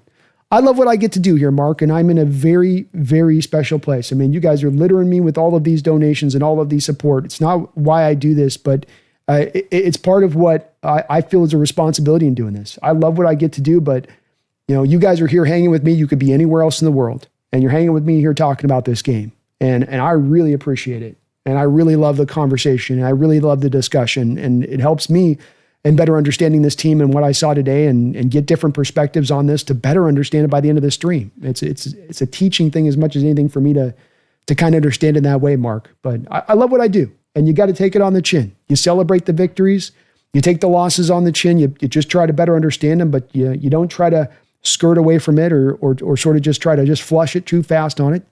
Figure it out. Let's get it all understood a little bit, and then we'll get it moving on, to the other side. But I appreciate you for that, man. Very kind of you. And it's part of you being here and the rest of the folks in this community that allow me and really just motivate me, pushed on to do this and be live with you guys and chop this up in this way. I thank you, man. Robert Charles, it's all been said. Woolen will always be a liability. I think it is the case. It's one thing when you get a young corner on a rookie deal and they're making pennies and you can take the ups. You can take the ups with the downs and you roll that way with it. And it is what it is on that side of it. But when you have some things that seem to be inherently a part of their game, young or not, and then you start getting to the place of now you've got to consider paying them. Now they are making $5 million a year like he is. It starts to put it through a different lens and a different viewpoint. It starts to become less about the guys developing into his final state. And there's a lot of potential here and there's a lot of upside here too. There is seemingly this liability within his game. They were talking on the game last year. I believe it was maybe the Packer game they were speaking to this on that, Mike McDonald were referencing Woolen as he's a really great player. He's just got to lock it in every play. He's just got to have that same level of intensity and the same level of wherewithal and the same level of connectivity every single play. Not have those plays where he just kind of checks out on the play a little bit. I think it's sometimes easy to happen with cornerbacks, especially if you're a cornerback that's not very targeted very often, is that you can get in a little bit of a lull. And it's hard to always stay as locked in that way, in that manner. But that's the thing that McDonald talked about that with Woolen, and that's the thing you do see with him in there on tape, where it just doesn't feel like he's engaged with every detail on every play. You're coming down on a 3rd down and goal. We get this stop. It's a field goal attempt. It would be great for me to get an interception here. Sure. But if I just knock the ball down, it's a kick and I'm giving my offense back the ball with an opportunity here. If I try to go for the pick and risk letting a player undercut me, like happened to me last year in the Rams game in an exact same situation as this, well then I can't take that risk. Ball's in the air on this one. Unless I know without a shadow of a doubt it's going to be an easy peasy pick, I am going to windmill my way through and just knock that thing down. Let's give our offense a chance. Let's make this be the worst case scenario of this situation is that it turns into a tie game. That's the worst case. I want my player thinking about that prior to a snap in those moments. I want him to have the ability to do that. I don't want him to be like, I can't think of all that and like cover 2. I can't cover and be thinking, then I can't rock with you. This ain't 1980s anymore. This isn't dumb jock mode anymore. You got to be able to think on a modern football field. And I do worry about that, Robert. I worried about it going this offseason.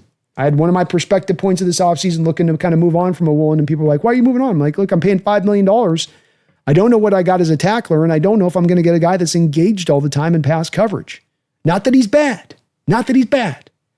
Not that he doesn't have ball skills. Not that he doesn't have otherworldly ability. But if I can't count on you, what good is your otherworldly ability? If it's going to go off the rails at random moments, what good is the otherworldly ability? I kind of see it the same way, Robert. I do kind of see it the same way there. Randall McDaniel, thank you for the $5 donation.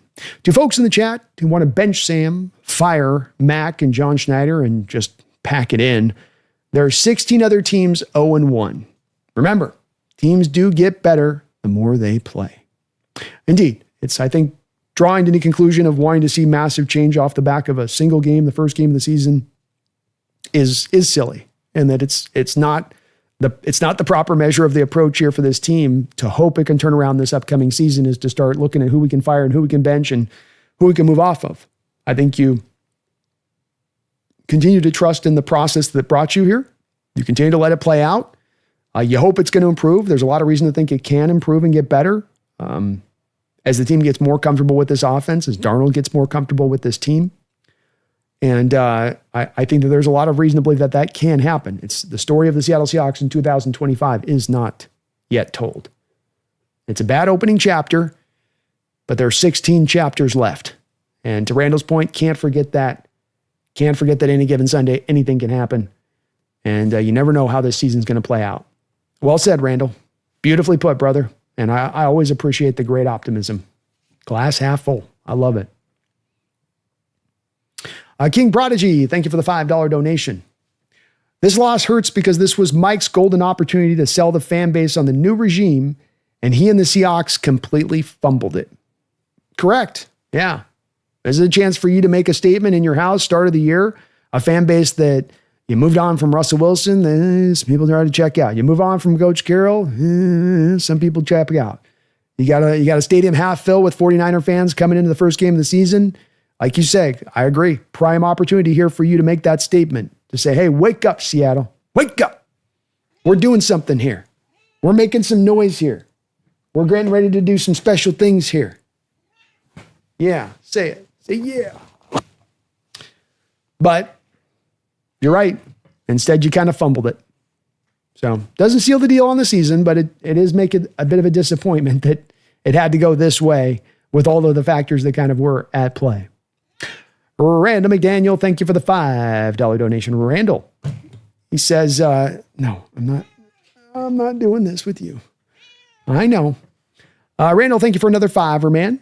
He says the Texans lost, the Bills or Ravens are going to lose. Chiefs lost, Lions lost. All team with high hopes. Unless you're new to the sport, just pump the brakes. It's always going to be a little overreaction on these kind of days, Randall. That's for sure. When, especially it's a division rival that you kind of suffer it from. But I echo your thoughts. Nothing's told about this season as of yet. It's going to be a long upcoming year, and we just got to ride with the ups and downs and hope that this thing does turn around. You know, I'm with the positivity on this, so I don't want to again be putting it down. I do think that there's some things with this game though that are too that.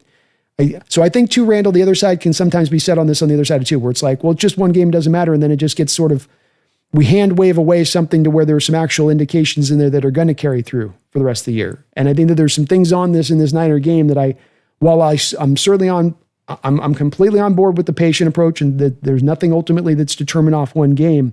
I think there's also some things that have happened in this game too, though, that are things that are going to carry forward even as the offense gets more comfortable, even as the offense finds some more footing as far as consistency goes. So it's a bit of both for me on this one, from my angle of it, Randall, where I think that there are some stuff, because there's people that told me in the Rams game 2 years ago when I said, man, this is their sign here that I think we're getting to the end with maybe Coach Carroll, that this is kind of one of our great, huge signs saying that this is kind of the end is coming. And a lot of people at the time like, don't freak out, but there were some things you could take away from that first Rams game. And I feel like, I do feel like, Randall, there's some similarities here to this team going up against this Niner team here. Didn't mean you didn't have a decent team that year. Didn't mean you didn't win more games than you lost that year. You still ended up at the end of the year, Randall, that being the case.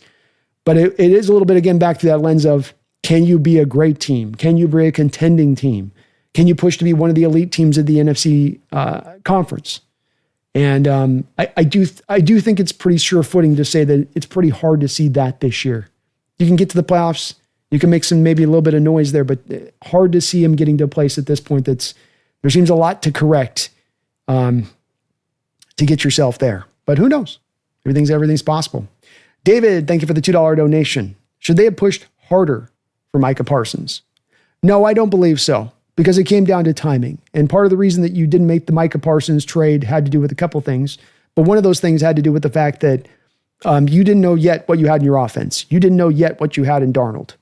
You know, if we have a full year of Darnold here and a full year of the offense rolling and they've shown some consistency and you know you have something that's firmly footed there, but you don't want to make the Micah Parsons trade and come to find that the offense is going to put a performance like they did today, where they can't run the ball and they're kind of limited in what they can do throwing the ball, and that's going to keep down whatever the defense does. That's going to remove down ultimately the upper end, the top side that they could have on this upcoming season.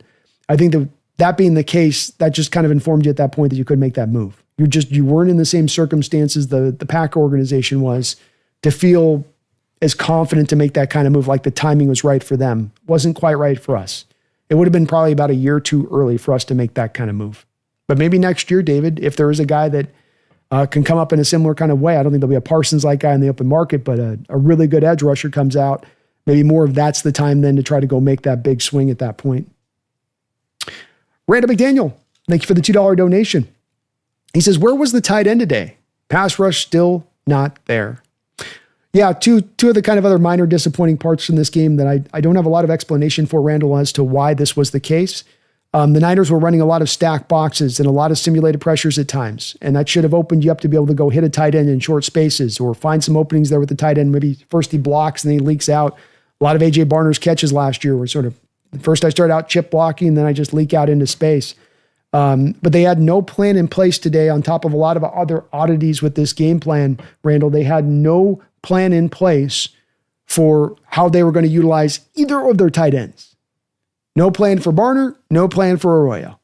Just both of those guys basically got shuttered out of the game plan completely. Why? I don't know. Why make a second round pick on a tight end who's going to be the second tight end on your team and then have no actual plan of attack of how you're then going to utilize them in football games? I don't get that. And that part does get to be a little bit of a harder part for me to just, again, wave the hand away on that. I go, wait, what are we doing? No plan of attack. It's one thing if you target Arroyo 3 or 4 times through the game and it's like, well, you only had 1 catch, but you kind of tried to. You had him worked here and you had him worked here and you tried to. But he's got 1 target on the day. Barner's got 2 targets on the day. 3 times you threw to your tight end. It was kind of an oddity day, Randall. I'm not sure. The pass rush, unless you're bringing blitzes, you weren't able to get anything done with the front 4. There was no pressure the front 4 was causing today at all. And it's tough to watch when you look at a Niner offensive line, which is not exactly set up with a bunch of, A-listers across the board there. That's, again, where I go to a Randall. This is where I say I'm all on the positive front of it, but there are some minor negative things on this that are going to kind of carry forward. The front 4 in game 1, full tilt meal, ready to go, everybody healthy, not able to generate any pressure from a front 4 is, ooh. For a Niner offensive line, that's, ooh. I mean, Trent's fine and Pooney's fine, but you should be able to get after that with some of your guys. You've drafted some of these guys high. You've paid a lot of money on some of them. You've made some of them first-round picks. Some of them make him over $20 million a year. You should be able to get some pressure with the front 4. That quarterback shouldn't be able to sit back there and bake that cake like Purdy was able to do on nearly every drop back. Save the times where you actually brought the pressure. And then that was the other odd part to me on this game, Randall, was the fact that you see early on in this game, first through 2 quarters, you're not generating pressure with the front 4, but then Mike doesn't really try to blitz anything much more. He doesn't bring more of those blitzes at Brock. He still stays in kind of that front 4 kind of looks to things. And I couldn't quite understand why, because it was obvious you were able to get a little bit more effectiveness when you were able to kind of take it to him a bit and get after him a bit. Niners were doing it to our offense. T-Mac345. Thank you for subscribing to the channel, T-Mac. I appreciate you for that. Welcome aboard. Folks, please do hit that like button if you get a chance. Just a quick thank you again to the sponsor of the show today, which is going to be Sleeper. Right now, you can use my code Sleeper. They'll match you up to 100% of your first deposit, up to $100. So $100 in your pocket on that side of it. Use promo code NEST. Get that $100 match. Terms and conditions apply. See Sleeper's terms and use for details. Currently operational over 25 states. They're going to get operational here in Seattle very soon. But thank you to Sleeper for sponsoring the show today. CD Wood says biggest home field advantage and now is probably one of the league's worst. Watch the Jets and Steelers, and Jets fans are better than us today. That's the sad part, because we've lost not only the home field advantage, that we might have backslid into being one of the worst places now to play in the National Football League. And if you don't think that this has got some direct connection to the fact that this is partly why you've played so bad at home over the last few years, you're kidding yourself. It's like almost a neutral site at this point. I think it's gone that way, yeah.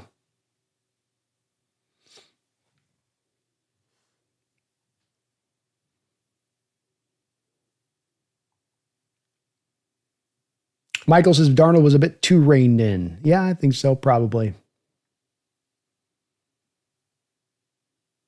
Luis says, do you guys think if we had a quarterback like CJ, we would do so much better? I don't think this came down to quarterbacking, Luis. I think this game was more of your offense. Your defense couldn't get off the field. You had no running game to speak of. You had nobody on your offensive game plan, and the play calling by Kubiak was kind of strange and safe and odd at times.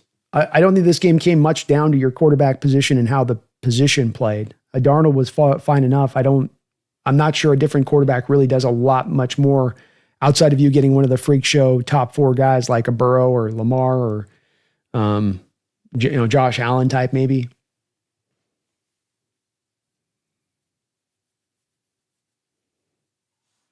Joe says not all 10 and 7s are created equal either. If they are close losses, definitely not. True. Mr. Dog, I thought there was already some part of being on the wait list for season tickets that requires you to answer if you're going to attend the games or not.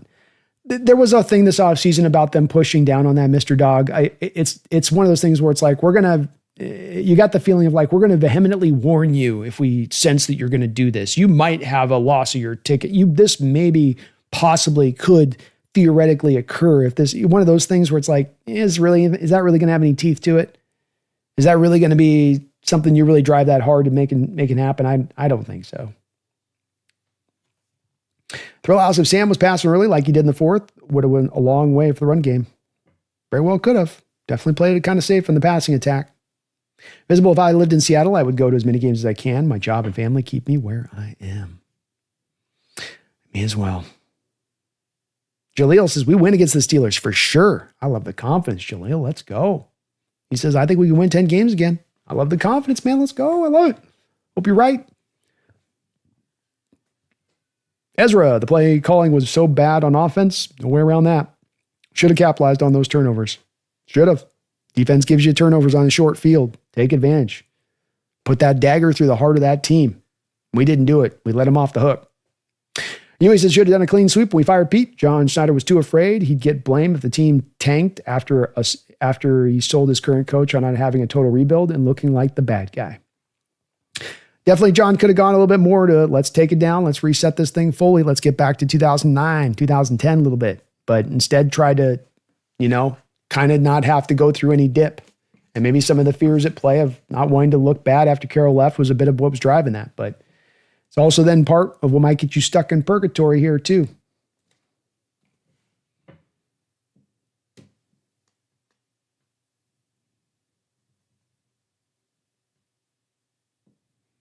So Ryan, I understand Charbs looks like if you look at the stats on Charbonnet, you say, well, Charbonnet was better in this game. So if you just look at the base stats and you go 12 carries, 47 yards for Charbonnet and you go 10 carries, 20 yards. It's something that's mentioned a lot on this, but I think the thing that's getting lost here, Ryan, are 2 different factors, okay? Just really think about these 2 factors when it comes to Charbonnet, because this game was not about one running back being better than the other running back and then you not using that better running back, that the coaching staff is somehow so stupid that they've got this running back who's 2 yards a better carry than this other running back. Why aren't you using that guy? Rather than it being that the thinking is that, if we can, let's turn this a little bit in a different direction in our outlook of this, okay? Through just a different viewfinder. Charbonnet got most of his yards in this game on one of those drives. The drive you scored a touchdown, Ryan. They scored the touchdown on that drive because Fred Warner went out of the game with an injury. They had a different inside linebacker at Mike throughout the whole rest of that drive. You hammered inside running plays going right after that Mike, thereafter running the play one after the other. Running the ball into Warner's side.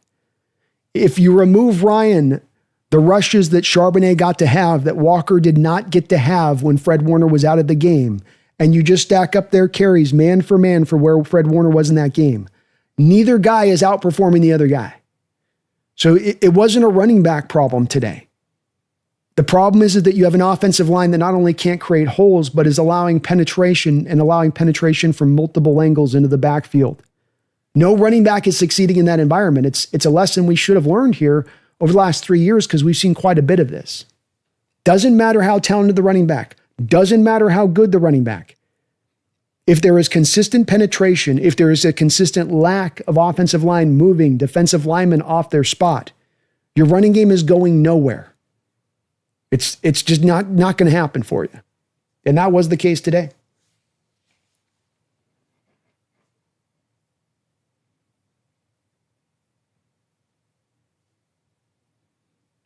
Daniel says, now I think about it, we really are the only team in the league to just be good for like the last decade. Most teams have gotten bad, good, bad again. We're stuck in a weird way no one else is. Yeah, there's some of those teams that are kind of like this too, Daniel, but they tend to have a little bit more of the lower moments, but they are kind of still in that more, I would say, middle of the roadish. I think the Cowboys have been one of these teams. I think the Saints have been one of these teams through the years that have kind of operated in this way. And it's a little bit of, again, just that thing, like I say, it's the mistake. If you look through 32 teams and you look at what the team is that's kind of a commonality or the biggest mistake that's made, is it's the big mistakes that inform all of the smaller decisions down the stream. So if your big mistake at the top is self-identifying wrongly how good your team is or even how bad your team is, then you're going to make conjoining moves next to that are going to also be wrong. Because the initial sort of beginning core of this was you making a bad decision at the top. Hey, we're a playoff team. No, you're not, idiot. You're only going to win 7 games. You know, oh, we're going to be an elite team. We're going to win the division. You know, let's go make a second round pick trade for Leonard Williams. Well, no, you're not. You won't even make it in the playoffs. And so you got to identify correctly where you really are at as a team and how close you really are to know whether you should be aggressive or whether you should be patient or whether you should pull it down a little bit. And that is the one place with this team and John Schneider in particular where his sense of competitiveness is pushing him so hard at times that he, and Carroll was the same way, that they just could never own one year where you just own it, take it in the shorts. For the love of God, man, get this damn dead money off the books. I again say this offseason was the time to do it because you were going to eat a significant amount of dead money on the DK money. You're going to eat a significant amount of dead money on the Geno deal. You're going to eat a significant amount of money on the Tyler Lockett deal. You're going to eat a significant amount of money on the Draymond Jones deal. You got $75 million of dead money here. So let's just punt this thing through. It's okay. I'm in favor of it. I'll support you on the punt through thing. Take it a year. We'll get this back next year. Dead money off the books, fully cleared. Roll over the cash. All the money in the world to spend. Let's go. Stafford probably gone. Niners window a little bit closer to being closed. But rather than make that choice, that tough decision, they had to decide, no, we got to compete this year. No, we got to go this year. So let's start sacrificing some of that future 26 and 27 cap space. Let's spend this money up this year. Let's keep going. We'll see if it's right when it's all proven true on that. But I would have liked to have seen him go back all the way on this. Just own it. Wrap yourself in that blanket all the way, and then you'll get the benefits of it down the line because you hit the reset button rather than doing what so many teams do, which is just, I know I should push it, but I don't want to push it. I know you're making all the right reasons for why I should push it, but man, it's going to hurt. It's going to suck pushing it. I don't really want to push it. You got to push it, buddy. Just push it. All right. Okay. I'll push it. No, I don't want to do it. I can't do it. It's a bit of that.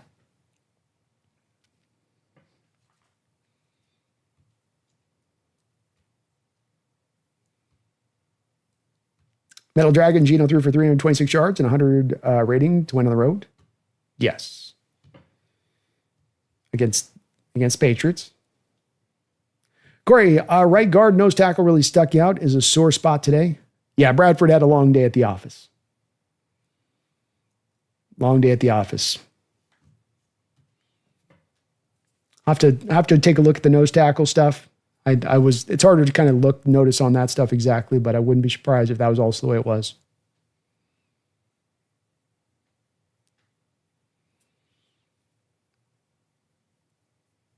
CMB, Schneider should go back to making pretzels.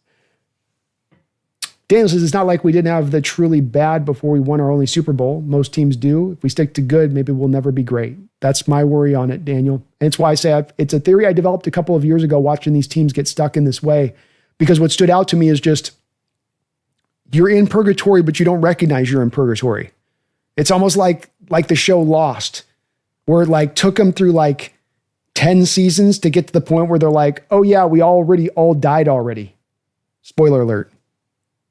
If you haven't watched the show, it came out in 2005, okay? If you didn't watch the show and that's on you at this point. Watch this freaking show. But it took you like 10 years to be like, oh yeah, this reality that we're living in, we thought it's not the really truth. And that's the thing with purgatory, is you don't recognize it quickly.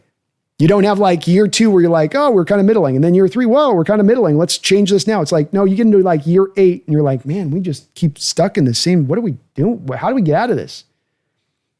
Got to kind of pull it down a little bit. James Peters, can anyone explain to me what the game plan was after watching that loss? I would struggle on that one, James.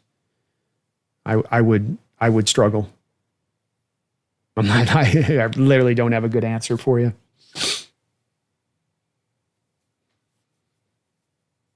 I know you wanted to run the ball. I know you wanted to initially try to get to the edges. That wasn't working. You found a little bit of minor success the inside, but never anything consistent. Passing the ball, I don't know what you're doing. A lot of sort of trick stuff, odd misdirection. It's kind of a strange game plan.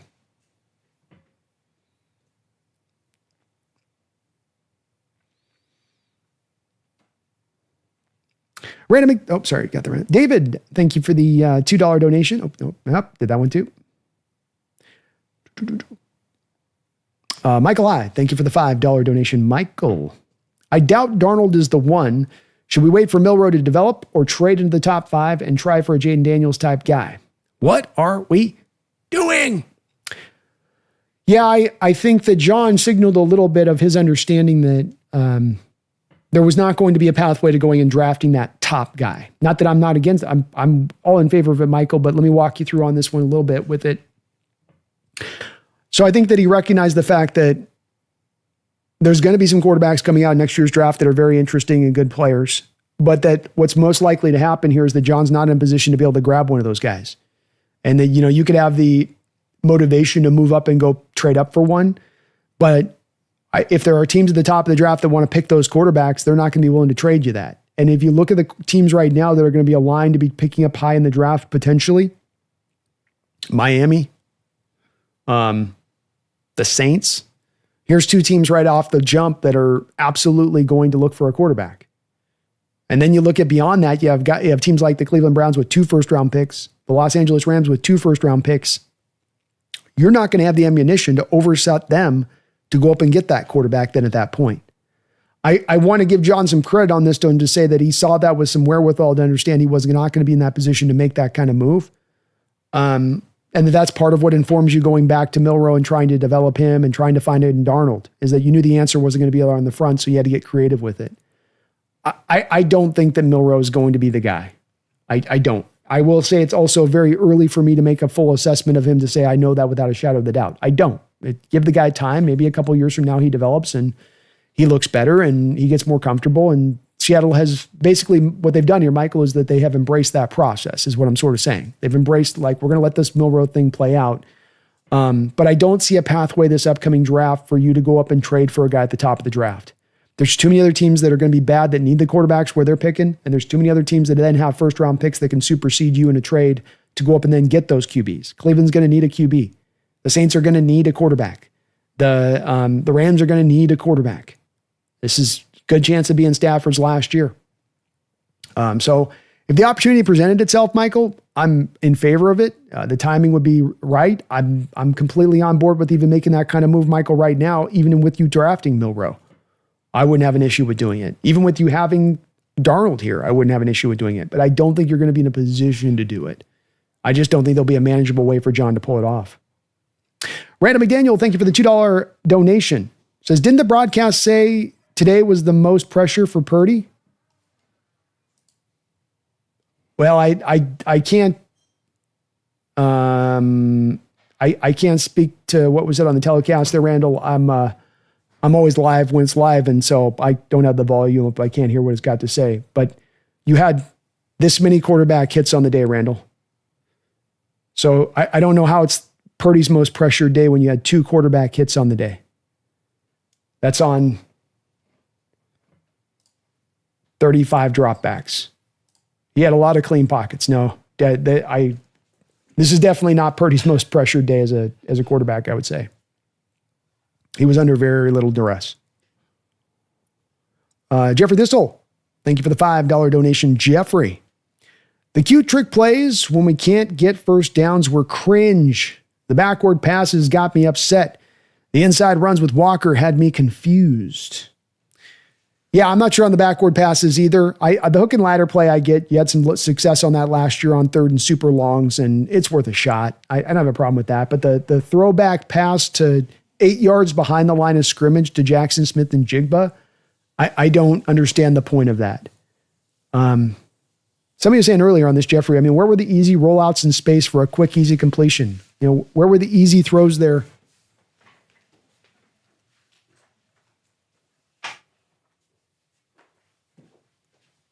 Where were the easy throws there for Darnold, you know? Seemed like everything was kind of tough whenever he dropped back to let it sling. And it wasn't just those simple, and they're supposed to be in this. If you're going to have a guy throw 23 times in a game, you give him 6, 7, 8 quick, easy throws in space to just, get him something simple to work off of, get a positive play, get some good yards, for sure. Thank you though, Jeffrey.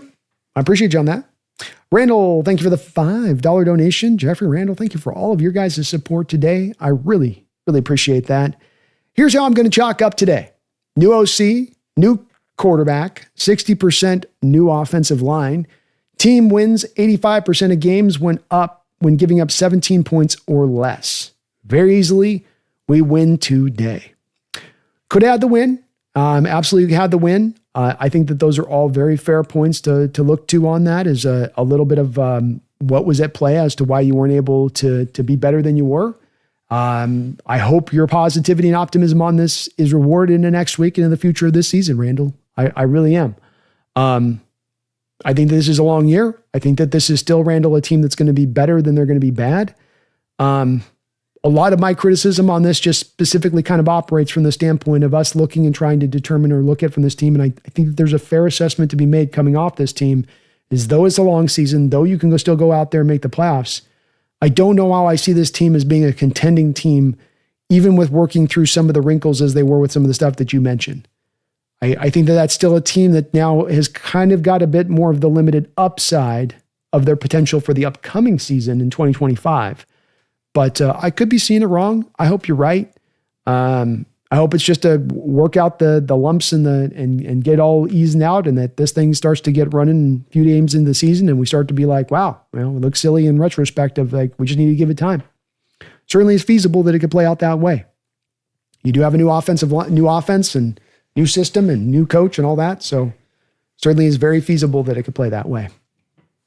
New coach, new OC. Take some time, man. Good point.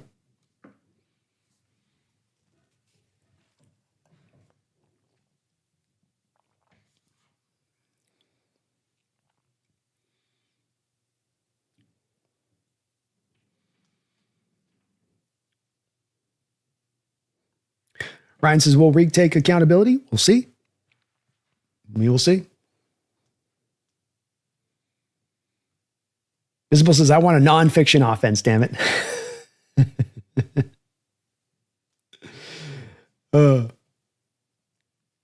James Peters, Brandon, how many snaps did Oots play? What happened to Smash Mouth fullback football? He was out there a decent amount. He probably was out there just about half the snaps offensively, I would say. They used him a lot. To your point, James, there was a lot of effectiveness on that. Like, I think it was the final drive down there where you got the field goal. Did a really good job of getting back the running game, and you're operating out of 2 tight end sets with the 1 fullback and just getting downhill, and you actually found a little bit of some yards there, here and there, kind of at the end.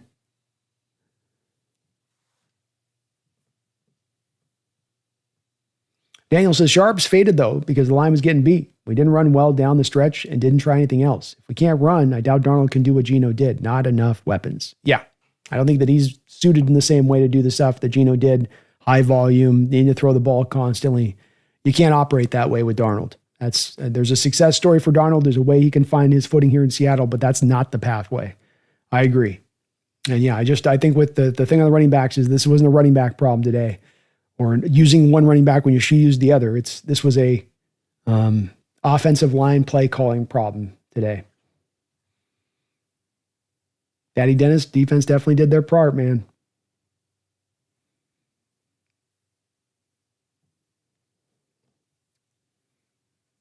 Yeah, Corey, the Niners did win the point of attack on both sides of the ball. Well said. Agreed. Thrill House, Hawks Nest. So where's our edge rushing? What are we going to do with Hall? I think the team just does what it does at times with players where it's like you want to trust in having guys that can grow in their game and get better and improve. I do think that sometimes another part that happens here under the John Schneider regime in recent years is they'll draft guys high and then they keep trotting guys out there and giving them significant snaps, even if they don't always give them the returns, partly because they're highly drafted guys. This is that whole thing of like, always compete, always working for your job, a little bit of that going away through the years to where it became more of like, well, if you're a second round pick, we'll just keep throwing you out there. We'll just keep, here's some more opportunities. Here's some more opportunities. And And Hall and Mafe both. I see two guys there that aren't bad play against, like this team in general. It's like, it's not bad. I don't know if it's good. And I watched so many pass rushes today on those front four with those two guys in particular that they got nothing done. They weren't even close to generating pressure at times. It's like if you play all those snaps, you get like one pressure in the game. That's not worth a whole hell of a lot when we're trying to rely on our front four to get that pressure and make it happen. Holden Hiscock, how you doing, man? What's up?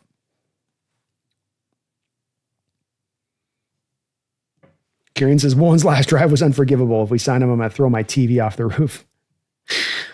Jamora, generally, what is there to be optimistic about? No pass rush, zero cohesiveness on offense, hot and cold coverage. Someone enlighten me, please. I think it's fair. I ain't going to push back. I have an outlook that things will get in general terms a bit better. I do think the team will be better, more good than they'll be bad when it's said and done this year. But look, if you're a person like yourself on that has that outlook coming out of this game, I can't blame you for it. I completely understand it. That was mightily disappointing.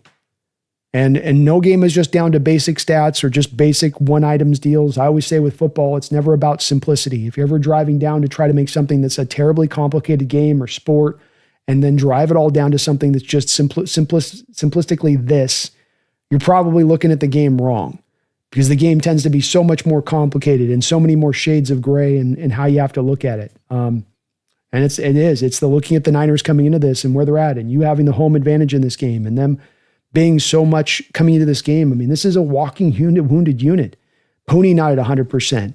Malik Mustafa, their best safety out. They're not even sold on one of the safeties they have to trot out there and play significant snaps. Down Greenlaw and Hufanga. You didn't lose a Greenlaw and Hufanga on defense to free agency this offseason. You didn't have to take that hit and overcome it. You returned all 11 starters. You returned 15 guys that have started on this defense last year, this year. That's where context of this does matter about where the Niner team was coming into this. They lost Kittle in the first quarter. I mean, the offense moved on you all day long with nobody on that offense. I again come back to, if that's a team that can do that with nobody practically in their offense, what is a team that's going to actually have some, like a Rams team, for instance, what are they going to do to you? How do you have any hope that you can stop them if you can't stop that reduced down as they were?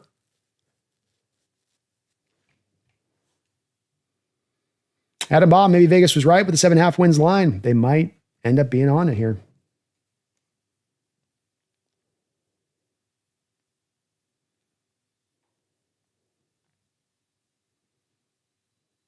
Holden, both team played hard, my man. They did. They did indeed. Jason Iverson, this was the most disappointed I've been in years. The offense was putrid and not at all varied and imaginative as we were billed. Unless we get significantly better quickly, this is an 8-win team. Yeah, I'm feeling it, man. I definitely am kind of in this feeling similar energy stuff, fighting against that feeling as much as I can on this a little bit, Jason, but it was a disappointing game. This was a great opportunity for you to really announce your presence with authority this year, announce, hey, we're finally ready to break through. Doesn't mean you're winning every game or going some hellacious run, but just, hey, no. We're here to be in contention with this division. We're not going to get to the final game of the year and the game's worth nothing because the team that won the divisions won it so comfortably that the final game of the year doesn't even matter. Those days are done. No, maybe not. We're going to ask you to understand we played bad, but if Woolen stopped their last touchdown and we won, our energy would be much different even with the bad offense. I think you're definitely feeling a little more positive on it. You're right, Ornacity. Yeah.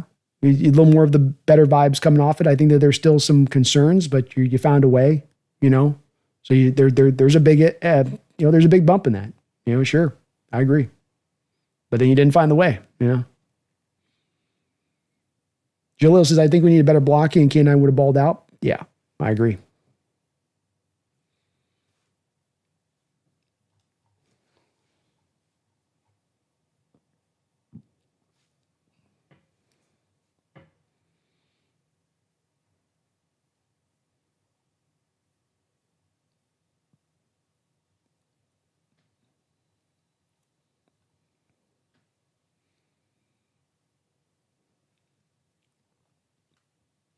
James Peters says, can we get an attaboy for Joe? Hell yeah. Josh Joe played a great game, made a hell of a pick in a big moment when you needed to play. Defense is allowing the drives, like step up here. Come on, boys. Gave the ball back to the offense in midfield.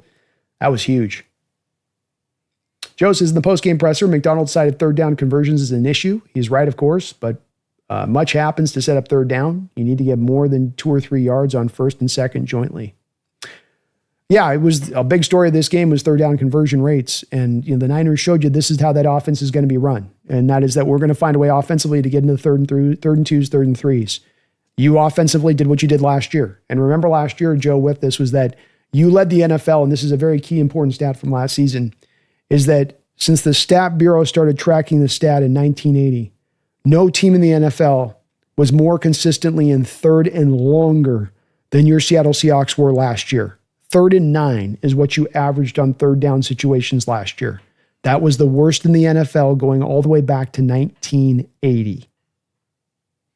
So a little bit more of that today. A little bit more of the third and long stuff carrying over from last year to the new OC. A little bit of the penetration in the ground game carrying over to the new OC.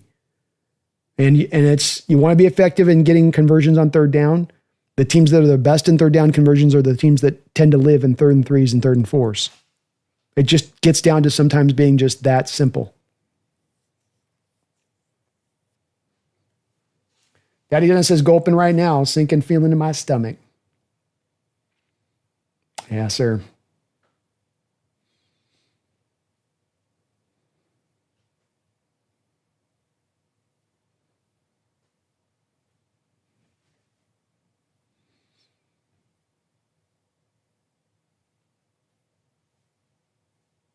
Brandon Janis says, yeah, Ernest Jones is a mega bright spot. Great pick. Yeah, he's been awesome.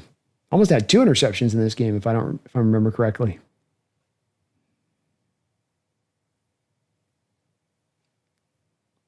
Champy says, yeah, glad we took Will Johnson, maybe the best quarterback in the NFL very soon.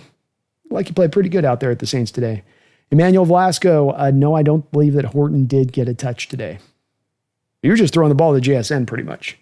It was the JSN show today. Garrett Bright, thank you for subscribing to the channel, Garrett. Appreciate you for that. Jack Maloney, thank you for the $7 donation, Jack. I hit PR today by over 100 pounds. No music, just repeated 27 the whole time. Makes me sick. Don't got to trade up in the top 5 if they look like that. No, it certainly doesn't make you feel like you're just a quarterback away right now. And indeed today, the story really wasn't the quarterback position as to why you lost the game. There's a bit of time of getting caught up on quarterbacks and running backs. And at the end of the day, if you're going to lose the line of scrimmage war on both sides of the football, you're going to lose the football game. And today, you got your butt beat on both sides of the line of scrimmage. And to the point in tune that you got so thoroughly beat on both sides of the line of scrimmage, you could have 2 missed field goals. You could have 2 interceptions. And it still did make a difference. And it's why the line of scrimmage still matters and why it's still the age-old adage, invest in the trenches. Your trenches will take you as far as you want to go. And we do get caught up on quarterbacking, and we get caught up on receivers, and we get caught up on skill position players and this and that. But at the end of the day, it comes back down to the trench war that's at play, playing and play out. And you lost it on both sides of the ball today, Jack. We really did. Just repeated 27 the whole time. Hang in there, Jack. Hang in there. I feel you, though, as well. Dr. Cluck, thank you for the $5 donation, Dr. Cluck. I'm sure you covered this, but the offense needs to do what they promised on being a run, play, action team. And Woolen should have had 2 picks. Yeah, with Woolen, unfortunately, with this, and you saw Woolen today, if this was a 1 game of this happening with Woolen, if he's been nothing but the player, pretty solid player who has some moments he could take the ball away from you, and okay, maybe there's some tackling issues, but that's who he is as a player. That's one thing. But the moments you saw today from Woolen, Dr. Cluck, were moments that we've seen from Woolen prior. I could bring up right now a clip from you and show you right now from the Green Bay Packer game, the throw to Parasol and the stop and go route. I can show you play exactly like that from the Green Bay Packer game. Exactly the same thing where he looks like he's running step for step with the receiver, but for some reason mid-throw, Woolen just stops running. He just decides to go into a trot from his run. And then he decides after he goes into his trot to then get back into his run late like he's scrambling, like he thought he had room. It's like an outfielder who's tracking the ball in the air, and he sort of lollygags his way to the ball, and then he comes to find that, no, it's in the gap. I'm 10 feet off. I've got to sprint to catch back up to this. No, I'm actually going to be late. I've seen him do this before. I've seen him do it before where he has an interception staring him right in the face here. And for some reason, he falls backwards as the ball is coming towards him. He falls backwards and then lets the offensive player undercut him and then make the catch. So it's unfortunate with Woolen. I've seen this before. And I think this is somewhat of what you get in his game. I just don't think the guy can lock it in every snap. I think he just has a tendency, there's going to be a collection of snaps over the game where I think he's just going to kind of disengage a little bit. And this was not the offense that we were promised. This was not the Prince that we were promised. Under center, play action, way too much shotgun today. They tried to run a couple of different varied things, which I can appreciate in this game. You try to do a few different things to try to go outside pitch plays, working it back in. You just weren't getting any push at the line of scrimmage. But there wasn't a lot of creativity to where, okay, you're not getting any push at the line of scrimmage. You got Cooper Kupp, you got Elijah Barojo, you got a Barner in here, you got a Horton in here who's had a fantastic training camp. Where is some utilization to get those guys worked in here? DeMondre Lenore is the best cornerback for the Niners, and he's going to be lined up on JSN, and he's going to be in the slot more often than not, especially if JSN's in the slot. So why not attack then the weaker corners of the Niners at that point? You should have mismatches with a Ricardo Green and Cooper Kupp. You should have a mismatch there with Torrey Horton in the third cornerback for the Niners. You should have a plan of attack to utilize Arroyo on some creative plays that you've drawn and designed up to get it and take advantage of his athleticism. But none of these were the case. The offense was a very strange offense today, and it was also playing very safe, very risk-averse today. In the NFL, you're not going to win by playing not to lose. You got to go take the game. And there was a lot of offensively today feeling like you had a defensive head coach saying, just don't lose us the game today. Just don't lose us the game today. That's not good enough. That's not going to get the job done. They got to make their plays. Randall McDaniel, thank you for the $5 donation. Purdy was under 57% of dropbacks, highest of career, 8 quarterback hits, 7 by front 7. I don't agree with the stat on the quarterback hit stat I'm looking at right now has 2 quarterback hits. So I don't know if they're counting I don't know whose chat GP's pulling that from, Randall.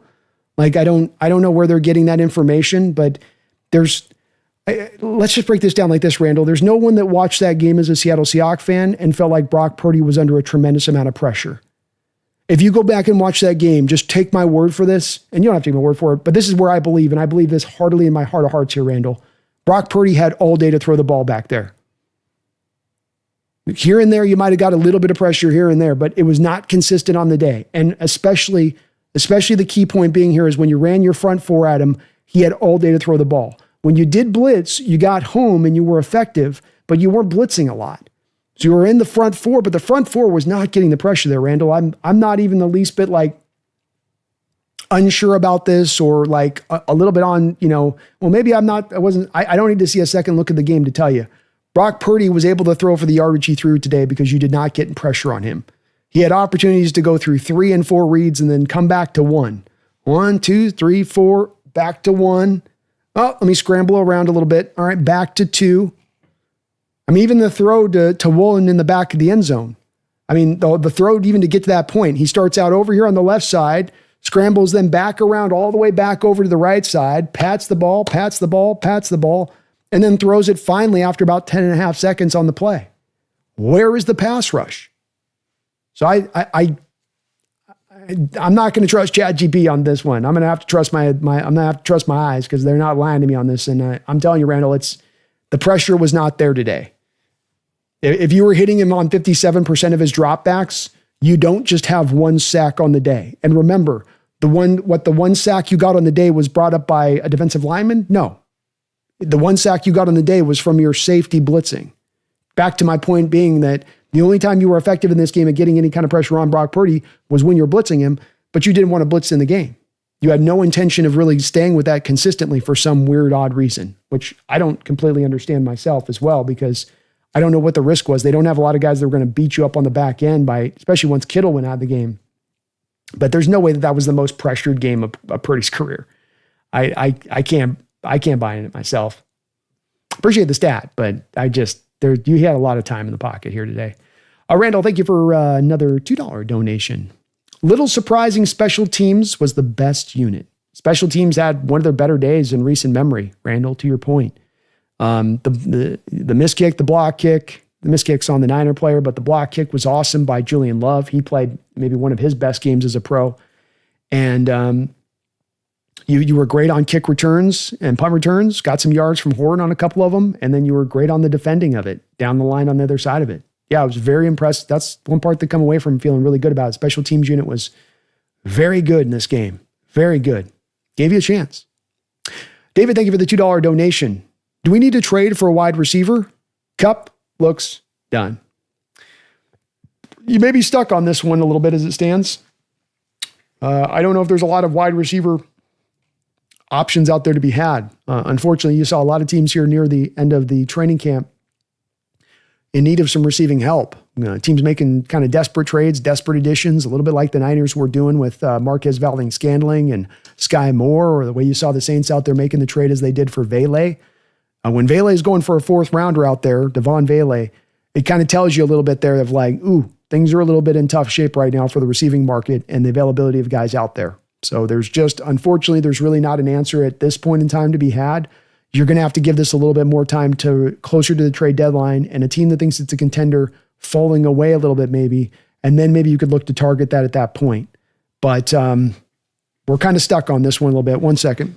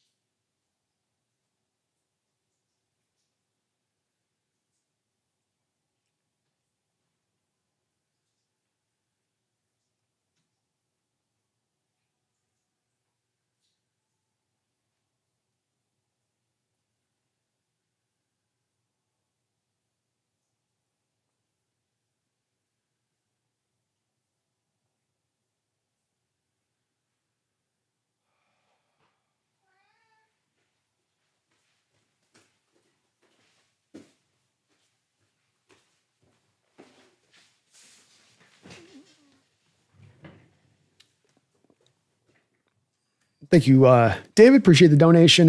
Hopefully Cup's got a little bit more to give than he showed today, but it was another guy that was a little bit of a rough road today with Cup.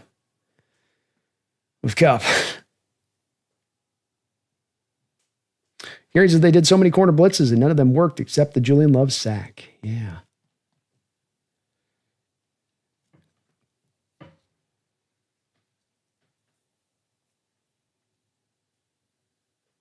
Manuel says the game had me feeling like our D-line is overhyped. Not to say they're not good, but definitely lacks playmakers.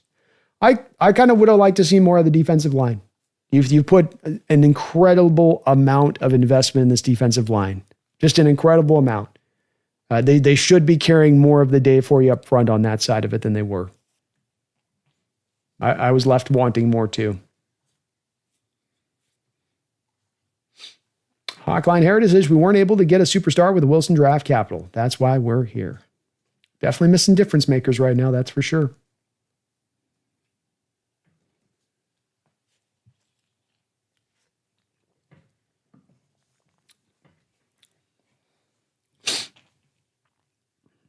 Wilbert says Hall and these guys have to move on for the future. Very well might have to at this point. All right, I'm going to be getting to a spot with both Mafe and Hall where I'm going to start to arrive as we get through the year. If it's kind of more of what we've seen in years prior on these guys, where it's like, this isn't going to be good enough. We need more from the edge group.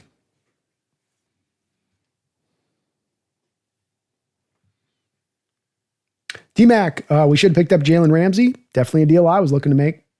He has that dog in him and attacks the ball more compared to Woolen. It's true.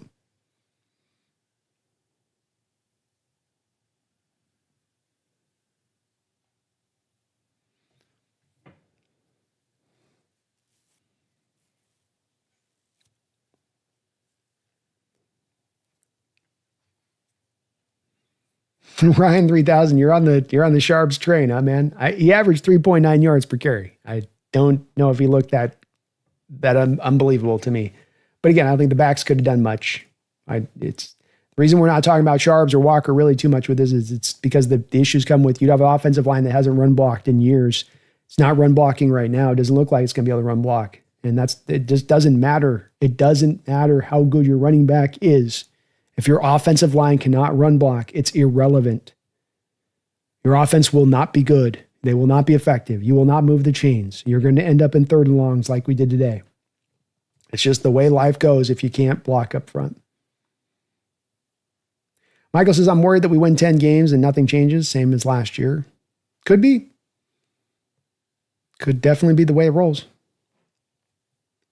Randall McDaniel, thank you for the $2 Don't Know Randall and all of your support today, brother. I appreciate you. My single biggest concern is receiver threat after JSN. Definitely didn't look like Darnold had a lot of confidence in going to anybody else, Randall. He just kept working it to JSN, whether he was open or covered. It didn't matter. He was just going to keep pumping him the ball. 13 targets to JSN.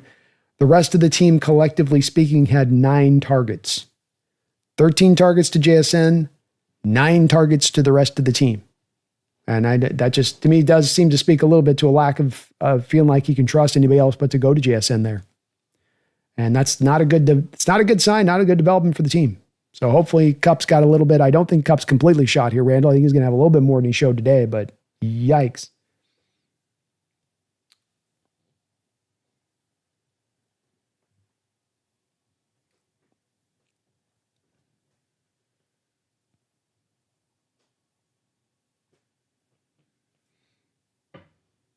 Jack Maloney says, what's with the whole police garbage dressing up in 49er jerseys? What the hell are they thinking? The owner has done nothing to solve the away fans entering our house. In fact, putting cops in 49er shirts.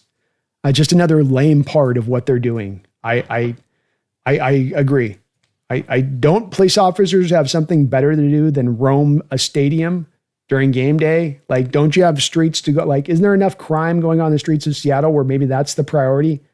Why do we have to have police dressed up in Niner colors in our effing stadium? It's so stupid. But it's also just, it's stupid, but it's also just a perfect crystallization of the situation going on in that stadium right now. So everything is about the environment seemingly being set up to make it more rosy for opposition fans to come in there and have a better time. It's a freaking joke. It's a freaking joke. There's no way police should be in there. Find something better to do. You talk about a mismanagement of just like, let's get more red jerseys in the stadium. Yeah, that sounds good. That's what we need right now. Great job, Jody. I'm sure Paul would love seeing that. Kieran, how many outside runs did we do in this game? I can't think of any, honestly. We tried a few. Tried a few in the early part of it. That's a lot of how you try to use Kenneth Walker early in the game, and it just didn't go anywhere. You had more penetration the more you tried to go to the wider part of the running game in this game. Part of how just bad the offensive line was. Again, part of why it's hard to do this Charbonnet to Walker comparison. Because early on, you're trying to move Walker to the edges. That's where you're getting more of your penetration. With Charbonnet, he's hammering the A and the B gap on power runs. He's getting downhill. Lesson of ability then for the Niners to get that penetration. Doesn't mean you're getting much push then when he's getting downhill on those runs, just two different style of runs. But they were getting too much penetration on the outside stuff. You just couldn't block it, Kieran. Just couldn't keep the penetration out of the backfield. Noob says, weird. I thought John Schneider skipping the free agent bargain bin and grabbing the trash under it for the third year in a row would work out this time. Robert Jorgensen and Nick Bosa had no problems with Charles Cross. I mean, you kept him in relative check, I guess. Bosa's a problem, that's for sure. But he had 6 tackles, 1 sack, 3 tackles for loss, quarterback hits. You know, he had his moments for sure. That's for sure.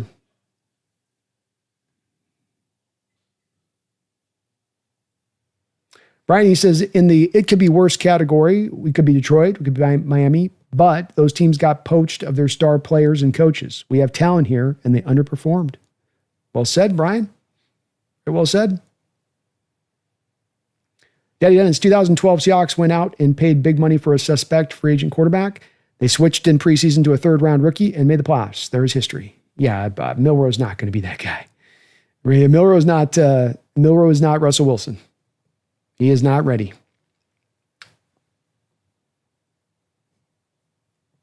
Robert says, if one looked horrible, maybe we should have drafted a corner. I would have liked to have seen it. But the team was, as they do, and again, I think it's sometimes where it's, you want the commitment to the players in-house, you want commitment to guys in-house developing and getting better and better and better, and you stay with them, and they'll fix out, they'll iron out the wrinkles, and they'll get to the best form of themselves. But you also got to recognize when guys have things inherently in them for what they are in the good and the bad, and that maybe the bad sometimes can outweigh the good on that, or that you can do better at a positional group than that being the meting out of what you're going to get from the position. So teams had to roll with it. Charles says Niners have to celebrate while they can. They have another long season of injuries ahead of them. They were definitely getting beat up today. There's one point where Fred Warner goes down and Kittle's going down and Trent Williams is rolling his ankle. You're going, oof, look out. George said, are we really going to start the lock chance again? I hope not. Garen, we had no real problem stopping the run guys. Where was the problem with nose tackle? Honestly, find a different narrative, like your pass rush blows and can't run them down, babe. Like your pass rush blows and you can't run down a baby. Amen, man.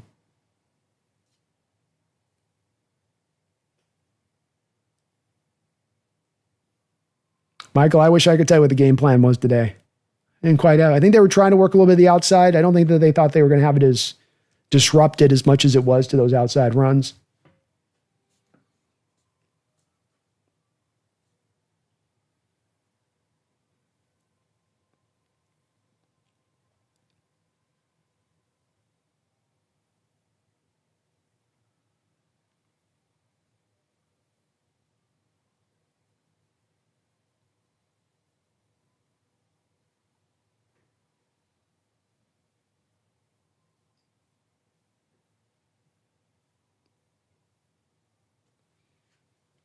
Jordan, did you get you do YouTube shadow banned you, Jordan? It's got you presenting.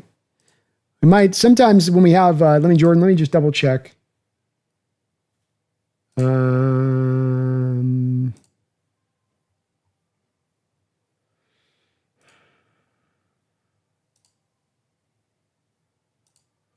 is that at?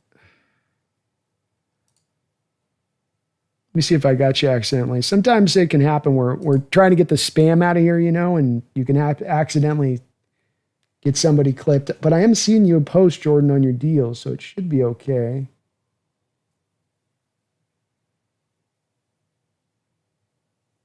I'll double check in there, Jordan, if there's something weird, but I don't see you.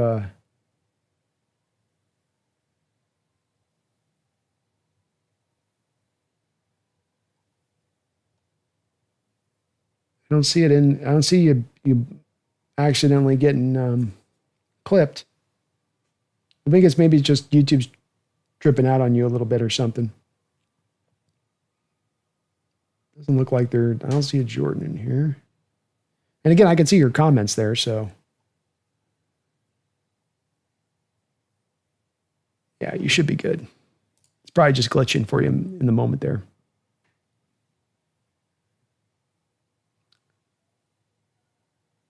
Just give it a refresh if you're having issues on the browser. We're 7 hours in, so it might be getting a little bit, needs a little refreshing.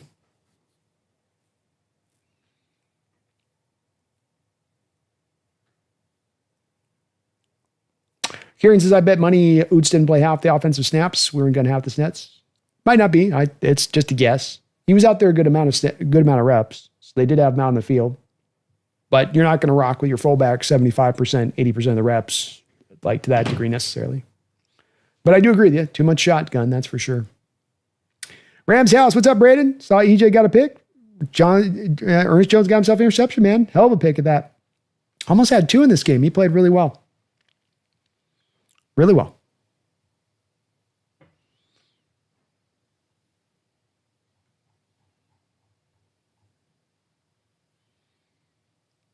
Chris is frustrated game, but it was only game 1. Perspective. Yes, sir.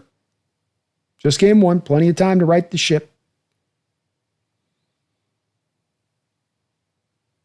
HGG, okay, everyone. John Schneider, there's an O-line, D-line in the draft that can help us right now. John Schneider, here's a tight end and a quarterback that needs to be developed. Everyone, what the F, Jess? Yeah. A little bit like that. Space get clowny. about ready to do it. If I keep seeing the underwhelming efforts we're seeing off Mafe and Hall, then it's like, it's Clowney time, baby. What about Pumpkin about our picks?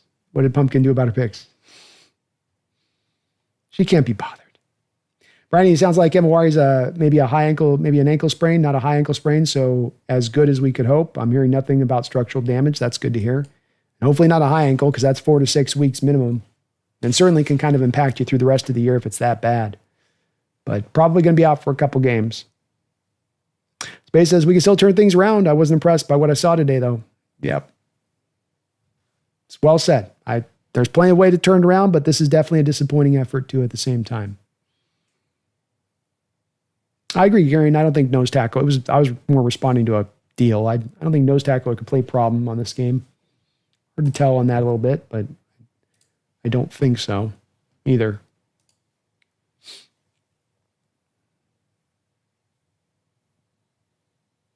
Alex says, Mullen is starting to remind me of when we had Trey Flowers, laughing out loud. When he gets beat bad. I'll agree. He says it was a turd of a first game, but we got 16 more, you guys. We got more. We do got more. It ain't over yet. They just got too cute with the play calling, says Old Greasy. Definitely was the case.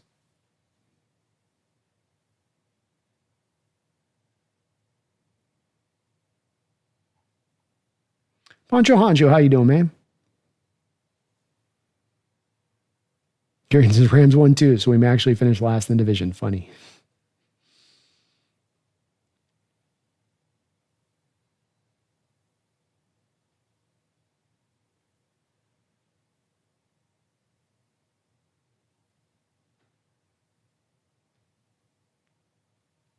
Kevin O'Connell says, I wonder if MVS recognized the play calls. He might have. I don't know if MVS helped him out as much with that. I mean, you get maybe a little bit with that, but I think that, they just controlled the line of scrimmage on us. Aside from the end, did Lucas look good against the Bosa? Bosa even got a sack. Bosa got the one sack at the end, but I think that he was moving back and forth between Cross and Lucas. To my eyes, I think it was okay. You had a lot of fast passing attack and not a lot of opportunity for Bosa to get after in that way. But he looked solid. Goldie Cobb, I've seen enough from Reek. I'm kind of getting maybe that spot too. D-Nugget's so depressed right now. Sorry, D-Nugget. Me too, man. Me too, brother. Hang in there. Carl Houston, can we please have somebody do what they say they're going to do when they come in? Seriously, I feel like we're lied to. What happened to the offense we saw against Kansas City? I wish I had somebody's asking about the game plan, Carl, and what your intention. I don't have a really good answer for you.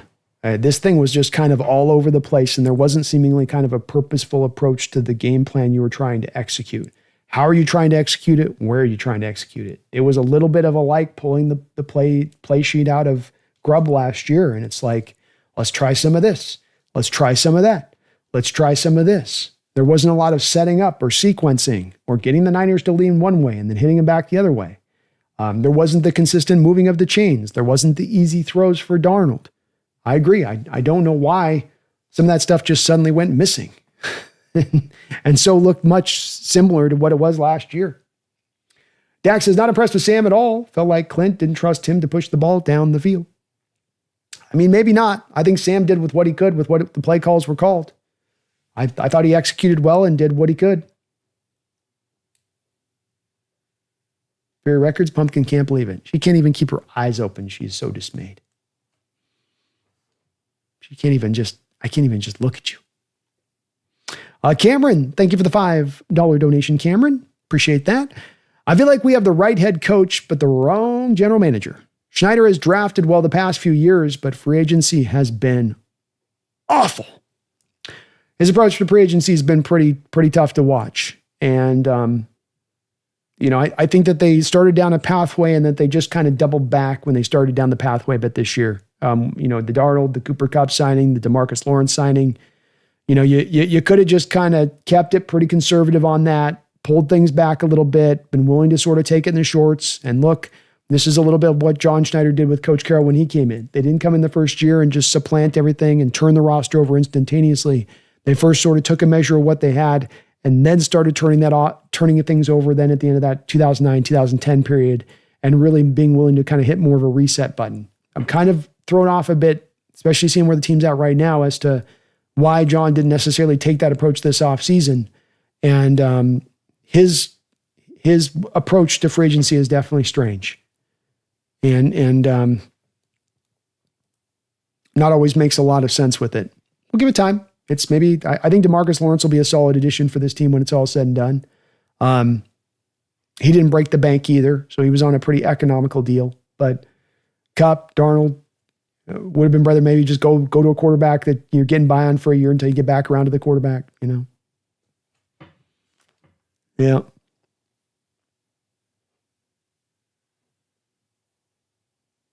It may be the case on this, Cameron, especially when it comes to John's blind spot when it comes to an offensive line. I don't know if he's capable at this point of putting together a tangibly good offensive line. And I think partly because he just can't make his peace with the cost. He can't make his peace with the fact that he's got to give up prime assets for things that aren't necessarily prime play back in return. He gives up prime assets for this defensive tackle. He gets prime play back in return. But sometimes on an offensive line, you need functional play more than prime play. And you've struggled to get to just a functional place with this offensive line in recent years. So it very well can end up being the thing that's his Achilles heel that he just can't overcome or get around. And it remains to be seen. Because I can see a lot of optimism for this upcoming year, but when it comes to this offensive line with that performance against that defensive line at home in the first game, I don't know if I've got a lot of like feeling that this team's going to suddenly be good people movers as we go through the rest of the year based on what I saw today. That part I think stays pretty much around the same place it's about at. Offense can get better, play calling can get a little bit better, but I don't know if you're moving many people off the line of scrimmage this year.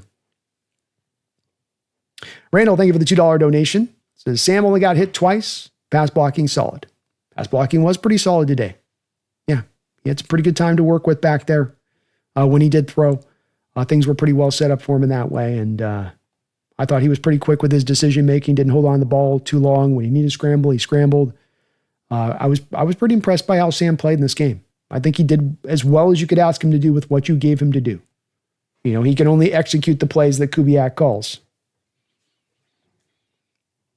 Jeffrey Thistle, and thank you again, Randall, for all your support today. You too, Jeffrey. Really appreciate all of your guys' great support to the channel. Thank you for the $5. I would be less mad if I didn't know I would be less mad if I didn't know we were still willing 9 and picking late. We were still willing round and round we go. Just be bad enough to get good. Just want to be bad enough to get good. Oh, I was less mad if I didn't know we were still going to win 9. I think you meant that we're going to still win 9 and then be picking late. And yeah, you're not going to be, you want to get difference makers. It's hard to get those difference makers to your point in the middle of the first round, at the end of the first round. It's very hard to locate those guys at that spot in the draft. You got to pick really good. A lot easier to do it if you can get up in that top 10. And this team is probably not a team that's going to be at 7 wins on a year. They're probably going to be able to get at least 8 or 9 wins carved out this year. And that does make it hard. And that is a little bit of the self-perpetuating process of being stuck in purgatory. It's just a thing. It's a ball that keeps rolling itself, not rolling too fast, but just rolling at that same speed, enough inertia to keep itself constantly kind of just spinning just enough to keep you in that same place. And that's a part of it, is that you just don't get ever pick up high enough. Lord knows we haven't even been able to pick up high enough to take the quarterback. I mean, for all those people out there that want to see us have taken a Anthony Richardson or taken a CJ Stroud, it's like, well, you had to trade up to get those guys.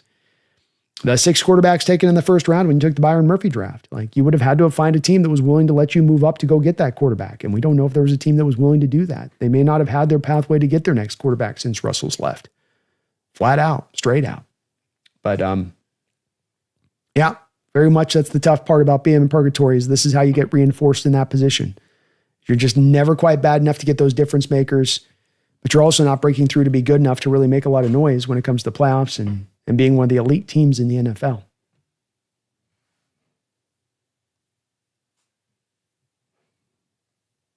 Yeah, that's a tough spot, Jeffrey. We're in a little bit of this tough place. There's not just an easy out, just a straightforward, this is how you get out of that. Just do this now and this.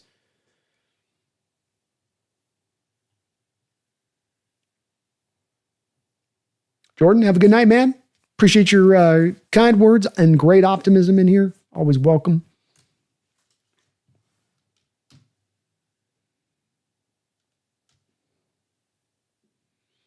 HHG, what's your confidence going into Pittsburgh?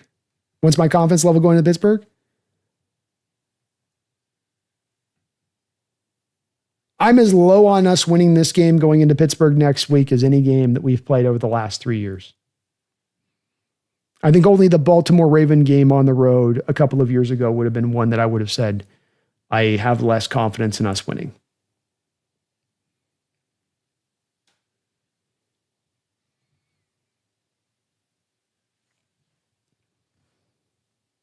Proper, can't wait to see you in a Niners hat. Indeed, I got to wear the Niners hat this week. Or if we can't get this week, it'll be next week's show. We're going to get it at some point. No sprained ankle is good. That's right, Kieran. No sprained ankle is good. Space, they never had anyone blocking for those screens, and you need to have that to be successful. Indeed, you do. Well, Greasy says, just means you got to work harder. Or how about it's game one? This guy's not falling. This guy's not falling, my man. There's still plenty here to potentially get locked into place. I don't think they're going to be bad this year. I don't think that. Carl Houston, everyone was down on Noah Fant. Nothing today from our tight ends. Nope. No plan of attack, no utilization. Simogen, I think the issue was the off couldn't get into a rhyme. It felt like they wanted to, but couldn't make it past the first 3 plays. The offense couldn't get into a rhythm. Felt like they wanted to, but just couldn't make it past the first 3 plays. Yeah. Everything was a little out of sorts today. I got that feeling too. You really just had no rhythm. Just nothing kind of sequenced right together. Dak says the offense felt significantly worse than last year. That's saying a lot. Yeah. I won't expect it to be, but it felt that way.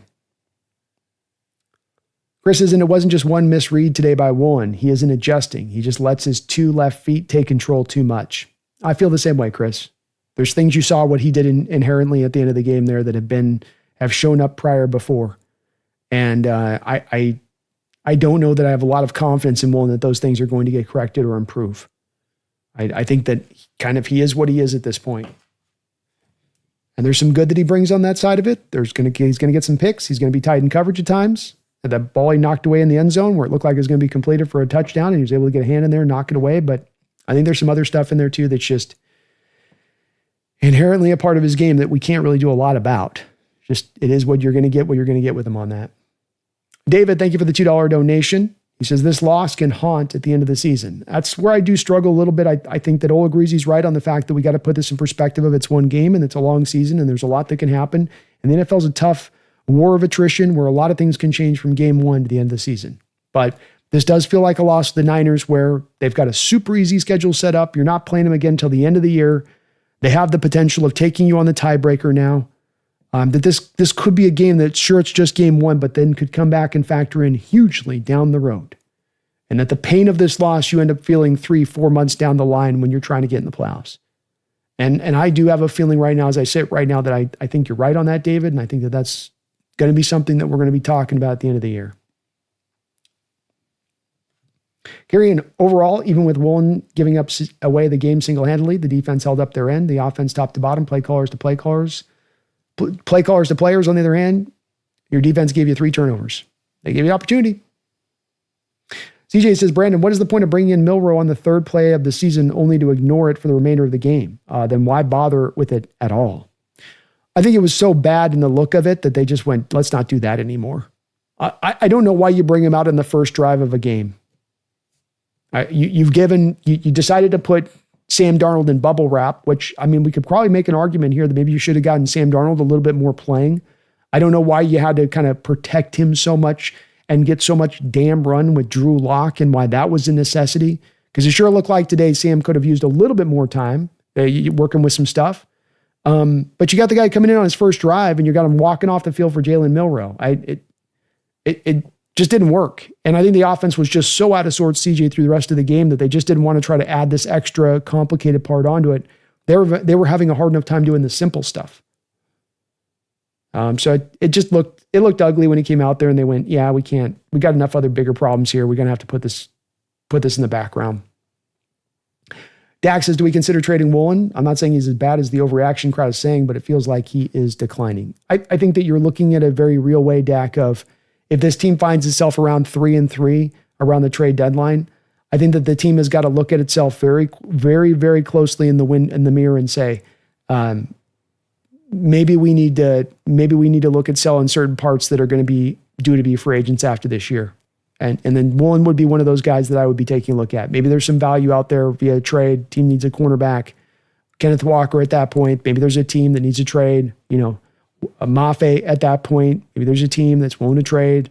These guys, it's going to go into that place of things a little bit here. This is where if you don't have the fast start, I think you're going to have to be open to be willing to maybe make some of these moves, again, in the hopes of trying to avoid sticking in purgatory for permanence. And if Woolen's not a part of the long-term plan by halfway into this year, you've realized it. If Walker's not part of the long-term plan and halfway into the year, you've realized it. If Mafe's not part of the plan and halfway into the year, you've realized it, then probably it's a good time to start trying to, move assets and get something back in return while you kind of can.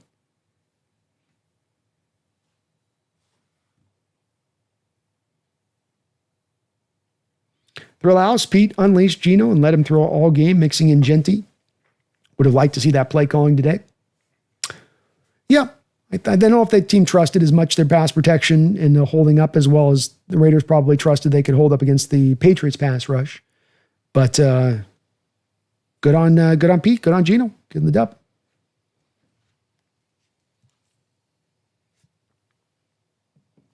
Yeah, I don't think Dak Geno wouldn't have won you this game today. This wasn't much like I would talk about the running backs in this game is there's debate between Walker and Charbonnet.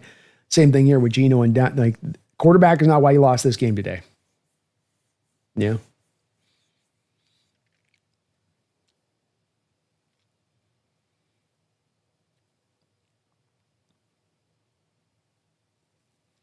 Janeth Kumar, thank you for the $5 donation, Janeth. I really appreciate that. I think John is smarter than that, and the penny pinching isn't him, but ownership. But we aren't ready for that conversation.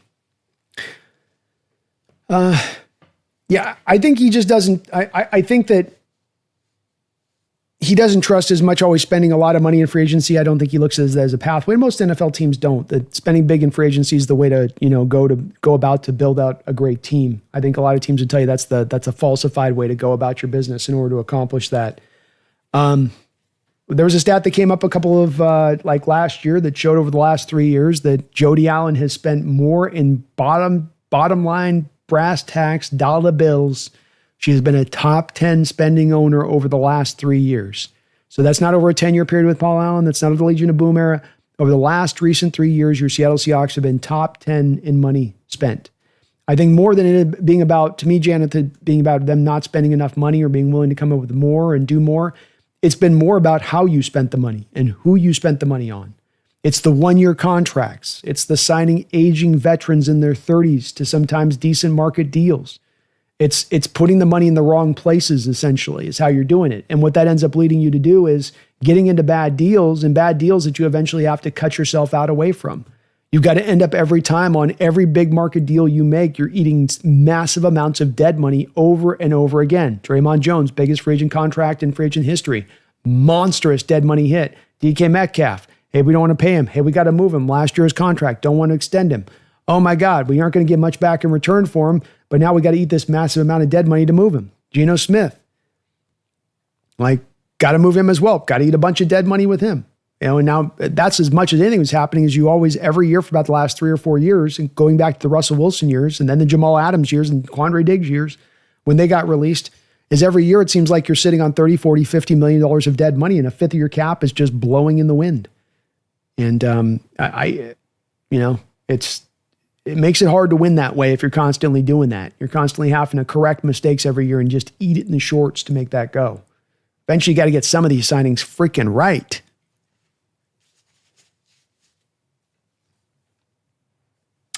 JCO2, all of you effers are going to be creaming your pants for this team if we win next week. That's what I hate about the NFL. It's live or die with every game.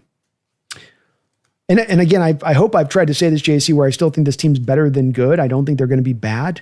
Some of the outlook and making conclusions on this team on what I'm seeing from today is just about looking for the team that can eventually branch into becoming an elite team. I don't know that even if you go back and beat the Steelers next week, that tells you that this is an elite team at this point or has got the potential to be an elite team. I think it's that place that is always the hard part in this spot, JC, to get to in these kind of games where it's nuance. And there seems to be one of two sides on this. There's the one side that says, well, you just have to flush it. It's one game. Don't pay attention to anything. There's nothing you take away from this game. Flush it all. And then there's the side that says, see, this game means that we suck and we can't do anything this year and we're never going to be anything better. And it's that place that there's always the draw to the extremes in football to go to one side or the other, where to me, it's just a little bit more into the nuanced place of things. But I don't think that either side of that is right.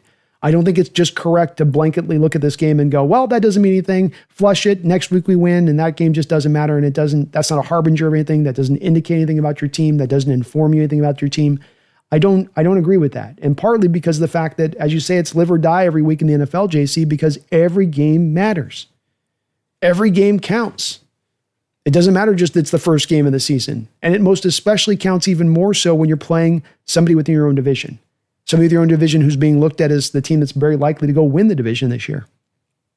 So to me, it's where we can try to maybe get a little more of a middle territory if we could. But it is a little bit of the dance that goes on here where it seems to be both sides wants to kind of pull one way or the other of just flush it or give it too much weight. You know. AK, I missed that here 1 second.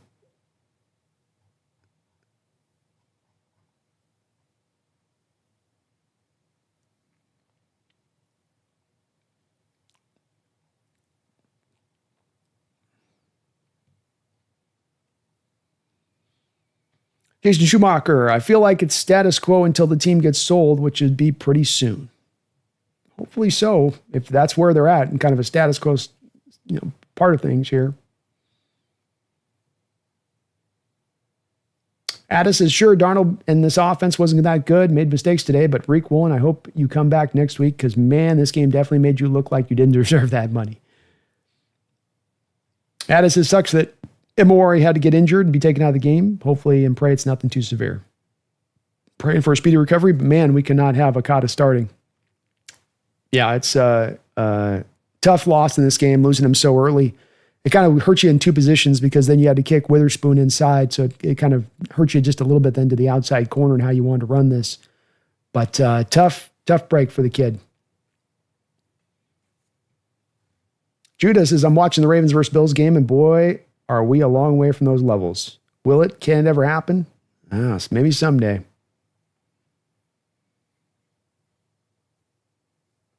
Addis Kubiak needs to figure out how to use this offense efficiently. Today just wasn't that good.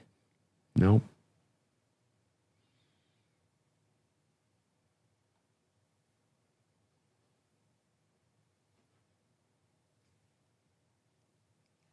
CJ says, what stings me the most about this loss and losing the way we did is that the 49ers were eminently and easily beatable today. Part of the factor at play here for me. It isn't just your typical Niners team that you faced today. This was a vulnerable team that was as set up as much as they've been set up over the last 5 years for you to take advantage and go get the win. And you didn't do it. As Dennis Green once said, you let them off the hook. They are who we thought they were, and we let them off the hook. Well, I wonder what McDonald would be thinking if he saw the Ravens-Bills game. Don't know on that one. TheSeahawksNest, maybe Kubiak needs to go back and rewatch those first few games last year. Maybe get some inspiration, man. Yeah.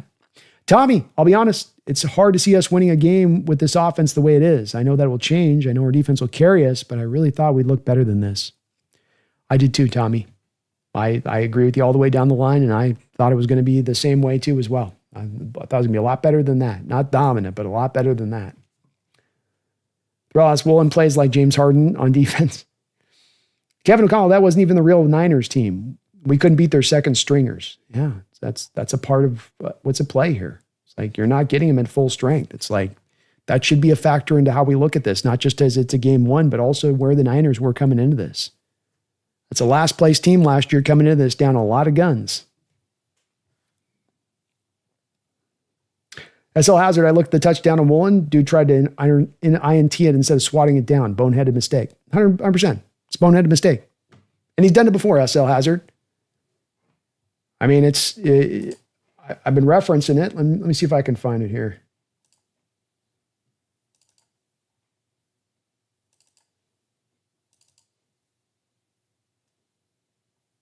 Oh, here we go. Yeah, you guys remember this play. I mean, I'm sorry to have to show it, but this is the point of me showing this to you guys with this is to be, look, I can show you exactly the same kind of play that he just did this on last year. Where is it? Here we go. Check it out. Drops back to pass. Just standing there. Just freaking standing there. Just what are you looking at? Just standing there flat-footed. Like, walk up and knock the ball down. That's a third down, by the way, in that Ram game. Just like this one. Pivotal play in the game. Close the game out. Put it to bed. What are you thinking about? What's going in your head prior to the play? What are you processing prior to the play? Are you thinking about down and distance at all? Are you thinking about the fact it's third down at all? Or are you just like, I'm going to go get mine?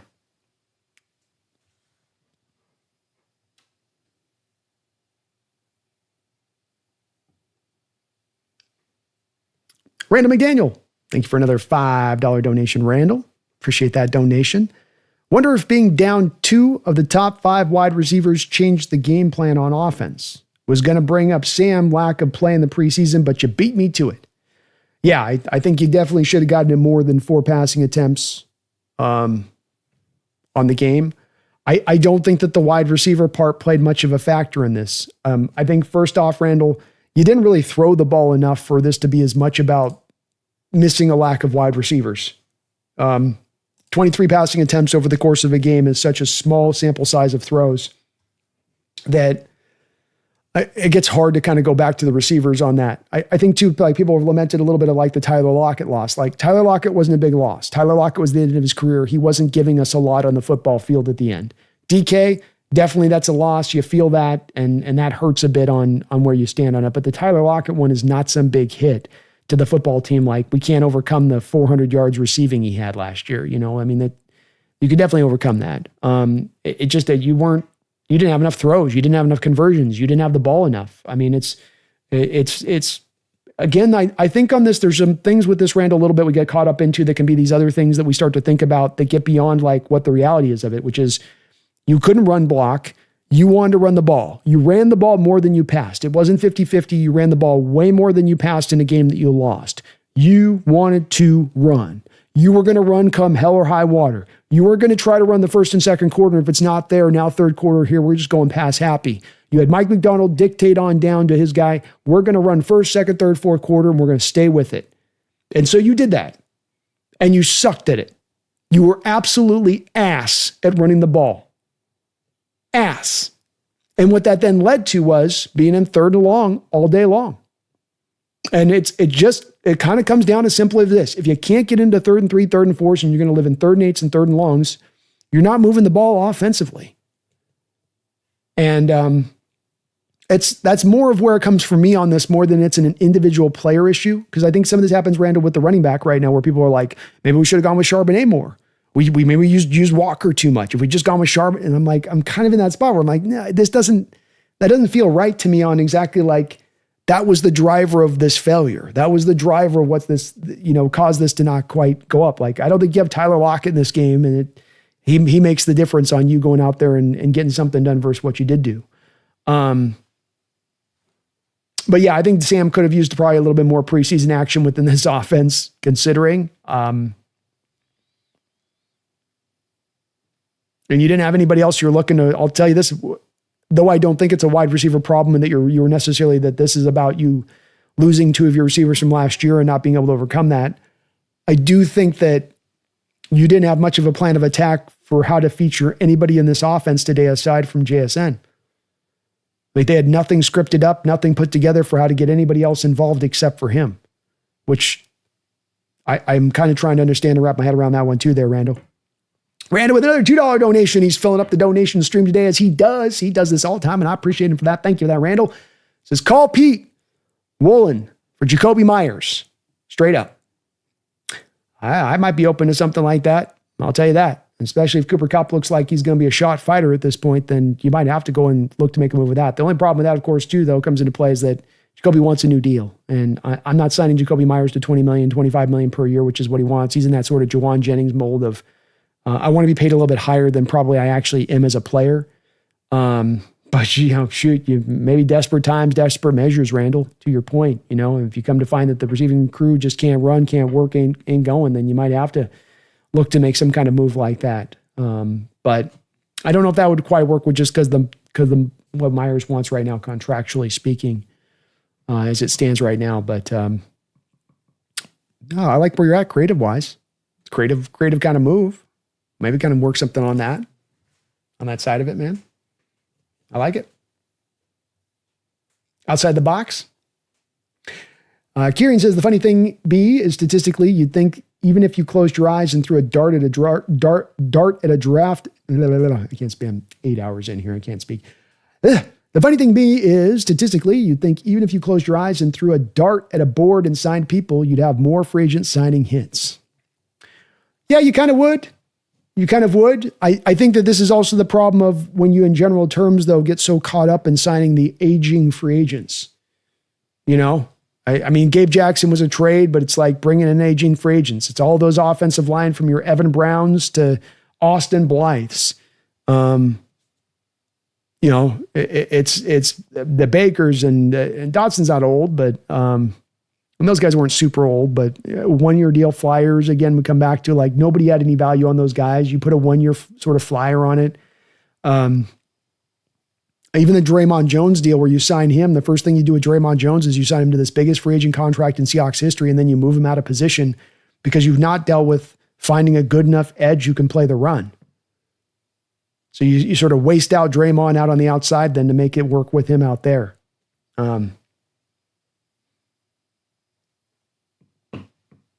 I just think that his approach in free agency has failed, but it's also failed not just because bad luck, but because of John's approach to it. What he spends his money on, the age of players he spends his money on, the 1 year deals,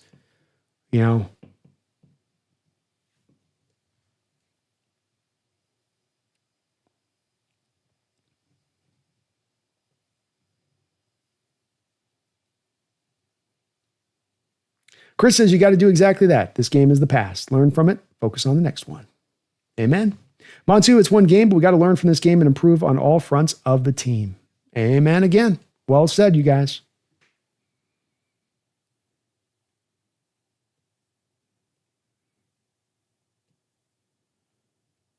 CJ says, just want to say the early roughing call on Purdy was weak as hell. I don't like those calls necessarily, but they are by the letter of the law, the way that it's going to be called in just about every NFL game. I completely understand the frustration on that, but you can't have a blow to the neck or head injury of the quarterback. Just can't do it. And Leonard Williams had time to kind of slow himself up and not do what he did. I don't like the rule, but the rule is the rule. And this is how it's called in every NFL game. If you hit the quarterback's head, you're going to get that called. You got to control yourself as a player defensively and not just go wild and free on it,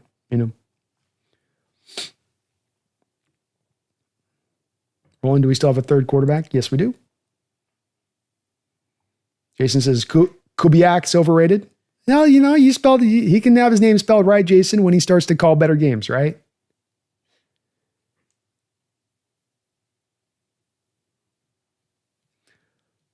Austin says, who thought it was a good idea to have no wide receiver tight end aside from JSN? I don't know. Roland says, seriously, if we win 6 to 7 games and the winners. So Roland, I know, buddy, I've had you on my channel a lot and I totally have seen your comment and I've seen your comment. I just wanted you to get it. I've recognized the fact that you stand where you stand. I think you've got to kind of own a little bit too, Roland, here. Like all things where like you're in on the Carroll thing, right? So if Carroll had lost today, you probably just wouldn't have been silent, wouldn't have said something. Carroll wins today. And it's like, well, maybe we should have stayed with the Carroll thing.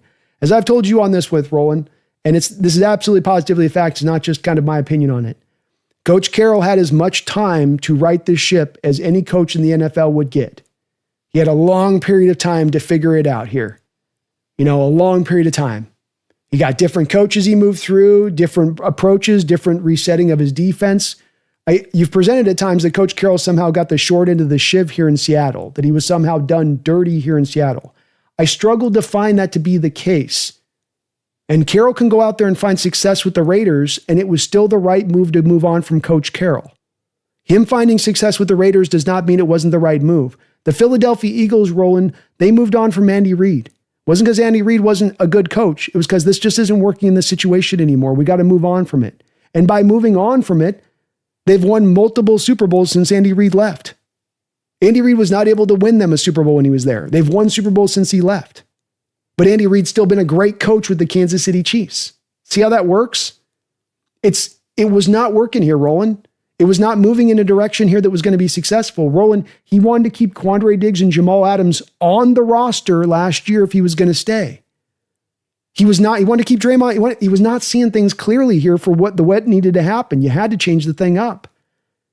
And he may find a second win here with the Raiders, but Roland, like I've told you with this multiple times over as well on this, my man, he's also doing different things with the Raiders that he would not have done here in Seattle. He was not willing to hire a Chip Kelly here. He's not willing to have a Thomas Graham defensive coordinator and that's going to run his defense the way he wants to run it. Instead, Carroll was going to have his own acolytes in here doing what he wanted to do. Instead, he couldn't bring in a great offensive coordinator because all the offensive coordinators knew he was going to put his hands in the offensive pie, which reduced down the type of offensive coordinators you could pick from to bring in here. That's why you got stuck with a Waldron who had never coached before on the offensive coordinator side. That happened because nobody wants to come play under Pete on that point. So it's again, Pete learned lessons from moving on, Roland. The situation got a little bit sour, a little bit sideways, and it was just the time. But he was not done dirty, man. I know you love Coach Carroll, and I hope Coach Carroll lights it up with the Raiders. But one thing causation does not make correlation. And because Coach Carroll finds success with the Raiders does not mean he would have had success here in Seattle. Every sign in the world pointed to it being the right time to move on from Coach Carroll. Now, should they have maybe moved on from John Schneider at the same time? Maybe. It gets hard on that one to tell a little bit because Coach Carroll had the personnel power over Schneider. That's the part that makes it hard to make that kind of assessment. But at the end of the day, man, Carroll had every opportunity to get this thing in the right direction. And he didn't embrace the changes he needed to embrace. But I see you're on this front, and I know you're going to ride or die on this Carroll thing until the end of the age, but I've got to push again back just to get a bit of it. I think that it's hard for me to kind of see the point where you're standing on this, especially so you're so hard-lined on it, where I've seen you so many times in my chat come through on this to where it's just, there's a sensitivity to this on Carroll, which is really not earned. They didn't do him dirty. They didn't do him wrong. Every other NFL team by that point with Coach Carroll, with that amount of time, with that lack of playoff success, with that lack of the team showing an ability to take that next step, was going to probably move on from their coach by that point. This is the NFL. It works that way. If you can't get it rolling, they're going to move. And it doesn't make Seattle cold-blooded to Carroll or mean to him. It just means this is the natural order of business in the NFL. Things move fast, and you got about a 10-year period as a coach, and then you got to move on to a new spot. And you might still be a good coach.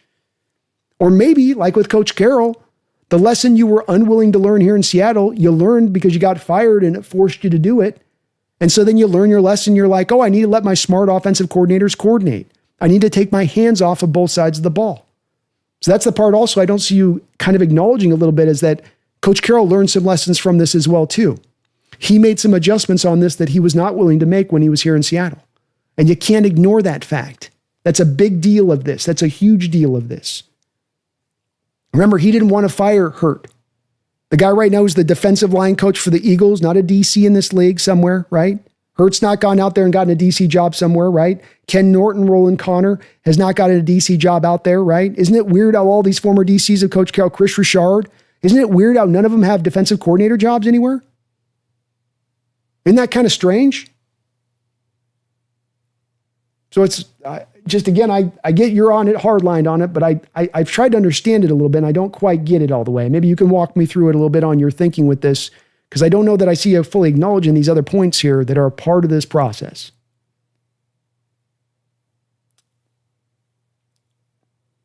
Wu-Tang, Cup wasn't getting separation anymore because we picked him up. People gripe about DK, but he forced guys to cover him and was a deep threat even with his flaws.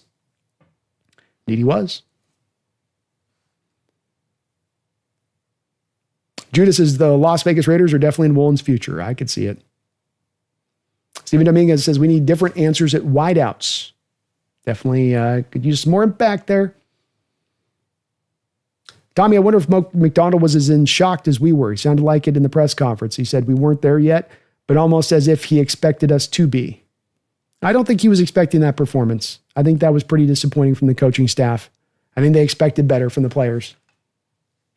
Austin, No Limit, where are all these great receivers at the Hawks Nest loved all preseason that are also such great special teams players? This fraud is a YouTube joke. Well, I'm sorry you feel that way, Austin City, No Limit. Kind of hard to know what's going on when you're not trying to target those players. You got 23 passes in this game, so hard to make much of an assessment about the other receivers when you're not really throwing the ball. But okay.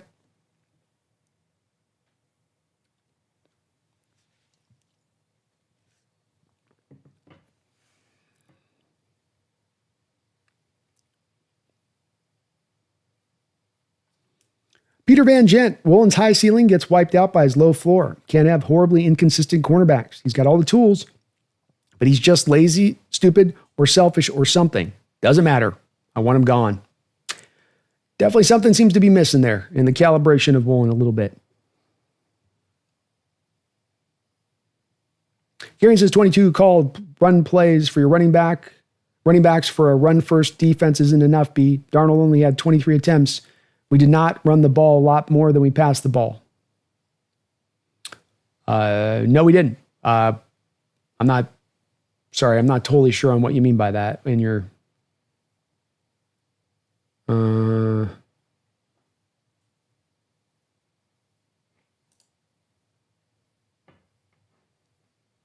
I think you're going to struggle to see too many teams in the NFL that are going to be able to run more than they're going to be able to pass over the course of the game.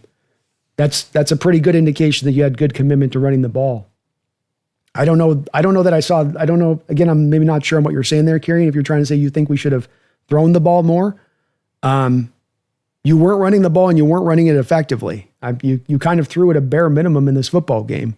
Partially the only reason that you had the passing attempts go up as they did at the end of the game was you're down on the last fourth quarter drive, and so you're throwing a bunch. Had that been removed, it would have been an even greater disparity between the two. But maybe I'm not completely understanding on what you were saying there. Addicted Brandon, 100% agree on too much JSN. 22 film on Horton. Did he catch a pass? Was open? And maybe a PFF graphic, a grade graphic on the O-line maybe. The PFF doesn't come out till Monday morning on that, Addicted. So we'll have to wait until the scores to tomorrow on that to see where that stands with it. But no, I don't think Horton was not even targeted once in this game. Even Dominguez, Joe played a great game. I thought DeMarcus played pretty well too. S.L. Hazard, Darnold versus Gino, Bobo stands, project quarterbacks. We settled for mediocrity. Meanwhile, the Rams are plotting on their next franchise quarterback while still being a successful team. Yep. Yes, sir. Steven Dominguez got to give it to the Niner tight ends. No Kittle, no problem. They did good, man. Props to the Niners. They hung in there.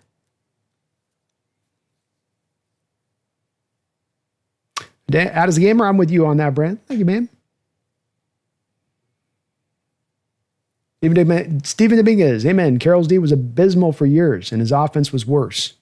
Yeah, I'm not anti-Carroll, and I hope he's got a lot of success with the Raiders, but he has learned lessons with the Raiders he was not learning here.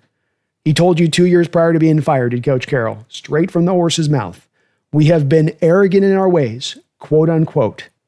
We have been too slow to change, quote unquote. And then Coach Carroll proceeded to spend the next 2 years staying stuck in his ways and not changing. So it's how much more longer do you give him at that point?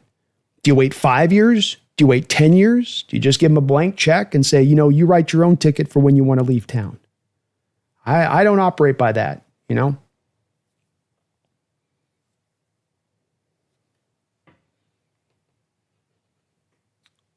Steven Dominguez says he still loves Jamal and thought Waldron was an actual offensive mastermind. CJ, I thought Spoon could have played with better anticipation today, not breaking on throws until the receiver catches it. Took some bad angles too. Agreed. Yeah, he didn't look fast on that stuff. I don't know with him if the best thing for him is to be in this zone-based defense either. I got to say, he plays so much zone, and he's a better guy to be like in the receiver's hip pocket, running step for step, being sticky in coverage, playing man, playing press man. Like, this is where Witherspoon needs to be living. And instead, he kind of is playing this off coverage slot, dropping into zone. You know?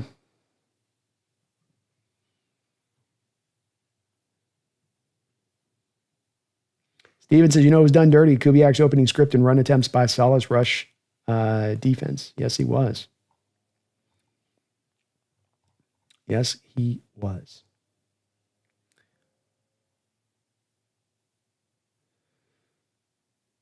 Jack Bodie, why do we only throw to JSN? Seems pretty predictable to me. Me too as well. By the end of the game, you saw the Niners starting to slide some double teams into JSN's direction because they kind of figured it out. And I don't know.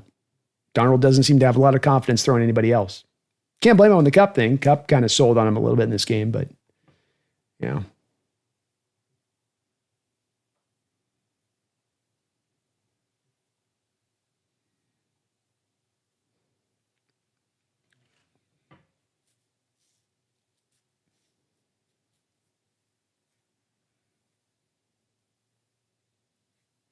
Yeah, Austin's a little angry.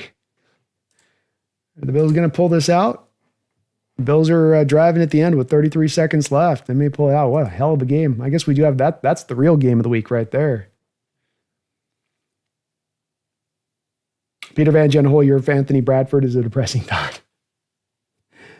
It might be a little bit rough there with Anthony. Yeah. Jack says, what does Woolen even think on that last drive? He's not thinking. I mean, he's trying to get interceptions there and not thinking about trying to win the game. And you got to be. It's the same kind of thinking of like you got a team, going out and they're going to throw a Hail Mary, and you have a cornerback going up and trying to play the ball in the Hail Mary rather than what he's told to do, which is just knock down the ball in the situation. Be aware of what is going on in the situation. It's part of being a football player, not just you out there running around with brain dead, but think about what's going on around you. Jamora, I pray for us to win one big game. Laughing out loud. Jamora got Bills showing out. Bills getting it done, maybe. I might be the only one on the NFC West roundtable with my team losing. God.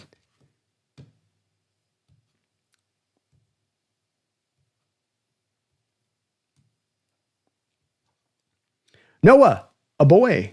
Thank you for the $5 donation, Noah. I really appreciate you for that.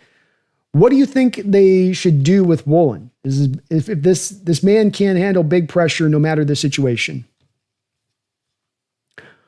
What I would have done with Woolen was what I presented out this offseason as would have been my approach with Woolen. And that would have been, I would have looked to the Raiders and Coach Carroll needing defensive talent, wanting to probably bring in guys he's familiar with. And I would have looked to try to move Woolen this offseason, because not only could you have gotten something back in return for Woolen, I don't know if it's going to be substantial, but maybe you could have gotten a 3rd or 4th round pick back for him.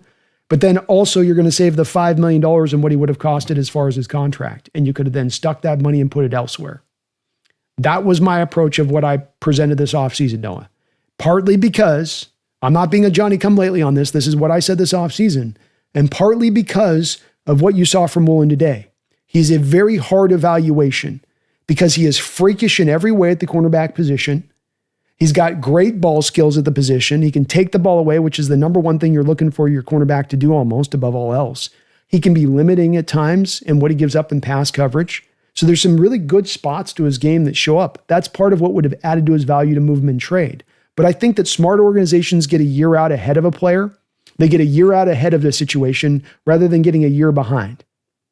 I think that with the Geno Smith, you got a year behind on that one. If the intention wasn't to keep Geno Smith long term, then why even the last extension, quite frankly? If there was some worry about DK Metcalf and some concern about paying him out, why even the last one? Why not head down like?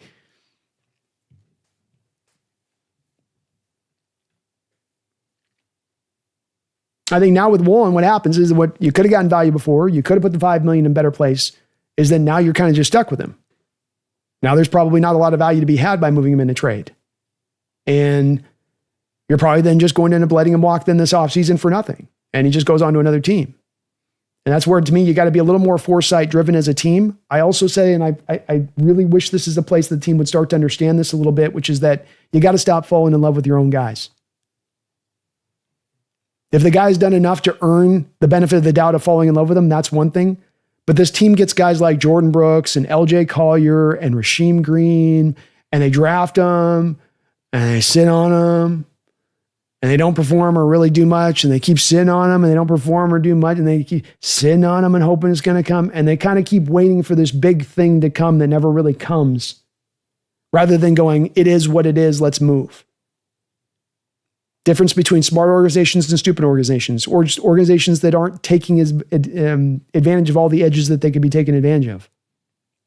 So that would have been my approach this offseason with him, quite frankly, because I think the things you saw to him today, it's just the way it is. He can look so good to one play and then be off his rocker on the next play.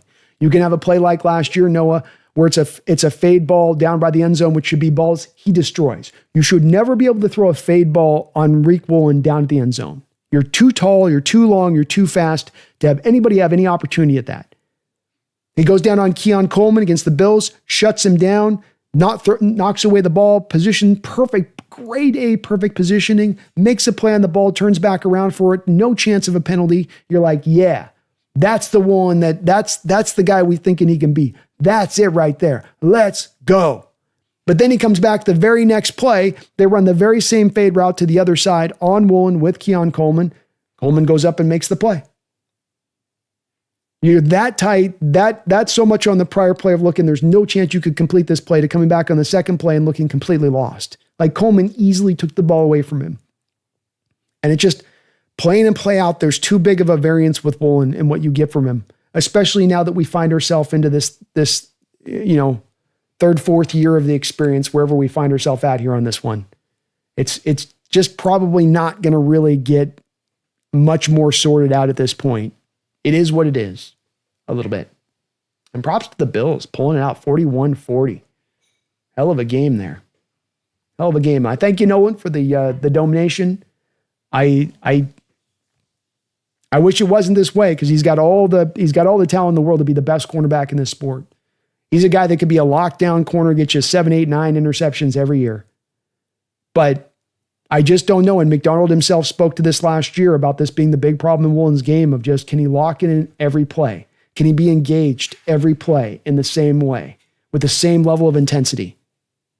Or does he have kind of those moments of drift to him a little bit?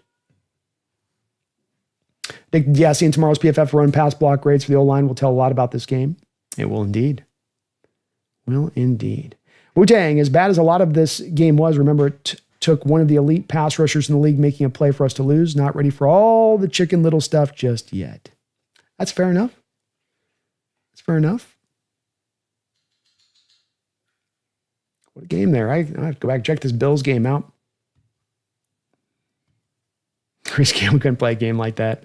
Roland says, go Bengals. Mr. Dog, holy shit. The ending of the Bills-Ravens game was crazy. I can't wait to check it out. SL, can Darnold or Geno do the comeback Josh Allen did for the Bills right now? That's the real elephant in the room. Not Woolen, not K9, not the O-line, not the OC. Well, I mean, it's also how they're structured. You know, Bills are one of those teams that are built upon having the Superman quarterback. And look, if you can find a Superman quarterback, that is the best thing to have in the world. It solves a lot of problems on your team. You can give up 38 points in this game like the Bills did and still go win it because you got the Superman quarterback. It's the ideal. The problem comes down to is there's only so many Superman quarterbacks in the sport. There's not 9 or 10 of them. There's like 4 of them. And if you don't have one of the 4, I don't think you can just say, well, we're just not going to have a chance of winning the Super Bowl if we don't have one of the Supermen. Jalen Hurts wasn't one of the Supermen. He beat one of the Supermen last year. There are pathways to going and winning a Super Bowl without having to have that exact guy. But you have to make sure you're taking care of the rest of the supporting parts of the team to make that occur. And right now, of course, with our Seattle Seahawks, that's not the case, SL. You're not getting the rest of this stuff hammered and taken care of. HGB, take the score off. We don't need to see that. No, we don't need to see that score no more. I agree. We've seen enough of this crap.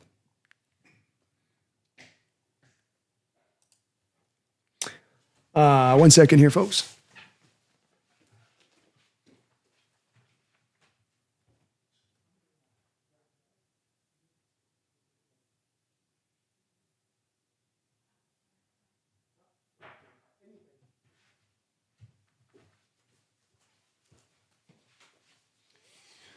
Alrighty.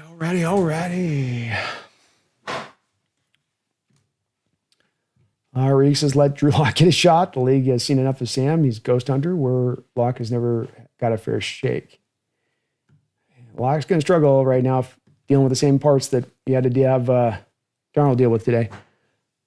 Jack says, I want Witherspoon in the slot. We need to get 2 boundary cornerbacks in the draft. He was definitely there a lot today, Jack. They moved him inside. He had some struggles today in that slot. Steven says, how many catches, yards for DK next week? Over under 75 yards, rushing for the Seahawks. I would go under on the rushing yardage for the Seahawks right now. And DK probably gets himself 75 yards or more receiving, I'd say, next week. They're going to try to work him.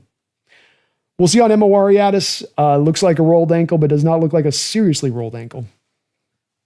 Chris says, what is it with the Darnold hate today? He didn't lose the game.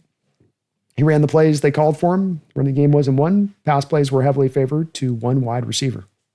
I saw it the same way, Chris. This is the way it kind of goes, where there's sometimes where people get caught up on certain parts. To me, a little bit of like getting lost a little bit in the forest despite the trees. This is happening a little bit, I think, Chris, to the degree of like people having a bit of the debate between should Jarvis be getting more carries than Walker? Who's the running back one? It's like, look, the line didn't pass per run block. It didn't matter who ran the block, who toted it. It wasn't going anywhere, Yeah, probably 2 weeks for Emawari on that. Mr. Dog, with Reek so questionable before the season, I don't know how John didn't sign someone. Well, they got Shaq Griffin there. I think that's what Griffin is kind of there to be a little bit of a reinforcement for that if it goes off the rails, or just to give him an insurance policy for one of the two. But this team's got a lot of belief in Reek, and I think they got a lot of hope that talent's going to eventually all come together and be dominant. I think that's the hope. It hasn't worked out all that way, but that's, I think, the hope. Chris, do we know what's wrong with it? Sounds like a rolled ankle, Chris. Doesn't sound like, from what I'm hearing, it's a high ankle sprain, but a rolled ankle, which should probably be a couple of weeks. Nate, lack of tight end use is just crazy. Why don't we use them and open up the pass bit? I don't know, Nate. You take a second round tight end, you'd think that there would be a motivation to try to at least get that guy a couple targets over the course of every game. I mean, I almost think that that's part of what you're doing if you're going to take that guy in the second round, is you're like, we're taking this guy so high because he's such a dynamic talent that we want to get and tap into that as soon as possible and start working that because we think he's a mismatch. And you got him 1 target in this game on a stop route. I don't know. Strange game plan by Kubiak. Very strange.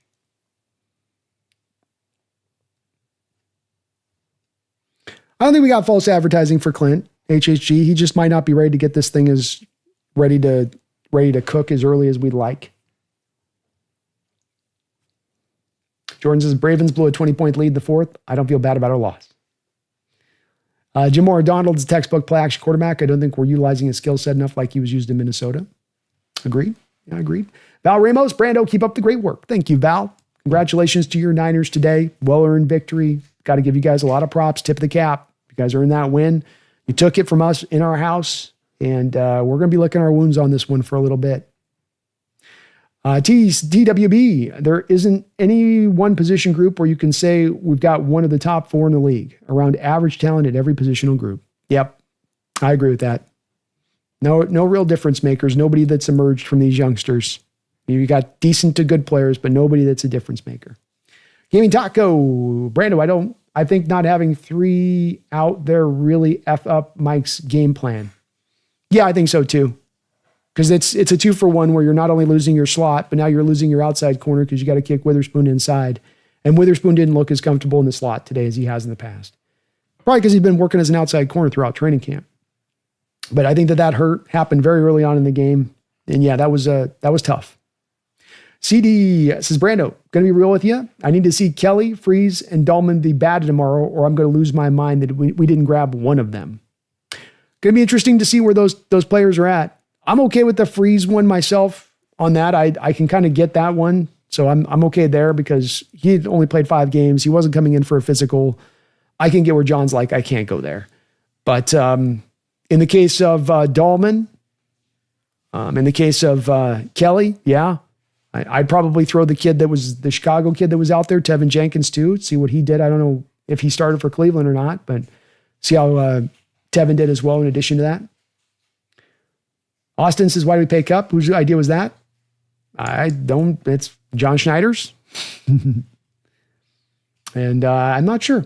I have a strange signing here in retrospect on it, especially with how the usage was today. Zach, everyone overreacting to week 1 is crazy. Lost by 4 to a team most experts say are winning the division. The offensive play calling seemed very vanilla, more so than Grubb was. IMO. Yeah, try not to overreact too much. Not enough tight end usage, not enough fullback usage. Offense felt horizontal as hell. Yeah, I think vanilla is a good way of putting it there, Zach. Certainly, this is a team that a lot of experts, quote unquote, as you say, have as the team that's going to win the division. I think some of that prognostication comes from, Zach, the fact that they have the easiest schedule in the NFL by far. I think as well, context always matters. And that I always drive away and say, Zach, if we drive to simplicity on any matter, we're probably not getting the whole view of the picture. So if we're just saying, well, the experts said this team's going to be number 1 and we only lost by them to 4, then it's actually not that bad of a thing. Well, that's kind of simplistic in the outlook of it versus looking at it and saying, hey, it's a Niner team that comes in here without Malik Mustafa. It's a Niner team that loses some key free agents on that defensive side of the ball this offseason. Shavarius Ward, Hufanga, Dre Greenlaw, gone. They lose out on 2 defensive tackles that they flip out, and Malik Collins and Hargrave. They got 3 rookies in there starting on that defensive line. You flip it over to the other side of the ball, they lose Kittle after the first quarter. There is no Brandon Ayuk. Jawan Jennings is obviously diminished, having missed all of training camp. You know, you got all that kind of working in your favor as well as being at home. It doesn't mean that the season's lost or this thing doesn't have a potential to turn around in the right direction or this team to get into a better shape and form, but it does mean that there's more to take away from than this just to say, well, that's the team that's going to win the division, so it's no biggie losing to them like that. I struggle to quite get to that same place of it. I don't want to overstate it either. I don't want to push it to make it to mean more than it does, but it does mean a little something. Nate, do we see K9 staying or Woolen after this year? Woolen just got owned by Ricky Parasol. Probably both of those 2 guys will be playing in other jerseys after this year. My guess. Bow, 49ers defense 4-man front only let Darnold pass for 154 yards. Yeah. I mean, we only threw it 23 times. Mr. Dog, John wanted what had torched him for the past 5 years. Maybe that's it, yeah. Saw those Cooper Kupp catches. He's like, I want in on that.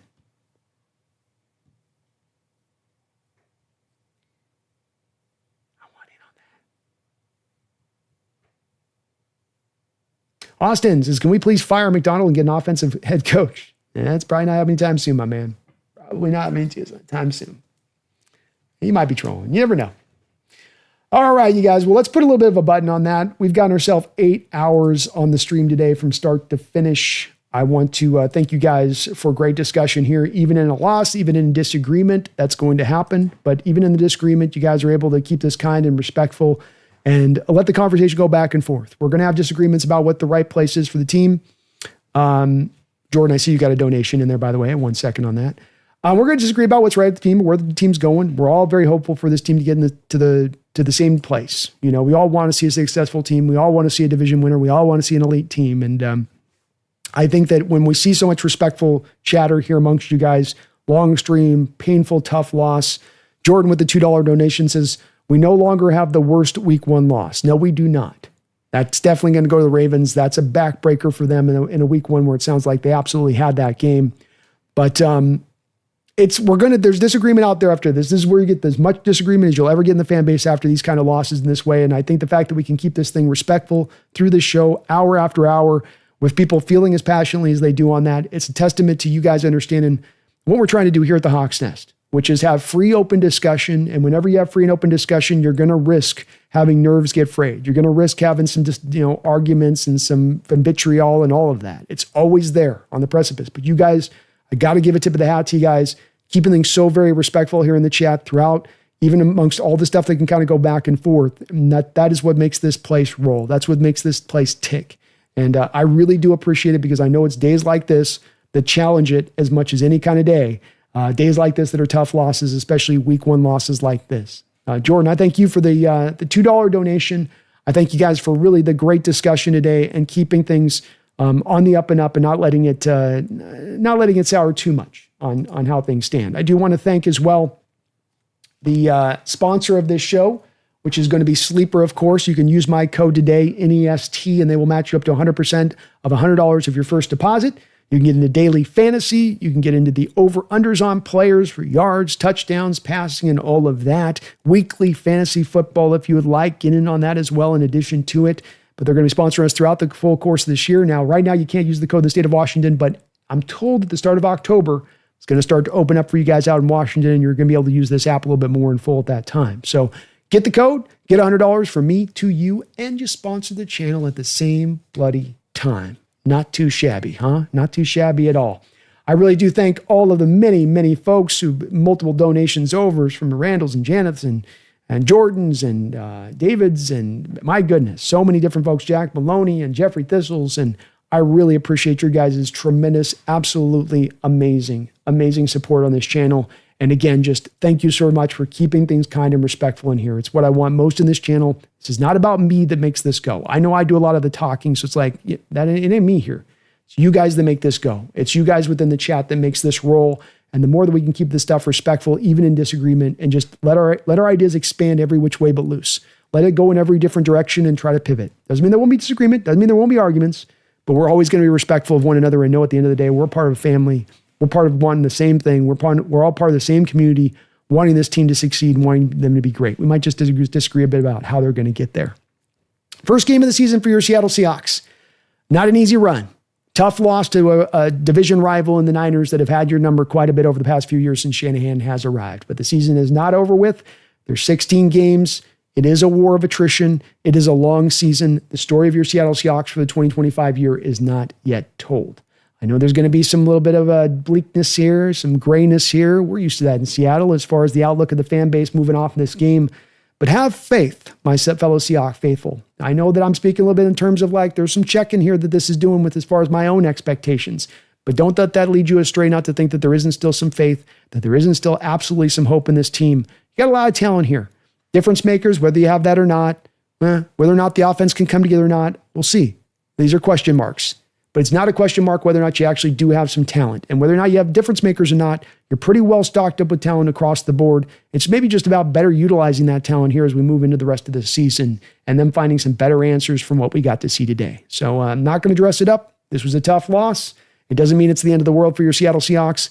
On to the Steelers next week, and hopefully they can make a little bit more hay next week on the road, even this thing up maybe and start to find a little bit more of a firmer footing.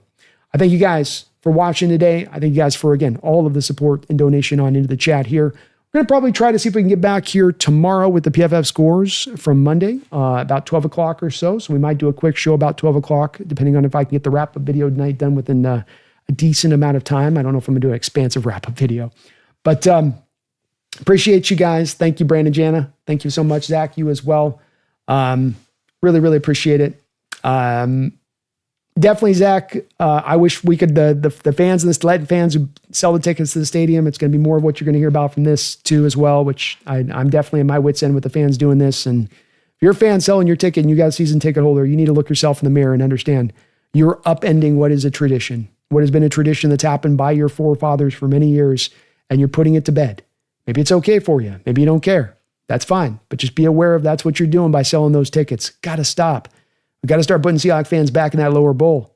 We've lost this home field advantage in a major way. And a game like this where it comes down tight to 4 points, that home field loss can be factoring in a major way in these kind of games that are so very close. So maybe we can get it back here into the future. I thank you guys for watching. I appreciate it. I appreciate the much of all the donations, the support, and the sponsor for Sleeper. Thank you on that side of it as well. You may be losing a little bit of faith after this loss, but I hope you still got a little vestige left. I hope you haven't bailed out of the season yet. Keep the faith here, Seahawks fans. It's one game. Hold on. It's going to be a bumpy ride. These heart attack Hawks are going to test your coronaries. They're going to test your arteries. Just got to remain strong, got to stand tall, and just keep the hope, keep the faith. And please, by God, don't you ever forget, go Hawks. Wait a second. Go Hawks.